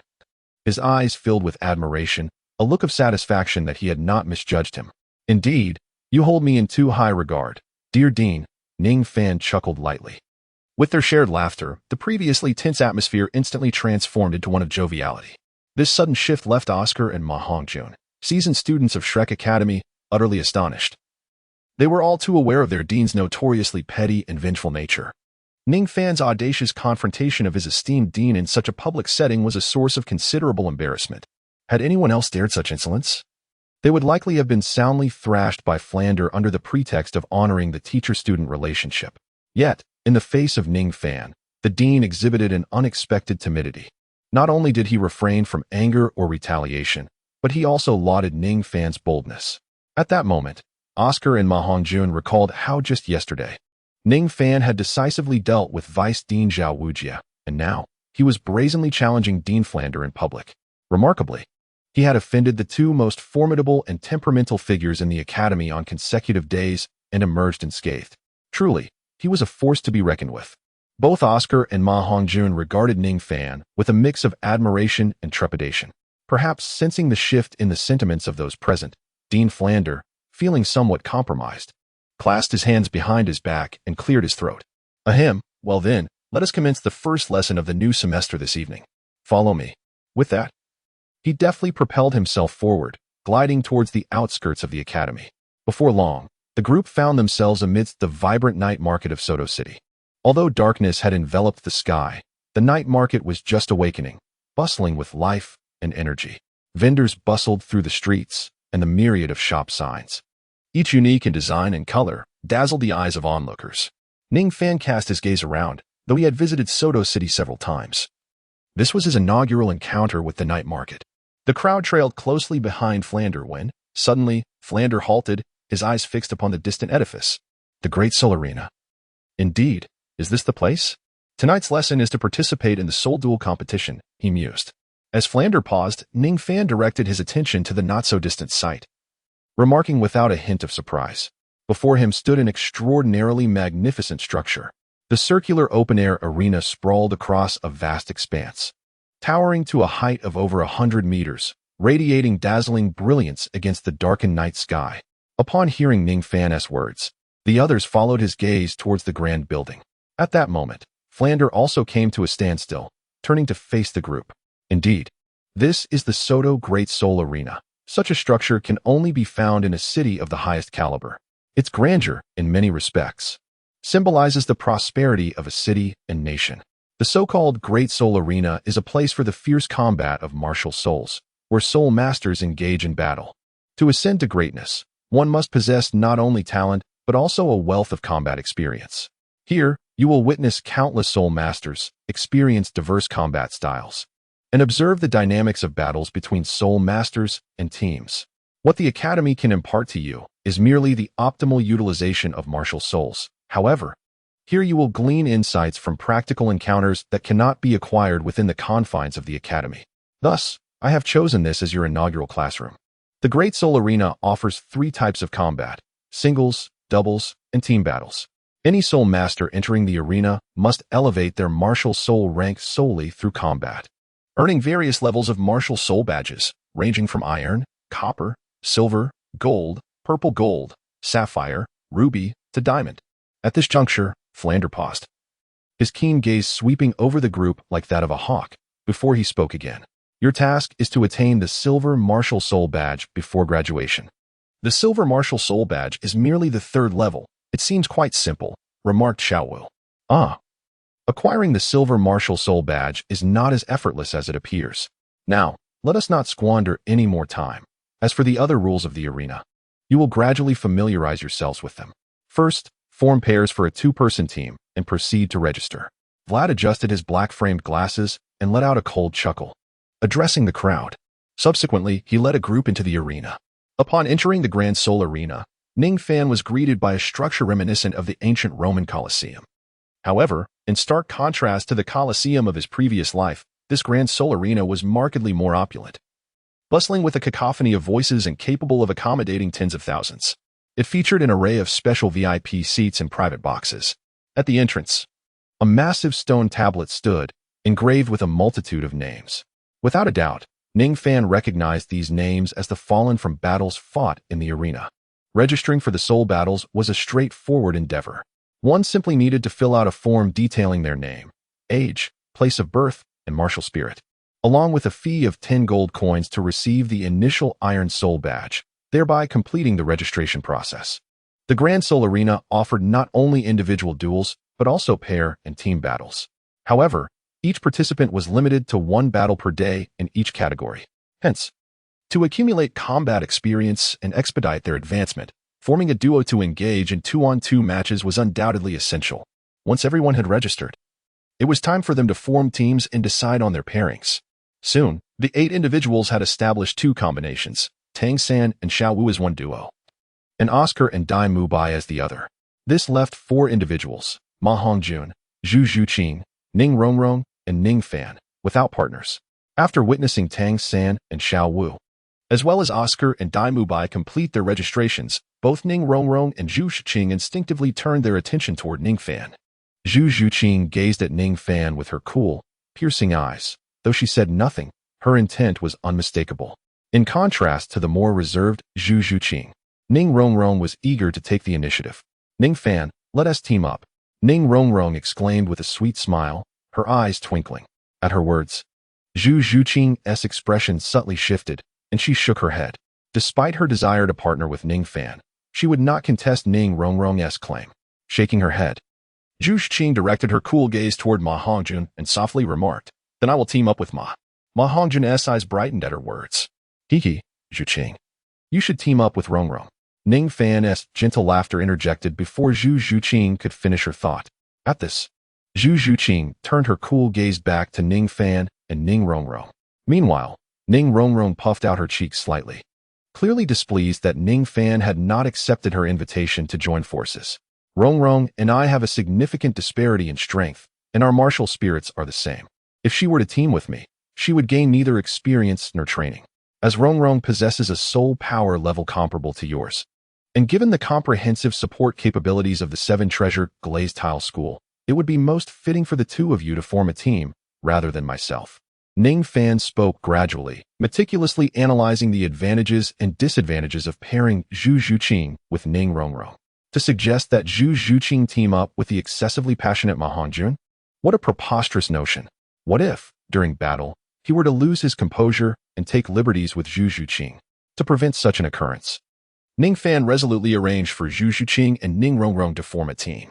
Upon hearing this, Zhu Zhuqing turned her cool gaze towards Ning Rongrong and hesitantly asked, "Rongrong, would you be willing to team up with me?" Zhu Zhuqing was aware that, due to Ning Fan's influence, Ning Rongrong harbored considerable reservations towards her, which made her anxious about the possibility of rejection.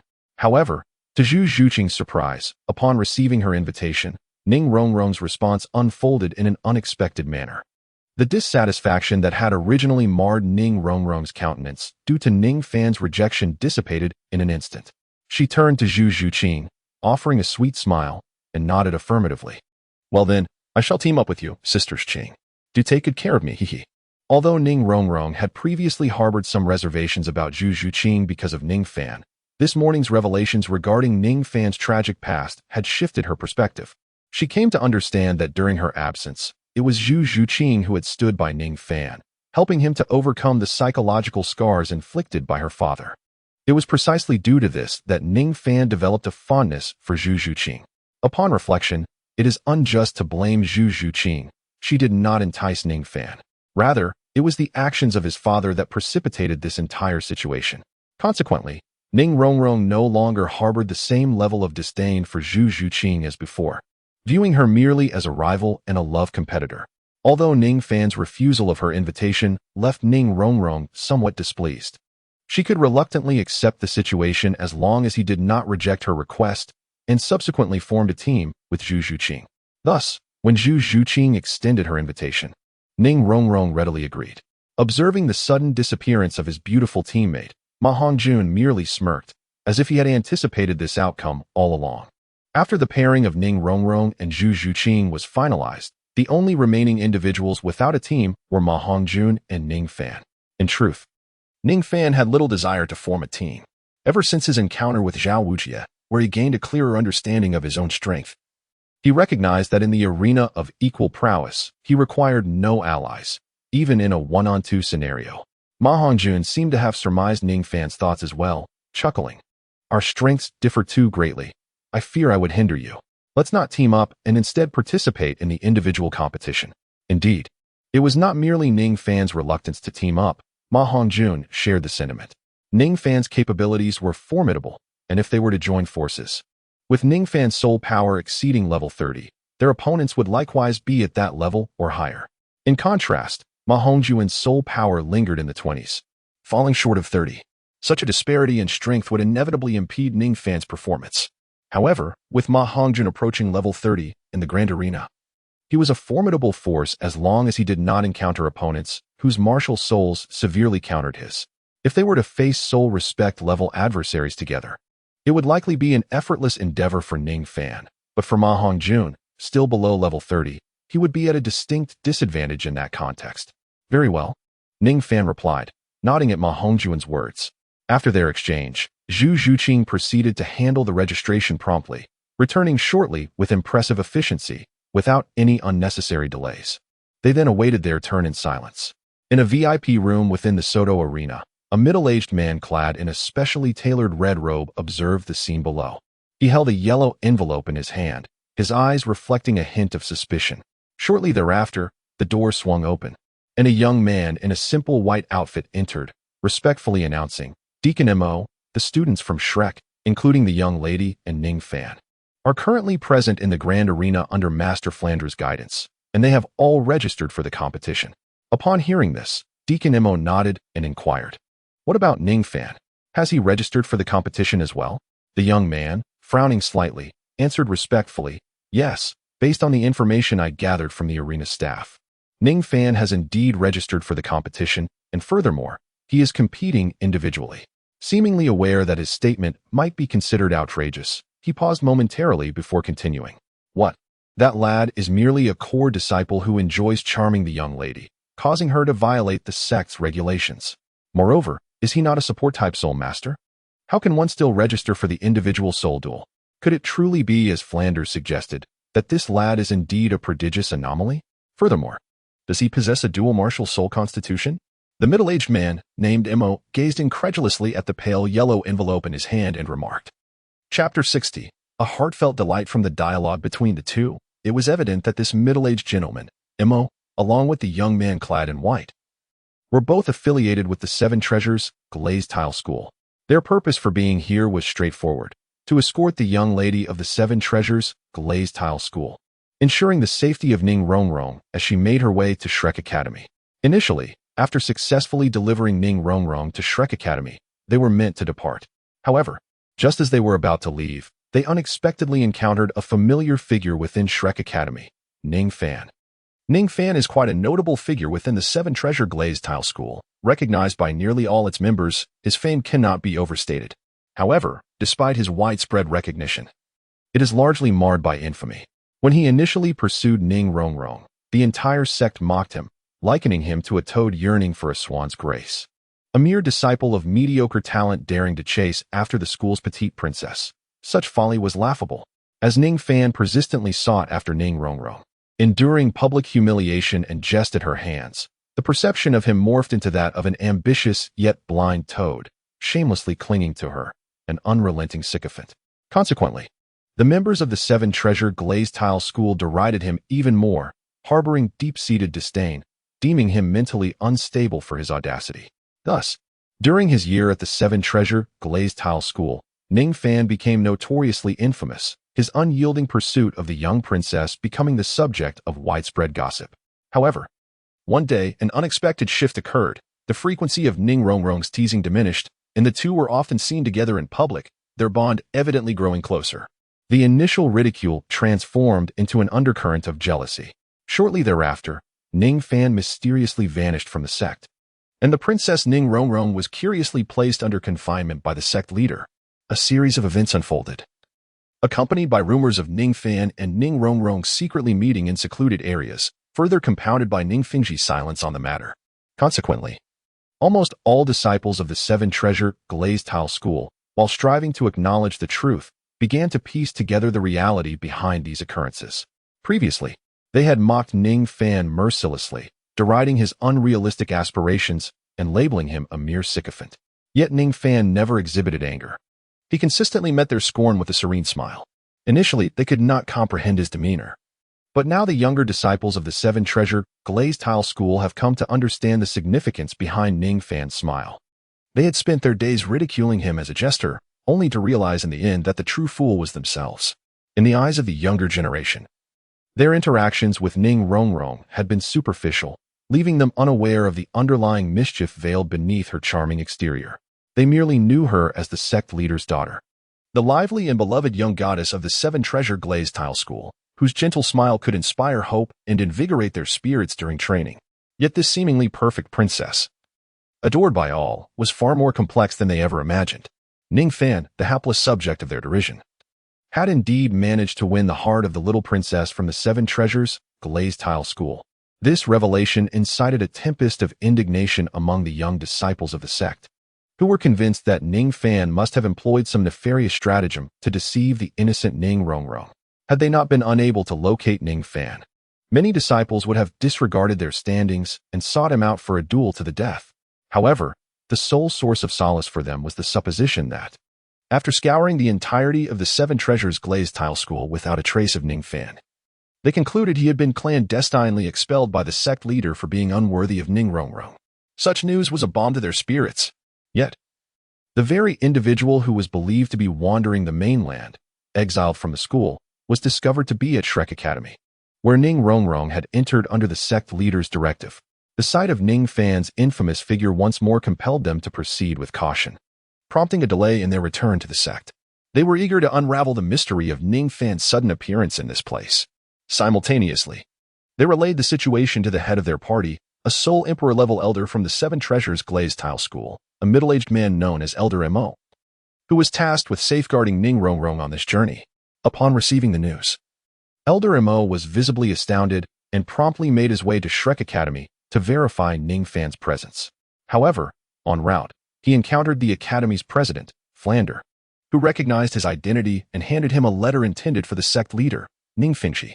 Flander also uttered some perplexing remarks, assuring him that he would take good care of the Seven Treasures Glazed Tile School and of the two prodigies, Ning Fan and Ning Rongrong. He whimsically inquired whether Ning Fan's strength and identity were meant to be kept under wraps, which left Elder Mo somewhat bewildered, particularly given the mention of his twin martial souls. After Flander concluded his cryptic speech and observed the dazed expression on Elder Mo's face, he offered a knowing smile and, after placing the letter in his hands, turned to depart. Despite the cloud of confusion, Elder Mo pondered over Flander's words for an extended period, gradually deciphering the implications and meanings embedded within. It was precisely this comprehension that rendered him incredulous. After all, Ning Fan's exploits were renowned throughout the sect. Although Elder Mo had long since matured beyond the age of youthful rivalry and jealousy, he was nonetheless aware of the tales circulating about him. Thus, to ascertain that the individual who was presumed lost to the mainland, never to be reunited with the young lady, had indeed materialized in the very same academy as her, was a revelation beyond belief. Moreover, it appeared that he had undergone a remarkable transformation. As Flander's words suggested, he had evolved into a formidable and exceptional talent, even possessing dual martial souls. Upon receiving this news, although they complied with Ning Fengji's request to secretly return after delivering the young lady to Shrek Academy, the middle-aged steward, after deep contemplation, resolved to linger for an additional day to observe Ning Fan's movements, intending to report back to the sect leader. Curiously, it was indeed perplexing. How could that lad possibly possess twin martial souls? If he truly had twin martial souls, why would the sect leader have expelled him from the sect? Furthermore, how did he come to be here? Could it be an indication from the sect leader? Yet, that seemed implausible. What on earth was happening? Steward Mo mused quietly, gazing at the pale yellow envelope in his hand, utterly confounded by the bewildering series of events that defied logical comprehension. He then slightly lifted his gaze to the young man dressed in white attire, whose appearance was rather unremarkable, and a flicker of contemplation crossed his eyes. After casting another glance at the bustling Soul Arena, he spoke in a low, measured tone. We should still have time.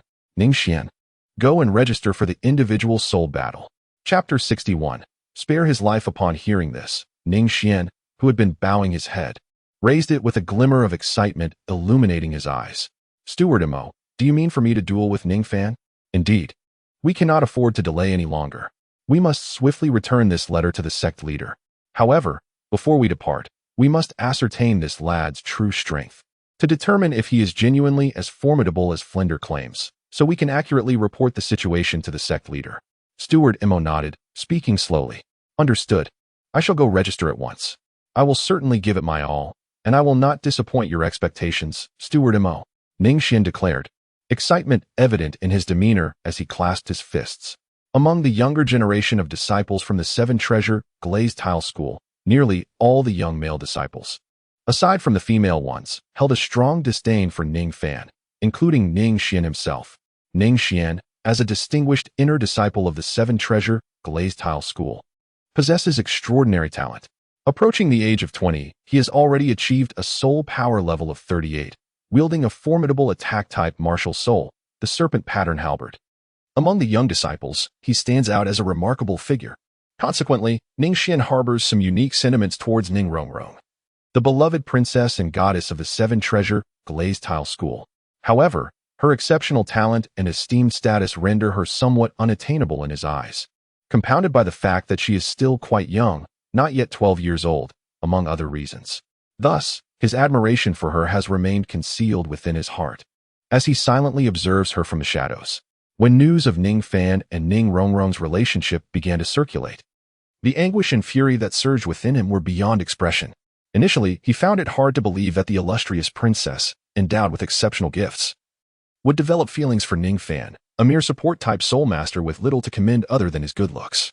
However, after observing their intimate interactions over the past 2 days, where they seemed utterly unconcerned about distance, resembling a pair of lovers, the flames of jealousy within him blazed fiercely. Had he not been constantly reminded of the sect's edicts, which forbade revealing his identity unless in urgent circumstances, he would have already confronted Ning Fan, regardless of the latter's hidden prowess. Now, with Elder Mo summoning him to test Ning Fan's strength, it aligns perfectly with his desires. He is eager to publicly confront Ning Fan, to expose the true nature of someone who has deceived the pure heart of Ning Rongrong with mere flattery and superficial charm. Yet, he must temper his actions, for although Ning Fan has erred gravely, the sect leader has not formally cast him out of the Seven Treasure Glazed Tile School. Thus, he remains a core disciple. Elder Mo, noticing the smile at the corner of Ning Xian's lips, seemed to perceive his intentions and, with a furrowed brow, cautioned him in a cold tone. Although Elder Mo was unaware of the formidable prowess of Ning Fan, who was described by Flinder as an extraordinary anomaly with dual martial souls, Ning Xian, as a leading disciple of the Battle Soul Master lineage, possessed exceptional talent and combat capability, ranking among the best of his generation, despite only having a soul power level of 38. His extensive battle experience gained from undertaking various missions made him unafraid even when facing opponents above the 40th rank. Therefore, recognizing Ning Xian's strength, Elder Mo advised him to exercise restraint in the soul duel arena, as Ning Fan, on the surface, remains a core disciple with a Seven Treasure Glazed Tower martial soul. Yes, disciple understands. I shall certainly show mercy, sparing him for half of his life. Upon hearing this, Ning Xian's lips curled into a somewhat cruel smile as he confidently patted his chest. Observing this, Elder Mo shook his head, choosing not to elaborate further. The arena was abuzz with excitement, having witnessed several intense battles in succession. The atmosphere had reached a new pinnacle of fervor. At that moment, on the combat stage below, a middle-aged man, wielding a massive microphone, proclaimed loudly, "Next up, we have the 5th match of our 8th one-on-one duel in the Soul Arena. Today's contenders are both newcomers making their debut in the Soto Soul Arena. However, despite their novice status, their prowess is not to be underestimated. One contender is the formidable Soul Master Wu Xian, a level 38 with a powerful weapon spirit, a snake pattern long halberd. With such a formidable spirit and level, he is indeed a force to be reckoned with among soul masters of his rank. The middle-aged man's expression was exaggerated as he introduced the other competitor, who was slowly making his way onto the stage. And his opponent is Ning Fan. Wow, this contestant, Ning Fan, is remarkably a level 36 auxiliary soul master. His spirit is the 7 treasures glazed pagoda. Haha, this battle is a rare spectacle indeed. Ning Fan's decision to enter a solo duel as an auxiliary soul master certainly reveals his confidence. It remains to be seen how he will fare against the equally novice Wu Xian. Will this be a grueling contest or a one-sided massacre? Let us await the outcome. As his voice echoed, the entire arena erupted in excitement. Battles occurred daily, but such an intriguing match was exceedingly rare. A level 36 auxiliary soul master versus a level 38 soul master with a rare and powerful weapon spirit? Was this not a path to self-destruction? Was this newcomer Ning Fan merely here for amusement? At this juncture, the host concluded his introduction. Ning Fan, also known by the alias Wu Xian, alongside the inner sect disciple of the 7 Treasures Glazed Tile School, ascended to the arena from either side of the soul-fighting platform. Oh, that fellow is quite fortunate. His first opponent is remarkably strong, exclaimed Xiao Wu, observing Ning Fan as he stepped onto the stage. They had just participated in the previous round, emerging victorious in all their battles and now resting in the audience. At this moment, Ning Fan was about to face his inaugural duel. The individual referred to as Wu Xian, despite being a newcomer, possessed the formidable spirit of the serpent pattern long spear, renowned for its exceptional offensive capabilities. In terms of weapon spirits, only the 7 killing sword and a select few powerful assault-type weapon spirits could rival its might.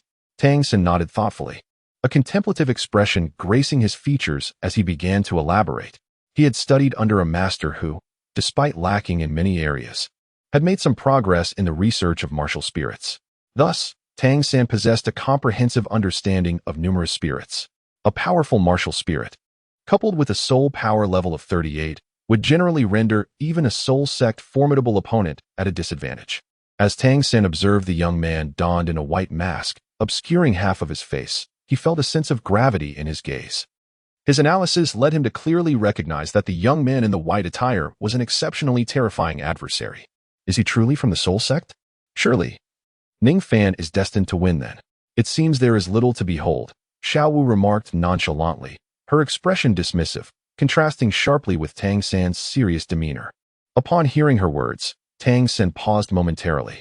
Indeed, for a prodigy like Ning Fan, this opponent, formidable as he appeared to them, would likely be swept aside.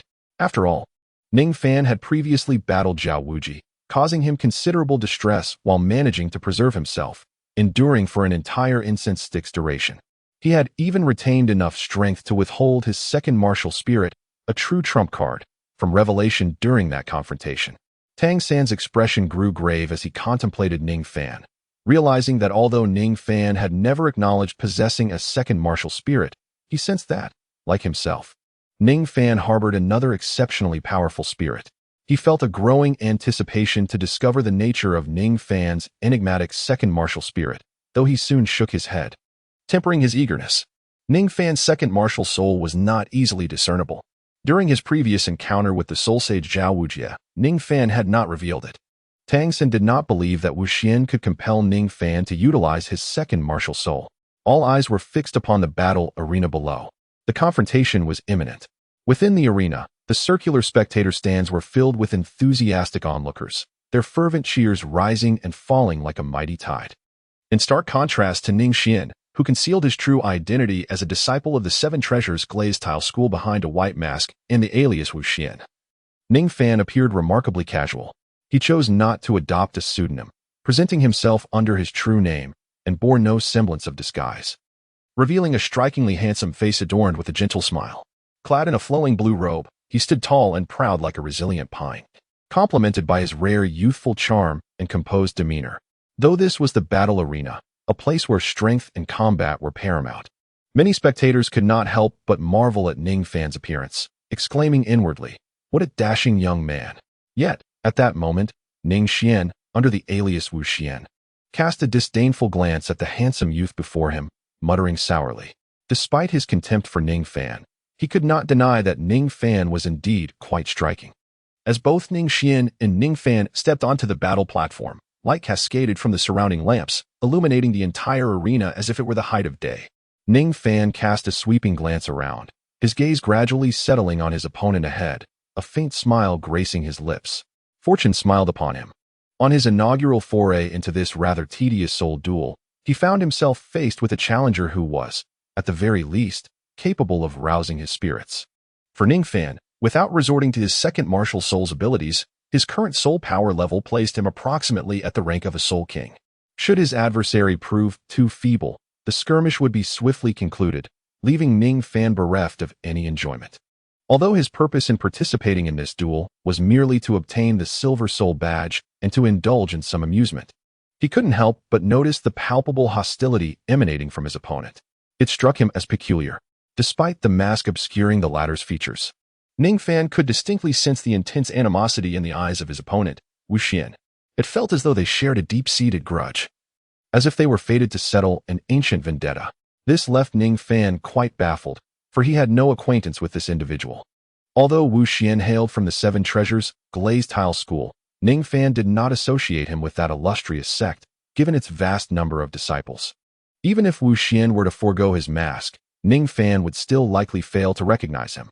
After a brief contemplation, Ning Fan dismissed the oddity. Under the referee's guidance, the two stood in the central arena, assessing one another from a moderate distance. With a commanding shout from the referee, the duel commenced. Yet, despite the official start, neither party rushed to engage. They remained rooted in place, studying each other intently. For Ning Fan, the rationale behind refraining from an aggressive advance was simple. Wu Xian's strength did not warrant an immediate offensive. Conversely, Wu Xian's gaze remained fixed on Ning Fan, his eagerness to strike tempered by the same reasoning. He thought to himself, a mere support-type soul master is not worthy of prompting my attack.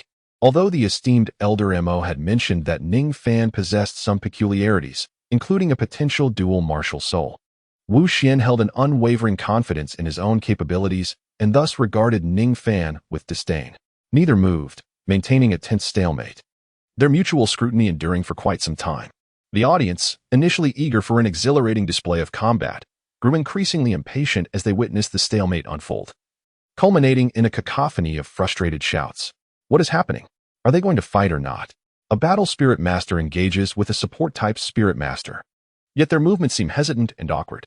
Are they afraid to strike? Are these two merely pawns invited by the officials? Such a waste of time. Refund, please. In response to the peculiar actions of Ning Xian and Ning Fan, the audience in the viewing area erupted in furious exclamations, prompting the official spirit arena to intervene, instructing the referee to issue a warning to both combatants. Should they fail to take action, they would both be declared losers. At this moment, Ning Xian's expression darkened upon hearing the audience's ire directed at him. As a distinguished member of the younger generation of the Seven Treasures glazed tile school, he had never been subjected to such insults from the crowd before. However, feeling powerless against the multitude, he resolved to hold Ning Fan accountable and vowed to teach him a lesson later. Despite the referee's warning, Ning Fan remained unfazed, indifferent to the outcome of the match. Meanwhile, Ning Xian could hardly contain himself. Although Ning Fan might disregard victory or defeat, he had a mission to fulfill. With a flash of determination in his eyes, he let out a fierce shout, summoning a radiant glow in his right hand. It coalesced into an 8-foot-long spear, its pointed tip adorned with crescent-shaped silver blades that glimmered ominously. Additionally, faint golden serpentine patterns spiraled around the shaft, shimmering softly. This was Ning Xian's spirit manifestation, the serpent pattern-long spear. As his spirit materialized, 2 yellow and 1 purple soul rings appeared above it, pulsating rhythmically.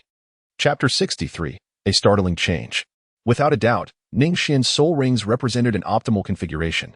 He swung the long spear, slicing through the air with a chilling brilliance that produced a rustling sound, before forcefully driving the spear's base into the ground with a resounding thud. Though Ning Xian's appearance was unremarkable, wielding the battle spear and with a piercing gaze, he exuded an undeniable aura of power. Ning Xian, with a flick of his hand, emanated an aura that instantly quelled the restless emotions of the audience. The entire arena fell into a profound silence. You may make the first move. Do not accuse me of taking advantage. I shall grant you 3 opportunities to strike. Ning Xian firmly grasped the war spear in his hand. Its sharp tip directed menacingly at Ning Fan, his gaze piercing as he barked a command. Upon hearing this, Ning Fan squinted slightly, raising an eyebrow as he regarded his adversary, a subtle shake of his head betraying his realization that he was once again underestimated. Alas, it seems I must reveal a fraction of my true capabilities, Ning Fan mused to himself, just as a sigh escaped his lips. Ning Fan gradually lifted his right foot. And then, with a sudden force, he stomped down onto the ground. In an instant, the arena fell into an eerie silence. Boom! As Ning Fan's foot struck the earth, a thunderous roar reverberated through the air. The ground around him, unable to withstand the immense force contained within his stomp, fractured like a spider's web, instantly revealing countless fissures. A powerful shockwave erupted, stirring up clouds of dust. The once boisterous arena was now shrouded in silence. Thunderous. In the next moment, Ning Xian's expression shifted dramatically. Having endured numerous battles, he could easily discern the terrifying power that Ning Fan's stomp represented. After all, he was a distinguished disciple of the Seven Treasures Glazed sect. Upon realizing the extent of Ning Fan's strength, the disdain that had previously resided in Ning Xian's heart was swiftly retracted. Acknowledging that Ning Fan's prowess might surpass his wildest imaginings, he immediately focused all his energy on his opponent, entering a battle-ready state, gripping his battle spear. And without a moment's hesitation, he charged toward Ning Fan, intent on striking first. Ning Xian brandished his battle spear, transforming into a swift white shadow, with his soul rings shimmering as he charged directly towards the heart of the dissipating dust, targeting the faint azure figure within. The highly anticipated soul battle was finally commencing, prompting the excited audience to erupt in cheers. Although the majority of the onlookers were not soul masters, they could discern from Ning Fan's earlier display that this support-type soul master possessed formidable power, far from being trivial. Initially, they had perceived this as a mere one-sided massacre, but it now appeared to be a fiercely contested struggle. As they watched Ning Xian, with fierce determination, rush towards the dust cloud, they began to cheer loudly, anticipating a spectacular confrontation. However, in the next moment, a resounding crash echoed through the arena. Ning Xian, who had plunged into the dust, was sent flying back like a cannonball. This abrupt turn of events left the audience in a state of bewilderment. At that moment, a light chuckle floated through the air. Ah, a commendable martial spirit. Quite resilient. As the dust settled, the once obscured azure figure gradually reappeared before the spectators. Ning Fan wore a light smile, casually brushing off the dust from his pristine azure robe, seemingly unperturbed as he took measured steps forward.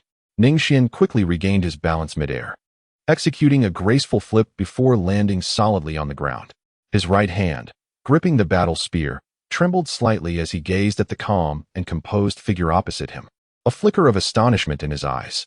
Just moments ago, as he charged into the dust cloud stirred by the terrifying force of Ning Fan's kick, Ning Fan had silently appeared before him, leaving him no time to evade.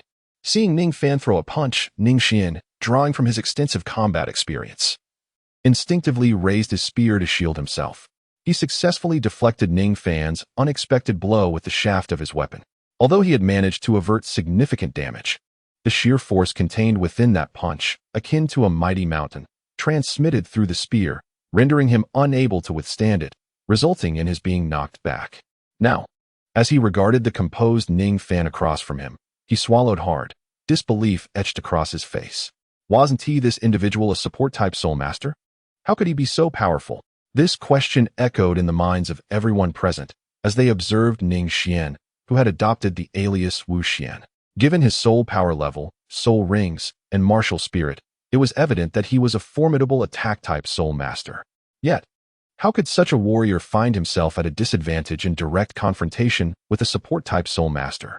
Incredible. Hiss. This lad is truly a monster. It appears that Flander's words were not unfounded. At this moment, in the spectator seats near the soul fighting platform, the red-robed steward Mo observed the unfolding situation with astonishment, murmuring softly to himself. He did not occupy a place in the VIP section. Rather, he was here primarily due to the glint of cold light that flashed in Ning Xian's eyes moments ago, which caused him concern that Ning Xian might unleash a heavy hand upon Ning Fan. Ning Fan, after all, is a core disciple of the Seven Treasures Glazed Tile sect, wielding the Seven Treasures Glazed Pagoda as his martial soul. Until the sect leader formally announces his expulsion from the sect, he remains under the protection of the sect. Thus, he intended to intervene and rescue Ning Fan should he find himself in mortal peril. However, based on their brief interaction moments ago, it appeared that Ning Fan's prowess was entirely sufficient, rendering his assistance unnecessary. As a disciple of the Seven Treasures Glazed sect, Ning Xian frequently embarks on missions, having endured numerous battles that have endowed him with unparalleled combat experience and mentality. Although he was profoundly astonished, even slightly intimidated, by Ning Fan's recent punch, which contained an overwhelming force far beyond his comprehension, Ning Xian understood that sheer strength alone does not determine the outcome of a confrontation. Experience in combat, speed, and the adept use of soul techniques are the pivotal factors that dictate victory or defeat. Thus, after gaining a preliminary understanding of Ning Fan's capabilities, Ning Xian quickly adjusted his mindset, becoming markedly more cautious. Once he established his offensive strategy, he bent his knees slightly and charged at Ning Fan with his war spear in hand. Having witnessed Ning Fan's prowess, he no longer harbored intentions of teaching him a lesson. His sole objective now was to secure victory in this soul duel. Amusing. Observing Ning Xian, who advanced toward him wielding the war spear, Ning Fan stood his ground, neither flinching nor retreating, a faint smile gracing his lips. Chapter 64. Second Soul Technique. The spear shadow danced ceaselessly, accompanied by the dull thuds of fists colliding with metal. An ancient adage states, "An inch longer, an inch stronger." To Ning Fan, this sentiment held profound truth. At this moment, as Ning Xian wielded his long spear, maintaining a distance advantage in his attacks, he continuously launched strikes while carefully keeping his distance from Ning Fan.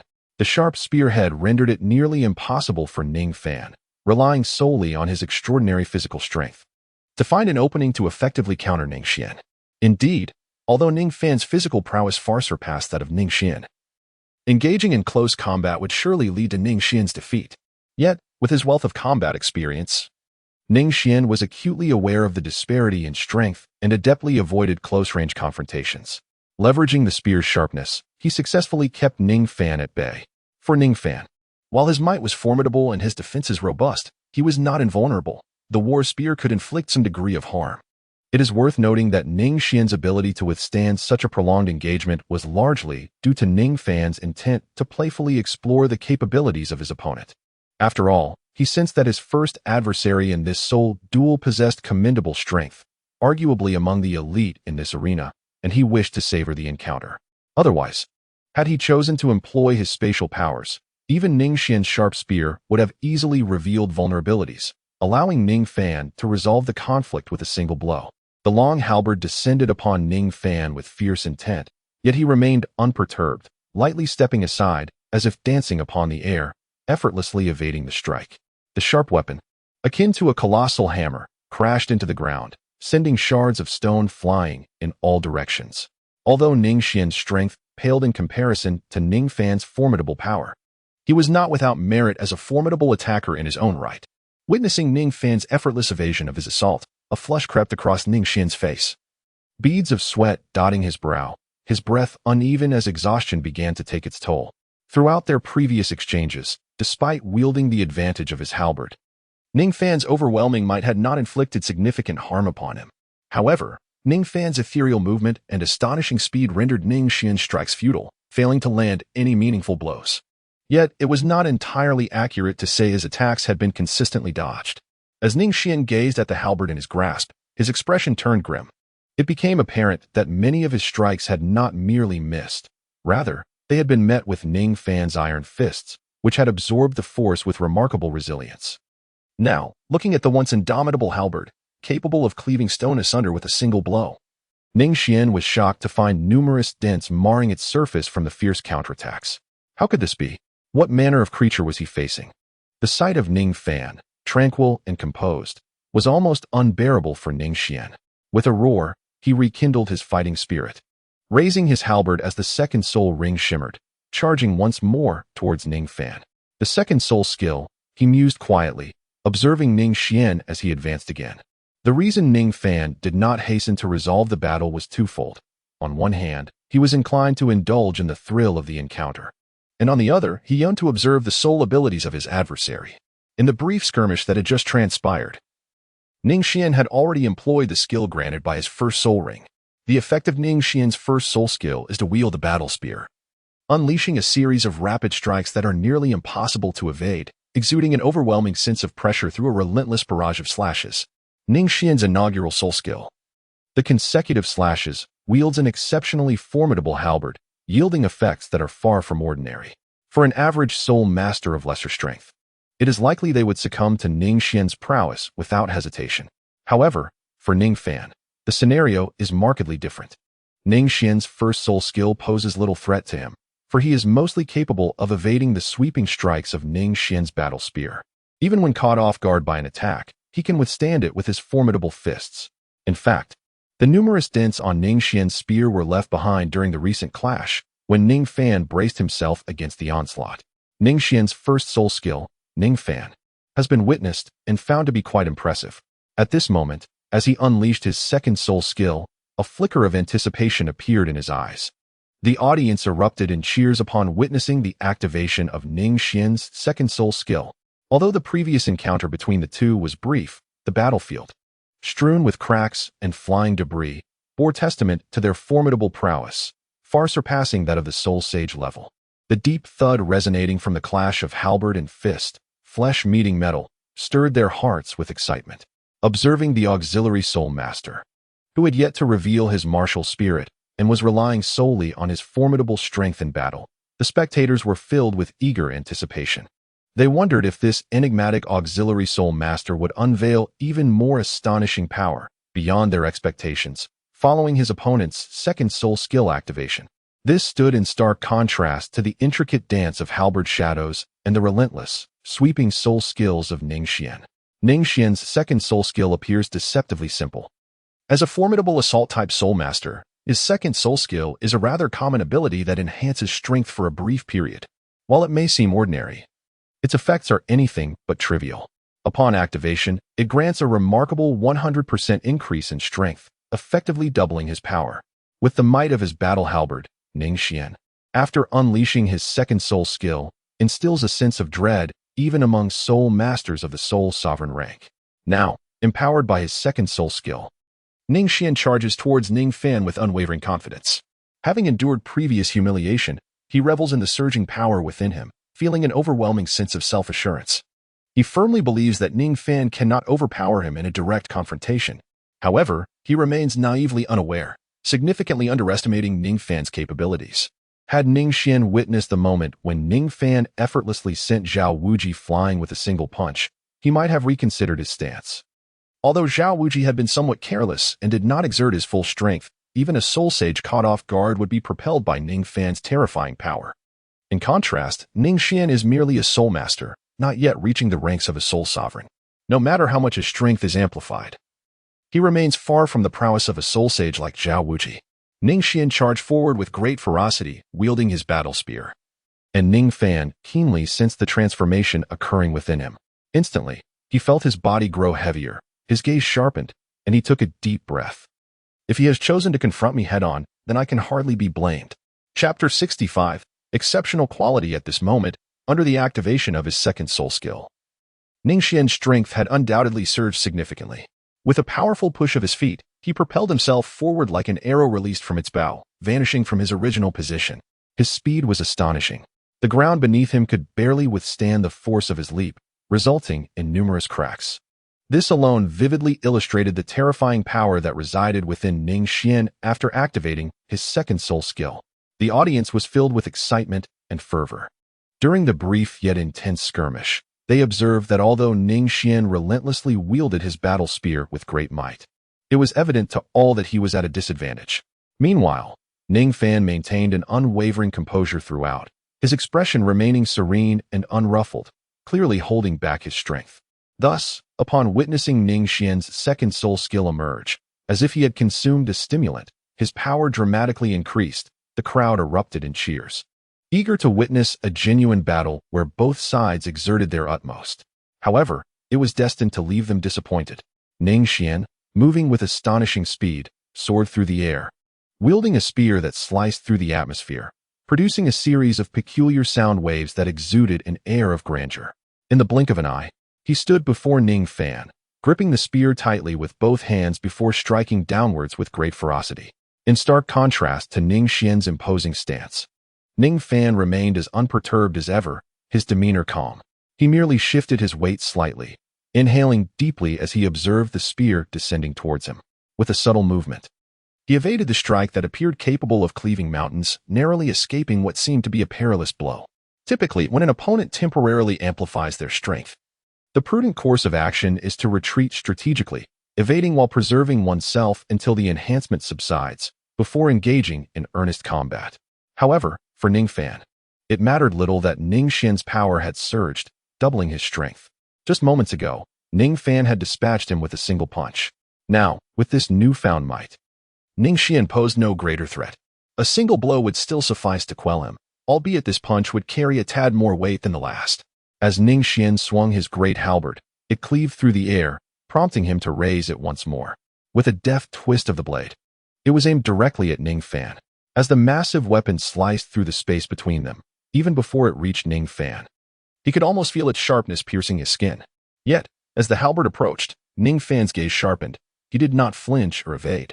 After exhaling a steady breath, he summoned the power within him, taking a half-step back, his body slightly sinking, while his legs, waist, and arms exerted force simultaneously. With a fierce shout, he unleashed a powerful punch aimed directly at Ning Xian. As Ning Fan's fist surged forward, it stirred the surrounding air, generating a tempestuous wave of energy. Witnessing this, Ning Xian's expression shifted drastically. He could sense the terror emanating from Ning Fan's blow. A flicker of fear ignited in his eyes, for he had initially believed that with his strength now doubled, he could confront Ning Fan head-on. However, at that moment, the overwhelming force behind Ning Fan's punch revealed a stark truth. He was woefully outmatched. Should Ning Fan's fist truly connect with his body, it would surely cost him dearly, if not his very life. In a frantic response, Ning Xian gripped his halberd tightly, positioning it before him, hoping to use it as a shield against Ning Fan's strike, just as he had done before. However, as Ning Fan's fist collided with the halberd, a tremendous force surged through, causing the weapon to tremble violently in his grasp. The sheer power was so overwhelming that Ning Xian's fingers loosened, and the halberd slipped from his hands, now turned against its master.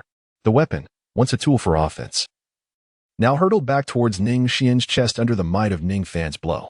In the next instant, Ning Xian expelled a mouthful of blood midair. As if he had been struck by a colossal hammer, he transformed into a streak of white light, propelled from the center of the battle arena, crashing to the ground at its edge, leaving a long, deep trench in his wake before colliding with the earth and kicking up a cloud of dust. In that moment, an eerie silence enveloped the arena. Was this truly an auxiliary soul master? Throughout the encounter, he had not even unleashed his martial spirit, yet had effortlessly wounded a young soul master of comparable rank to a soul sect with sheer brute strength. You dare tell me this is an auxiliary soul master? Am I mad, or has the world gone mad? Beside the battlefield, Elder Emma was equally dumbfounded. He had previously thought that Flander had exaggerated the truth. But after witnessing the recent clash, the reality became crystal clear. Flander's words had been devoid of any embellishment. This was no mere anomaly. It was a prodigious being, akin to a soul beast that had attained sentience. Otherwise, how could a soul master of the soul sovereign level effortlessly inflict grave injuries upon an opponent who possesses a soul power 2 levels higher and stands as formidable as a soul sect master, without even unleashing their martial spirit? Relying solely on a terrifying strength comparable to that of the Titan giant ape, the soul master dispatched their adversary with ease. Presently, Elder Imo gazed with concern at the motionless figure shrouded in dust. Initially, he had come to this place with the intention of preventing Ning Xian from harboring resentment and acting out of jealousy towards Ning Fan, hoping to save Ning Fan's life should any peril arise. However, it seems prudent for him to remain vigilant regarding Ning Xian's actions. As Ning Xian struggled to maintain his stance, timely intervention was required to rescue him. Elder Emo was acutely aware of Ning Xian's capabilities. Despite sustaining considerable injury from the blow, Emo believed that Ning Xian still possessed the capacity to continue fighting. However, it was evident to Emo that Ning Xian had little chance of victory. After all, having activated his second soul skill, Ning Xian's strength was no longer comparable to that of a typical soul master at the soul sect level. He was, in fact, at his most formidable state. Yet, even in this condition, he was still sent flying by a single punch from Ning Fan. Remarkably, throughout the encounter, Ning Fan had not even utilized his soul skills or martial spirit. The disparity in strength was glaringly apparent. As the dust settled, Ning Fan observed Ning Xian, who, despite trembling, managed to rise from the ground, propped up by his long spear. A peculiar expression crossed Ning Fan's face. Was the quality of newcomers in the Soto arena truly this high? From Ning Fan's perspective, although Ning Xian had endured what could be considered a full-force strike, albeit without the direct impact of his martial spirit, the damage inflicted merely from the recoil of the spear was still tremendously formidable. This level of power would typically render a soul master of the soul sage rank incapable of continuing the fight. Yet, here stood an opponent of the same rank, only marginally inferior in soul power, who still clutched his spear and seemed to retain a semblance of combat capability. It was indeed astonishing. Unaware of Ning Xian's background, Ning Fan could only marvel at the exceptional quality of newcomers he encountered in the Soto arena. The first newcomer he faced was, in every aspect, comparable to the core disciples of major sects. Chapter 66. The falling star. Ning Xian planted his war spear into the ground, supporting himself with one hand as he endured the excruciating pain coursing through his body, gradually rising to his feet. He then lifted the spear, gazing at the current state of his martial soul. At this moment, the war spear bore numerous subtle dents, and after withstanding the terrifying force of Ning Fan's recent strike, it had developed a visibly discernible bend. Ning Xian raised the battle spear in his hand, silently gazing toward a particular spot on the observation platform. There stood a charming girl clad in a white dress, her countenance adorned with a delightful smile. She was none other than the beloved princess of the seven-treasure glazed tile school, Ning Rongrong. At that moment, Ning Rongrong's lovely face radiated with joy as she occasionally cupped her small hands before her mouth, exuberantly cheering for Ning Fan's performance. Ning Xian sighed deeply. Although he still possessed the strength to fight, he had come to the realization that he had been defeated. Ultimately, he could not overcome this support-type soul master whom he had always looked down upon. Yet, even in defeat, he remained unyielding, determined to showcase his utmost power to all. At that moment, Ning Xian's gaze sharpened as he looked at Ning Fan and spoke in a somber tone. "I have lost, but I still have one final strike." Upon uttering these words, Ning Xian's third purple thousand-year soul ring began to pulsate vigorously, transforming into a unique golden energy that merged into his war spear. As this extraordinary golden energy flowed into the spear, the golden serpent patterns that enveloped it seemed to come alive, writhing along the spear's shaft and emitting a mystical radiance. Truly remarkable in its splendor. One could only say that this serpent-patterned spear rightfully belonged to the ranks of the continent's few top-tier martial souls, possessing a distinctiveness unlike any other. For instance, the transformation accompanying the activation of the third soul ring's thousand-year soul skill was evidently extraordinary. As the golden serpent patterns danced upon the spear, the dents created by Ning Fan's iron fists, including the visible deformation from the last blow, were miraculously restored, reverting the once damaged black war spear to its pristine state, its blade radiating a faint golden glow. In this moment, Ning Xian stood resolutely with the spear, motionless yet exuding an escalating aura of power. Ning Fan narrowed his eyes, gazing at his opponent not far away. He could distinctly perceive that the soul master named Wu Xian possessed a third soul skill that unleashed a formidable offensive power akin to a battle halberd, capable of delivering attacks far surpassing those of a soul master at the soul respect level.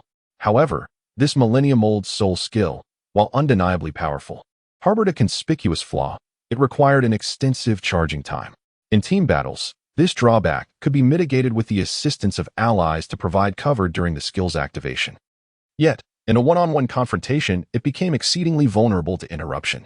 Ning Fan discerned the fatal flaw of this soul skill. Understanding the implications of Ning Xian's earlier declaration of surrender when unleashing such a formidable third soul skill, if Ning Fan sought victory, a mere lightly delivered punch would suffice to disrupt the execution of this powerful technique, rendering Ning Xian utterly defenseless. While this approach seemed straightforward, Ning Fan was intrigued by the defiance etched upon his opponent's face and yearned to witness the true nature of the third soul skill. Thus, he remained motionless, patiently awaiting the formal manifestation of the technique. In truth, the activation of Ning Xian's third soul skill did not necessitate an extended period of preparation. Merely seconds passed before the war spear in Ning Xian's right hand shimmered with a dark golden luster, the tip of the spear radiating brilliance. The soul power coursing into the spear from his right hand was almost entirely concentrated at its apex, where the terrifying force, embodying all the remaining soul power within Ning Xian, was steadily brewing. Ning Xian gripped the dark golden war spear, his aura steadily ascending, exuding an extraordinary presence akin to that of a war deity. As the terrifying attack brewed on the spear in his right hand, hearts raced in unison, and all eyes converged upon the dark golden weapon, eagerly anticipating the magnitude of the impending strike. Meanwhile, Mo, the steward, observed the transformations of the spear in Ning Xian's grasp, casting a glance at the seemingly indifferent Ning Fan, a flicker of concern evident in his eyes. Mo was acutely aware of the formidable power of Ning Xian's third soul skill. It was not merely a match for soul masters of the soul sovereign rank, but even those of the soul sect level would find it hard to rival. At that moment, as Ning Fan maintained his calm demeanor, neither attempting to thwart Ning Xian's third soul skill nor displaying any trepidation, he stood resolutely in place. This nonchalant attitude struck Mo as somewhat arrogant. Despite his prodigious talent, the impetuousness of youth would soon reveal the cost of such arrogance once he experienced the true power of Ning Xian's third soul skill. Mo shook his head and sighed softly, contemplating Ning Fan's demeanor. As seconds ticked by, Ning Xian's aura reached its zenith. With a firm step, his entire being shimmered as if cast from gold, radiating a brilliant golden light alongside the spear. With widened eyes, he fixed his gaze upon Ning Fan in the distance, coldly declaring, "While I appreciate the opportunity you've granted me to unleash my third soul skill, this move is not as simple as you might believe. You will come to regret this." "Oh, quite audacious." Ning Fan mused with a slight smile, shaking his head inwardly. Yet, he furrowed his brow, gazing at the dark golden spear radiating ominous energy, realizing that the potency of Ning Xian's third soul skill indeed exceeded his expectations. Where, he pondered, had the Soto Soul Arena unearthed such a formidable newcomer? Shrugging off the thought, he acknowledged that since Ning Xian had resolved to deploy his strongest soul skill against him, it was only fitting that Ning Fan approach this encounter with the respect it deserved. Ning Fan exhaled softly, and a radiant white light emerged from his palm, gradually coalescing into a magnificent seven-colored tower, the seven-treasure glazed tile pagoda. Observers with keen eyes gasped in astonishment upon witnessing Ning Fan's martial soul, momentarily forgetting that he was, in fact, a support-type soul master. Furthermore, his martial soul was the most formidable support-type weapon martial soul known on the continent. The seven-treasure glazed tile pagoda. At this juncture, calling forth the seven-treasure glazed tile pagoda was a means for him to bolster his own capabilities. After thoroughly utilizing his first and third soul skills to maximize his status, Ning Fan gathered his martial soul back into his palm. Just then, Ning Xian bellowed, propelling himself into the air with unparalleled strength and agility. With his right hand brandishing a war spear held high above his head, his aura surged to its zenith. He cast a cold gaze upon Ning Fan, commanding him from midair, "Prepare yourself. This is my third soul skill, Starfall." As his words echoed, Ning Xian hurled the war spear downward with tremendous force. The spear soared like a golden meteor, transforming into a lance imbued with an overwhelming power that even the mightiest of soul masters would hesitate to confront, hurtling directly towards Ning Fan. Everyone present understood the terrifying might encapsulated within this war spear. This was Ning Xian's third soul ring, his singular millennium soul skill, Starfall. The spear sliced through the air with astonishing speed, as if carrying the essence to pierce through all, aimed straight at Ning Fan. In the face of such a fearsome assault, Ning Fan wore a faint, calm smile, remaining resolutely in place, unflinching and unyielding. He merely raised his right hand, fingers slightly apart, with a nearly imperceptible silver light flickering in the center of his palm. Foolishness. Is this boy courting death? At that moment, Elder Mo felt a surge of anxiety. Although he recognized the terrifying might of Ning Xian's third soul skill, he believed that as long as Ning Fan did not remain stationary and completely absorb the full force of the soul skill, he would not face any life-threatening danger. At worst, it would merely result in some injuries and a minor lesson learned. However, he never anticipated that Ning Fan would audaciously choose to stand his ground against such an attack, seeking to withstand it head-on. It was a reckless gamble with death. In an instant, Elder Mo's heart was filled with acute concern. The talent displayed by Ning Fan today, given sufficient time, is bound to ascend to the rank of a titled Douluo. Such a prodigy must not be allowed to falter. However, Although the steward Mo was in close proximity to the arena, the golden light of the long spear moved with swiftness beyond his reach. It was already too late for him to offer assistance. At this moment, he could only pray that Ning Fan possessed a life-saving trump card that would afford him a glimmer of hope. Otherwise, he would be faced with dire consequences. After all, it was he who had urged Ning Xian to test Ning Fan, and should this future title Douluo of the Seven Treasure Glazed Tile School perish due to this trial, the weight of his culpability would be immense. Now, it was not only Steward Mo who was anxious for Ning Fan's safety. In the viewing area, Ning Rongrong, observing Ning Fan's battle, felt her heart race as she witnessed the terrifying energy of the incoming attack. Its formidable might aimed directly at him. Her small hands, gripping the railing, tightened instinctively, and Ning Fan's unflinching demeanor only heightened her concern for his well-being. He would be unharmed. As if sensing Ning Rongrong's unease, Zhu Zhuqing softly offered her reassurance. Her cool gaze remained fixed upon the calm and composed figure clad in blue, for she understood that if Ning Fan lacked confidence, he would never exhibit such audacity. The golden light within her pupils gradually crystallized, enlarging to reveal an indistinct form of a battle spear, hurtling towards her with unerring precision. The potent energy emanating from its sharp blade was palpable. Even from a distance, Ning Fan could distinctly feel the overwhelming aura of destruction it carried.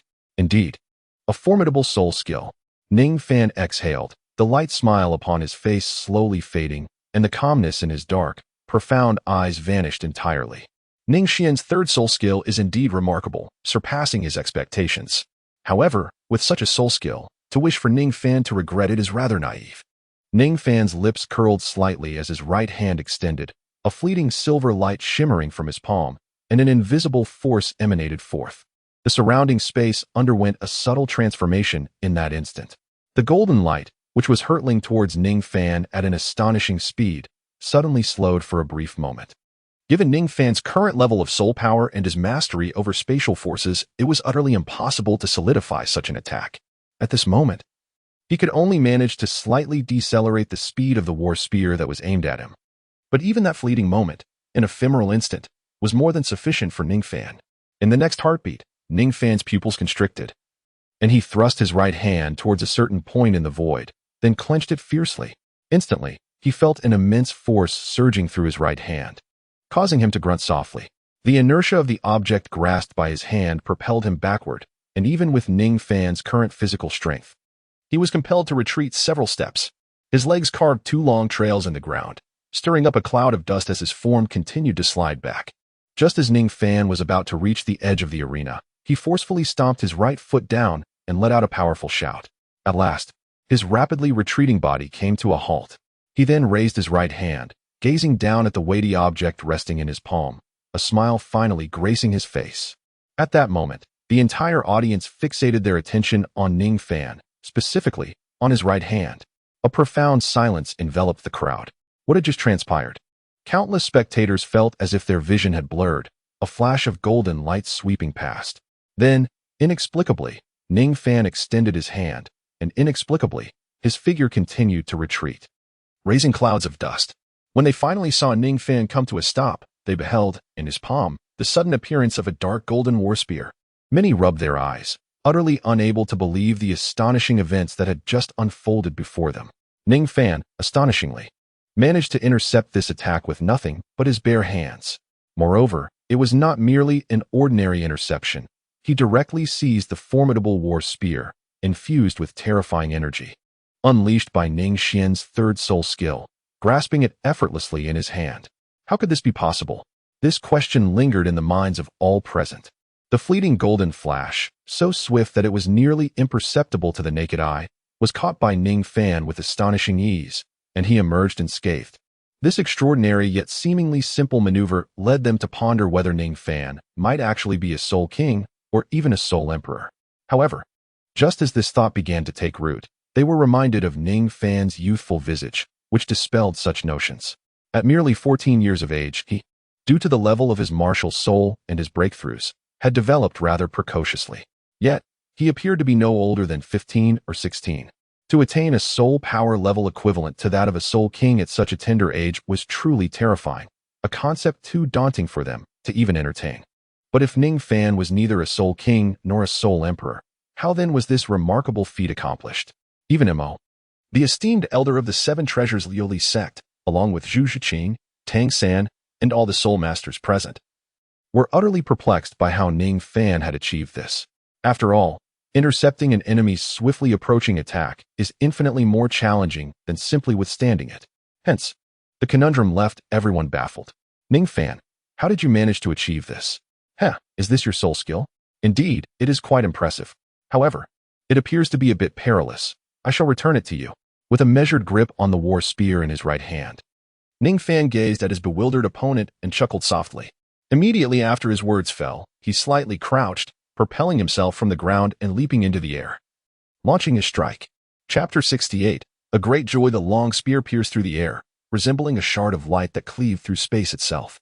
It descended directly upon the center of the battle arena.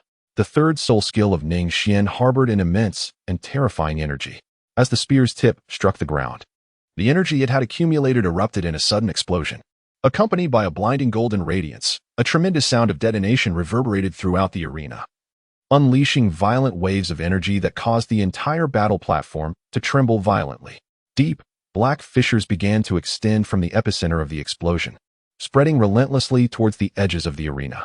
The battle platform, which had withstood countless fierce battles, now bore dark cracks resembling a spider's web, enveloping the entire stage.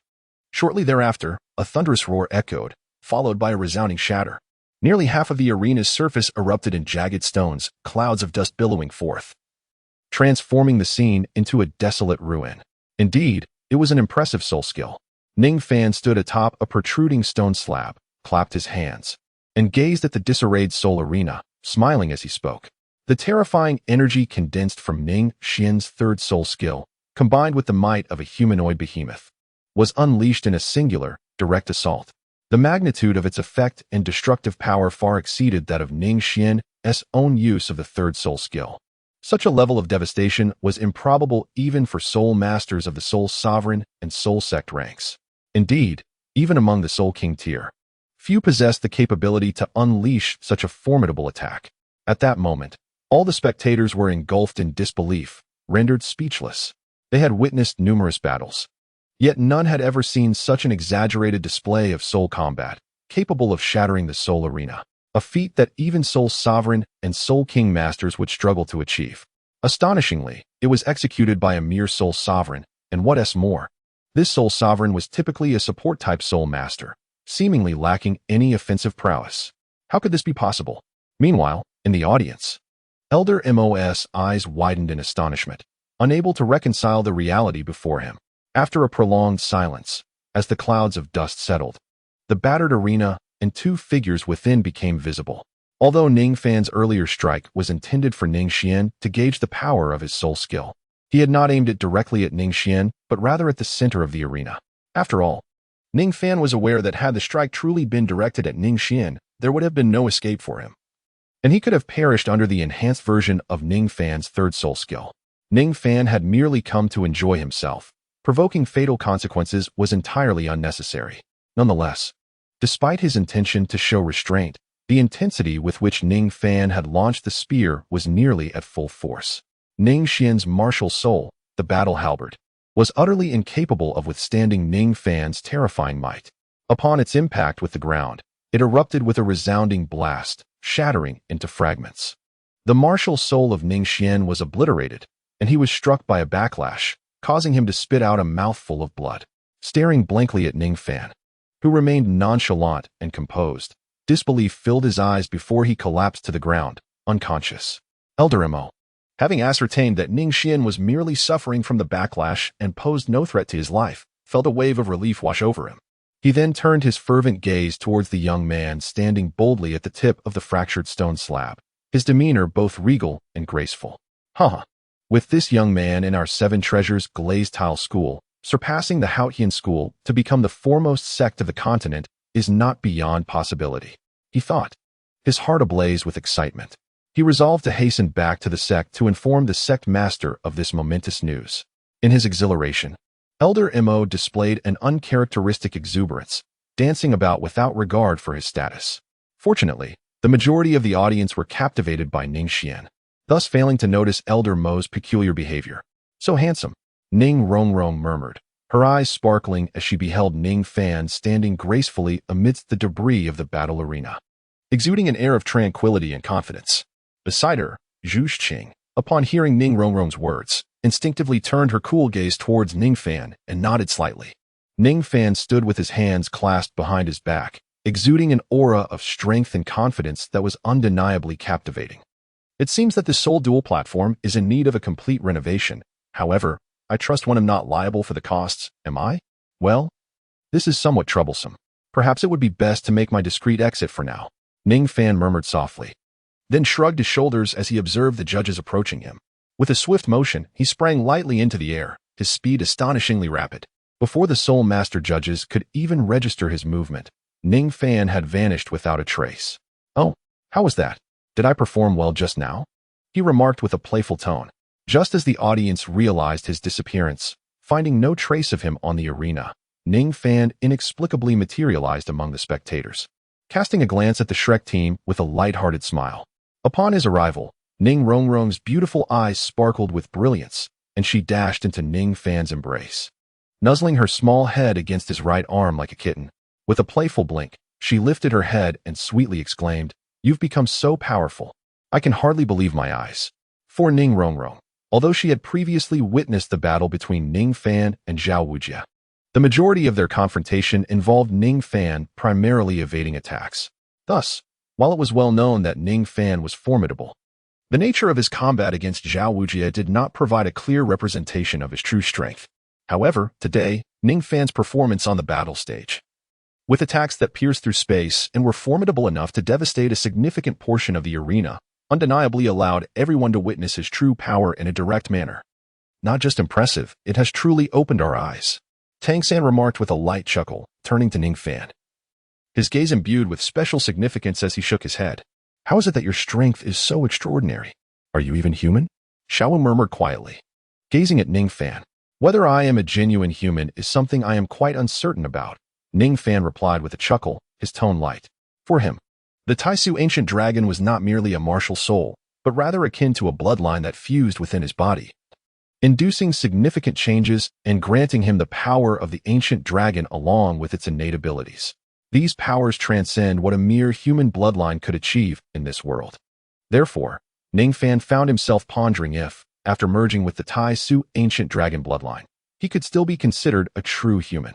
"However, I am quite certain of your humanity," he said to Xiao Wu with a mysterious smile, laced with playful teasing. Upon hearing this, Xiao Wu's face momentarily displayed a hint of nervousness, which quickly faded as she feigned calmness. "Humph. Of course, I am human. You are the one who isn't."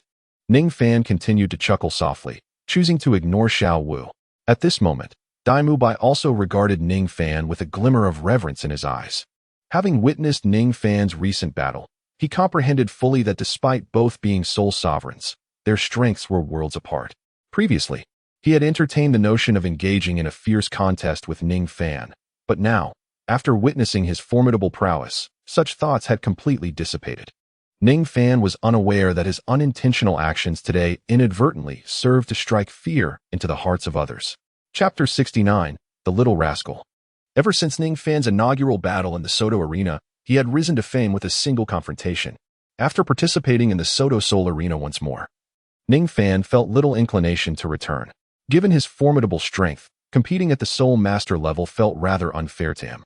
Previously, he had unleashed a single strike that devastated a substantial portion of the 8th battle platform, rendering subsequent matches there impossible. It took the Soto Seoul Arena an entire day to restore the platform to its original state, incurring significant losses in the process. Consequently, the arena staff approached Ning Fan, requesting that he exercise restraint in future competitions. However, after engaging in another battle, Ning Fan found his opponents so feeble that they could not withstand even a single blow from him, leaving him utterly disinterested in the contests. The Soto Seoul Arena had lost its allure for him, and life at Shrek Academy was equally mundane. The daily training sessions felt effortless, yielding little to no improvement. Had it not been for Zhu Zhuqing's presence, Ning Fan would have been at a loss regarding his purpose at Shrek Academy. Fortunately, Oscar had recently broken through to level 30 and required a 3rd soul ring. And today was the perfect opportunity to venture into the Stardow Forest for a leisurely exploration. Though Ning Fan had never truly ventured into the Douluo Great Forest, he was remarkably well-versed in its information. This forest is one of the most renowned gathering places for soul beasts on the Douluo continent, sprawling across the borders of two great empires. It is an immense primeval forest characterized by its intricate terrain, which includes wetlands, swamps, and more. Within this vast and complex wilderness, the environment is perfectly suited for various soul beasts, leading to an abundance of 10,000-year-old soul beasts. Furthermore, deep within the forest, one might even encounter soul beasts that have reached the 100,000-year mark. This makes it exceedingly perilous. However, as one of the three major soul beast gathering sites on the continent, the Douluo Great Forest, while fraught with danger, often presents opportunities alongside peril.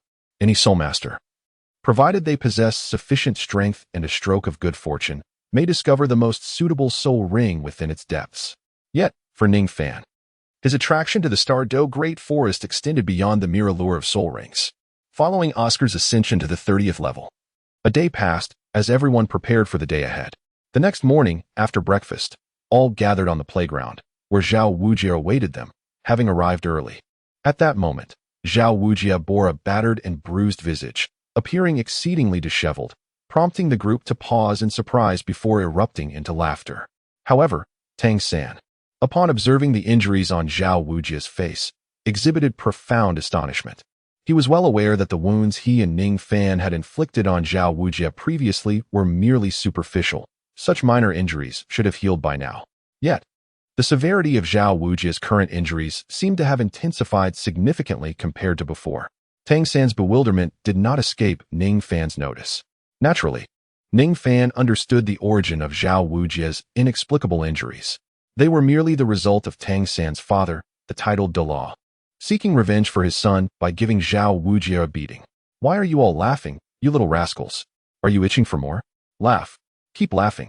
Zhao Wujia roared in a mix of embarrassment and anger.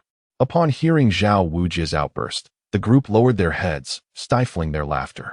However, Xiao Wu seemed somewhat displeased. Muttering reluctantly, "What little rascals? Why not call us little bears instead? What did you say, little girl? Repeat that." With Zhao Wujia's prowess, he naturally overheard Xiao Wu's murmurs and immediately cast a fierce glare in her direction.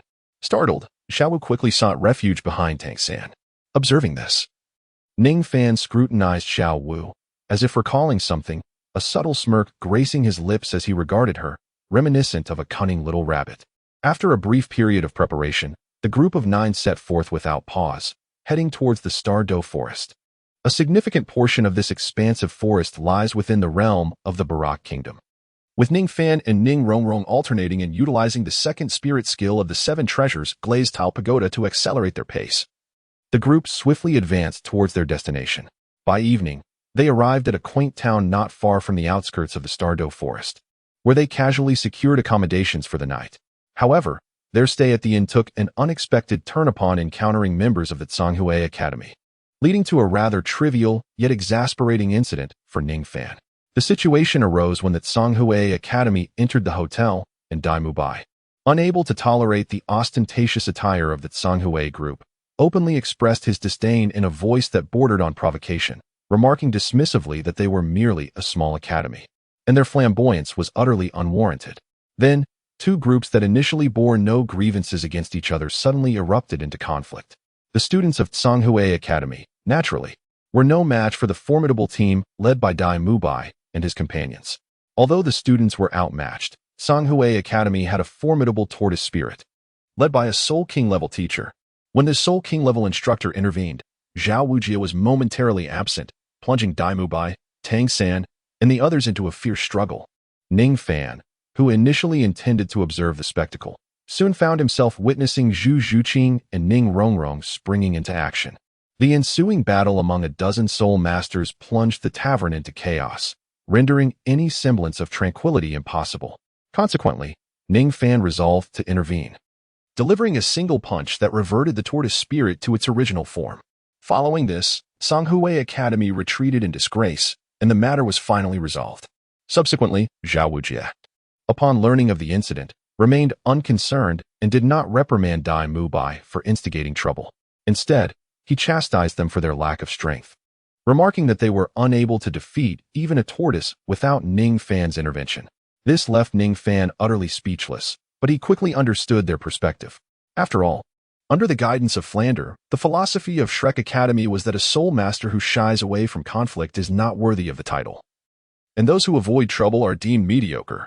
Ning Fan, accustomed to a more low-key demeanor, found it impossible to agree with Flander's teachings. As dawn broke, Zhao Wujie aroused everyone, and they set forth towards the Stardow Forest. Before long, they stepped into the vast expanse of the Stardow Forest. Situated at the intersection of two great empires and serving as one of the three major habitats for soul beasts on the continent. The Stardow Forest is a place that countless soul masters yearn to visit, yet it is fraught with peril. In smaller habitats, one typically encounters century-old soul beasts, and even millennium soul beasts are a rarity. However, in the Stardow Forest, even at its periphery, one can find numerous millennium soul beasts. And venturing inward reveals a plethora of 10,000-year soul beasts. Thus, the Stardow Forest is exponentially more dangerous than other locales. Chapter 70. Entering the Stardow. As Ning Fan stepped into the Stardow Forest, he immediately sensed its extraordinary nature. The pristine air, infused with the fragrant breeze of vegetation, wafted toward him, invigorating his senses and providing an indescribable sense of comfort. Towering ancient trees, reaching skyward, seemed to envelop him in a primordial wilderness. As far as the eye could see, a vast ocean of verdant greenery stretched out, captivating the spirit from afar. Yet, upon closer inspection, the overlapping shadows of the trees were shrouded in a faint mist, reminiscent of a fairyland. However, the mist obscured the view within, compounded by the rustling of the wind and the distant, mysterious roars of beasts emanating from the depths of the forest. Even at the forest's edge, a palpable sense of danger lingered. Nevertheless, the air within was remarkably fresh. And this sensation led Ning Fan to realize that the energy of the heavens and earth here was exceptionally rich. Typically, locations abundant in heavenly materials and earthly treasures also host numerous clusters of soul beasts. Ning Fan's nostrils flared slightly, and his eyes glimmered with anticipation as he surveyed his surroundings. Thanks to the innate ability of the ancient void dragon to sense energy, essentially a talent for treasure hunting, he was acutely aware of numerous objects radiating potent energy nearby. While these intriguing items held little significance for Ning Fan, they merely marked the periphery of the starry forest. Deep within its heart, undoubtedly, lay an abundance of treasures awaiting his discovery.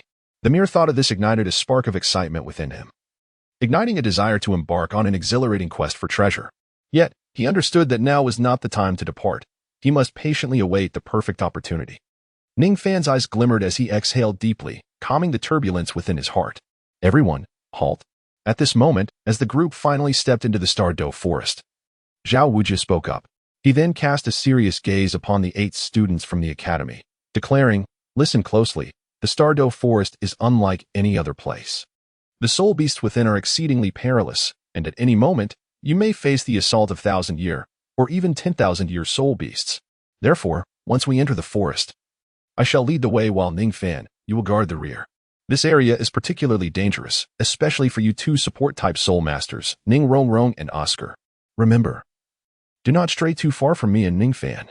In Zhao Wujie's estimation, should an unexpected attack from a 10,000-year soul beast occur, Ning Fan was the only one, apart from himself, capable of withstanding such an onslaught.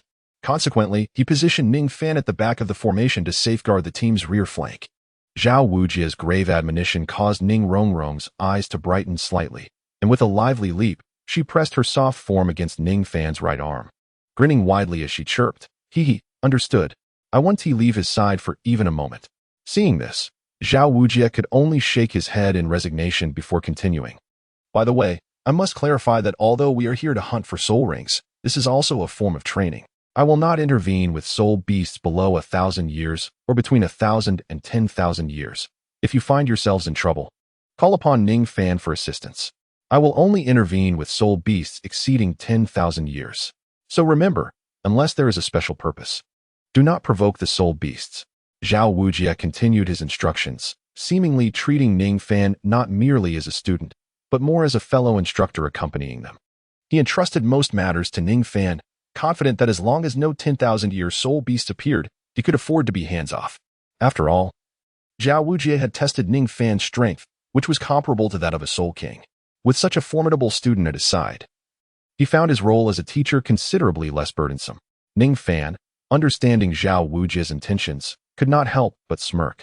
However, he voiced no objections and accepted the arrangement. After succinctly briefing everyone on the precautions necessary for entering the Douluo forest, they all stepped into the depths of the forest. Let us embark. The group ventured into the Douluo forest, their curiosity piqued, as none had ever traversed this mystical realm before. Ning Fan closed his eyes and inhaled gently. The scent of soul beasts wafted from afar, unmistakably present in this paradise of soul beasts. The group advanced steadily, encountering no unforeseen events along their journey. Although they crossed paths with several soul beasts, most chose to avoid confrontation. Naturally, some aggressive soul beasts appeared, yet they were all below a millennium in age, swiftly dealt with without intervention from Zhao Wuji or Ning Fan. In truth, as long as the soul beasts were not over 2,000 years old, the prowess of Tang San and his companions would suffice for a quick defeat. They encountered a multitude of soul beasts along the way and vanquished several, but none bore the soul rings necessary for Oscar's breakthrough. Gradually, the group ventured deeper into the forest, maintaining an eerie silence. The forest was tranquil, save for the occasional echo of a beast roar. At that moment, Ning Fan suddenly turned his gaze towards a particular direction. Almost instantaneously, Zhao Wuji and Tang San followed suit, sensing a soul beast nestled within the dense underbrush not far ahead. Before long, Zhu Zhuqing, a soul beast, detected the anomaly. With a swift leap onto a branch, she surveyed the area and descended, her voice cutting through the silence with a chill. Ahead lies a flying serpent with pale red wings, approximately 7 meters in length, soaring at a height of about 3 meters.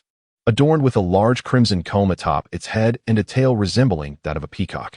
Her succinct description encapsulated the distinctive features of the soul beast before them. It is the phoenix-tailed rooster snake. Upon hearing Zhu Zhuqing's words, Tang San and Zhao Wuji exclaimed in unison. Zhao Wuji exchanged a glance with Tang San, his eyes gleaming with excitement. This snake was a rare find, and its soul ring energy was gentle, perfectly suitable for assisting soul beasts in their absorption. Oscar was indeed fortunate. Considering its length of 7 meters, it is likely between 1,300 and 1,700 years old, making it ideal for Oscar. Tang San mused further. This snake is exceedingly rare, with a singular mode of attack, entwining its enemies with its body. However, the comb atop its head is the most remarkable feature, containing a plethora of unique substances that can enhance its speed to the utmost in moments of peril. If I am not mistaken, upon absorbing the phoenix-tailed rooster snake, Oscar should acquire a soul ring ability that is particularly fitting for him, especially in terms of speed. Chapter 71. Caution. Tang San's insights left the others in awe, completely taken aback by his profound knowledge of soul beasts. Upon hearing this, Oscar's eyes sparkled with admiration as he looked at Tang San and earnestly remarked, Xiao San, this knowledge must have been imparted to you by your teacher. You are truly an encyclopedia of the soul master realm. At this moment, Zhao Wuji gazed at Tang San. Although he uttered no words, the glimmer of approval in his eyes was unmistakable. Ning Fan slightly nodded, expressing a modicum of acknowledgement regarding Tang San's abilities in this regard. He then gazed ahead, seemingly lost in thought, and calmly remarked, by the way, Zhuqing, while you were observing that phoenix-tailed coxcomb snake, did you notice any injuries or peculiarities upon its body? Zhu Zhuqing was taken aback, shaking her head and responding uncertainly, I didn't observe it closely. There shouldn't be any. Indeed, your observation was rather cursory. Remember, when examining soul beasts in the future, it is imperative to scrutinize them for any wounds. If there are none, that is undoubtedly ideal. However, if there are, one must exercise extreme caution, as it may indicate that the creature is being hunted by another formidable soul beast or soul master and is in flight. Ning Fan remarked, folding his arms as he regarded Zhu Zhuqing. Zhu Zhuqing looked at Ning Fan, a glimmer of insight flashing in her beautiful eyes, and she nodded in agreement. The others were similarly taken aback, completely unprepared for the notion that hunting soul beasts required such meticulous attention to detail. Isn't that rather intricate? Zhao Wuji could not help but interject. You, young man, are not only an anomaly of strength, but also an exceptionally cautious one. Quite remarkable. Zhao Wuji observed Ning Fan with admiration. Typically, a talent like Ning Fan, possessing such power at a young age, would be brimming with youthful arrogance. Yet, in Zhao Wuji's eyes, Ning Fan exhibited no such hubris. Rather, he often appeared remarkably composed, even excessively cautious. Not only had he refrained from revealing his second martial soul, but he also demonstrated an extraordinary attention to detail during the hunt for soul beasts. Such meticulousness was indeed rare. Ning Fan, however, paid little heed to Zhao Wujia's praise. In truth, he was not inherently a detail-oriented individual. The insight he had drawn from the phoenix-tailed coxcomb snake's trail was a sudden realization. The primary reason for his sudden articulation lay in the fact that he was already aware that this particular phoenix-tailed coxcomb snake had indeed sustained injuries. Ning Fan, what method do you believe would be most effective in capturing such a soul beast? Zhao Wujia suddenly sought to test Ning Fan, posing the question to him. For a peculiar millennium soul beast like the phoenix-tailed coxcomb snake, although its offensive capabilities and damage were not particularly formidable, its speed was exceedingly rapid, making it quite challenging to capture. Without thorough preparation, one could easily allow it to escape. Thus, Zhao Wujia was eager to see how Ning Fan would approach the capture of this phoenix-tailed coxcomb snake. How to capture it? Ning Fan mused. The method for capturing such a swift soul beast is, in fact, quite straightforward. Upon hearing this, Ning Fan smiled faintly, exuding an air of utmost confidence. Observing him, the onlookers directed their curious gazes towards Ning Fan, eager to discern the unique method he would employ to capture the phoenix-tailed coxcomb snake. The approach was remarkably straightforward. As long as one possessed greater speed and strength than the creature, escape would be impossible. Ning Fan chuckled lightly, reflecting that such techniques are merely a recourse for those lacking the power to confront a situation directly, resorting to clever schemes only when unable to assert dominance. For Ning Fan, capturing a millennium-old soul beast required no intricate strategies. Indeed, no strategy at all. Zhao Wuji regarded Ning Fan with mild exasperation. Having anticipated that this remarkable prodigy would devise an extraordinary method, little did he know that Ning Fan's solution was so refreshingly simple. Nevertheless, this approach resonated perfectly with Zhao Wuji's temperament. For him, any problem solvable by brute strength did not warrant the expenditure of mental effort on convoluted tactics. Suddenly, from her perch on the branch, Zhu Zhuqing called out in a hushed tone, "Now." With that, she leapt from the tree, intent on restraining the peculiar giant serpent. The phoenix-tailed coxcomb snake was indeed an odd sight, measuring about 7 meters in length and possessing an unappealing appearance. Its crimson fleshy crest, though reminiscent of a comb, resembled a grotesque tumor, hideously fierce. Zhu Zhuqing dove from midair, her soul rings shimmering as she activated her soul skill. However, despite being a millennium-old soul beast, the phoenix-tailed coxcomb snake exhibited remarkable agility, swiftly evading her attack. Zhu Zhuqing's ethereal thrust struck its body, resulting in minimal damage but momentarily dampening its momentum. Instantly, the serpent became enraged. Its fleshy crest glowed ominously, and its speed surged dramatically.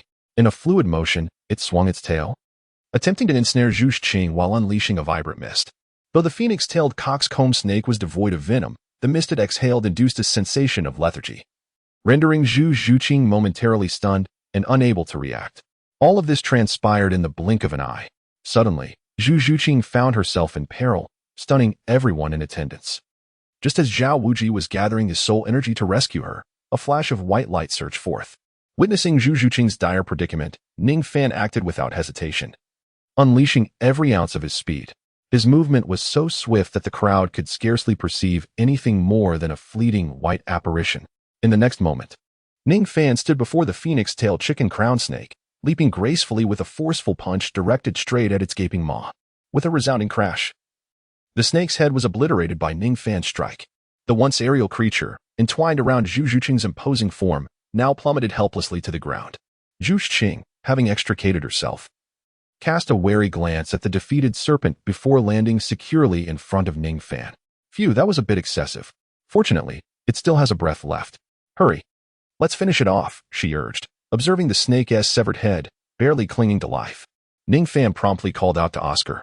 Chapter 72. The contest. Although the spectators were already acquainted with Ning Fan's prowess, the sight of him dispatching the millennium-old soul beast with a single punch was undeniably shocking, leaving the onlookers in a state of awe and disbelief. Upon hearing Ning Fan's call, they snapped back to reality and hurried over. What an exquisite punch, perfectly timed, Tang Xin remarked, glancing at the fallen phoenix-tailed chicken crown snake before turning his gaze back to Ning Fan. Indeed, not only was the timing impeccable, but the force was also well calibrated. Although half of the snake's head was obliterated, It was left with just enough life for Oscar to deal the final blow and absorb its soul ring. How tragic, Ma Hongjun lamented, shaking his head at the pitiful state of the soul beast. Ah, splendid. It still has a breath left, and its meat crown is intact, without any defects. Oscar, what on earth are you waiting for? It's about to perish, and you're just standing there in a daze. Come and finish it, Zhao Wujie urged, scrutinizing the phoenix-tailed chicken crown snake on the ground. At these words, Oscar, his face alight with excitement and gratitude towards Ning Fan, chuckled and rubbed his hands together, summoning a short sword to his palm. Approaching the fallen serpent, he aimed for its vital point, ready to strike. However, at that moment, Zhu Shiqing interjected. Ning Fan was right. It has a fresh wound on its abdomen, likely inflicted by human hands. The revelation stunned the crowd, as it implied that this serpent had been the quarry of another hunter. Soul beasts inhabiting the Stardow forest are not possessions of any one individual. Though it had been targeted by someone else, since we have encountered it, there is no reason to relinquish our claim. After all, treasures of heaven and earth belong to those capable of obtaining them, Ning Fan stated, leaning against a tree with his arms crossed, speaking with a calm demeanor. Treasures of heaven and earth belong to the capable. Haha, you little monster, you are increasingly to my liking, Zhao Wujie remarked with an approving nod towards Ning Fan. Immediately, he donned a mischievous expression and shouted at Oscar, Indeed, what is there to fear? With me here, should anyone dare to seek trouble? We can simply resolve it decisively. Oscar, hurry and slay it. Absorb the soul ring. Who is Zhao Wujie? Even if the soul beast is someone else's target, it can simply be absorbed quickly. Upon hearing the words of Ning Fan and Zhao Wujie, Oscar nodded, grasping his dagger, poised to strike down. Halt. Suddenly, a hoarse, aged voice echoed. Subsequently, two figures emerged from the direction of the previously encountered phoenix-tailed coxcomb snake, appearing before the group. The duo, an elderly woman and a young girl, were both female. The elder, appearing to be in her 60s or 70s, had a head of white hair. Despite her age, she radiated vitality, her somewhat clouded eyes sparkling with intensity. She wielded a 3-meter-long serpent-headed staff, adorned with 6 soul rings that pulsated rhythmically. Accompanying the elderly woman was a striking young girl with short hair, seemingly around 16 or 17 years of age, dressed in a form-fitting attire that accentuated her developing figure.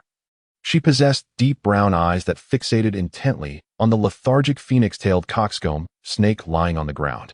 In her hand, she held a serpent-headed staff, albeit shorter, measuring less than 2 meters. Evidently, they were a grandmother-granddaughter pair, the snake matriarch and her granddaughter, Meng'eran. The appearance of the two elicited a momentary tension within the previously prepared crowd, quickly followed by a sense of relief. Setting aside their numerical advantage, they did not seem inferior in aura. The reason for their ease was that the strongest among their opponents, the elderly woman, possessed only 6 soul rings, while teacher Zhao boasted 7, marking him as a genuine soul sage. Are you the previous hunters of this phoenix-tailed coxcomb snake? The snake matriarch and Meng'eran paused momentarily before hastily responding. Indeed, I had my sights set on the soul beast, but it managed to escape inadvertently. Now, my granddaughter is at the threshold of level 30, and this soul beast ring is particularly suitable for her breakthrough. Might I request a favor from this esteemed soul sage? Zhao Wujie chuckled, preparing to refuse bluntly when the snake matriarch continued. I forgot to introduce myself. I am known as Chao Tianxiang, honored by my peers in the soul master community with the title of snake matriarch. My husband, Meng Shu, is renowned as the Dragon Lord. Upon hearing this, Zhao Wujie's expression shifted dramatically. The words he had intended to speak swallowed back as his demeanor became notably more cordial. Oh, so it is the illustrious and legendary dragon and snake. I have indeed heard of your husband's esteemed name. What a fortunate encounter this is.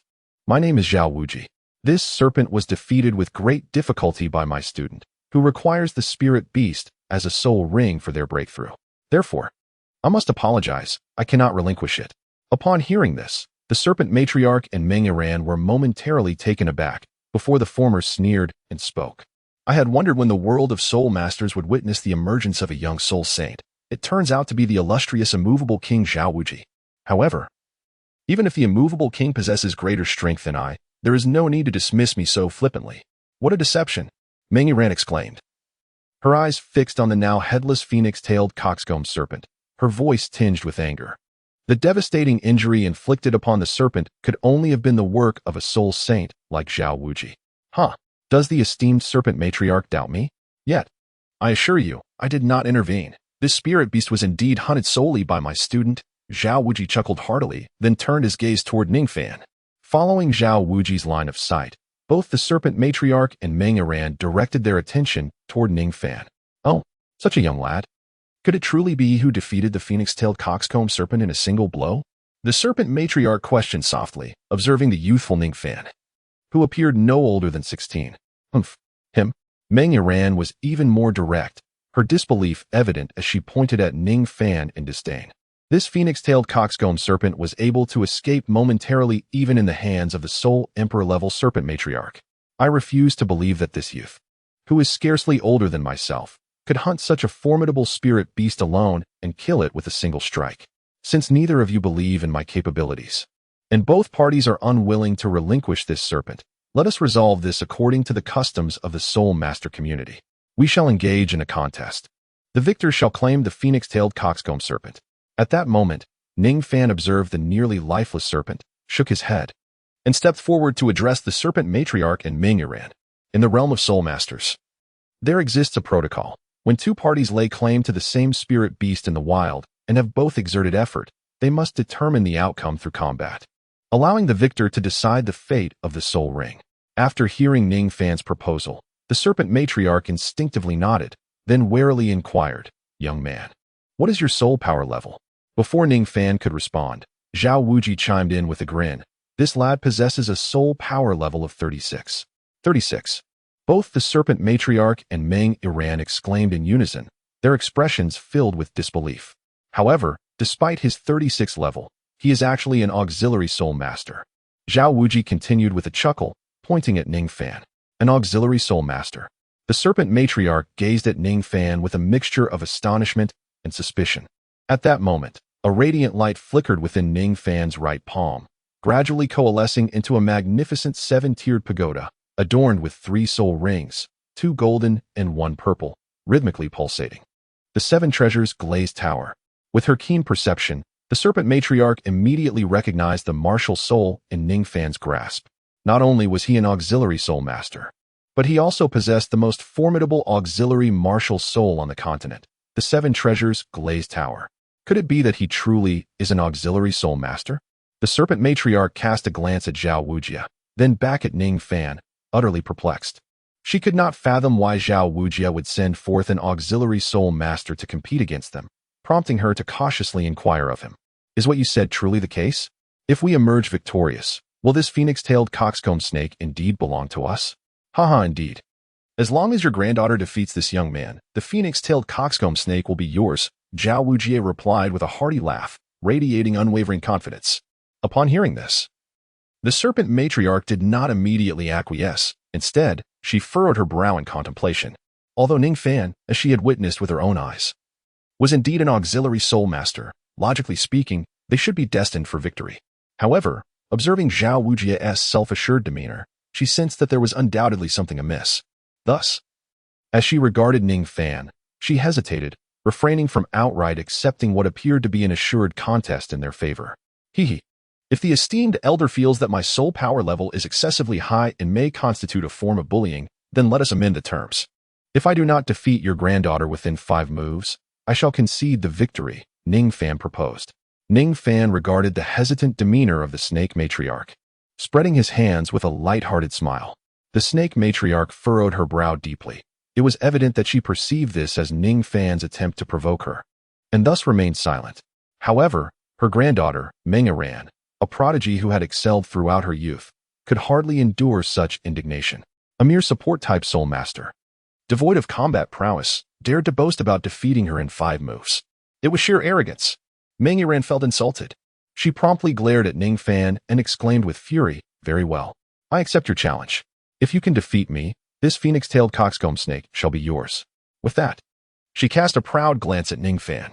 As Meng Iran agreed, a conspicuous smirk crept onto Zhao Wujie's face, while others looked at Meng Iran with peculiar expressions, shaking their heads. Noticing the reactions of the onlookers, the snake matriarch's heart sank.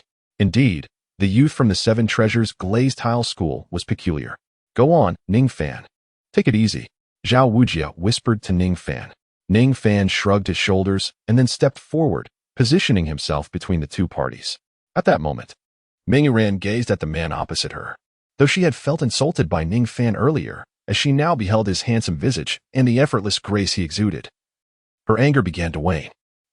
You are a support-type soul master. I do not wish to overly impose upon you. I shall be gentle in my approach. Hee. Thank you.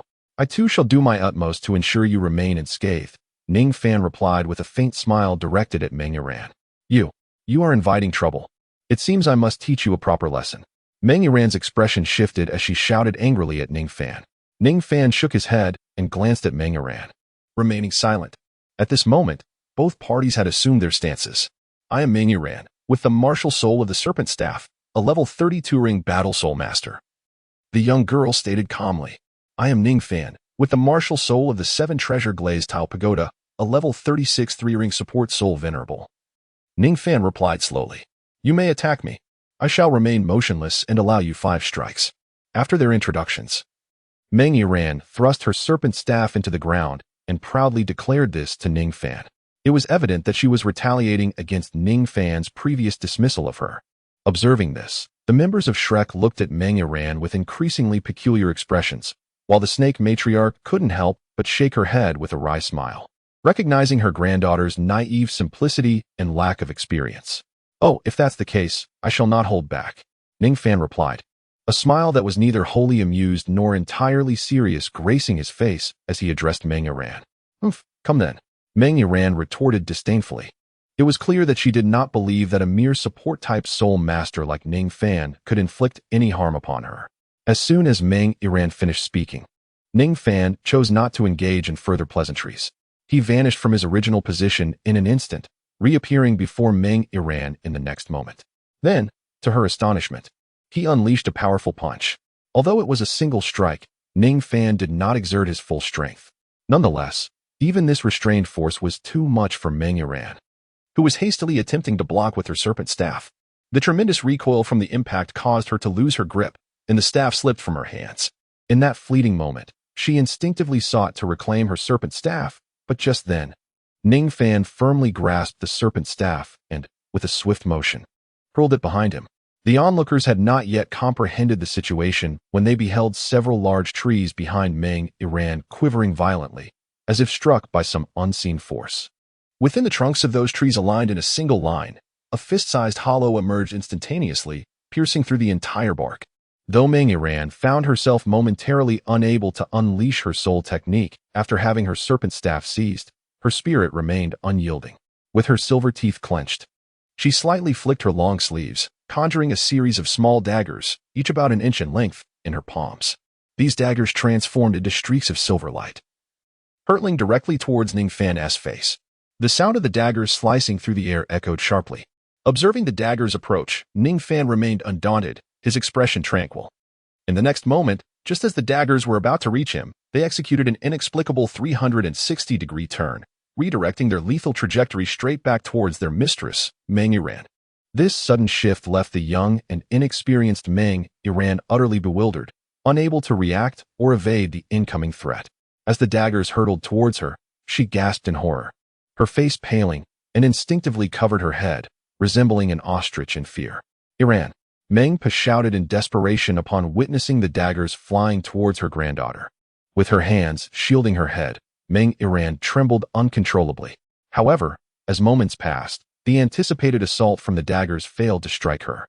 Had they gone astray? She pondered silently, still with her eyes shut. Gradually, she dared to open her eyes.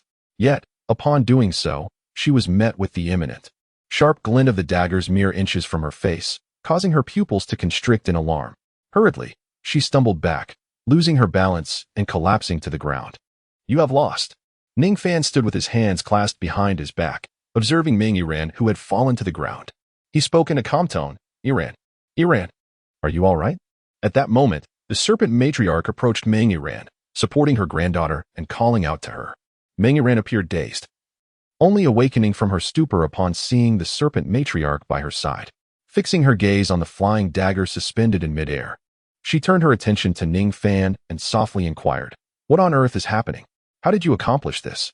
Just moments ago, the dagger she had launched had abruptly altered its trajectory, hurtling back towards her, or perhaps it had simply remained poised before her face. It seemed devoid of any external force propelling it, yet it defied gravity, hanging eerily in the air. Undoubtedly, all of this was the handiwork of Ning Fan. However, in that fleeting instant, Meng Yiran, who had been swiftly defeated by Ning Fan's formidable prowess, had not grasped how he achieved such a feat or what powers he wielded. Upon reflecting on the brief encounter, she realized that Ning Fan had seemingly not even utilized his martial soul during their exchange. This thought struck her suddenly, reminding her of her earlier suggestion to allow Ning Fan 5 moves, based solely on his identity as a support-type soul master. Yet, she had found herself unable to endure even 2 moves against him, succumbing to fear and shutting her eyes at the sight of her own dagger. As this realization dawned upon her, a flush of embarrassment crept across Meng Yiran's face. "Oh, is this what you meant? It's merely a trivial trick," she remarked. A subtle smile graced Ning Fan's lips as he focused his thoughts. In an instant, the 2 daggers that had been suspended motionless in the air seemed to possess a will of their own, transforming into streaks of luminous energy that gracefully glided into the palm of his hand. The blades, their edges directed toward his palm, hovered within his grasp, gently revolving in a mesmerizing dance. Ning Fan would certainly not reveal to Meng Yiran the extraordinary ability he possessed to manipulate spatial forces. A mere trick? Meng Yiran scoffed. Observing the scene before her, it was evident to her that Ning Fan would not disclose the secrets behind his prowess. Although he did not divulge the source of his control over the flying daggers, Meng Yiran understood that even if he shared this secret with her, she would likely be unable to master such a remarkable power. Nevertheless, witnessing the daggers in Ning Fan's hands, seemingly transformed into sentient beings, gracefully levitating and spinning in the air, a palpable envy flickered in her eyes. In truth, it was not only Meng Yiran who felt this way. Even the members of Shrek Academy, including Tang San, gazed upon Ning Fan's astonishing ability with profound admiration. The capacity to manipulate objects merely through the power of thought, allowing them to hover and shoot through the air, was undeniably impressive and utterly miraculous. "Well then, you have lost, so this snake should rightfully belong to us," Ning Fan declared, his hand sweeping as the 2 daggers swiftly soared from his palm to rest before Meng Yiran. He then withdrew his spatial power, causing the daggers to fall helplessly to the ground, promptly returning them to their rightful owner. Upon hearing this, Meng Yiran fell silent. The snake lady cast a deep glance at Ning Fan before addressing Zhao Wujia with a nonchalant tone. "Brother Zhao, you certainly have a remarkable student. Haha. And a support-type soul master at that. It appears we have lost.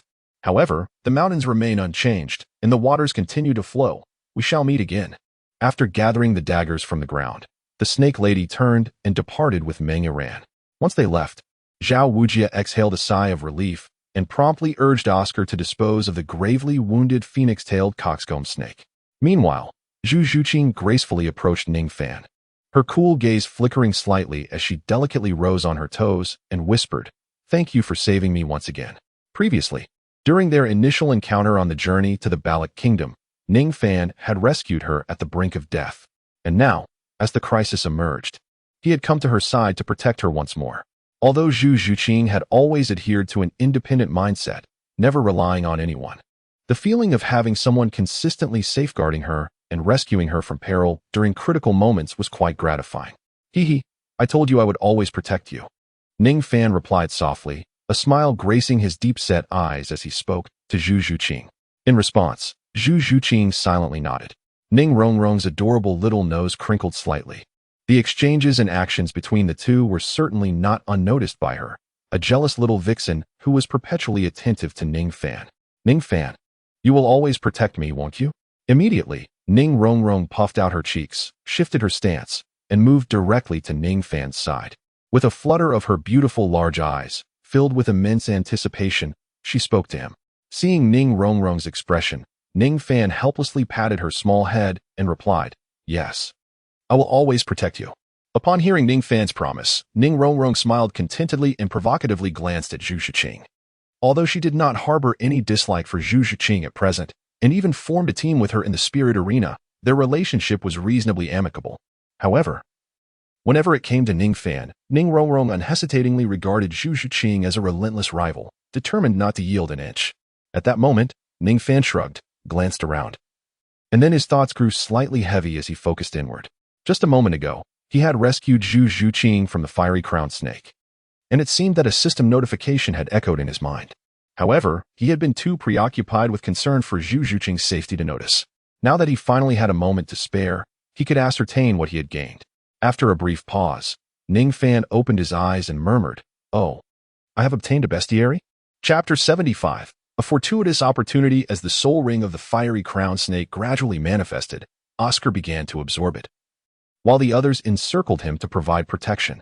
Before long, under the guardianship of his companions, Oscar fully absorbed the fiery crowned snake's essence, and 3 soul rings slowly rose from beneath his feet, subtly altering his presence. Oscar's third soul skill, Mushroom Sausage, upon consumption, would enable the user to soar through the air for 1 minute. Its effect mirrored Ning Fan's recollections precisely, without a hint of alteration. After a brief experiment with Oscar's third soul skill, the group could not help but express their astonishment. After all, the ability to fly for a minute after consuming the mushroom sausage was undeniably a remarkably powerful and practical auxiliary soul skill for the vast majority of soul masters who lack the ability to fly. Whether in combat or retreat, the ability holds immense significance. Even Ning Rongrong, who possesses the 7 Treasures Glazed Tower, renowned as the mightiest auxiliary martial soul on the continent, felt a twinge of envy upon witnessing Oscar's third soul skill. The power of flight is indeed a remarkable asset. However, for Ning Fan, although he is currently unable to soar through the skies, it is merely due to his insufficient soul power and weak capabilities, which render his control over spatial force exceedingly feeble. At present, he can only manage a leap, briefly suspending himself in midair by manipulating spatial energy. Yet, as his soul power gradually ascends and his mastery over spatial forces strengthens, flight will soon become an effortless feat for him. However, it is crucial to note that by that time, Ning Fan's ability to traverse the skies through the manipulation of spatial power will differ fundamentally from mere flight. It shall be referred to as walking upon the void. Thus, he does not harbor any feelings of envy towards Oscar's abilities. After resolving Oscar's soul ring issue and experimenting with his powers, Zhao Wujie, upon realizing that their objective had been achieved, spoke with satisfaction. "All right, everyone, prepare yourselves. We shall begin our journey back to the academy." Upon hearing Zhao Wujie's declaration, Ning Fan turned his gaze towards Tang San, who sat quietly with closed eyes, deeply engrossed in meditation. He remarked nonchalantly, "There is no rush. Someone has broken through, and we may have to remain in the Douluo forest for another day." "Someone has broken through?" Zhao Wujie exclaimed in surprise, turning his attention to Tang San. Shortly after Ning Fan's words, Tang San suddenly opened his eyes, casting a look of astonishment towards Ning Fan before directing his gaze towards Zhao Wujie, speaking clearly. "Yes, Teacher Zhao, during my meditation, I unexpectedly broke through to the 30th level, advancing to Soul Master. We will need to stay here for a while longer to secure my third soul ring." With Tang San's breakthrough, the group, having tidied up, did not return as initially planned, but instead delved deeper into the outer forest in search of their next endeavor. From morning until dusk, no suitable spirit beast for Tang San was found. Thus, an entire day passed. As night gradually descended, after a day of tense training in the forest, it was time to rest. Under Zhao Wujie's command, the male students took on the task of setting up tents, while the female students were responsible for procuring food. Meanwhile, Ning Fan and Zhao Wujie kept watch, searching the surroundings for any powerful spirit beasts nearby. Although they were on the outskirts of the Douluo forest, where encounters with century-old or millennium spirit beasts were common, the likelihood of encountering a 10,000-year spirit beast was nearly non-existent. However, in the wilderness, unexpected occurrences could arise, necessitating caution. After all, among their group, except for Ning Fan and Zhao Wujie, any encounter with a millennium spirit beast would pose a significant threat to the others. Hence, the responsibility of safeguarding the entire team fell upon Ning Fan and Zhao Wujie. As Ning Fan patrolled the serene forest surrounding the Douluo forest camp, he felt a sense of helplessness.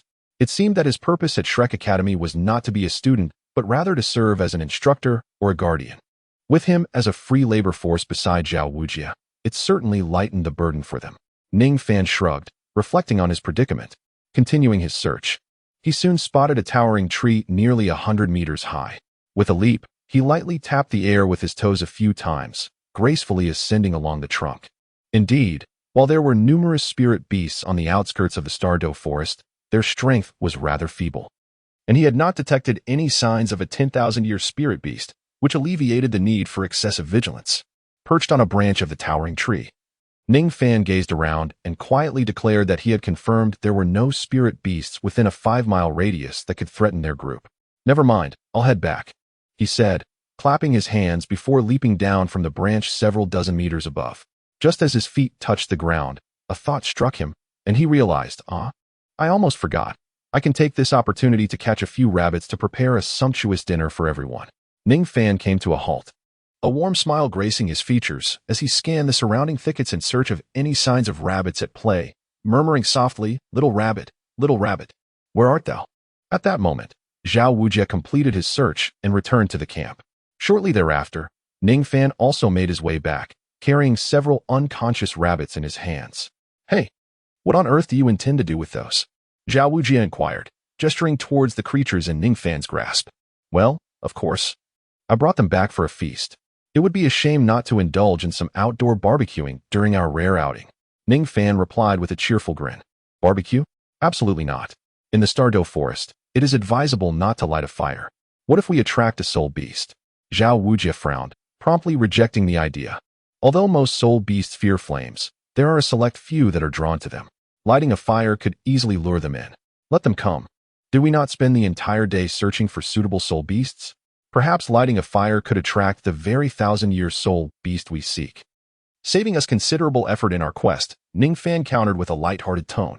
"Moreover, Teacher Zhao, you just conducted a thorough search and found no formidable soul beasts. Only those of a 1,000-year caliber. Even if one were to appear, our strength is sufficient to handle it without danger." Zhao Wujie furrowed his brow slightly. Ning Fan's reasoning held merit.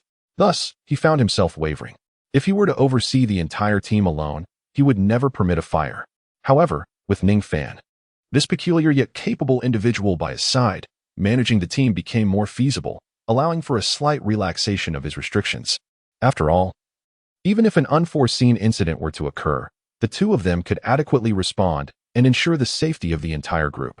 Reflecting on how he had delegated most responsibilities to Ning Fan today, he felt somewhat reluctant to deny the young man's request. After a moment of contemplation, Zhao Wujie nodded and said, "Very well, do as you wish."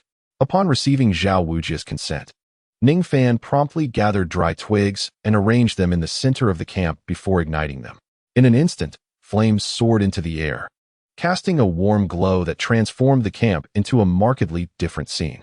As if sensing the change, the others, who had been busy setting up tents and foraging for food, gathered around, their attention drawn to Ning Fan, who was crouched by the fire, diligently adding more twigs. Ning Fan clapped his hands and, after ensuring the fire was adequately prepared, stood up.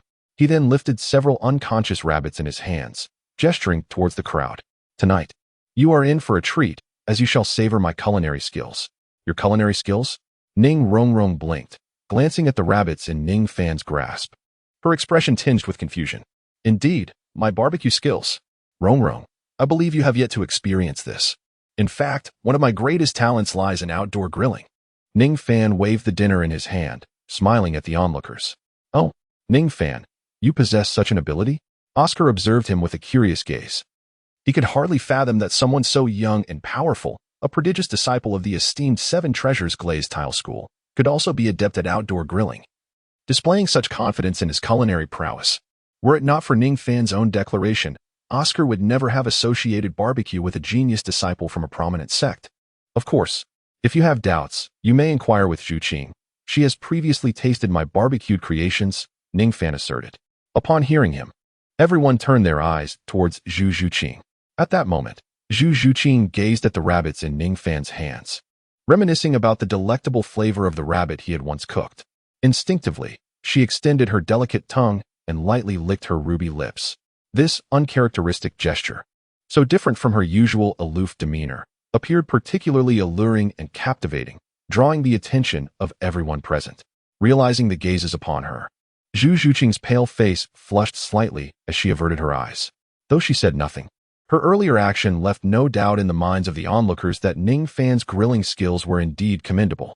Curiosity and anticipation filled their expressions as they wondered what Ning Fan's barbecued rabbits might taste like.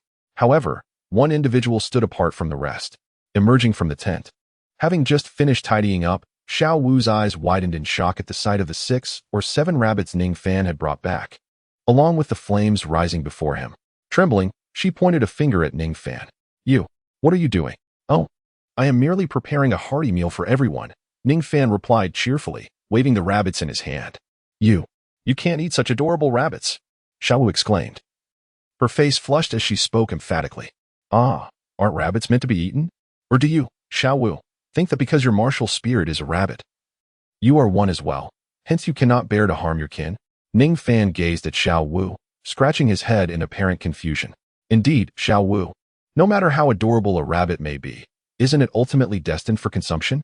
He chuckled, recalling how long it had been since he savored barbecued delicacies, especially roasted rabbit. The mere thought made his mouth water. Ma Hongjun wiped the corner of his mouth, his face brimming with anticipation. But my martial spirit is a rabbit. You cannot eat it," Xiao Wu exclaimed, hands on her hips, addressing the group with indignation. "Why can't we eat a rabbit just because it's a martial spirit? If I hadn't been unable to find the phoenix, I would have been eager to taste roasted phoenix as well," Ma Hongjun muttered under his breath. "Indeed, Xiao Wu, I consume my own martial spirit daily and suffer no ill effects. Moreover, Teacher Zhao and Brother Dai often indulge in bear paws and tiger whips at the tavern to replenish their vitality," Oscar chimed in candidly. Upon hearing this, Dai Mubai's expression soured. Ning Fan and Tang San exchanged incredulous glances, pondering the implications of the twins' extraordinary abilities, or perhaps Dai Mubai's own inadequacy at such a young age, necessitating such peculiar sustenance for vitality. "Now that the tent is set up, let us not waste time. Quickly roast the meat, eat, and then rest for the night." Zhao Wujin finally spoke up. Seeing the collective demeanor of her companions, Xiao Wu displayed a frustrated yet helpless expression, casting a glance at Tang San, hoping he might grasp her plight. To her dismay, Tang San appeared equally perplexed by her aversion to consuming rabbit meat. "Xiao Wu, stop fussing. Let us finish dinner early and rest," he suggested. With no support from her peers, Xiao Wu, sulking, plopped down on the ground, silent in her discontent. Noticing this, Ning Fan smiled gently, then found a suitable spot. With a flicker of silver light from his right hand, 7 rabbits levitated in the air. He then began to prepare the rabbits, deftly wielding 2 small knives with such speed that it was difficult to discern his movements. In mere moments, the rabbits were skinned and readied, impaled on the skewers he had prepared beforehand. Subsequently, Ning Fan utilized his spatial powers to have the rabbits rotate automatically over the flames. Ning Fan rose to his feet, dusting off his hands as he surveyed the scene before him. It must be said that with each passing moment, as he delved deeper into the mastery of spatial power, he increasingly recognized its extraordinary convenience. On the other side, Xiao Wu sat, her heart heavy as she gazed at the rabbit roasting over the fire. Had she not been bestowed with sentience? After countless years of cultivation culminating in her transformation into human form, she too might have met a similar fate if captured. Such thoughts filled her with a tinge of melancholy. Before long, Ning Fan retrieved several small packages from his spatial ring, each filled with an array of intricately designed spice bottles. He extracted the rabbit from the flames, skillfully sprinkling the seasoning with both hands, before returning it to the fire for further roasting. In less than a quarter of an hour, the delectable golden roasted rabbit was ready. Zhao Wuji, unable to contain himself any longer, waved his hand eagerly, seizing one of the rabbits and devouring it heartily. Splendid," he exclaimed, his words muffled by his voracious appetite. Witnessing Zhao Wuji's enthusiasm, Oscar and Ma Hongjuan's eyes gleamed with anticipation as they beheld the roasted rabbit in Ning Fan's hands. In response, Ning Fan wrapped each rabbit in oiled paper and distributed them among the group. Upon receiving their own roasted rabbits, Oscar, Ma Hongjun, and Tang Sin expressed their gratitude, and, enticed by the mouth-watering aroma, they too began to feast voraciously. Chapter 77. Oh my! Delicious! Oscar and Ma Hongjun gave Ning Fan a thumbs up in enthusiastic approval. A faint smile graced Ning Fan's lips as he continued to distribute the roasted rabbits. There were 7 in total. Oscar, Ma Hongjun, Tang San, and Zhao Wuji each received 1, while Ning Rongrong and Zhu Zhuqing, due to their lesser appetites, were given half a rabbit each. This left 2 rabbits remaining. Initially, Ning Fan intended to offer 1 to Dai Mubai, but alas, Dai Mubai did not seem appreciative. Now, gazing at the 2 rabbits in his hands, Ning Fan found himself in a quandary. He was not particularly hungry, and consuming both seemed somewhat excessive. He then lifted his gaze towards Xiaowu, who was nibbling on her meager rations, and with a gentle smile, he shifted his position slightly. Come, Xiaowu, why not try some? Ning Fan beckoned, holding up a golden, fragrant rabbit. The enticing aroma wafted towards Xiaowu's delicate nose. One could hardly deny that compared to the blandness of her dry provisions, this scent was utterly delectable. Yet, despite its allure, she found it utterly repugnant. Xiaowu scrunched her petite nose, waved her hand dismissively, and declared without hesitation, "That's disgusting. I won't eat such a thing." "Oh, disgusting?" Ning Fan's eyebrows arched slightly, his eyes narrowing as he felt the sting of insult towards his culinary skills. I must retort. Xiaowu, it's really not disgusting at all. It tastes quite good. Why not just take a bite? Tang Xin chimed in, eager to persuade her. Although he did not comprehend her aversion to rabbit meat, he could genuinely attest to the exquisite flavor of Ning Fan's roasted rabbit. It was a taste he had never encountered in all his lifetimes. Thus, he wished to encourage Xiaowu to sample it. However, Xiaowu clearly did not grasp Tang San's good intentions. After shooting him a fierce glare, she raised her snow-white neck, crossed her arms defiantly across her chest, and bluntly addressed Ning Fan, "Step aside. If you block my way again, I won't hold back." She bore no goodwill towards the one who had ruthlessly slain 7 of her kin. Hearing this, a slight smirk appeared on Ning Fan's lips. All right, I'll move." With a resigned turn, Ning Fan stepped aside. Observing this, a trace of triumph flickered across Xiaowu's face, while she could not prevent the others from enjoying the rabbit. Witnessing the torment of Ning Fan, the very architect of her kin's demise, brought her a modicum of joy. Yet, just as Xiaowu reveled in her small victory, Ning Fan suddenly pivoted. Before Xiaowu could react, he struck back with surprising swiftness. The succulent yet unctuous rabbit leg in hand, glistening with droplets of fat, was swiftly transformed into a straight line, directly finding its way into the small mouth of Xiaowu. Her eyes widened as she registered the object within her mouth, her mind momentarily paralyzed, unable to respond. Almost immediately, she sensed an invisible force manipulating her actions, compelling her teeth to bite down. With a decisive snap, she tore a piece of meat from the rabbit leg. As this morsel was wrenched free, a shiver coursed through her body, akin to having a chunk of her own thigh viciously bitten away, and tears welled up in her eyes. With her eyes closed, she thought to herself, "Forgive me, dear rabbit." In that instant, after tearing away a piece of the crispy skin, the delightful aroma of roasted meat, mingled with the fragrance of spices, ignited Xiaowu's taste buds. Instinctively, she began to chew lightly. Suddenly, her expression transformed into one of sheer delight. "My heavens, this is extraordinarily delicious." Tears streamed from the corners of her eyes as she continued to savor the rabbit meat. At that moment, her emotions were profoundly complex. "Xiaowu, what troubles you? If it is too much to bear, you may spit it out," Tang San remarked, observing her tear-streaked face as she chewed. Faintly sobbing, Xiaowu mumbled, "It's nothing. Just a bit overwhelming." Her eyes appeared vacant, as if resigned to her fate, as she ravenously bit into the rabbit meat. Though her words were unclear, Tang San understood her meaning. "Oh, as long as you're all right," he replied, redirecting his gaze once he recognized that she was indeed fine. Meanwhile, Xiaowu wiped her tears while indulging in the grease-laden meat. Seeing her comically exaggerated demeanor, Ning Fan couldn't help but chuckle. "What are you laughing at?" Xiaowu, seemingly flustered, furrowed her brows and glared at Ning Fan, exclaiming loudly, Nothing at all. I merely find it odd to see someone eating while crying." Ning Fan hastily waved his hands, stifling his laughter. "By the way, Xiaowu, why are you crying? Is it that you've never tasted such exquisite roasted meat before? And my culinary skills have moved you to tears?" Ning Fan inquired with a smile. At his words, Xiaowu appeared to be struck by a poignant realization. Her face froze momentarily. Then, with a determined bite of her teeth, she declared loudly, "Yes, it is simply too delicious. I have never tasted such delectable roasted meat. I feel as though I have wasted the first half of my life." Xiaowu spoke the truth. Throughout her life, she had never tasted such delectable roasted meat, leaving her with a profound sense of emptiness from her earlier years. However, the tears she shed were primarily due to the overwhelming sense of guilt that accompanied the act of consuming this roasted meat. It was, after all, the flesh of her own kin. Yet, how could it possibly be so aromatic when cooked? Previously, she had felt no desire for food at all. Xiaowu's heart cried out in confusion. Having spent so many years in the human realm, rabbit meat, an unattainable delicacy, was common in taverns and restaurants. Yet, these rabbit dishes only repulsed her, evoking no appetite whatsoever.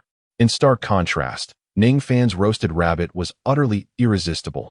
A single bite left her craving more, rendering her own meager rations in her hand unworthy of her attention. She found herself unable to stop. "Oh, is that so?" Ning Fan nodded, gazing at Xiao Wu with a touch of sympathy. He then wrapped up the remaining half of the roasted rabbit, missing a leg, in oil paper and placed it before her with a friendly demeanor. "If it's so delicious, then eat your fill. The rest is yours, no need to thank me." With that, he turned and walked away. Meanwhile, Xiao Wu had already devoured the rabbit leg that Ning Fan had forcefully fed to her. Now, gazing at the fragrant golden roasted rabbit on the ground, she swallowed hard, feeling increasingly restless. Having tasted the exquisite flavor of the roasted rabbit, she could no longer accept the blandness of her rations. She reached out for the roasted rabbit, but it was, after all, food made from the flesh of her own kind. The reason she had consumed the rabbit leg earlier was solely due to Ning Fan's despicable and coercive tactics. Reflecting on the deliciousness of the roasted rabbit, Xiao Wu extended her right hand, her eyes filled with struggle for a long moment.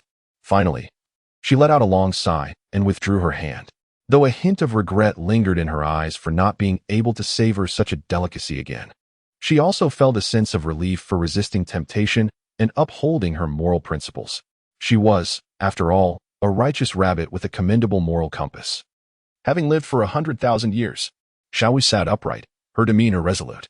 "Oh, what a delight! The roasted rabbit from the chefs of Sitoa City must be of a similar caliber, wouldn't you agree?"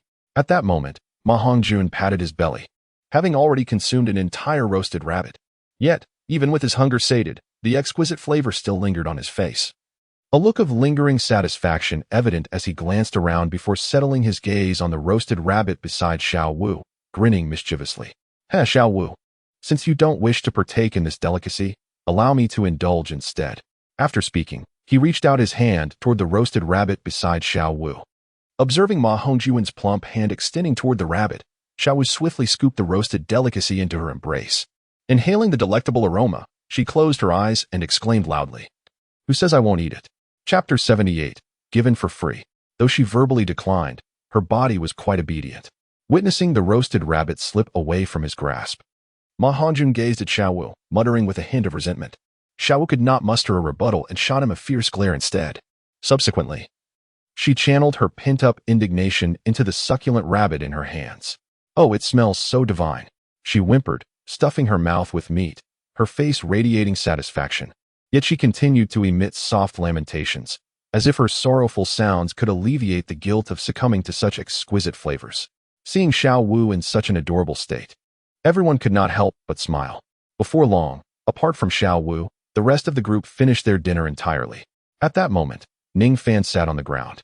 Gazing at the bright moon and the myriad of stars in the sky, his spirits remarkably lifted, though his arrival in this world had been quite sudden and initially disorienting. After all these years, Ning Fan found that he had grown fond of this realm compared to his original blue star.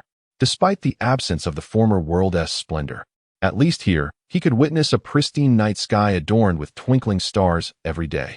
Ning Fan gazed at the night sky, feeling a subtle sense of nostalgia. Suddenly, his expression shifted slightly as he stood up and peered into the distance, murmuring softly to himself, "Oh, it seems something is approaching." He could sense peculiar sounds in the distance, drawing ever closer, accompanied by an extraordinary aura. At that moment, Zhao Wuji bellowed, his powerful voice resonating throughout the entire camp. "Everyone, leave your tents, quickly." As he shouted, 7 radiant soul rings materialized around Zhao Wuji, enveloping him in the formidable spirit of the great strength Titan bear, emanating an intensely chilling presence. Instantly, everyone gathered behind Zhao Wuji, exchanging bewildered glances, utterly perplexed. "There is no time for explanations. Ning Fan, if anything occurs, do not worry about me. Leave this place immediately. Your duty is to ensure their safe passage out of the Stardow Forest. Do you understand?" Ning Fan possesses strength that rivals that of a Soul King, making him the most formidable presence within the team. Naturally, Zhao Wuji entrusted the responsibility of safeguarding the group to Ning Fan. Ning Fan remained silent, his gaze fixed unwaveringly ahead. Suddenly, 2 towering trees fell apart, and an immense, imposing figure emerged. It resembled a mountain, its ebony fur shimmering faintly under the dim starlight. Though it was on all fours, its shoulder height undoubtedly exceeded 7 meters. If it were to stand upright, it would surely surpass 15 meters in height. Externally, it appeared to be a colossal gorilla, with eyes the size of lanterns glistening with a yellowish hue. Its entire body was a deep black, extraordinarily robust, and every contour was adorned with muscles more formidable than yellow granite, resembling small hills protruding from its form. "Is this the Titan giant ape?" Ning Fan murmured, gazing in awe at the astonishing behemoth before him, the king of the forest. The Titan giant ape. Tang Xin trembled as he spoke, fear evident in his voice. Clearly, he too recognized this terrifying soul beast. The Titan giant ape is a natural ruler among soul beasts. Even a century-old Titan can contend with a millennium-level ordinary soul beast. Due to its overwhelming power, most who encounter it meet their demise, leaving scant information about it. However, the immense pressure and size of the Titan giant ape before them undoubtedly indicated that it was a soul beast over 50,000 years old, a truly legendary entity. Tang Xin briefly introduced this fearsome soul beast to the others. Upon hearing his words, except for Ning Fan and the feigning fearful Xiao Wu, the rest felt a profound shiver resonate from within. They could not comprehend nor fathom why a creature such as the Titan giant ape, which should inhabit the core of the Star Doe forest, had suddenly appeared here, coinciding with their path.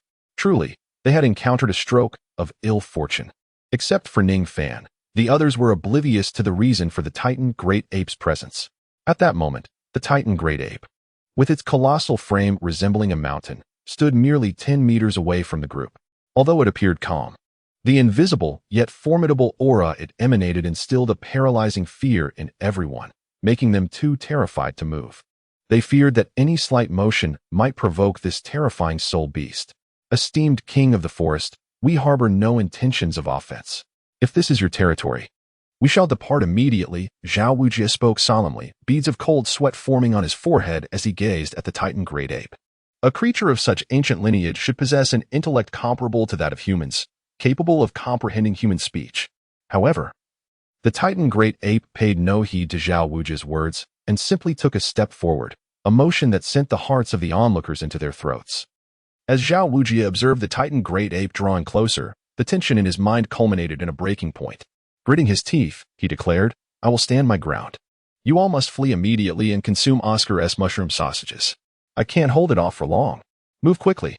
After uttering these words, Zhao Wujie inhaled deeply, and 7 rings of light illuminated around him as he charged towards the Titan great ape. Moments after Zhao Wujie rushed forward, Damu Bai did not heed his advice and followed suit, rallying Tang San, Ma Hongjun, Xiao Wu, and Zhu Shuqing along with him. Ning Fan gazed at the crowd and shrugged his shoulders, wishing to persuade them to retreat and refrain from wasting their efforts in attacking the ancient Titan giant ape, which had roamed the earth for 100,000 years. He understood that the creature's intentions were solely directed toward Xiao Wu, and it would pose no threat to them unless provoked. Recklessly engaging in combat could potentially result in their own harm. However, at that moment, fueled by fervor, everyone surged forward, including Zhu Shuqing, leaving him with no choice but to join them lest he be deemed a coward. "Ning Fan, let us depart, unless Grandfather Jian arrives. We stand no chance against this formidable beast." Ning Rongrong gently tugged at Ning Fan's sleeve, her soft voice resonating delicately in the air. Ning Rongrong is often accompanied by 2 titled Douluos, which allows her to distinctly sense the terrifying aura of the Titan giant ape, unlike that of ordinary soul beasts. At this moment, Ning Rongrong, who harbors little affection for Shrek Academy, merely wishes to escape with Ning Fan, avoiding a futile demise. In response, Ning Fan gently patted Ning Rongrong's head and offered her a faint smile. Indeed, had he not had Xiao Wu by his side when encountering the Titan giant ape, he would not have been as impassioned as them, charging recklessly into danger. Instead, he would have swiftly grabbed Ning Rongrong and Zhu Shuqing and fled for their lives. However, at this juncture, Ning Fan was fully aware that the Titan giant ape would spare them for Xiao Wu's sake. Therefore, how could he become a coward and flee? Chapter 79. Everything is under control. Moreover, should he choose to escape now, his standing in Zhu Shuqing's eyes would plummet significantly. Thus, Ning Fan resolved to feign fervor alongside them. Keeping a safe distance, he aimed to ensure their protection. With a soft admonition to Ning Rongrong, he then leapt forward, charging towards the Titan giant ape. If Ning Fan did not escape, then naturally, Ning Rongrong would not leave either. Ning Rongrong clenched her silver teeth, her heart gripped by an overwhelming fear of the Titan giant ape, yearning to flee at once. Yet, as she beheld Ning Fan's figure in combat, she summoned her courage. Invoking the Seven Treasures Glazed Tower to unleash her soul abilities, thus joining the fray as a support-type soul master. In that fleeting moment when Ning Fan hesitated to make his move, it seemed the Titan giant ape had been provoked by the attacks of Zhao Wujie and Dai Mubai, unleashing a surge of dark energy that sent both Dai Mubai and Ma Hongjun, who were in close proximity, hurtling back, injured by the force. Despite their wounds, it was evident that their injuries were not severe. The Titan giant ape had shown restraint. After all, with the formidable strength of a 100,000-year soul beast, even a casual strike from it would be beyond what Dai Mubai and Ma Hongjun could withstand. As Ning Fan had anticipated, with Xiao Wu present, the Titan giant ape would not endanger their lives. Nevertheless, even without the threat to their existence, being struck to the point of spitting blood was still quite a predicament. She needed to exercise caution. Ning Fan gazed upon the pitiful figures of Dai Mubai and Ma Hongjun, a thought brewing in his mind. In an instant, he darted behind the Titan giant ape, delivering a powerful punch to its neck, unleashing a fierce wave of energy that surged around his fist. Although the display appeared formidable, it was, in reality, a thunderous roar with little rainfall. Ning Fan was presently reluctant to inflict pain upon the Titan gorilla. Should he unleash a full-force punch that struck the creature, it would undoubtedly provoke its wrath. Although Ning Fan was aware that the Titan gorilla posed no real threat to his life, inflicting merely superficial injuries, he still preferred to maintain a semblance of dignity in such a senseless confrontation, ideally emerging unscathed. Thus, when he threw a punch that appeared remarkably valiant, he, in truth, retracted a substantial portion of his energy just as it neared the Titan gorilla's toughened skin. Consequently, the strike that landed was little more than a gentle tap on the robust body of the Titan gorilla. Meanwhile, Zhao Wujie, Tang San, and others fought desperately in their struggle. Ning Fan chose to engage in battle with his fists while simultaneously assisting the Titan giant ape by massaging its back. However, this reprieve was fleeting. The moment Zhao Wujie's formidable golden giant palm struck the Titan giant ape, it was instantly repelled. Despite the overwhelming force of Zhao Wujie's attack, capable of slaying even a soul sage on the spot, the Titan giant ape emerged unscathed. The sole effect of this powerful blow was to inflict a sense of pain upon the Titan giant ape, inciting its immense fury, which erupted in a thunderous roar. Instantly, the air churned, unleashing a terrifying gust of energy that severed countless trees as if they were mere twigs, creating a scene of profound shock. At that moment, the Titan giant ape's legs sank slightly, and its massive body executed a violent maneuver. With a speed almost imperceptible to the naked eye, it leaped into the air, then descended like a colossal mountain, bearing down upon the crowd. Prepared for this onslaught, Ning Fan remained unaffected by the Titan giant ape's furious roar. He deftly employed the snow shadow stealth technique, lightly tapping the void with his toes to propel himself into the air, drifting like willow catkins. In the same breath, he swiftly grasped Zhu Zhuqing, who had been knocked back, and Ning Rongrong, who was momentarily dazed from the roar, pulling them into his embrace. With a thunderous crash, the Titan giant ape landed. The ground trembled violently, sending forth a surge of air and scattering countless leaves and dust into the atmosphere. Ning Fan gently descended to the ground, cradling Zhu Zhuqing and Ning Rongrong. As his toes touched the earth, he struggled to steady himself when suddenly a piercing, helpless cry shattered the air. No, Xiao Wu. At that moment, Xiao Wu appeared pallid, her eyes tightly shut, ensnared within the grasp of the Titan great ape. Indeed, the act is quite convincing, Ning Fan mused, nodding slightly as he observed Xiao Wu's condition. A sigh of relief escaped him. Allowing the Titan great ape to carry Xiao Wu was fortuitous, for the others seemed largely unscathed. Yet, a moment of reflection revealed a stark contrast. While he retained his vitality and pristine appearance, the others lay on the ground, drained and ghostly pale. It seemed his nonchalance had become rather conspicuous. Witnessing the fervor with which his companions fought, Ning Fan felt an unexpected twinge of embarrassment. His gaze shifted towards the unconscious Xiao Wu in the Titan great ape's clutches, and with a resolute thought, he summoned the energy that remained within him. His face contorted with rage and indignation, he propelled himself forward like a dart, charging at the Titan great ape, his voice booming with fervor. "You beast, do not flee. Return Xiao Wu to us. Ning Fan, come back." Zhao Wujie bellowed, his eyes wide with desperation at the unfolding scene. However, despite hearing Zhao's pleas, Ning Fan remained undeterred, pressing onward towards the Titan great ape with a sense of noble righteousness, a strikingly heroic demeanor.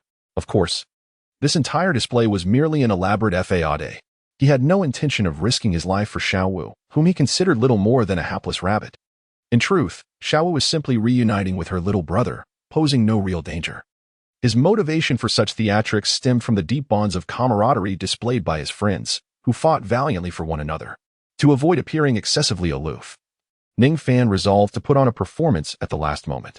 After all, the Titan great ape posed no threat to his life. At worst, it would swat him aside, oblivious to his futile resistance. With adequate preparation, Ning Fan knew he would emerge unscathed.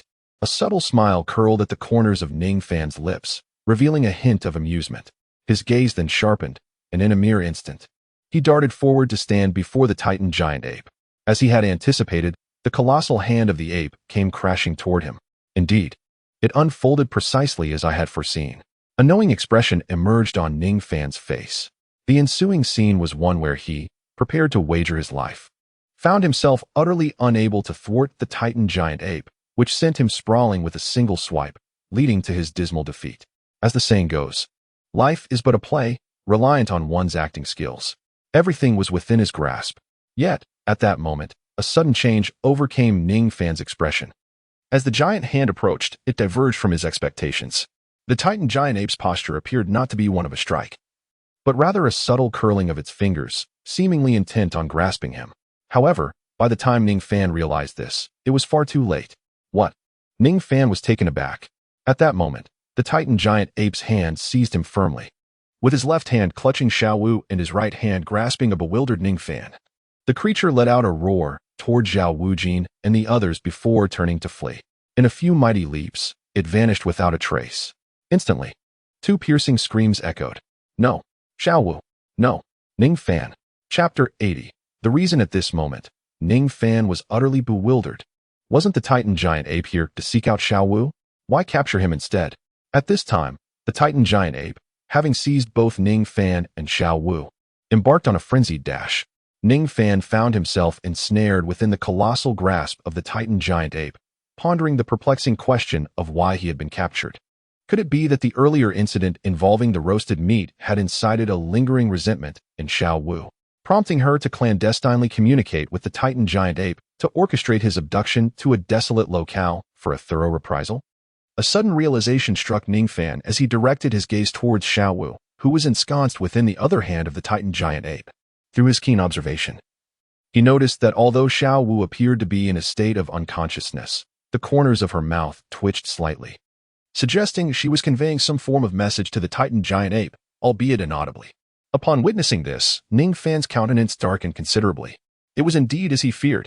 With no one around, and Xiaowu accompanied by the Titan giant ape, she could unleash her whims upon him without restraint. Ning Fan felt an overwhelming urge to weep without tears, utterly astonished that Xiaowu could be such a person. Just moments ago, he had indeed gone to rescue a treacherous ingrate. In Ning Fan's heart, despair enveloped him completely. Suddenly, he felt a darkness engulf him, and he was seized by the Titan great ape, firmly grasped within its palm. As he was enveloped in the giant's grip and could see nothing, Xiaowu, who had been unconscious in the Titan's grasp, unexpectedly awoke, perching upon the Titan's shoulder. She cast a glance at the Titan's tightly clenched fist, her eyes reflecting a myriad of emotions. Her previous fainting spell had been a ruse, thus she was fully aware of the circumstances that had transpired. She had never anticipated that the loathsome Ning Fan, who had just bullied her, would risk his life to thwart Ming's attempts to take her away. The complexity of her feelings left her bewildered as to why he would act in such a manner. Shaking her head, she leaned closer to Ming's ear and whispered, Ming, why are you holding Ning Fan? Please, release him. Indeed, not only was Ning Fan perplexed by Ming's actions, but Xiaowu also harbored doubts. The Titan great ape let out a series of roars, attempting to convey its reasons. What, Ming? You sense that Ning Fan possesses the pure bloodline of a dragon and wish to consume him? Pure dragon bloodline. How can that be? Isn't he merely a human? Xiaowu exclaimed in disbelief. Fortunately for Ning Fan, he was tightly held in the Titan's palm, unable to breathe, and thus oblivious to the external circumstances. Moreover, the Titan's movement, jostling him as it traversed, rendered him semi-conscious, leaving him unaware of Xiao Wu's words. Otherwise, upon hearing that the Titan intended to devour him due to his ancient dragon bloodline, he would have been utterly astonished. Hearing Xiao Wu's skepticism, the Titan let out several roars. You insist that you did not misinterpret. By consuming Ning Fan, your strength could surpass its limits and significantly increase? Xiao Wu furrowed her brow, her gaze fixed on the Titan's tightly clenched fist as she slowly spoke.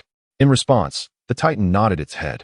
Dragon bloodline, Xiao Wu murmured, incredulity lacing her voice. Even in the Stardow Forest, one of the 3 great soul beast gathering places on the continent, there were no soul beasts with a pure dragon bloodline.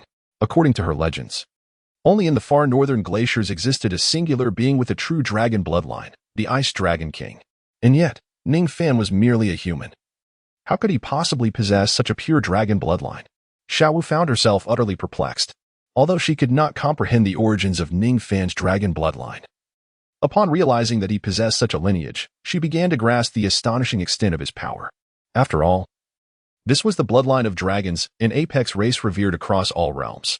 A contemplative expression enveloped Xiao Wu as she gazed at the tightly clenched fist of Ming, a flicker of concern igniting in her eyes.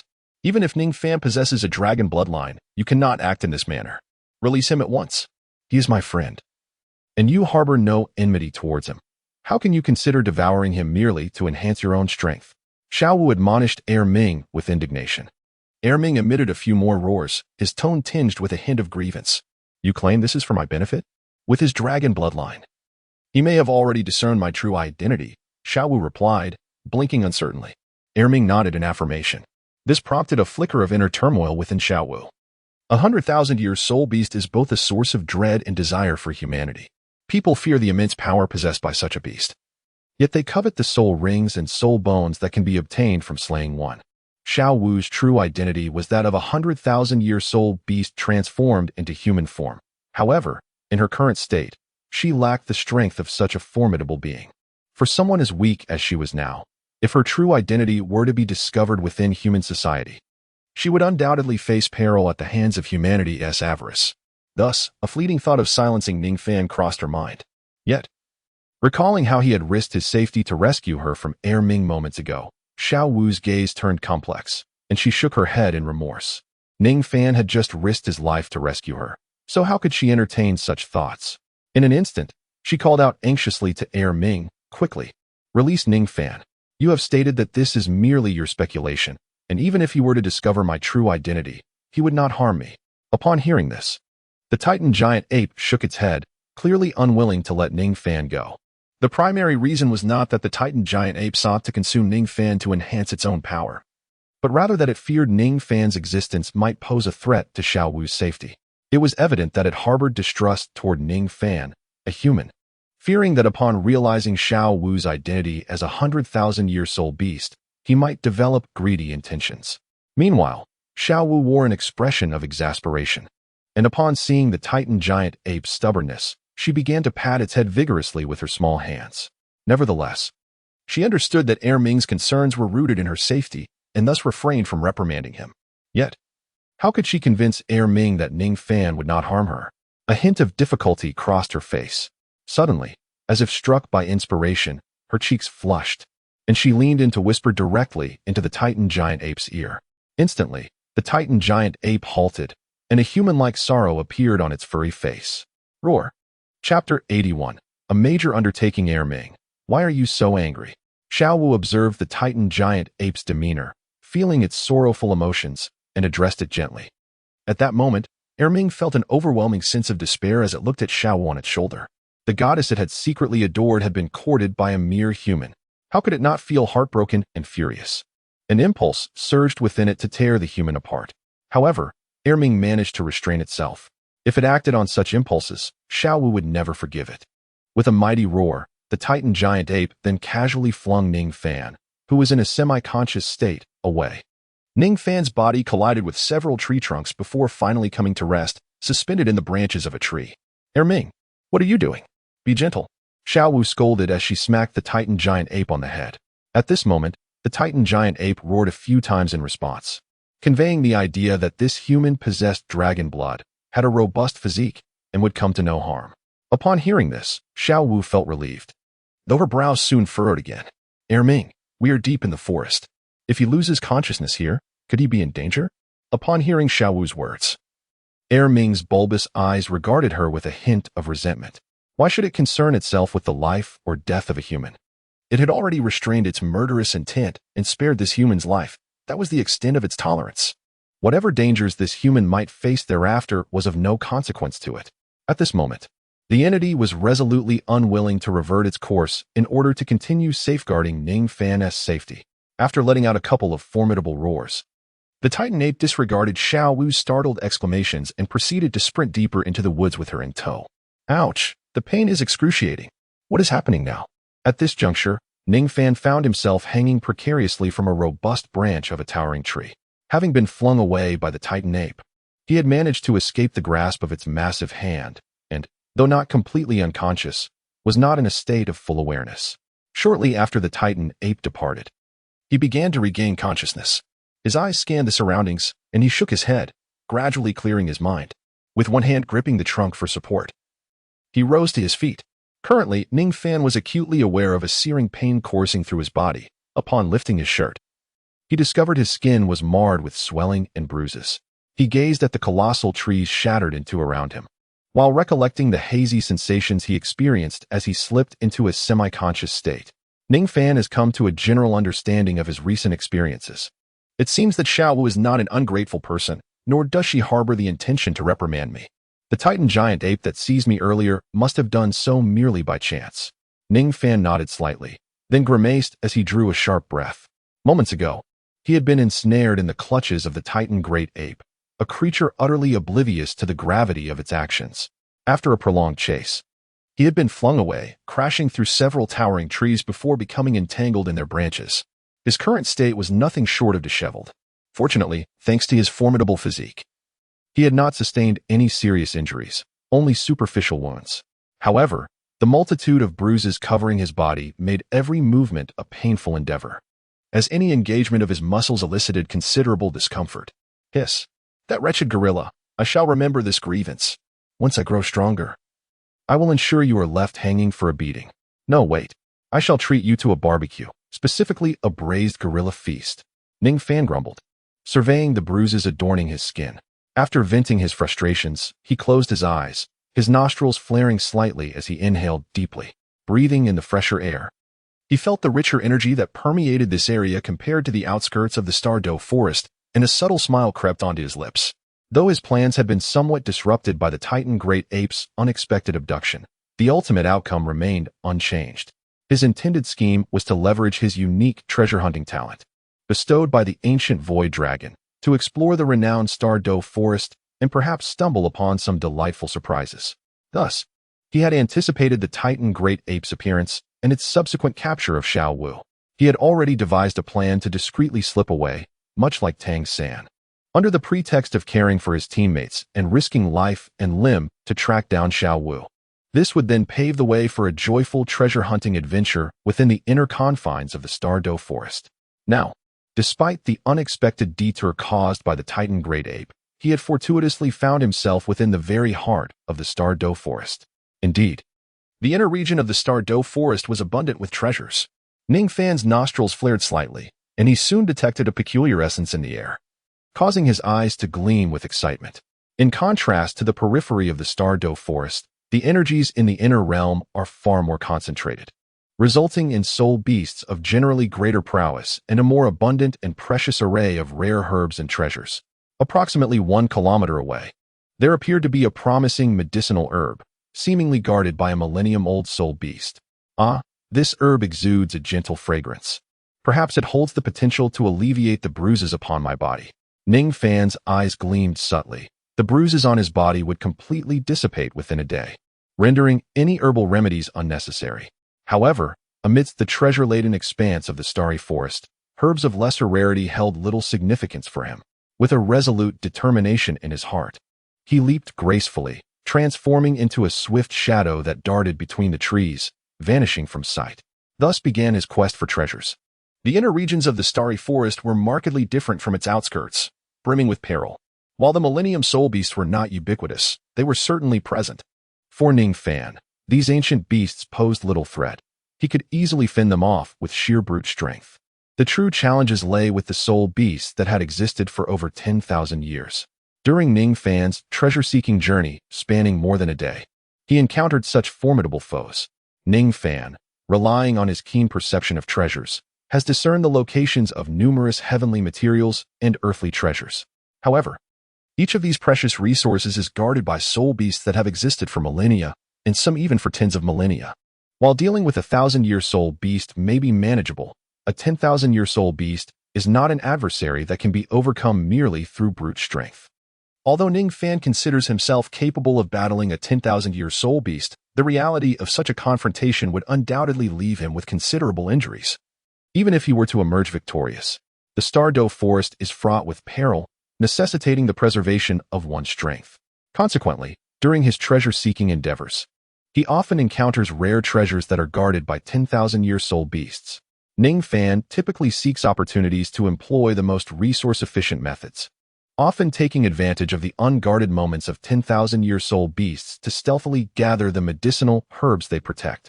However, if the soul beast proves excessively vigilant, leaving no opportunity for approach, Ning Fan would readily abandon the endeavor. Thus, throughout his day of treasure hunting, although he experienced some gains, his insufficient strength rendered these rewards rather modest. Nevertheless, should this particular venture succeed, it would render the entire expedition worthwhile. At this moment, Ning Fan stood before the entrance of a cave, from which flowed a continuous stream of water, enveloped by an almost liquefied essence of energy. His eyes suddenly gleamed with excitement. In Chapter 82, titled The Earthly Milk of 10,000 Years, he could distinctly sense the presence of extraordinary treasures within. If he could manage to bring back the items contained therein, this treasure-hunting expedition would undoubtedly reach a splendid culmination. Having firmly resolved his intentions, he suppressed the exhilaration in his heart and cautiously stepped forward, making every effort to remain silent as he ventured deeper into the cave. Such a rich emanation of energy from the natural treasures would surely be guarded by a soul beast. He pondered whether this guardian beast would be of a 1,000-year caliber or perhaps a 10,000-year one. Yet, in Ning Fan's estimation, the likelihood of encountering a 1,000-year soul beast was quite slim. It was far more probable that he would face a 10,000-year creature. Nevertheless, even if such a formidable guardian awaited him, Ning Fan had no intention of retreating, though engaging in battle with a 10,000-year soul beast could prove perilous. It is said that one must brave the knife's edge of fame and fortune. Previously, Ning Fan had refrained from a direct confrontation with the 10,000-year soul beasts that protected those treasures, primarily due to the allure of the artifacts they guarded. While he had felt a twinge of temptation, it had not been substantial enough to incite him to risk his safety. However, the treasures hidden within this cave truly stirred his heart's desire. With the tips of his toes barely grazing the ground, Ning Fan advanced stealthily into the depths of the cave, his gaze alertly scanning the surroundings for any lurking dangers. While no immediate threats were detected, the scenery within the cave was indeed quite enchanting. Were this cave situated in his previous life, it would undoubtedly be classified as a 5-star tourist attraction. The cavern twisted and turned like a serpentine dragon, with Ning Fan traversing its banks, while a stream 2 to 3 meters wide flowed through its center. The sights inside were remarkably diverse. Ning Fan had initially expected the cave to be shrouded in darkness, devoid of sunlight. Yet, upon entering, he discovered a hidden paradise. Although sunlight was absent, numerous stalactites of varying sizes hung from the cave's ceiling, while stalagmites adorned the ground below. These formations appeared to be coated with a layer of otherworldly substance, emitting a shimmering glow that illuminated the entire cavern, creating a dreamlike atmosphere. Ning Fan moved swiftly through the cavern, discovering that the deeper he ventured, the wider the cave became. Initially, the diameter was merely 6 or 7 meters. But as he delved further, it approached a remarkable 10 meters. Moreover, the cavern presented no intricate branches. There was but a single path. Along this route, Ning Fan also discerned traces of soul beasts within the cave. At this moment, Ning Fan gazed at the peculiar footprints beside the cave, which had not been completely washed away by the stream. He paused briefly to examine them. It seemed that the spirit beast residing here resembled a frog. Ning Fan gazed at the footprints on the ground, murmuring softly before continuing onward with an even more cautious demeanor, delving deeper into the cavern. He could sense that he was nearing his destination. With a delicate push of his toes, he soared forward, traversing the corridor adorned with stalactites, which suddenly opened up before him, revealing the innermost sanctum of the cave. In stark contrast to the increasingly widening passage, the depths of this cavern unfolded into a grand underground hall. Before Ning Fan lay a breathtaking spectacle. This subterranean chamber was a natural formation, replete with an array of bizarre stalactites and an assortment of magnificent crystals, each emanating a soft luminescence scattered throughout the hall, reflecting and refracting the light in a splendid display. However, after a brief survey of the surroundings, Ning Fan's gaze fixated on a colossal creature at the very center of the hall. Unsurprisingly, it was a soul beast of ancient lineage, a 1,000-year-old three-eyed golden toad. Beholding the creature, with its vibrant blue-green hue, adorned with golden stripes, and a multitude of prominent bumps along its back, one could not help but recognize the inherent toxicity of such a vividly colored beast. This three-eyed golden toad was indeed a soul beast imbued with potent venom. At that moment, the gigantic toad lay sprawled upon the ground, its three enormous eyes shut tight, seemingly in slumber. Its elongated tongue rested at the center of the cavernous hall, beneath a magnificent white stalagmite. This pure white formation, gracefully suspended from the stone walls, dripped continuously, releasing droplets that were anything but ordinary. They mirrored the color of milk, exuding a milky whiteness. These droplets, seeping from the surface of the grand stalagmite, slowly cascaded down, landing gently upon the tongue of the golden toad below.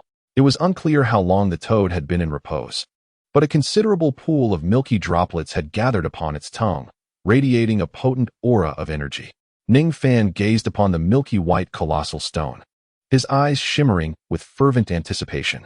Ning Fan, having gleaned knowledge from the detailed analysis of medicinal herbs he previously acquired, recognized the substance dripping from the milky white boulder onto the tongue of the golden toad as the legendary 10,000-year earth milk. However, this essence, which radiated a profound aura of energy, was, in reality, a diluted version. Nonetheless, even in its weakened state, the energy emitted by the 10,000-year earth milk remained astonishingly potent, to the extent that the three-eyed golden toad, a creature of immense age and spirit, would not squander it. Even in slumber, it would maintain its grasp upon its tongue. Hence, one can only imagine the true rarity and value of the authentic 10,000-year earth milk. Ning Fan ventured into this cavern with the singular aim of procuring the genuine 10,000-year earth milk. He was acutely aware that the true essence lay within the boulder, saturated with the milky liquid. By shattering the boulder, he could obtain the coveted substance. However, the sound generated from breaking the boulder would undoubtedly rouse the slumbering giant toad. Therefore, to acquire this exceedingly rare 10,000-year earth milk, Ning Fan had no choice but to confront the golden toad in battle. With a focused gaze, Ning Fan refrained from immediate action, instead summoning the seven treasures glazed pagoda. The soul ring shimmered as he imbued himself with an enhancement effect. Although the energy fluctuations generated by the activation of his soul skill were minimal, they were nonetheless detected by the astute and vigilant 10,000-year soul beast. Instantly, all three of the creature's eyes snapped open. Its massive form, standing a staggering 10 meters tall, rose to its feet. It regarded the diminutive human in the distance, releasing a piercing shriek that resonated through the air. The peculiar sound waves inflicted a prickling sensation upon Ning Fan's ears. After a gentle exhale, Ning Fan absorbed the seven-treasure glazed tower into his body, and a glimmer of golden light flickered in his eyes. A peculiar aura, imbued with the majestic essence of the wild, began to emanate gradually. Confronted with this millennia-old soul beast, Ning Fan recognized that this was not the moment for concealment. He must exert every ounce of his strength to obtain the exceedingly rare millennial earth milk. Thus, upon retracting the seven-treasure glazed tower, he immediately summoned his second martial soul, the ancient dragon of the void, accompanied by the emergence of a dark, millennia-old soul ring. Ning Fan's right arm was enveloped in black-scaled armor, transforming into a sharp dragon claw. His eyes gleamed with golden radiance, while a terrifying and unique aura of pressure radiated from him. This was the most authentic dragon might, stemming from the depths of his bloodline. Such an aura instilled a sense of dread in the three-eyed golden toad, causing all three of its eyes to register a flicker of fear. Yet, the next moment, a flash of anger crossed its three eyes, seemingly infuriated that it would feel fear towards such a diminutive human. This three-eyed golden toad, even among millennia-old soul beasts, was a formidable entity. Its size and the number of golden patterns on its body suggested it was nearing the 2,000-year mark. Faced with such an adversary, Ning Fan could not afford to underestimate it. This battle was undoubtedly the most arduous and perilous he had encountered thus far. Previously, Ning Fan's opponents were mostly crushed under the weight of his overwhelming power. Although he had sparred with the powerful soul saint Zhao Wujia, that encounter posed no real threat, and Zhao Wujia had not fought with his full strength. Therefore, the confrontation with the three-eyed golden toad was the true essence of battle. Narrowing his eyes, Ning Fan observed the dragon claw formed from his right arm, though he was currently at his weakest. Unable to fully manifest the simplest embodiment of the ancient dragon of the void, he could at least transform his right arm into a dragon claw. However, as he beheld the hardened scales covering his arm, feeling the power coursing through it and the sharpness of the dragon claw, he gained a flicker of confidence in his ability to defeat the colossal beast before him. At this moment, Ning Fan was in peak condition. Although this battle might prove to be the most challenging and dangerous he had ever faced, it was also, for the first time in his life, an opportunity to unleash his full potential. Ning Fan gazed at the three-eyed golden toad, contemplating strategies and endeavoring to discern its vulnerabilities. At that moment, the colossal beast suddenly unleashed its long tongue, which transformed into a crimson streak of sharpness, hurtling directly towards Ning Fan's position. Ning Fan was taken aback and swiftly leapt away from his original position. Boom! In an instant, the hardened, rocky ground was punctured by the tongue of the three-eyed golden toad, creating a large hole and scattering debris everywhere. Simultaneously, upon witnessing Ning Fan evade its attack, the three-eyed golden toad let out a furious roar. The muscles on its back writhed, and countless small nodules, resembling volcanic craters, spewed forth streams of murky yellow liquid. Instantly, a toxic rain began to pour within the cavern. The fluid contained within the three-eyed golden toad was highly corrosive. Almost upon contact with the surrounding ground, it hissed and sizzled, eroding the terrain into numerous pits. Seeing this, Ning Fan initially dodged repeatedly. However, with the incessant downpour of this venomous liquid, how could he evade it all?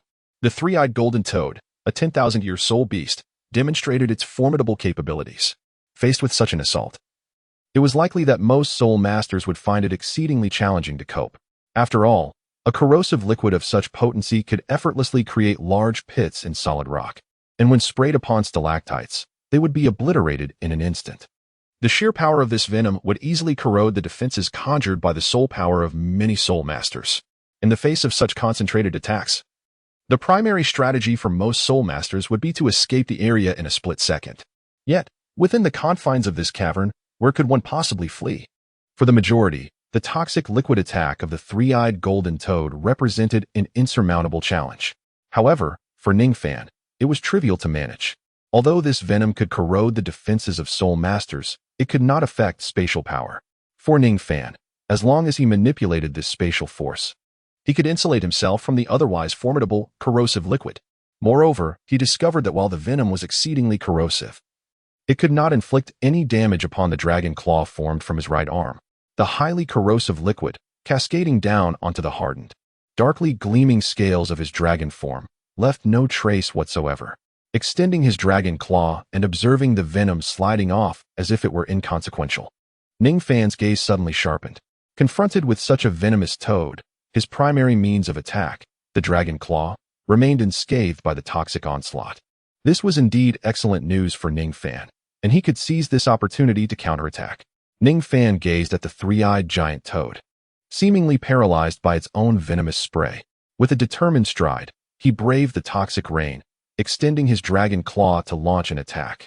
At that moment, the three eyes of the golden toad, each the size of a water bucket, reflected a mixture of fear and confusion, as it could not comprehend why such a seemingly frail human was entirely unafraid of its venom. In the next instant, Ning Fan's figure flickered, and he swiftly positioned himself beside the creature, driving his razor-sharp claw directly into its right flank. Despite being a millennium-old soul beast, and although the three-eyed golden toad was not particularly adept at defense, its physical fortitude was exceedingly difficult for an average soul master to penetrate. Yet, before Ning Fan's formidable claw, the toad's defenses seemed to dissolve as if they were non-existent. Although Ning Fan's dragon claw penetrated the massive body of the beast, he swiftly propelled himself forward. Instantly, a long crimson gash appeared upon the immense form of the three-eyed golden toad. In response, the creature emitted a piercing cry of agony. Its elongated tongue darted towards Ning Fan with ferocity. Ning Fan extracted the dragon claw from his body. Then, in a swift motion, he lightly tapped his toes against the void, employing the snow-tracking stealth technique. In an instant, he became as ethereal as willow catkins drifting through the air. Evading the strike of the three-eyed golden toad, he landed some distance away, observing the current state of the creature. The side of the three-eyed golden toad bore a gash several meters long, crimson blood gushing forth incessantly, as its toxic blood splattered onto the ground. It emitted a hissing sound, clearly indicating its venomous nature. Witnessing this scene, Ning Fan glanced at his right claw, still tinged with traces of the toxic blood, his eyes reflecting a flicker of fortune. This enormous toad was indeed replete with venom, had he not possessed the ability to manipulate spatial powers. Effectively isolating the toxic liquid from approaching his body, he would have truly hesitated to draw near the three-eyed golden toad. However, mere spatial defense was insufficient, fortunately. He was equipped with a dragon claw that was impervious to corrosive toxins, enabling him to inflict damage upon the giant toad with ease. Each element was indispensable, otherwise. Faced with this Millennium Soul Beast, Ning Fan would have had no choice but to flee. After a brief exchange, a slightly relieved smile graced Ning Fan's face. He discovered that his abilities seemed to perfectly counteract the most terrifying corrosive poison of the three-eyed golden toad, significantly diminishing the threat posed by this ancient soul beast. Chapter 84. Ancient Dragon Claw with Stones Flying. Ning Fan deftly evaded the attacks of the three-eyed golden toad, his steps light and agile. Following the skirmish, his smile broadened. With the creature's most formidable toxic assault subdued, the remaining primary means of attack were reduced to two simplistic options, either its resilient and agile tongue striking with precision, or the energy emitted from the third eye atop its head, launching gray lines of energy towards Ning Fan.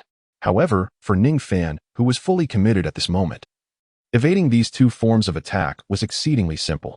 After enduring a fierce battle, he appeared relatively unscathed, aside from some disheveled clothing and minor abrasions. In stark contrast, the three-eyed golden toad bore numerous gruesome injuries, particularly a horrifying wound on its right leg from which foul, toxic blood gushed forth. This injury was a result of Ning Fan seizing a fleeting opportunity to endure a perilous strike from the toad's long tongue during their confrontation, inflicting such severe damage.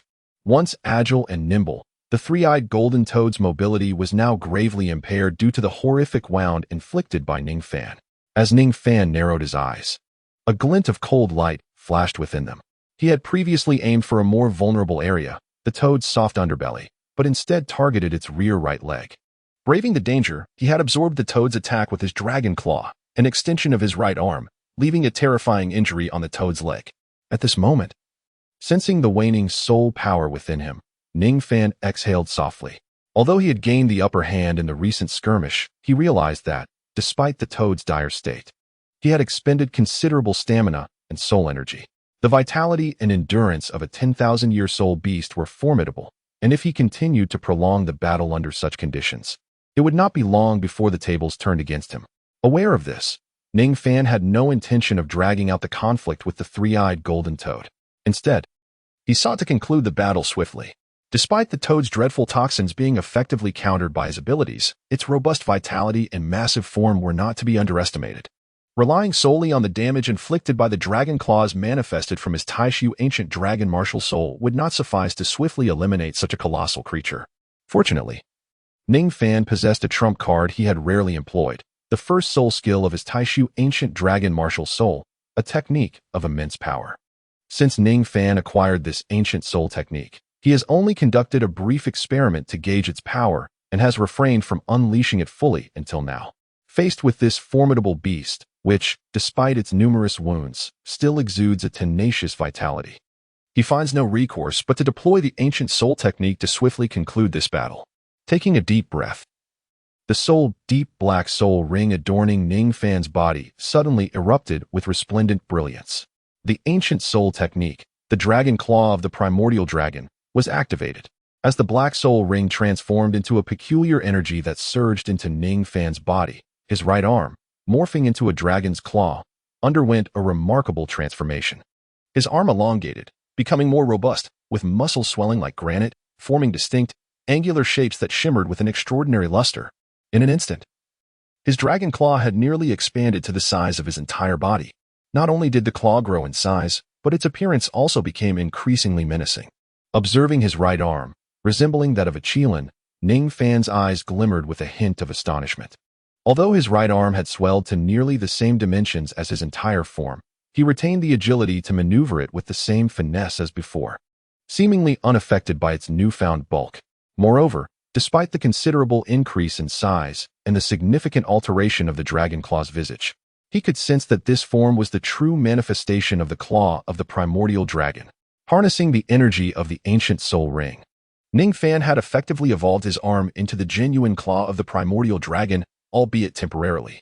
Ning Fan's lips curled into a subtle smile as he deftly manipulated the 5 fingers of his dragon claw, tightening his grip ever so slightly.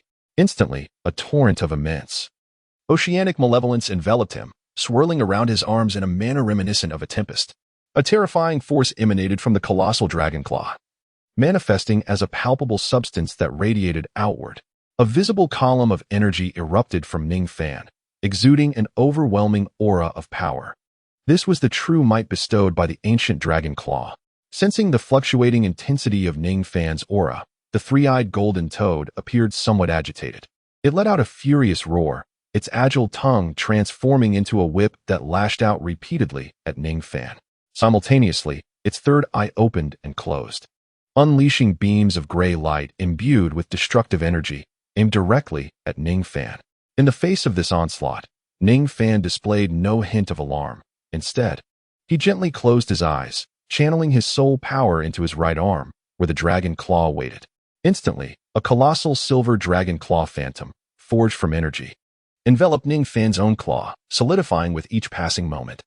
Ning Fan's body remained stationary as the gray light emitted by the three-eyed golden toad was effortlessly dispelled by the ethereal shadow of his right arm, transformed into a dragon's claw, which he waved with a decisive flourish.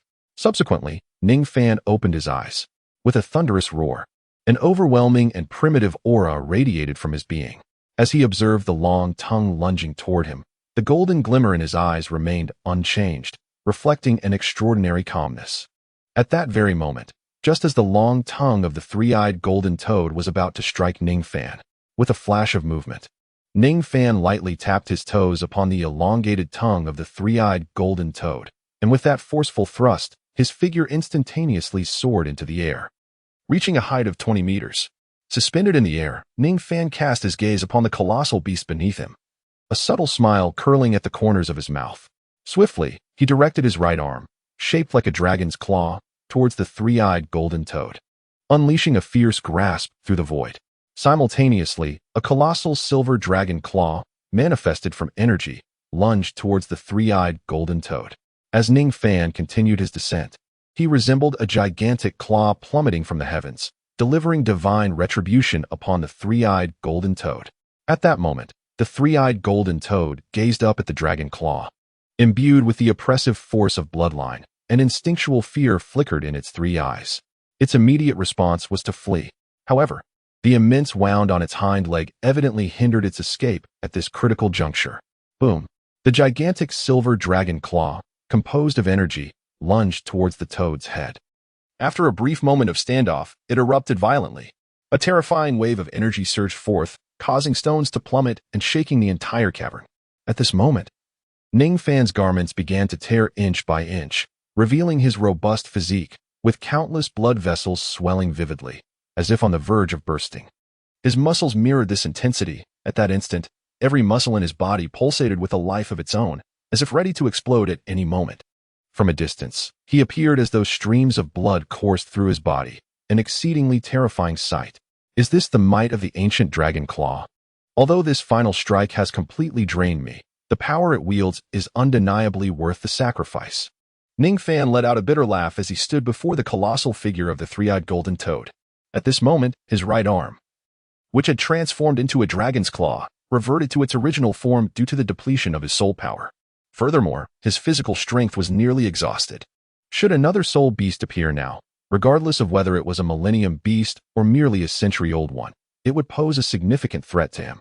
Although the commotion caused by Ning Fan's first soul skill, the ancient dragon claw, was considerable and likely to attract other soul beasts, fortunately, the three-eyed giant toad resided deep within a cave, preventing the disturbance from reaching the outside world and thereby averting any unwanted attention from other beasts.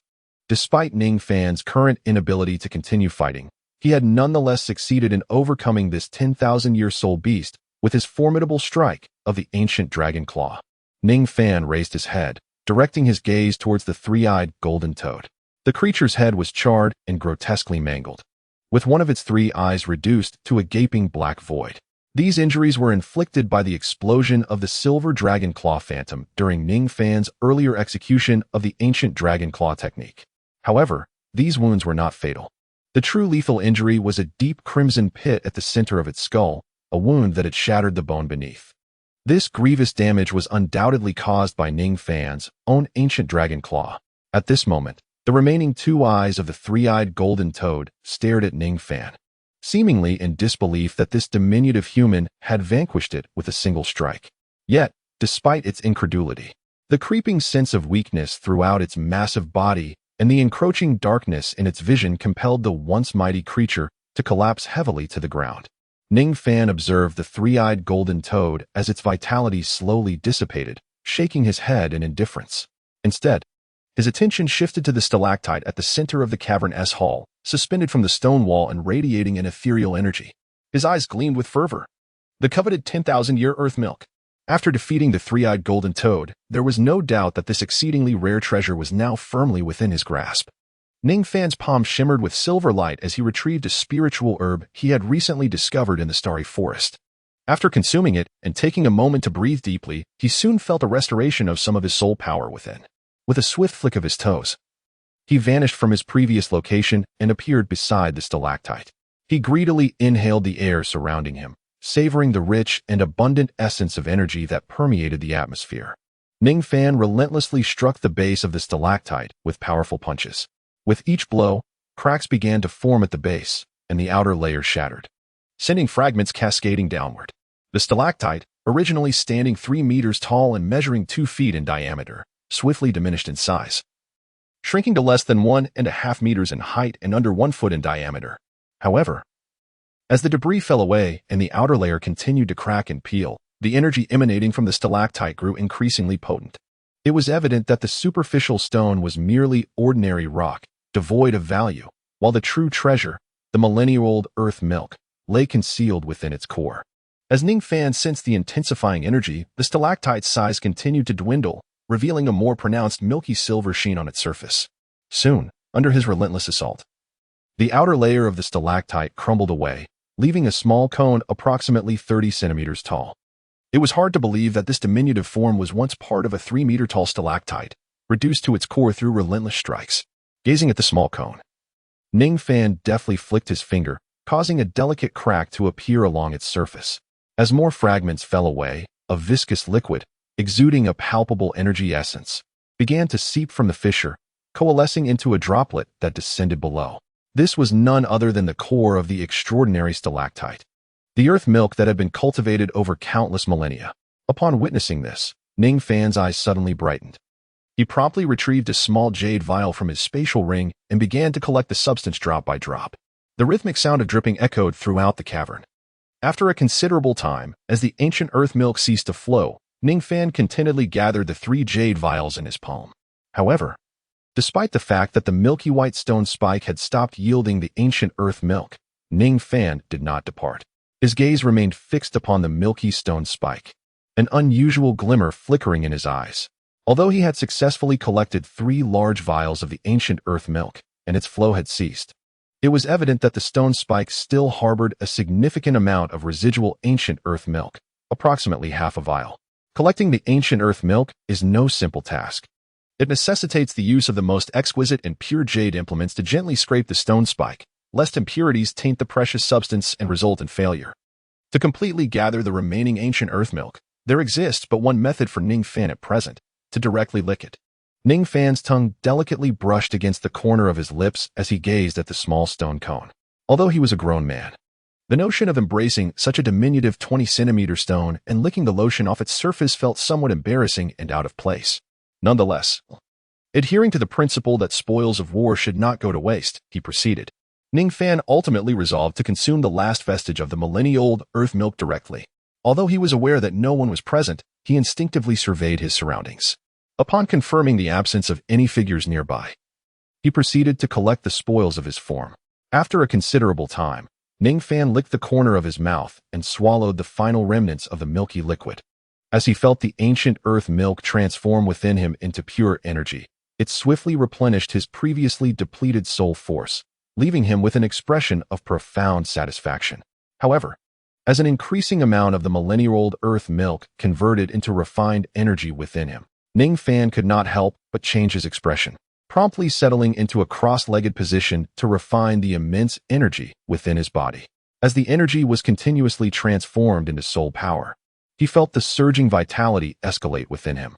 Having only recently achieved a breakthrough, Ning Fan now sensed yet another impending advancement. Chapter 86, A Surprising Delight. Accompanied by a wave of soul power that radiated outward in ceaseless fluctuations, Ning Fan slowly opened his eyes, a glimmer of brilliance flickering within them as he exhaled gently. In the brief span of less than 10 minutes, harnessing the immense energy of the ancient earth milk, akin to a surging river, Ning Fan had directly ascended from the 36th to the 37th level. The energy contained within this ancient earth milk was indeed extraordinarily formidable. Ning Fan let out a sigh, intending to rise. However, before he could utter more words, his expression shifted once more, and he closed his eyes again. After his recent breakthrough, he had thought he had completely absorbed the energy produced by the 10,000-year earth milk. Yet, as he continued to advance, fully consuming the energy within his dantian, he discovered that what he initially believed to be a mere residue of the earth milk began to decompose again, filling his dantian with pure energy anew. Time passed slowly. The original inhabitant of the cave, the three-eyed golden toad, after being struck at its vital point, had clung to life for a while due to its immense vitality. But now its life force had finally dissipated and its breath extinguished. Concurrently, as it perished, countless specks of light began to drift away from its colossal form, gradually coalescing into a black 10,000-year soul ring above its head. At this moment, Ning Fan, who was fervently refining the 10,000-year earth milk within him, remained oblivious to the changes occurring in the three-eyed golden toad's body or the formation of the soul ring. With his eyes tightly shut, his cheeks flushed, and beads of sweat cascading down his forehead, steam emanated from his head. The concentration of the 10,000-year earth milk's energy far exceeded Ning Fan's expectations. He had merely consumed approximately half a bottle of this precious earth milk from the core of the stalactite, unaware of the immense power it contained. Indeed, this earth milk was truly worthy of being a treasure forge over 10,000 years, had it not been for the gentle nature of the energy it transformed into. Coupled with Ning Fan's robust physique far surpassing that of others, he would have been overwhelmed and perished from its tremendous power long ago. Nevertheless, even though Ning Fan could barely endure it, he found the experience quite uncomfortable. He could only frantically refine the energy within him, continuously converting it into soul power, which he then expended to break through his bottleneck. Before long, a violent surge of soul power emanated from Ning Fan's body once again. At this moment, having just advanced from the 36th to the 37th level, Ning Fan directly broke through to the 38th level, as he felt his soul power becoming more profound and robust. A smile graced his face. However, he also sensed that with the breakthrough in his soul power level, the energy from the 10,000-year earth milk once again filled his dantian abundantly. Ning Fan let out a bitter smile as he continued to refine the energy within his body. After a considerable time, accompanied by a surge of intense soul force emanating from within, Ning Fan exhaled deeply. He had reached level 39. The energy contained in this millennium-old earth was truly extraordinary. At this moment, Ning Fan could genuinely comprehend what it meant to experience a remarkable surge in advancement. Although he had been in a state of extraordinary progress since the awakening of the system within him, he had previously believed that during his year at the Seven Treasures Glazed sect, the system had enabled him to elevate his soul power level by 10, ascending from a Grand Master to a Soul Venerable, a remarkably rapid pace of cultivation. However, after consuming a small portion of the millennium-old earth, within a mere hour, Ning Fan's soul power level had soared to level 39 from 36. It was nothing short of terrifying. Ning Fan shook his head, stretched lazily, and rose to his feet. He surveyed his surroundings, and his gaze soon fixated on the black, millennia-old soul ring that had coalesced after the demise of the three-eyed golden toad. He stroked his chin, a hint of regret flickering in his eyes. This was indeed a soul ring of 1,000 years. If he chose not to absorb it in just a few hours, it would dissipate into nothingness. However, at present, he was merely at the 39th level, still short of the 40th, and thus incapable of bestowing a new soul ring upon his 7 treasures, glazed pagoda. The only option available was to have this essence absorbed by the Taisu ancient dragon martial spirit, but if he were to do so, Ning Fan felt that the soul ring he possessed, which had been accumulated over the last 20,000 years, was utterly unworthy of his formidable Taishu ancient dragon martial soul. In his perspective, his Taishu ancient dragon martial soul deserved a second soul ring that was no less than 50,000 years, if not the coveted 100,000 years. The 30,000-year-old three-eyed golden toad soul ring, which was barely under 2 decades in age, seemed trivial to him. Naturally, there existed another avenue for him to pursue. He could consume half a vial of the 10,000-year earth milk, leveraging its immense energy to forcibly ascend to the 40th level. Upon achieving this milestone, Ning Fan would be able to absorb the soul ring from the three-eyed golden toad into his less significant 7 treasures, glazed tower martial soul. However, having already utilized the vast energy of the earth milk to achieve multiple breakthroughs in rapid succession, his internal foundation had become precariously unstable. Should he attempt another forced advancement, it could significantly hinder his future cultivation progress. Moreover, the 10,000-year earth milk was exceedingly rare. Ning Fan had painstakingly discovered a cave housing this precious resource and had vanquished a 10,000-year soul beast, ultimately acquiring less than 3 vials of the earth milk. In truth, the most prudent method of utilizing the earth milk was to refine half a drop daily, which would exponentially accelerate his cultivation speed. While consuming half a vial at once might allow him to shatter the 40th level barrier due to the overwhelming energy, it would also result in a considerable waste of that energy. Additionally, Ning Fan was reluctant to relive the sensation of nearly being overwhelmed by the earth milk's potent energy. Thus, after a moment of contemplation, he resigned himself to the idea of postponing the absorption of the three-eyed golden toad's soul ring. With a sigh and a shake of his head, he resolved to wait a little longer. Suddenly, his eyes sparkled with realization, and a hint of joy illuminated his face. Lowering his gaze, he opened his right hand, and as white light flickered from his palm, a capsule that was half red and half white, barely the size of a pinky finger, materialized in his grasp. This was the experience capsule he had received as a reward from the system after rejecting Ning Rongrong's apology. The effects of this capsule were remarkable. For soul masters below the 40th level, consuming it would elevate their soul power by 1 level without any adverse effects. Ning Fan gazed at the experience capsule nestled in his palm, his eyes shimmering with exhilaration. Originally, he had acquired 2 capsules, out of curiosity and for various other reasons. He consumed one. The remaining capsule had been reserved from the outset, intended for maximum benefit. He planned to ingest it upon reaching level 39, propelling him directly to level 40. However, Ning Fan had not anticipated that, due to the influence of the ancient earth milk, his soul power would ascend to level 39 so swiftly. Consequently, in that moment, he had not realized he still possessed this remarkable experience capsule. Now, armed with this capsule that promised an immediate breakthrough without any adverse effects, he could finally approach the transition to level 40 in the soul sect with complete confidence. Chapter 87.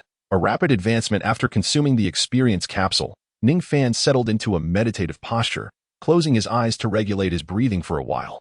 Before long, accompanied by a peculiar surge of energy, he successfully broke through to level 40, thanks to the potency of the experience capsule. Ning Fan opened his eyes, feeling the tumultuous soul power surging within him. A trace of incredulous joy graced his face. He had not anticipated that he would so swiftly elevate from soul sovereign to a soul sect of the 40th level. This ascension was as effortless as the act of eating or drinking, devoid of any challenge. Ning Fan shrugged, a private thought flickering through his mind. His gaze then settled upon the Millennium Soul Ring encircling the three-eyed golden toad. Now elevated to the 40th level, he was poised to bestow a 4th soul ring upon his 7-treasure glazed tower. While the typical limit for the 4th soul ring ranges from 4 to 6,000 years for the majority, this particular soul ring far surpassed that threshold, nearing a staggering 20,000 years. Yet, Undeterred by its extraordinary age, Ning Fan remained unfazed, for he was no ordinary individual. With his formidable physique, he could effortlessly absorb a soul ring approaching 2 decades in age. After a brief moment of meditation, Ning Fan approached the three-eyed golden toad, channeling his soul power to draw the 2 millennia soul ring toward him. Simultaneously, a colorful small tower emerged in his palm, spinning continuously and emanating a peculiar allure, attracting the black soul ring of 20,000 years to its apex before gently descending to rest upon the body of the 7-treasure glazed tower. As the ancient soul ring settled upon the tower, Ning Fan was also channeling his soul power, with the black 10,000-year soul ring pulsating rhythmically around the 7 treasures glazed tower. The tower was absorbing the immense energy contained within the ancient soul ring. Time flowed like sand slipping through one's fingers, the cave enveloped in tranquility, leaving one unaware of how long had passed. At this moment, Ning Fan, seated in a meditative posture, opened his eyes, which radiated a terrifying brilliance. An aura of formidable intensity emanated from him, and his azure robe billowed as if caught in an unseen breeze. Ning Fan deftly flipped his right hand, causing the 7-tiered small tower within to rotate gracefully. Simultaneously, upon the body of the tower, 2 yellow, 1 purple, and 1 black soul rings pulsated rhythmically, each radiating a dazzling brilliance. Upon witnessing this, Ning Fan smiled with satisfaction.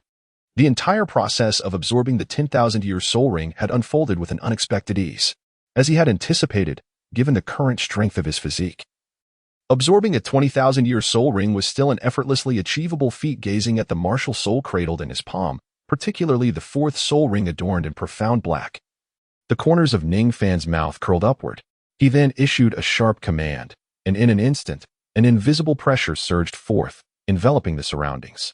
With a decisive step of his right foot, Ning Fan unleashed a surge of formidable energy that reverberated through the ground, causing the solid rock surface to fracture with multiple fissures, sending a tremor throughout the entire cavern. Simultaneously, a silvery gleam flickered in the palm of Ning Fan's hand, as an invisible yet extraordinary wave, infused with the essence of spatial power, radiated outward. This was none other than Ning Fan's mastery of space manipulation. Ning Fan distinctly sensed that, upon breaking through to the soul sect, his mastery over spatial power and its manipulation had significantly enhanced.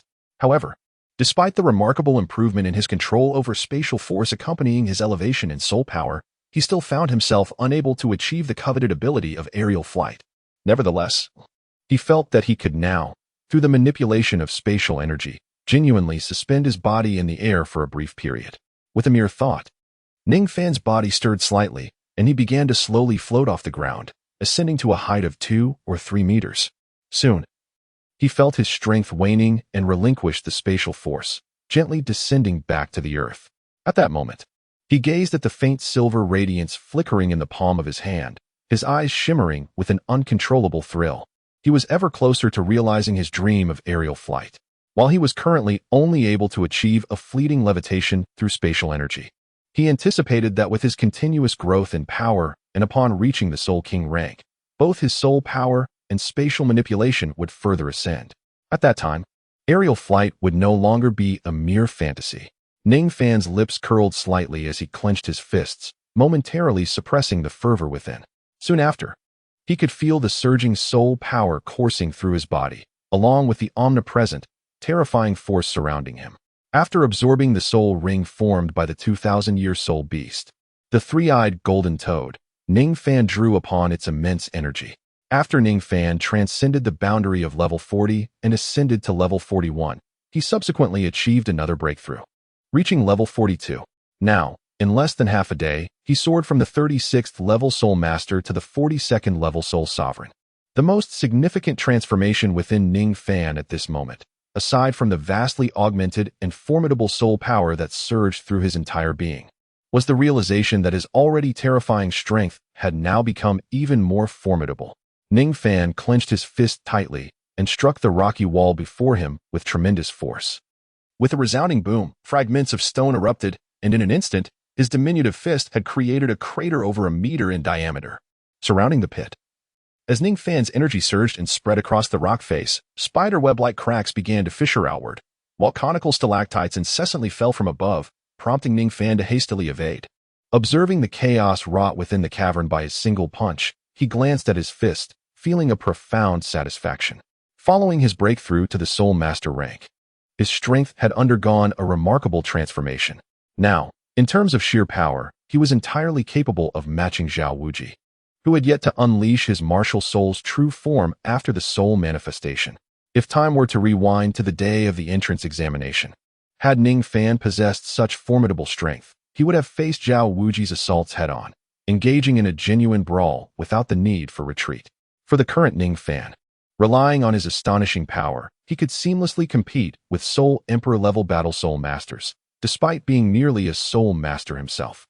The gap between a Soul Master and a Soul Emperor spans 2 entire realms, yet in terms of strength, they stood on equal footing. A mere contemplation reveals the sheer magnitude of this reality. Perhaps it would not be long before Ning Fan could fulfill his ambition of serving that wretched Titan Great Ape a taste of roasted primate delicacies. A subtle smirk graced Ning Fan's lips, and a glimmer of malevolence flickered in his eyes. Though he had been seized by the Titan Giant Ape, he had not suffered any harm. However, the sensation of being unceremoniously flung from its palm, akin to the disposal of refuse, lingered vividly in his memory. He was a person who harbored grudges. At this moment, Ning Fan remained oblivious to the fact that the Titan Giant Ape had intended to consume him whole. Had he been aware of this intention, his demeanor towards the Titan Giant Ape would surely have been far from the casual invitation to share barbecued delicacies like an amiable gorilla. Chapter 88. An unexpected gain. Ning Fan gazed around the cavern, feeling an unparalleled ease within his body at that moment. He reflected upon his journey into the starry forest. Although it had its challenges, it ultimately proved to be exceedingly rewarding. Not only had he ascended from the 36th to the 42nd level of soul power, but he had also acquired the rare and wondrous substance known as the 10,000-year earth milk. For Ning Fan, these 3 vials of earth milk, when utilized gradually, held such immense energy that they would enable him to maintain a cultivation speed that was double, or even triple, that of his peers before ascending to the rank of Soul Emperor. He pondered how much time had elapsed since he had departed from them. But it must be nearing 2 days. It was time to return. Ning Fan murmured softly to himself. It had been a day and a half since he was captured by the Titan Giant Ape. Despite the unexpected incident, he had sustained no injuries. However, his oblivious companions, Ning Rongrong and Zhu Zhuqin, must be exceedingly worried for his safety at this moment. Thus, with everything now concluded, it was indeed time for him to return.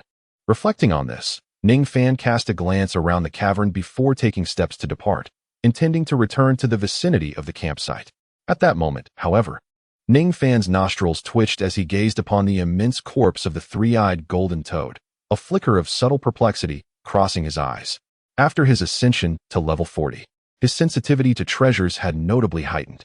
Just as he was about to leave, he suddenly sensed that there might be something valuable hidden within the body of the 3-eyed golden toad. But what could it be? Aside from its spirit ring, what other treasures could this toxic creature possibly possess? Could it be a soul bone? With this thought, Ning Fan's eyes lit up. He recalled the last time when he had dealt with a 1,000-year-old flower-bellied python, which had unexpectedly yielded a piece of a 1,000-year-old soul bone. To be sure, such a soul bone is a commendable treasure for an average spirit master, yet for Ning Fan, it was merely considered a somewhat useful trinket, which he had casually tossed into his spatial ring and never looked at again. The 3-eyed golden toad, being nearly 20,000 years old, would surely produce a soul bone of considerable rarity. For Ning Fan, it was indeed something worth his attention. However, having encountered 2 soul beasts that both yielded soul bones seemed rather excessive in terms of fortune, did it not? Ning Fan found it somewhat difficult to believe. However, what else could possibly be found within the corpse of the 3-eyed golden toad, aside from the soul bone? Ning Fan gazed upon the lifeless form of the 3-eyed golden toad, and with a swift motion, he rubbed his hands together, summoning the surge of soul power within him. In an instant, he completed the manifestation of his martial soul, transforming his right arm into an extraordinary dragon claw. To dissect the body of the 3-eyed golden toad in order to extract the soul bone, conventional blades would likely succumb to the highly corrosive toxic blood within the creature, disintegrating upon contact. Thus, only with his formidable dragon claw could Ning Fan successfully perform the dissection and retrieve the coveted soul bone. Ning Fan utilized the power of space to shroud his body, ensuring his protection before commencing the dissection of the corpse of the 3-eyed golden toad. At this moment, Ning Fan furrowed his brow, as he increasingly sensed an unsettling anomaly during the dissection process. He felt an indication of a treasure, seemingly nestled within the belly of the three-eyed golden toad. What sort of soul bone could possibly reside within its abdomen? Ning Fan felt a sense of perplexity. However, the ancient dragon of the void had an infallible instinct for treasures.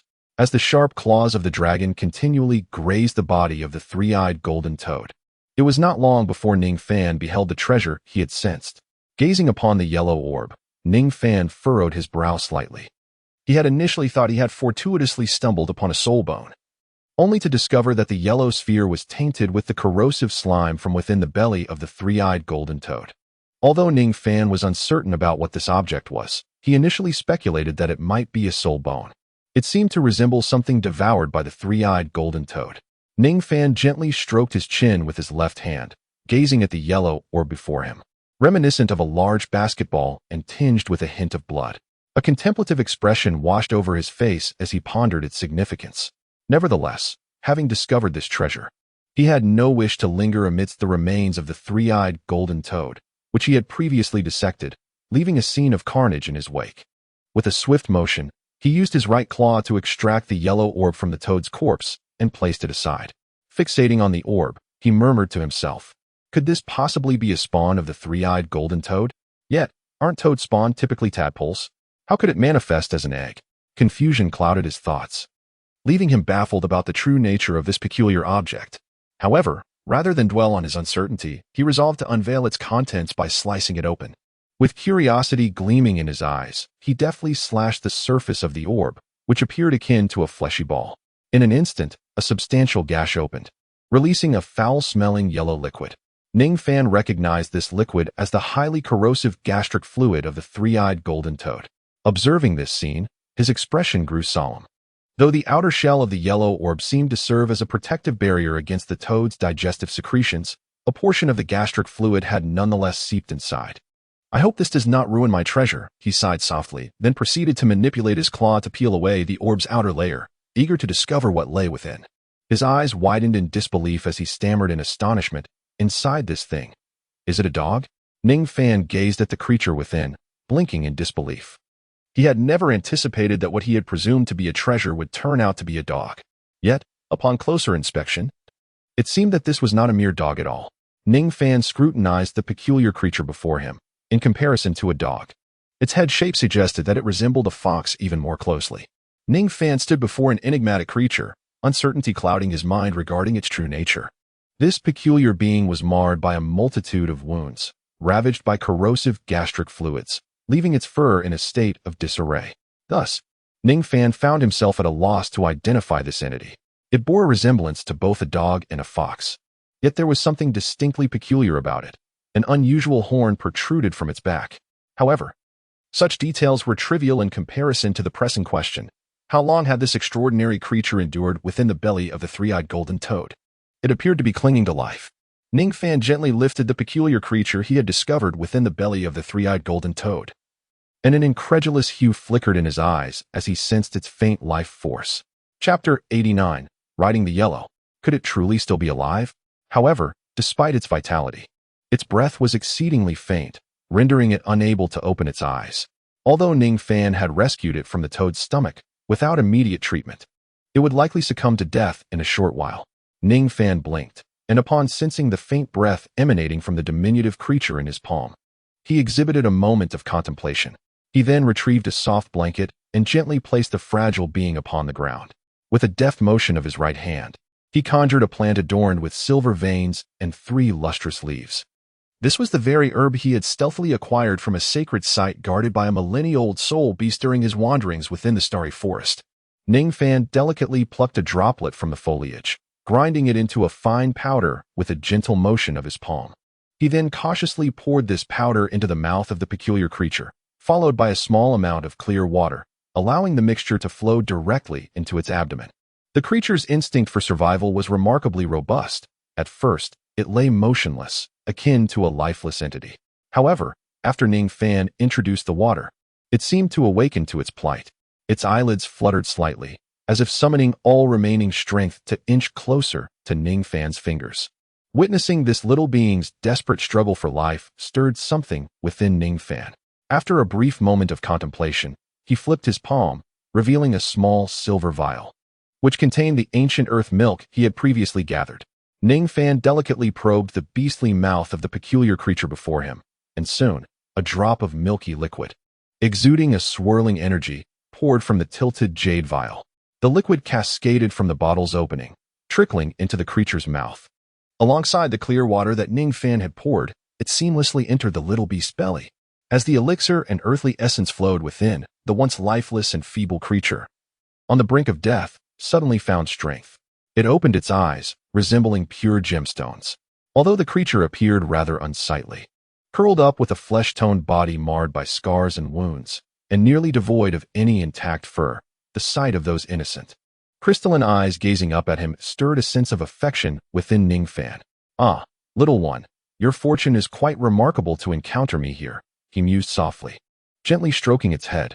Indeed, had he not encountered the three-eyed golden toad and fortuitously felt the creature's presence within its belly, rescuing it would have been impossible.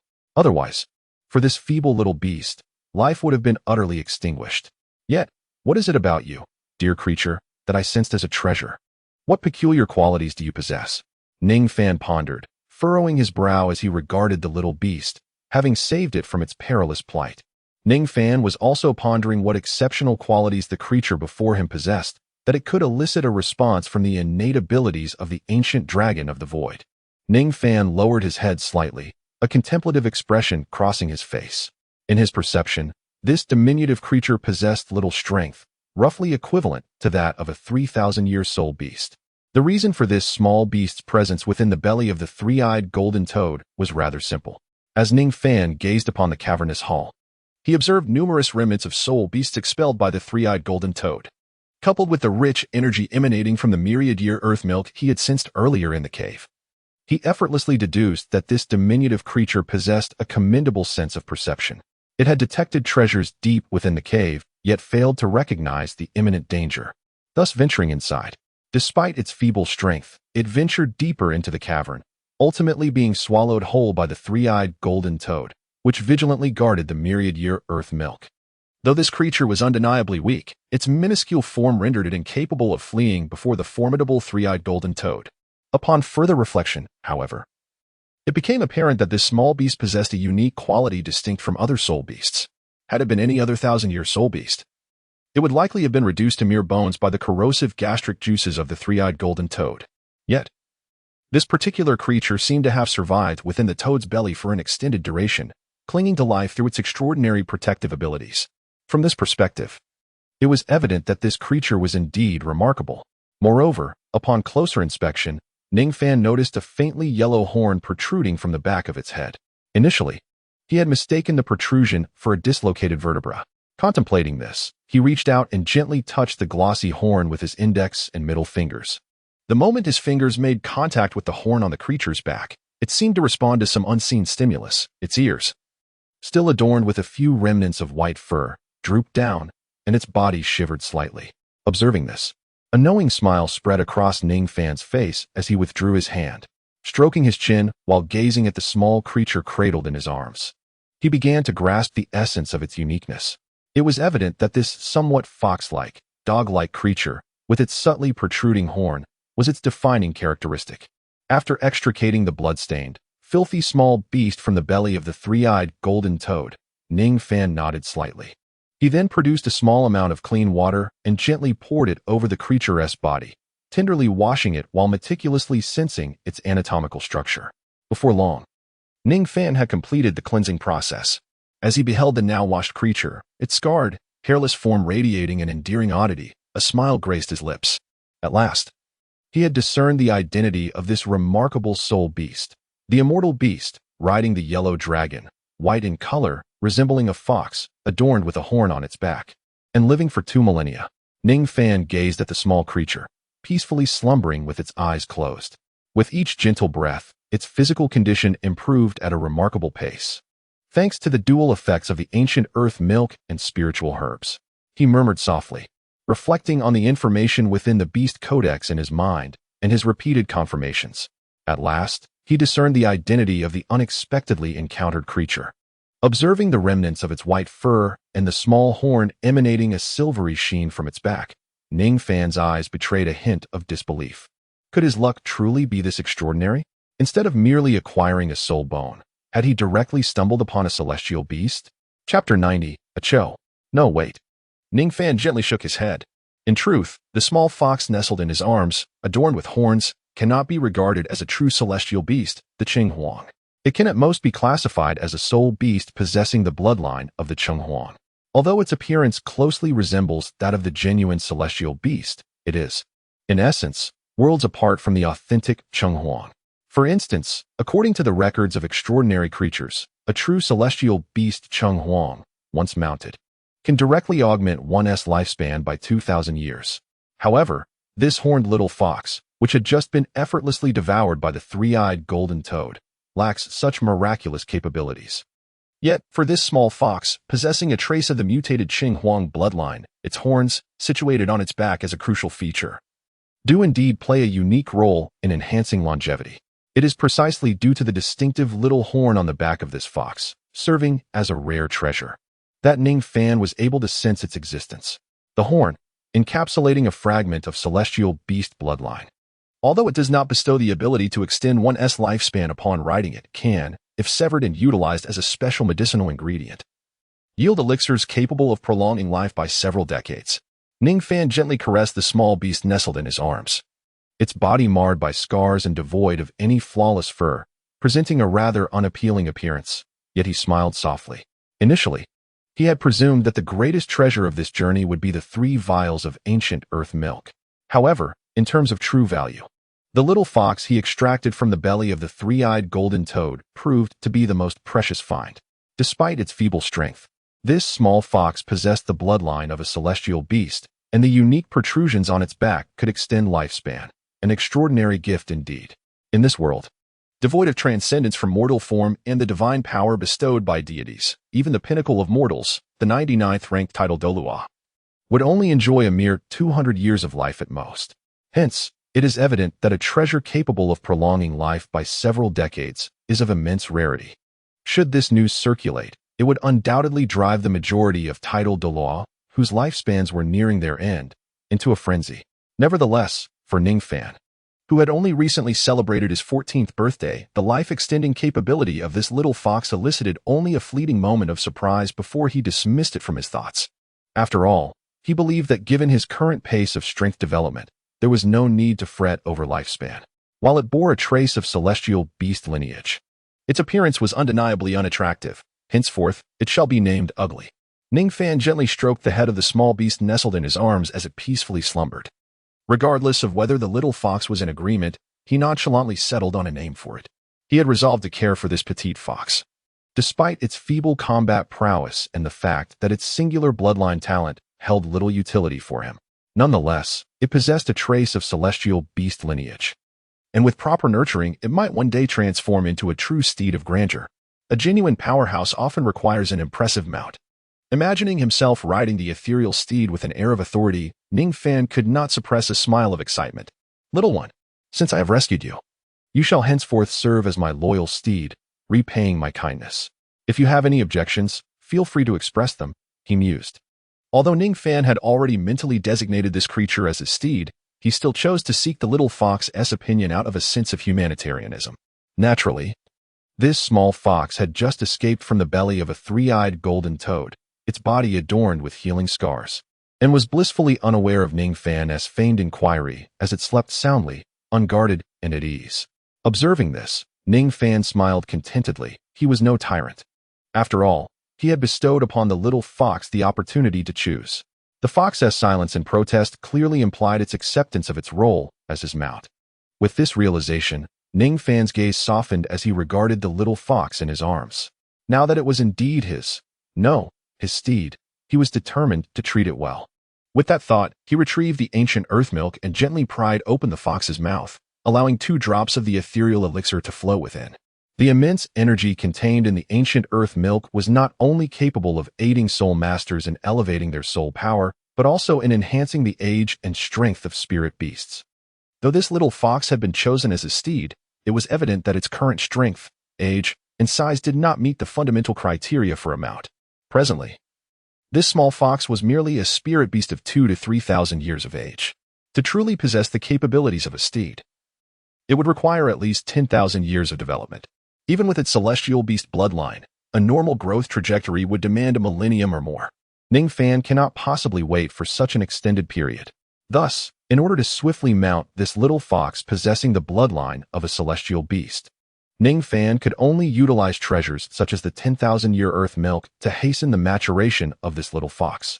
In Ning Fan's eyes, a flicker of brilliance shone as he gazed at the little fox, filled with anticipation.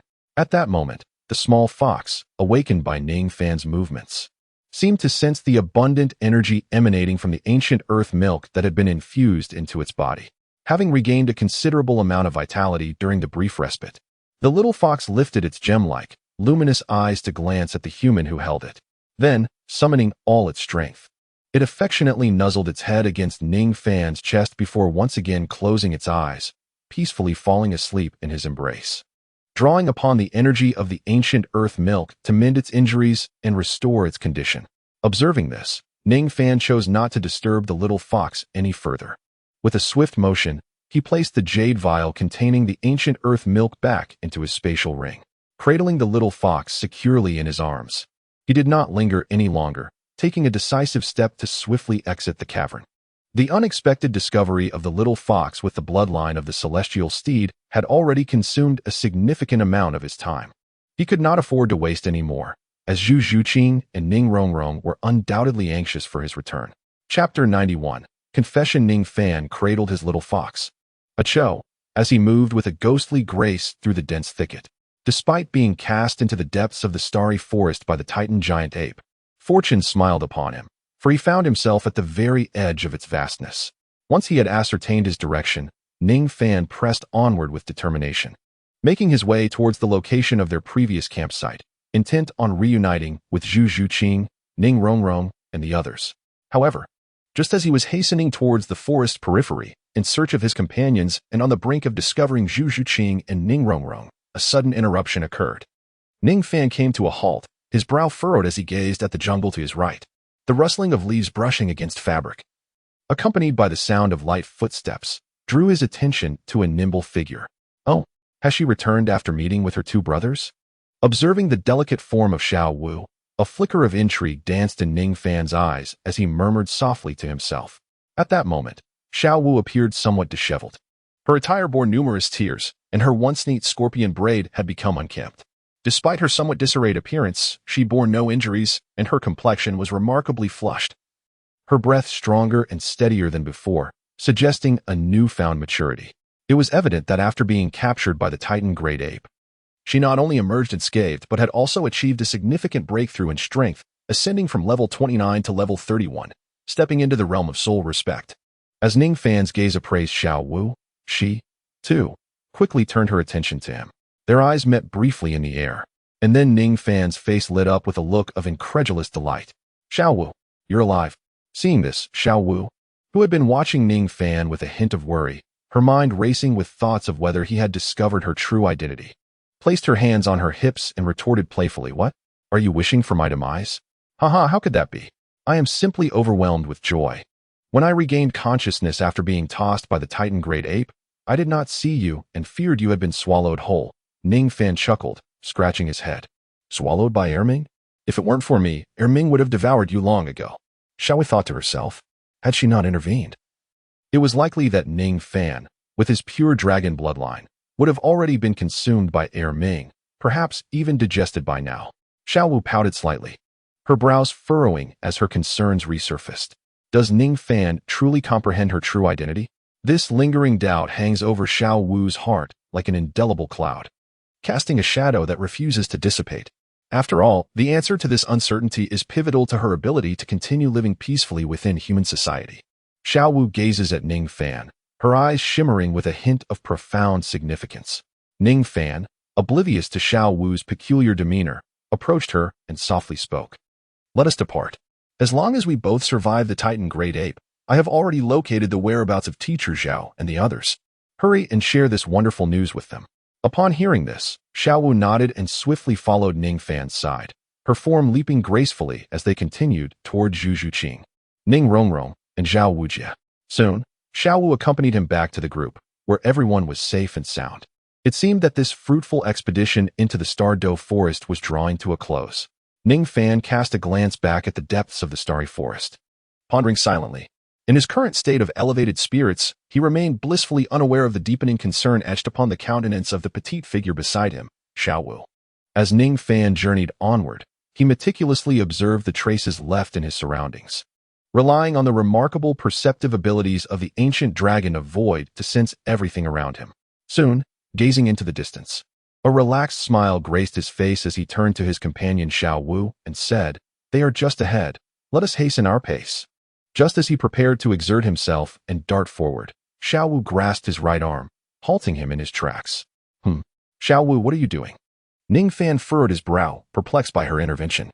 After stopping him, Xiaowu lifted her gaze, her eyes shimmering with a faint red glow, a stark contrast to her usual carefree demeanor. She regarded Ning Fan with utmost seriousness and, after a brief silence, slowly articulated, "Before we meet them, I would like to ask you a question." "What question?" Ning Fan raised an eyebrow, gently stroking the little fox nestled in his arms, casually inquiring. Although he sensed something peculiar about Xiaowu, he did not dwell on it excessively. Upon hearing his response, Xiaowu exhaled deeply, closing her eyes momentarily before reopening them to fixate on Ning Fan, her voice low and grave as she asked, "Do you know my true identity?" At her words, Ning Fan's heart skipped a beat, and his hand, which had been caressing the little fox, momentarily froze.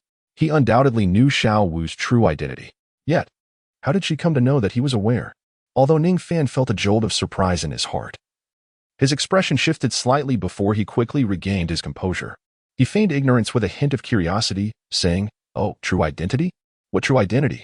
Could it be that you, Xiaowu, possess another identity?" Upon hearing Ning Fan's response, Xiaowu remained silent, her gaze fixed intently upon him. Within her heart, she had already discerned the answer.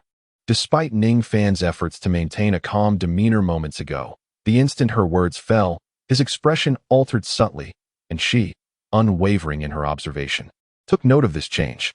Indeed, as Erming had stated, Ning Fan, with his pure dragon lineage, had long since uncovered her true identity. Recognizing this, Xiaowu instinctively took a few steps back, creating distance between herself and Ning Fan, remaining on high alert. With her past experiences and her years of interaction within human society, she fully understood the magnitude of temptation she, as a 10,000-year soul beast, posed to humans. Observing the wariness in Xiaowu's eyes, a flicker of understanding crossed Ning Fan's own gaze. It was evident that Xiaowu was aware he knew of her identity as a soul beast. However, how had she come to this realization? Found himself in a state of perplexity. With a gentle exhale, he gazed at the wary and distant Xiaowu, shook his head, shrugged his shoulders, and, with a hint of resignation, spoke slowly. "Very well, I shall be candid. I have indeed known your identity as a spirit beast for quite some time. However, there is no need for you to regard me with such suspicion. If I truly desired your 100,000-year spirit beast and spirit bone, considering the disparity in our strengths, I would have acted long ago." Chapter 92. S-rank objective. As he concluded, he flipped his right hand, and with a gathering brilliance, Ning Fan revealed his martial spirit. Of course, his manifestation of the 7 treasures glazed tower bore no ulterior motives. Rather, it was an attempt to demonstrate to Xiaowu that should he wish to engage, she would have no means to defend herself, nor any opportunity to flee. Xiaowu stared in astonishment at the 7 treasures glazed tower in Ning Fan's hand, which radiated a profound and dark luster from its 4th spirit ring. Stammering, she pointed at the tower in disbelief. "YUVE advanced to Soul Ancestor? Just a few days ago? Your spirit power level was only 36. Xiaowu could hardly fathom the scene before her. Although Ning Fan had previously exhibited terrifying combat prowess, his spirit power level had not been significantly higher than theirs. She had anticipated that after her breakthrough to soul respect, her strength would experience a considerable leap. However, in the presence of this prodigy, despite the vast gap in their capabilities, she had entertained the notion that with her 3rd spirit skill, instantaneous movement, she might have a chance to escape. Yet, Xiaowu had never expected that the Ning Fan she believed to be at level 36 had now ascended to Soul Ancestor, absorbing a 4th 10,000-year spirit ring. Even when he was at the level of soul respect, Ning Fan's speed and strength were already formidable. And although Xiao Wu possessed the extraordinary skill of instantaneous movement, she felt little confidence against him. After all, her third spirit skill merely allowed for a brief teleportation over a short distance, rather than the legendary instant travel. Now, with Ning Fan's elevation to Soul Ancestor, his strength had undergone another terrifying leap. Xiao Wu understood that if Ning Fan truly intended to act against her, there would be no possibility of escape or survival. Observing the power of Ning Fan's martial spirit, her initial trepidation began to ebb. For she recognized that he had refrained from attacking her despite possessing absolute confidence in his abilities. It was evident that Ning Fan was unlike other humans. He seemed unconcerned with her identity as a spirit beast. With a smile gracing his face, Ning Fan met Xiao Wu's gaze, and after a moment of silence, she continued in a measured tone. Did you know my identity as a spirit beast from the very beginning? If you were certain of your advantage, why did you not strike? Surely you understand the rarity and value of 100,000-year spirit ring and spirit bone. Of course I do. However, for me, although the 100,000-year soul bones and soul rings are indeed precious, their allure has yet to compel me to take the life of another. No, not even to the extent of slaying a rabbit. I, for one, hold life in great esteem. A subtle smile graced Ning Fan's lips as he spoke softly. Concerning Xiao Wu, despite his current formidable prowess, he could effortlessly eliminate her under the prevailing circumstances to acquire her soul bone and soul ring. Furthermore, he could seamlessly frame the Titan Great Ape as the perpetrator, leaving no trace for others to uncover. However, for Ning Fan, while the option to kill Xiao Wu existed, it was unnecessary. After all, there was no profound enmity between them. Though 100,000-year soul ring and soul bone were undeniably precious, they held little allure for Ning Fan, who possessed the system. There was no need to resort to taking Xiao Wu's life for such trinkets. In essence, Ning Fan simply harbored no desire to harm Xiao Wu. Cherishing life, Xiao Wu furrowed her brows, gazing at Ning Fan with a slight pout. Previously, Ning Fan had employed exceedingly cruel methods against several of his kin, the rabbits. And Xiao Wu remembered this vividly. Since he was already aware of my true identity, it dawned on her that during their earlier dinner, he had chosen to serve roasted rabbit. The realization struck her. After knowing her true form, he still went ahead with such an act, intending to disgust her. Xiao Wu glared at Ning Fan, her heart seething with anger. Was it merely because she had misunderstood and scolded him a few times? She had even apologized afterward. Yet he retaliated in such a petty manner. Once she grasped the entirety of the situation, her indignation grew. Recalling the time she was forced by Ning Fan to consume roasted rabbit, she remembered its exquisite flavor and the overwhelming sense of guilt that accompanied it, causing her to shudder involuntarily. Lifting her gaze to Ning Fan's amiable and cheerful smile, Xiao Wu began to understand the extent of the cunning hidden beneath his seemingly jovial demeanor. To feed a rabbit roasted rabbit, truly inhumane. Nevertheless, upon realizing Ning Fan's scheming revenge, her heart began to ease. After all, while his revenge was indeed darkly humorous, it was not something one would expect from a mere mortal. This revelation made her comprehend that although Ning Fan was aware of her true identity and would even use it to tease her, his actions bore no malice. She had not erred. He was indeed different from ordinary humans. Gazing at Ning Fan, her eyes sparkled with a glimmer of understanding. In truth, after preventing Erming from devouring Ning Fan and allowing him to escape, Xiao Wu had been plagued with worries about whether her actions were justified and if she would come to regret them. At that moment, she had discovered the answer. She had done nothing wrong. Observing Ning Fan, a flicker of intrigue crossed her eyes. He was the first in the human realm to recognize her identity and accept her as one of their kind. Ding. You have discovered an S-level strategy target. Xiao Wu. Ding. You have gained 20% experience. Ding. You have acquired basic alchemy skills. Ding. Your artistic talent has increased by 2 points. Ding. You have received 103 gold coins. Upon hearing the voices echoing in his mind, Ning Fan was momentarily taken aback, glancing at Xiao Wu with an expression of peculiar bewilderment. He instinctively stepped back, creating distance between them. Why was Xiao Wu suddenly interested in him? Had he done anything deserving of such attention? Although Xiao Wu was undeniably beautiful, despite her tender age of 12, with her delicate, slender figure complemented by an adorable face, she was clearly a beauty in the making. However, by all that is sacred, Ning Fan harbors no genuine interest in Xiao Wu whatsoever. He is utterly devoid of any intentions. Ning Fan, unwavering in his convictions, epitomizes the quintessential pure love advocate at all times. He resolutely abhors and staunchly opposes any behavior reminiscent of a bullheaded individual. Pure love reigns supreme. However, he was taken aback to discover that Xiaowu was classified as an S-rank strategy target. Blinking in surprise at her, he realized the truth. After all, Xiaowu was originally the protagonist, making her designation as an S-rank target entirely reasonable. Moreover, the rewards associated with S-rank targets are indeed significantly more abundant than those of A-rank targets. Ning Fan gazed at Xiaowu, murmuring softly within his heart. Chapter 93, A Minor Injury. Ning Fan could distinctly perceive that the rewards for S-level objectives had significantly increased compared to those for A-level objectives. Firstly, the upper limit of experience rewards received each time had risen. Previously, when Ning Fan was with Ning Rongrong, their experience rewards for each level were consistently below 20%. However, during this occasion, alongside Xiaowu for the first time, he received a remarkable 20% experience reward. Furthermore, in terms of talent skill enhancement, it was no longer a gradual increment, but rather a sudden increase of 2 points.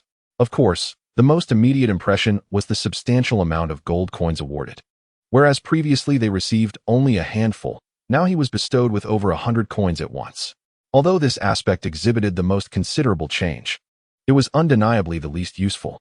Ning Fan shrugged, regaining his composure as he gazed at the petite figure of Xiaowu, thoughtfully stroking his chin. Undoubtedly, having learned of Xiaowu's true identity, he harbored no malice towards her despite her being a soul beast of 100,000 years. This disposition garnered him considerable trust and affection in her eyes. In the romantic comedies he had watched in his previous life, it was often the revelation of secrets that sparked the emotional connection between the leads. Perhaps Ning Fan could seize this opportunity to win over Xiaowu. Yet, he found that he had no genuine feelings for her from the outset. After all, Tang San and Xiaowu had grown up together, their bond flourishing from childhood, and Ning Fan harbored no intentions of disrupting their relationship. However, upon further reflection, this could hardly be deemed as meddling. For such interference typically occurs once a relationship is firmly established, with a third party intruding to claim one of the partners. In their current state, Xiaowu and Tang San merely shared a close sibling-like bond. Thus, should he truly manage to win Xiaowu's affection, it would hardly classify as undermining their connection. Ning Fan fell into deep contemplation, grappling with the dilemma posed by the rewards of this S-rank mission target. Yet, at that moment, the image of Zhu Zhuqing's graceful visage floated through his mind, prompting a deep sigh as he relinquished his peculiar thoughts. Clearing the chaotic musings from his mind, he turned to the petite figure of Xiaowu and spoke gently. By now, you should comprehend that I harbor no ill intentions towards you. After all, as a 100,000-year soul beast, you have chosen to relinquish all your powers in favor of human form, venturing into human society before reaching maturity. Such a fearless act requires immense courage, and I must admit, I hold a certain admiration for you in this regard. Indeed, Ning Fan felt a tinge of respect for Xiaowu's audacity as a 100,000-year soul beast, unafraid to navigate the complexities of human society. After all, she had yet to mature into a soul sage, which made it exceedingly easy for powerful human soul masters to detect her presence and hunt her down. Upon hearing this, Xiaowu awkwardly swayed her body, appearing somewhat flustered. Well, to be honest, I don't possess much courage. I'm simply curious about human society. After transforming into human form, I initially intended to cultivate until I reached the soul sage realm before stepping into human society. However, contemplating the years it would take, over a decade, I grew impatient and ventured forth sooner than planned. Yet, I've been fortunate. All these years aside from you, I have not encountered any human powerhouses capable of discovering my true identity. After briefly gathering her thoughts, Xiaowu spoke to Ning Fan with a leisurely tone, even displaying a hint of pride. It seemed she reveled in her ability to seamlessly blend into human society for so many years without detection. Observing her demeanor, Ning Fan could only shake his head in disbelief and replied with a hint of sarcasm, "While I was indeed praising your courage, did you not discern that my words were merely a polite compliment?" Taken aback, Xiaowu's smile faltered. "Have you not heard the saying that bravery without wisdom leads to folly? Should you not reflect on why you acted so rashly, daring to enter human society before maturing into a soul sage, despite the risks of being discovered? Instead, you seem rather pleased with your luck. Akin to a mouse that hides well, yet, in many respects, This can be seen as quite foolish, Ning Fan remarked with a sigh, rubbing his forehead. You. Upon hearing his words, Xiao Wu glared at Ning Fan in exasperation. Yet, despite her indignation, she found herself at a loss for a rebuttal. Deep down, she recognized the folly of her actions. Enough about whether it was foolish or not. That concerns you little. I merely offered you a piece of well-meaning advice. Whether you choose to heed it is of no consequence to me. My only curiosity now lies in how you discerned that I was aware of your true identity. Ning Fan squinted his eyes and inquired of Xiao Wu. At that moment, Xiao Wu exhaled heavily, shot him a glare, and gradually responded. Of course, it was Ming who informed me. Ming? Ning Fan's tone reflected a hint of perplexity. He naturally knew who Ming was. It was none other than the Titan Great Ape. How could this simple-minded, brawny beast possess such knowledge? Noticing Ning Fan's look of confusion, Xiao Wu misinterpreted his expression, thinking he was unaware of who Ming truly was. Thus, she crossed her arms, huffed, and declared, Ming is the Titan Great Ape that captured you earlier. He is actually my companion. He revealed to me that you possess a pure dragon bloodline, which may have led you to sense my true identity. That is why I asked if you were aware of who I am. Upon hearing this, Ning Fan nodded, finally grasping why the Titan Great Ape had seized him so suddenly. However, as he observed Xiao Wu with her arms crossed and her neck held high, exuding an air of pride reminiscent of a tail raised towards the heavens, he could not help but find amusement in her demeanor. Xiao Wu, who had often faced defeat at his hands, conveyed a clear message without uttering a word, though I may be unable to defeat you. I have a beast at my back. You witnessed earlier how effortlessly it could subdue you. I suggest you recognize your position and refrain from treating me this way in the future.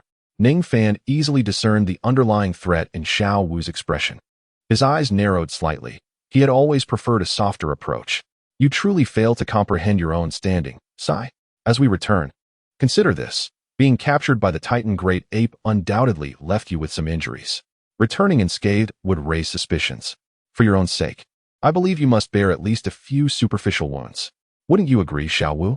Ning Fan's hands crossed, producing the sound of cracking knuckles, while a gentle smile adorned his face. Yet, in Xiao Wu's eyes, this seemingly benign smile bore the resemblance of a devil's grin. Chapter 94. The Power of Deception. As Xiao Wu beheld the approaching Ning Fan, his fists imbued with terrifying strength, fear flickered in her eyes, prompting her to retreat a few steps. You intend to strike me? How can you do this? I'm a girl, she exclaimed, her face a portrait of fear as she waved her hands frantically at him. Oh, is a girl exempt from being struck? Moreover, I am not intending to harm you. I merely wish to create some inconspicuous injuries that won't raise suspicion, Ning Fan replied, his smile unwavering as he spoke. Ning Fan twisted his neck and flexed his wrist joints, observing the once gentle smile on Xiao Wu's face gradually morphing into something sinister as their proximity increased. This little rabbit dared to threaten him, oblivious to the peril she was courting. Today, he would allow her to experience the full force of his iron fist. As Ning Fan approached with an air of impending action, Xiao Wu, gripped by fear, instinctively retreated step by step. Ning Fan's fist was something Xiao Wu had witnessed before. She could hardly fathom the consequences of such a blow landing upon her delicate form. It would surely cost her half her life. Terror gripped her heart. You cannot do this. Oh. At that moment, as Xiao Wu observed Ning Fan continuing his remarks while retreating, she suddenly stumbled, losing her balance due to a small stone on the ground, and fell onto the earth, rubbing her backside. She lifted her gaze just in time to see the shadow of a fist barreling toward her head, filling her with dread. In an instant, she shut her eyes tightly, cradled her head with her arms, and cried out, You cannot do this. I am your savior. Oh, your savior? Ning Fan's fist halted mere inches from her smooth forehead, the fierce gust of wind from his punch causing a few strands of her dark hair to flutter. Feeling that rush of air, Xiao Wu's entire body quivered, and she remained frozen in place, resembling a frightened little rabbit. He had no true intention of harming this petite creature. His aim was merely to intimidate her and temper her arrogance. However, amidst this endeavor, he seemed to have caught an unexpected revelation. I am your savior. You cannot do this. Xiao Wu opened her eyes, nodding vigorously as she spoke. Why? Ning Fan raised an eyebrow, his voice soft yet probing. Because I saved you. You possess the pure bloodline of a dragon, and thus, Ming intended to capture you for the purpose of devouring you. However, it was only through my intervention that Ming ultimately relented and allowed you to escape. Upon witnessing Ning Fan cease his advance, Xiao Wu quickly implored him, her eyes brimming with a plea, hoping that he would take her act of salvation into consideration and refrain from striking her. Oh, so it was a matter of being devoured, I see. Ning Fan let out a soft exhale, lifting his gaze towards the depths of the starry forest. His eyes narrowing slightly, and a dangerous smile curling at the corners of his lips. The moment Xiao Wu caught sight of that smile, a shiver ran down her spine, for it bore an uncanny resemblance to the expression he wore just before he had intended to strike her. In that instant, a realization dawned upon her, inadvertently. She seemed to have led Ming into a precarious situation. Given Ning Fan's rapid growth and strength and his rather petty nature, should he eventually surpass Ming, the latter would surely find himself in dire straits due to her words today. I'm truly sorry, Ming. Xiao Wu silently apologized in her heart. She then looked up at Ning Fan with pleading eyes, promising, so, considering I saved you once, could you possibly let me off the hook this time? I assure you, I want to oppose you again. Ning Fan retracted his fist and replied nonchalantly, well, you saved me once. Did I not also attempt to save you, albeit unsuccessfully? Thus, we are even. While Xiao Wu had indeed rescued him, he had also risked his life in a reckless endeavor to save her from the Titan giant ape. Admittedly, his actions might not have been entirely selfless, driven as they were by his own ulterior motives. Nevertheless, from a practical standpoint, he had indeed put himself in peril for her sake. Therefore, Ning Fan concluded that the debts of gratitude between them could be wholly offset. Xiao Wu nodded obediently, though she harbored a sense of disdain within, for the Titan giant ape posed no threat to her. There was no real danger, and she had no need for Ning Fan's intervention. Had it not been for her intervention with Ming, Ning Fan might well have been digested and expelled by him by now. Despite her internal musings, she understood Ning Fan's petty and scheming nature, so she refrained from expressing her thoughts, merely nodding in acquiescence. Yet, beneath her outward demeanor, another thought lingered in the recesses of her mind. Even she had to concede that it was not she who saved Ning Fan, but rather he who saved himself. For it was Ning Fan who first confronted the Titan giant ape when she was captured, striving to protect her. This profound act stirred something deep within her, compelling her to disregard the risks to herself and persuade Ming to spare Ning Fan. However, Ning Fan remained oblivious to the depth of Xiao Wu's sentiments. Had he been aware, perhaps he would have felt a twinge of shame, his cheeks flushing slightly. All right, let us return. They should be just ahead of us. And we have lingered too long. They must be quite worried about us. Let us not waste any more time. Ning Fan cleared his throat gently and spoke slowly to Xiao Wu, whom Xiao Wu nodded obediently once more, patted her backside, and rose to her feet, refraining from saying much. Just as they were about to depart, Xiao Wu inadvertently noticed an object nestled in Ning Fan's embrace, arousing her curiosity. Earlier, the tense atmosphere had caused her to subconsciously overlook the small fox in Ning Fan's arms. Now, upon seeing the creature, she couldn't help but inquire, "Are you holding an injured Millennium Soul Beast?" It appears that this soul beast has somewhat of a peculiar bloodline, yet its current appearance is rather unseemly. Xiao Wu gazed down at the soul beast cradled by Ning Fan. Indeed, this little fellow was extracted from the belly of a 20,000-year-old soul beast. I intend to care for it and have named it a Cho, Ning Fan replied softly. A Cho? What an unpleasant name. Furthermore, it is a female, is it not? If she awakens and hears you calling her that, she might become quite upset. However, it is truly surprising that you would adopt such a soul beast, Xiao Wu remarked, wrinkling her nose as she scrutinized Ning Fan from head to toe, as if seeing him in a new light, and then spoke to him softly. Ning Fan shrugged nonchalantly, signaling his indifference. All right, let us not waste any more time. Let us depart. After speaking, he cradled the little fox in his arms and, with a single step, soared away. Chapter 95. Reunion. Navigating through a dense forest, Ning Fan soon caught sight of the Shrek team, whom he had not seen for nearly 2 days. Who goes there? Zhao Wuji, stationed nearby, fixed a frosty gaze upon a certain direction. With his spirit power surging, he was acutely aware that, due to his insufficient strength, 2 students had already been captured. He could not permit any further mishaps. Hee, Teacher Zhao, it is us. A light chuckle echoed from within the thicket. Moments later, 2 familiar figures swiftly emerged from the underbrush, Ning Fan and Xiao Wu. Ning Fan, Xiao Wu. The group's eyes widened in astonishment as they approached the duo. Ning Rongrong was the first to rush to Ning Fan, her delicate arms tightly wrapping around him. With beautifully large eyes glistening with tears, her face buried in his embrace. She lamented, "Ning Fan. Wu, I thought you were surely done for." "What do you mean, done for? Little girl, did you wish for my demise?" "You ought to express your unwavering faith in my return," Ning Fan replied, his tone gentle as he observed Rongrong's swollen eyes, playfully teasing her. No. That Titan great ape is formidable. After it captured you, I was so worried." Rongrong, realizing her emotionally charged words may have sounded inappropriate, quickly lifted her head to clarify. However, the joy of Ning Fan's sudden return left her mind blank, rendering her somewhat incoherent and at a loss for words. "All right, I understand you were concerned for me. I was merely jesting," Ning Fan said softly, gently patting Ning Rongrong's head. He then turned his gaze to Zhu Zhuqing, who walked before him. At that moment, Zhu Zhuqing's eyes shimmered with unusual emotions as she fixed her gaze intently on Ning Fan, seemingly wishing to convey something or to act in some manner. Ultimately, she merely nodded lightly and said in a soft voice, "As long as you are safely back." After speaking, she intended to step back a few paces, not wishing to intrude upon the reunion between Ning Fan and Ning Rongrong. However, at that instant, Ning Fan grasped Zhu Zhuqing's right arm, gazing at her serene yet delicate countenance. With a playful blink, he smiled and asked, "After my harrowing escape, is that all you have to say to me?" "To speak candidly, I find myself rather disheartened." Upon hearing this, Zhu Zhuqing was momentarily taken aback, only to soon notice the mischievous smile adorning Ning Fan's face, along with his unmistakably suggestive gaze. Instinctively, she lowered her head, a delicate blush gracing her cheeks, causing her usually cold voice to soften ever so slightly. "So, what is it that you wish for me to do? Surely, you will utter something expressing your concern for me, perhaps your longing as well. Of course, if you were to grant me a grand embrace to soothe my shaken and wounded spirit, that would be even better." A wicked smile played on Ning Fan's lips as he slowly addressed Zhu Zhuqing.